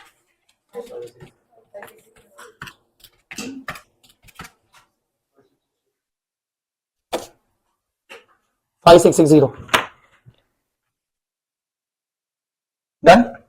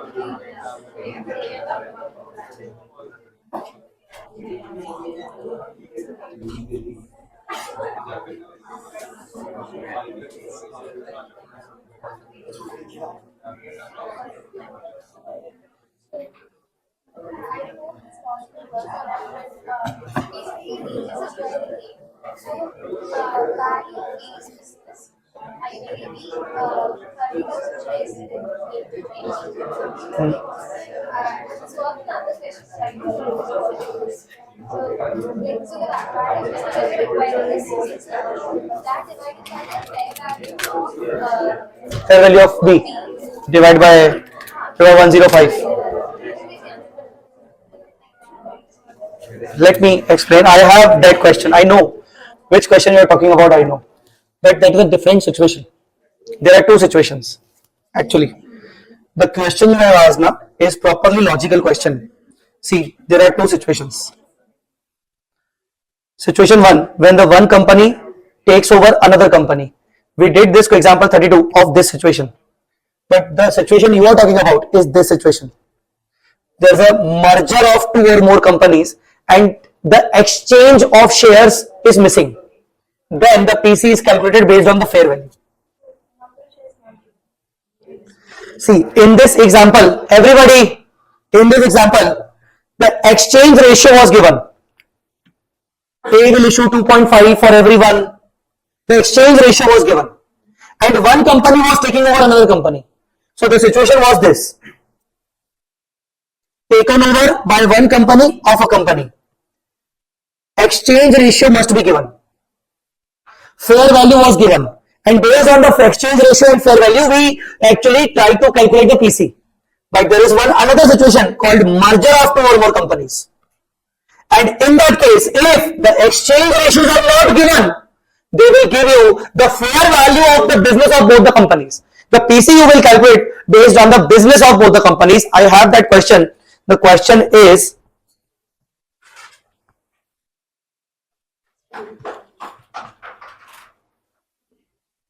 this one, 1301.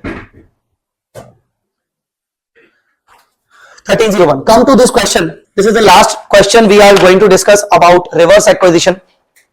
And in this question, there is a CCBC also.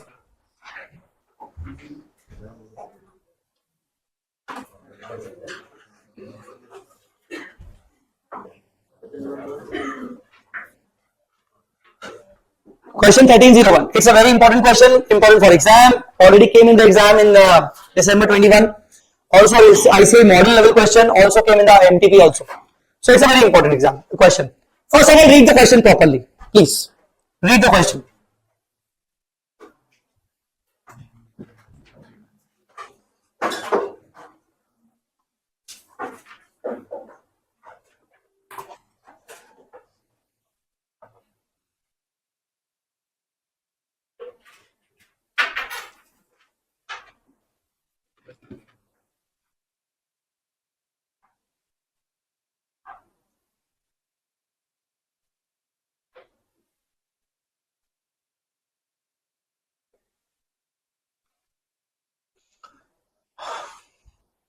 Two companies are there, AX and BX. They are amalgamating and forming a new company, ABX. Now, please look into the situation.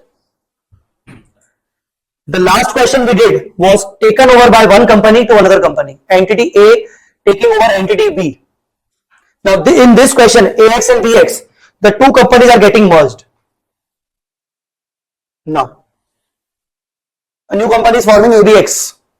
They are giving the balance sheet of both the companies. Okay. Property, plant and equipment, investments, inventory, trade receivables, cash and cash equivalents. Equity share capital, other liabilities, borrowings, trade payables. ABX.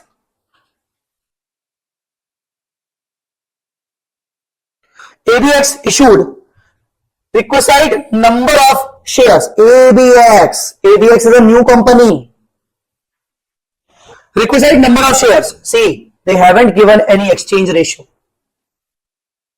To discharge the claim of equity shareholders of transfer their companies. Prepare a note showing purchase consideration and discharge thereof and draft the balance sheet. Assuming, case number 1, that both the companies are under common control. Second, assuming BX is a larger and their management will take over the control of the entity, the fair value of the net assets of AX and BX are as follows. So, fair values of fixed assets, fair values of inventories, fair values of overall business are given. Now, in this entire question, the first situation is a common control business combination. And the second situation, BX is a larger entity, their management will take over the control, is a reverse acquisition because the shareholders of BX were already controlling BX. But now, a new company was formed, ABX, and it took over both the companies, but ultimately the shareholders of BX are now controlling the ABX. So it becomes a reverse acquisition. Let me show you with the diagram. Earlier there was a company AX. AX are having shareholders, maybe Mr. P, Mr. Q. There was a company BX. They are having their own shareholders, Mr. R, Mr. S. Now a new company is formed, ABX. New company is formed, ABX, in which the shareholders are Mr. P, Q, R, S. Suppose they all four have contractual agreement to share the control jointly of ABX. What is the situation? Common control. They all are having contractual arrangement to commonly control this ABX. So it is under common control. But suppose they don't have any contractual agreement and R and S both are holding more shares, approximately 70% shares, and PQ both are holding only 30% share. Tell me, whose management is controlling the company? BX management is controlling the overall ABX company.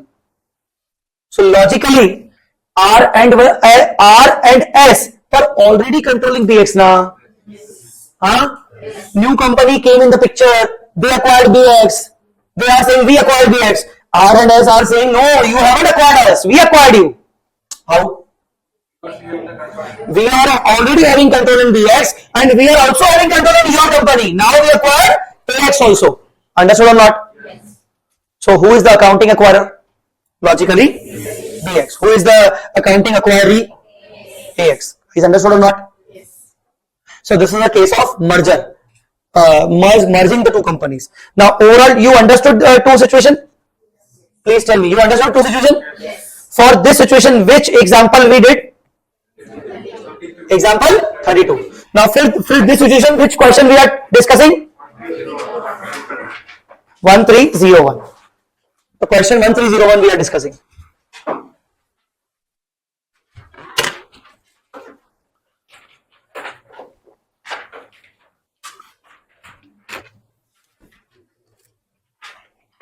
Example 32. We took equity as the equity of B. Actually, A is the one holding the share. A is the legal acquirer. A is the holding share. A is holding the shares and A has issued about 118,000 shares. Will it be the equity of When A will prepare its own balance sheet, then the equity capital of A will be shown. But this is a consolidated balance sheet to be prepared only for the consolidation purpose. We prepared a separate consolidation for the acquisition method accounting. That 180 numbers you are talking about now, that will be shown in the A's separate financial statements, not in the consolidated financials? not in the consolidation. Okay, because A is not accounting acquiree, so A will show the actual issued capital of 180 in its standalone balance sheet. 103. We shall discuss the reverse acquisition case first, the second case first.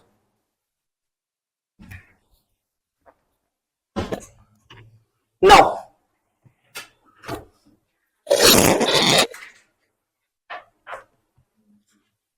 question number 1302. Sorry, 1301. Case 2. Reverse acquisition.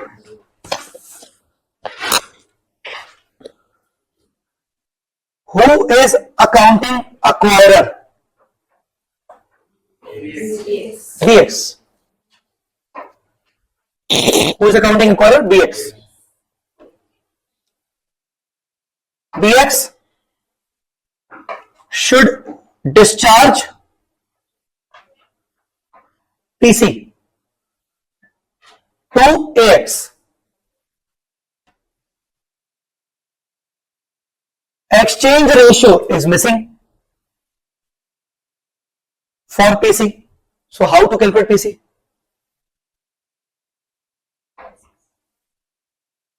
But fair value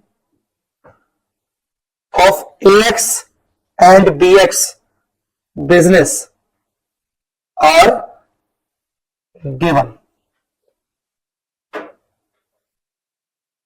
Hence, market price per share AX BX. How to calculate market price per share? What are the fair values? 11 and 14. 11,000, 14,000. Whole divided by number of shares. What are the number of shares AX and BX are having? 6,000 divided by 10. 7,000 divided by 10. 600 numbers. 700 numbers. Yes.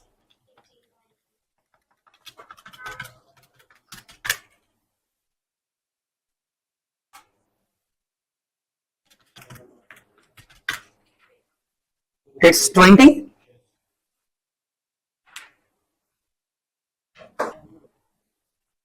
PC will be equal to fair value of business of AX. Why we are assuming this? Since no other information is given, no other info is given for PC. Therefore, PC is equal to how much? 11,000. PC is 11,000. How to discharge this PC? BX should discharge 11,000 PC divided by its own share, na? How many? 550 numbers. BX should discharge shares as PC. 550 numbers. Understood? Now, assets liabilities of AX should be recorded at fair value as under. Can you please calculate? What are the fair values are given? What fair values are given? Can you please give me the figure fair value? 9500. Then another fair value? 1300. Rest, can you please tell me the all other assets from the balance sheet? Investment 1050. Okay. Cash in, cash equivalent 450 minus borrowings. Hmm? 320,000.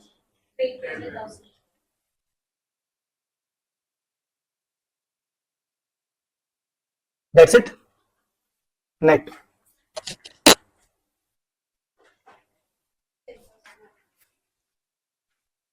10,100.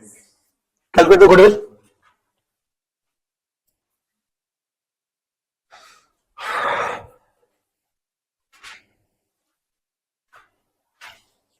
Calculate the goodwill. Goodwill is equal to PC minus net assets. What is PC? 11,000.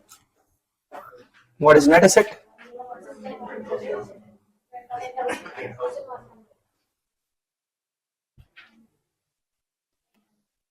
It's 900. Done?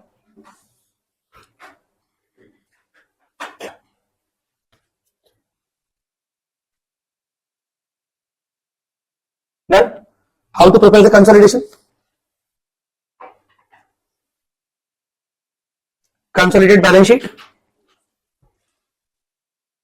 First of all, fixed assets. It's BX first and AX. BX, book value. AX, it's at fair value, I think. Total. Investments.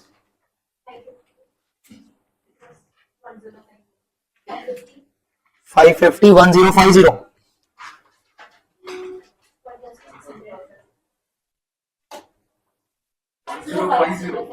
1050.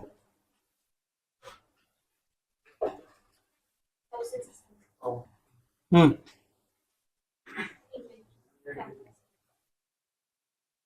Inventory. BX, AX. Huh? The new fair value, no? Huh. I think goodwill is also there. We forget. 900. Next. Trade receivable.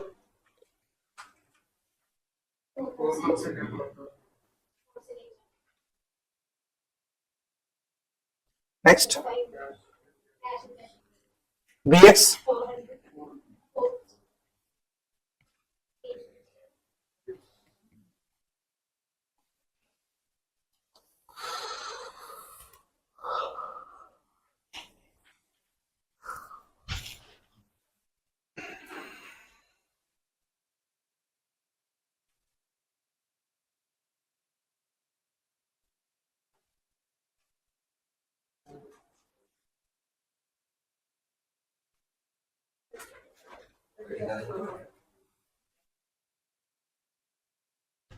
Next.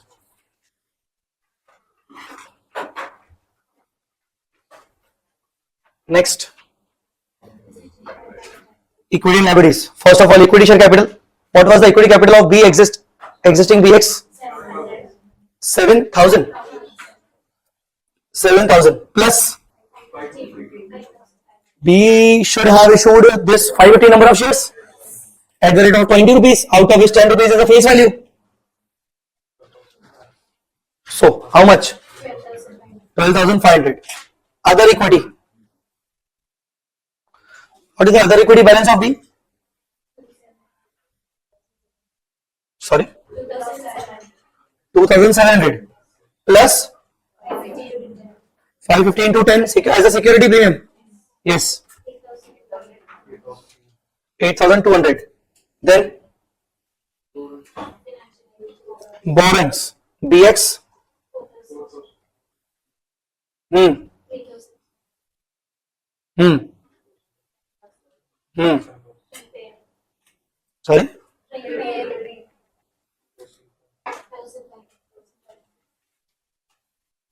Hmm.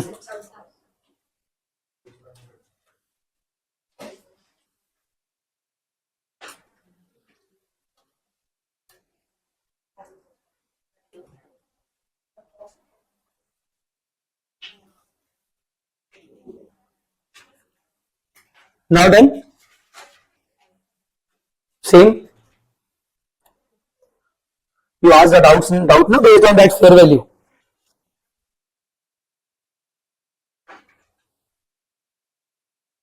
So two situations we need to take care of. You need to remember the two situations. Exchange ratio is given for the first situation, and for the second situation, exchange ratio is not given. Okay. Sir, instead of case 2, if there is a common control, then what we should do? All the things are at book value. All the things are at book value. The book value will be 8,500, 7,500, 1050, 550, 1250, 27. All the things are calculated at book value. Even in that case, I have also given in the concept book also the PC would be, because they have said that there's a common control only. So PC would be, what will be the PC? The PC would be equal to the share capital of both the companies, 6,000 and 7,000. The PC would be 13,000. Please read this situation. See, this is, if you can read the situation. This is for question number 1301, case A.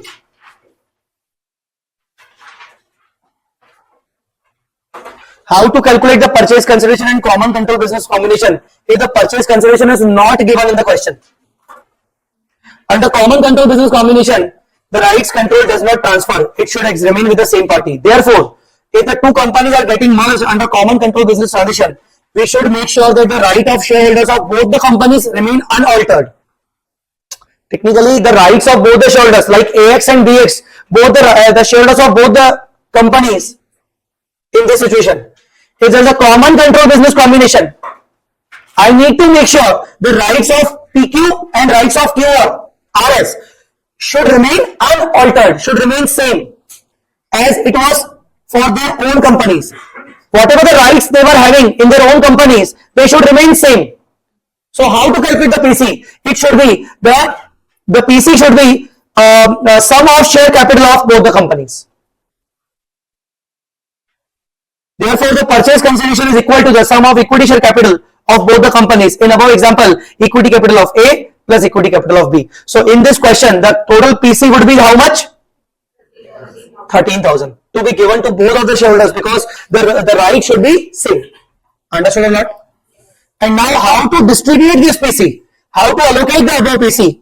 Total purchase consideration, that is 13,000, should be allocated in the proportion to the book value of their net assets. Why book value? Because we don't take the fair value under CCBC. So this 13,000 you will consider as PC and you will allocate to both the shareholders, AX shareholder, BX shareholder, to both the shareholders in their net asset ratio.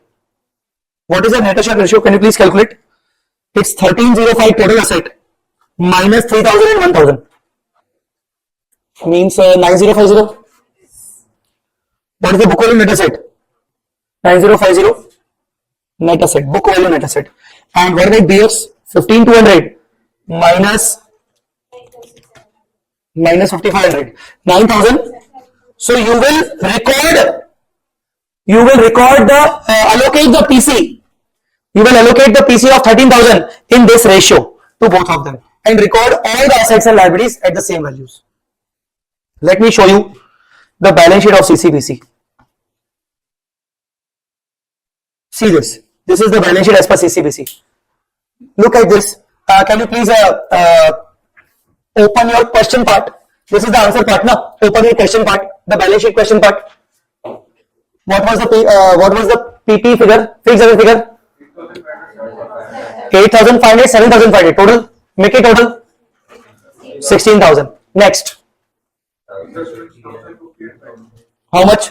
1,600. Okay. Next. 1250 and 2750. It should be 4,000. Next. Same 5,800. Next. 850. Okay. Equity capital also. Equity capital also. What was equity capital? 6 plus 7, because we assume the PC is 13 only, na? So see this, 13,000. Same PC. Understood? Next. Reserves, please tell me. 3050 and 2,700. Same reserves. So the reserve are same, equity capital same, all the liabilities are same because it's a pooling of interest method. All the reserves need to be same. Understood or not? Mark this question as important for your exams. Okay. So reverse acquisition and CCBC done. Any doubt? Any doubt? Any doubt? Any doubt? Huh? No? Any other? Any doubt? Okay.